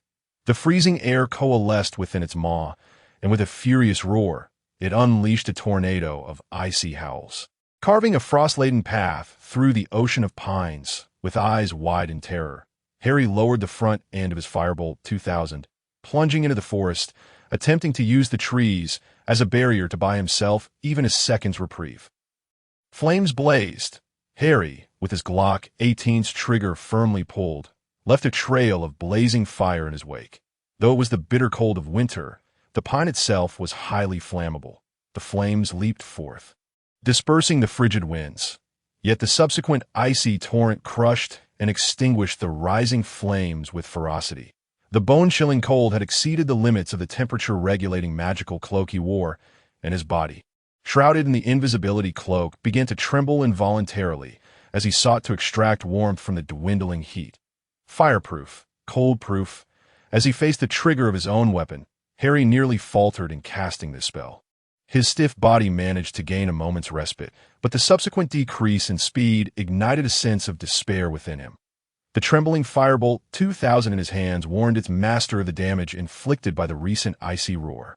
The waning speed and intensifying shivering rendering it incapable of carrying him to safety. After bursting forth from the pine forest, Harry awkwardly leapt from the broom, rolling several times in the snow. The battered Firebolt 2000 bore numerous cracks from the frost, its internally inscribed alchemical runes ceasing to glow. It had met its end before Harry could reach his own. Was it now my turn? The boy who uttered these words bore no trace of despair, terror, or frustration upon his distorted countenance. Instead, a sinister grin, reminiscent of a predator ready to devour its prey, twisted across his face. The cumbersome invisibility cloak was carelessly shoved into Harry's backpack, which he cast aside, while he unzipped the small pouch hanging from his chest, revealing an array of potion vials in his hand. Drinking this directly would spell your demise. So remember this. 3 drops. That is the threshold your body can endure. Snape's voice echoed in Harry's mind, filled with numerous warnings as he had entrusted him with this pouch. Although powerful, Snape's potions came at the cost of significant side effects. Harry twisted open the vial of the power release potion, previously used by Snape as mouthwash, and then pressed the cap down, allowing a single drop of the slow-release potion to fall within. Each drop extended the potion's potency by a minute, transforming what was intended as an instant burst of power into a sustained enhancement lasting a full minute. Yet, even this was too brutal for Harry's still-developing body. He ought to have added 3 drops to prolong the effect to 3 minutes, thus avoiding excessive strain that if he couldn't vanquish it within a minute. Harry spat out a mouthful of bloodied saliva. Was he to dig his own grave with just 2 extra minutes? As the frost tyrant burst forth from the pine forest, Harry, having added a drop of the ultimate life potion into the power release potion, downed the concoction in one swift motion, like tea the same moment. He poured the concentrated centaur grass soup, previously deemed a mere seasoning, into his mouth. Its pungent freshness was still unable to fully suppress the overwhelming terror that beckoned death. Yet even so, that would suffice. His muscles swelled, straining against his tight-fitting clothing, and in mere seconds, Harry surged upward by half a foot, unleashing a jarring explosion that sent shivers down the spine. The roaring behemoth bore down upon him. In that moment of exhalation, his robust, sinewy arms rose to meet the giant paw of the frost tyrant, which had swung down with tremendous force. The impact reverberated through the ground, sending a thin layer of snow into the air as deep footprints materialized on the frozen earth.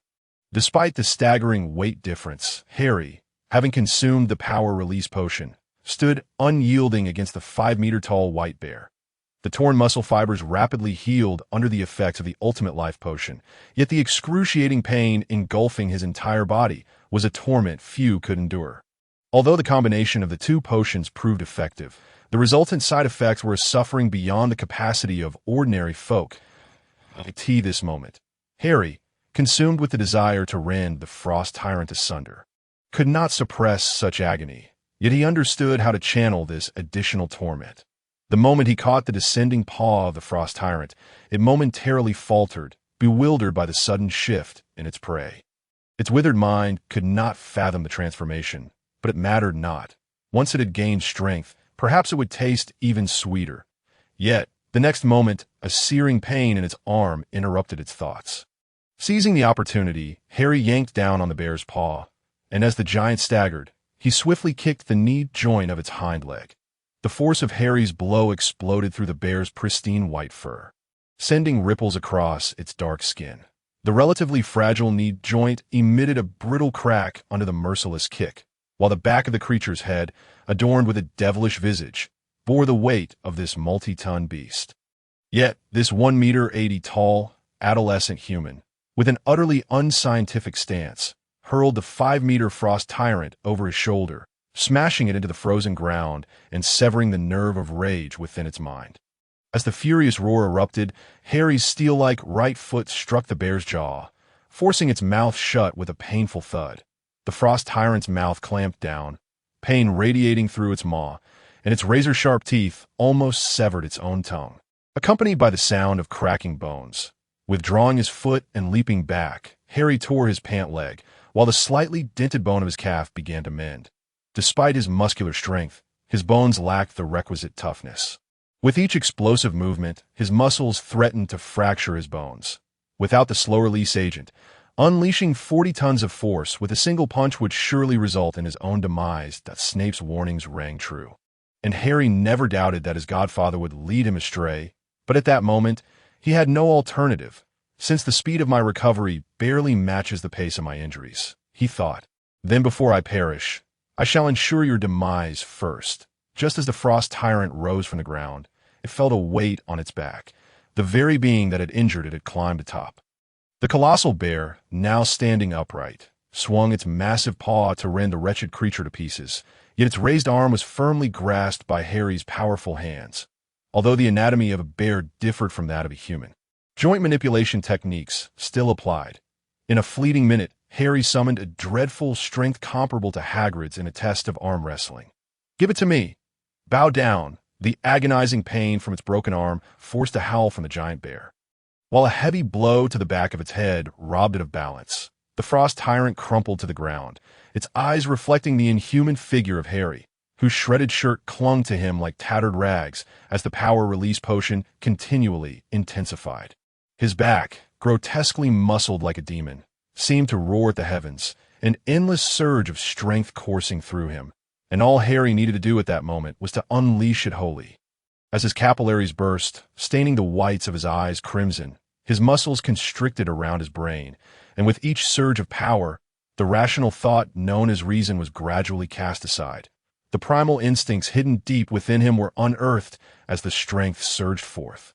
A primal, savage roar erupted, reflected in the frost tyrant's eyes, where a demonic visage seeped with blood. The creature was bathed in the essence of terror, an emotion that seeped into the heart of this icy dominator. Once again, the frost tyrant's fractured arm screamed with agony as Harry, perched upon its shoulder, seized its paw and unleashed a tremendous force reminiscent of a vengeful spirit. The horrifying wails of despair echoed across the pure white expanse. A harrowing cry infused with fear. The frost tyrant, now utterly fractured in spirit, abandoned all thoughts of resistance. Recalling the ice dragon it had witnessed its father tear apart with bare hands, the despair that had engulfed that creature was now mirrored in its own heart. The terror of witnessing one's own limbs torn asunder was an ordeal no being could endure. The once formidable giant bear now fled in panic, its left arm severed and right leg broken. Severely hampering its movements in that instant of turning, a bloodied hand grasped its short tail. Still wished to flee. It met the gaze of blood-red eyes, where once prey had transformed into an unassailable demon. The bear, paralyzed with fear, used its remaining right arm and left leg to propel itself away. It only wished to return home. The grip on its tail expanded once more. The ruptured skin could not contain the muscles infused with boundless strength.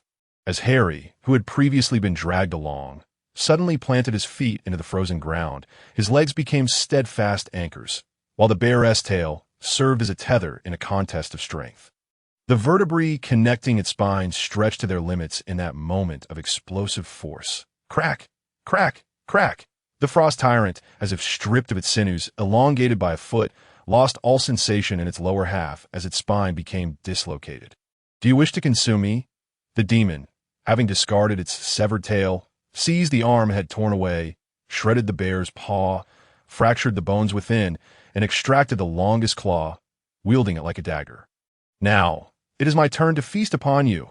As the fleeting minute draws to a close, strength gradually wanes, and reason once again ascends to prominence. The encroaching weakness in his body compels Harry to seize this final moment with utmost urgency. In a state of muscle-bound daze, his movements become excessive and sluggish. However, as clarity returns, the taciturn Harry lunges forward, seizing the colossal head of the frost tyrant, driving the blade formed by its talons into the crevice of its cervical vertebrae. And with a ferocious twist, the severed spine renders the brain unable to command the body. And as he gasps for breath, he exerts himself to flip the massive bear over. He then plunges a half-foot-long dagger into its chest, slicing downwards with determination. Before him lies a still-beating heart, the very nexus of the frost tyrant's magical essence. Much like dragons, their source of power is also found within their hearts.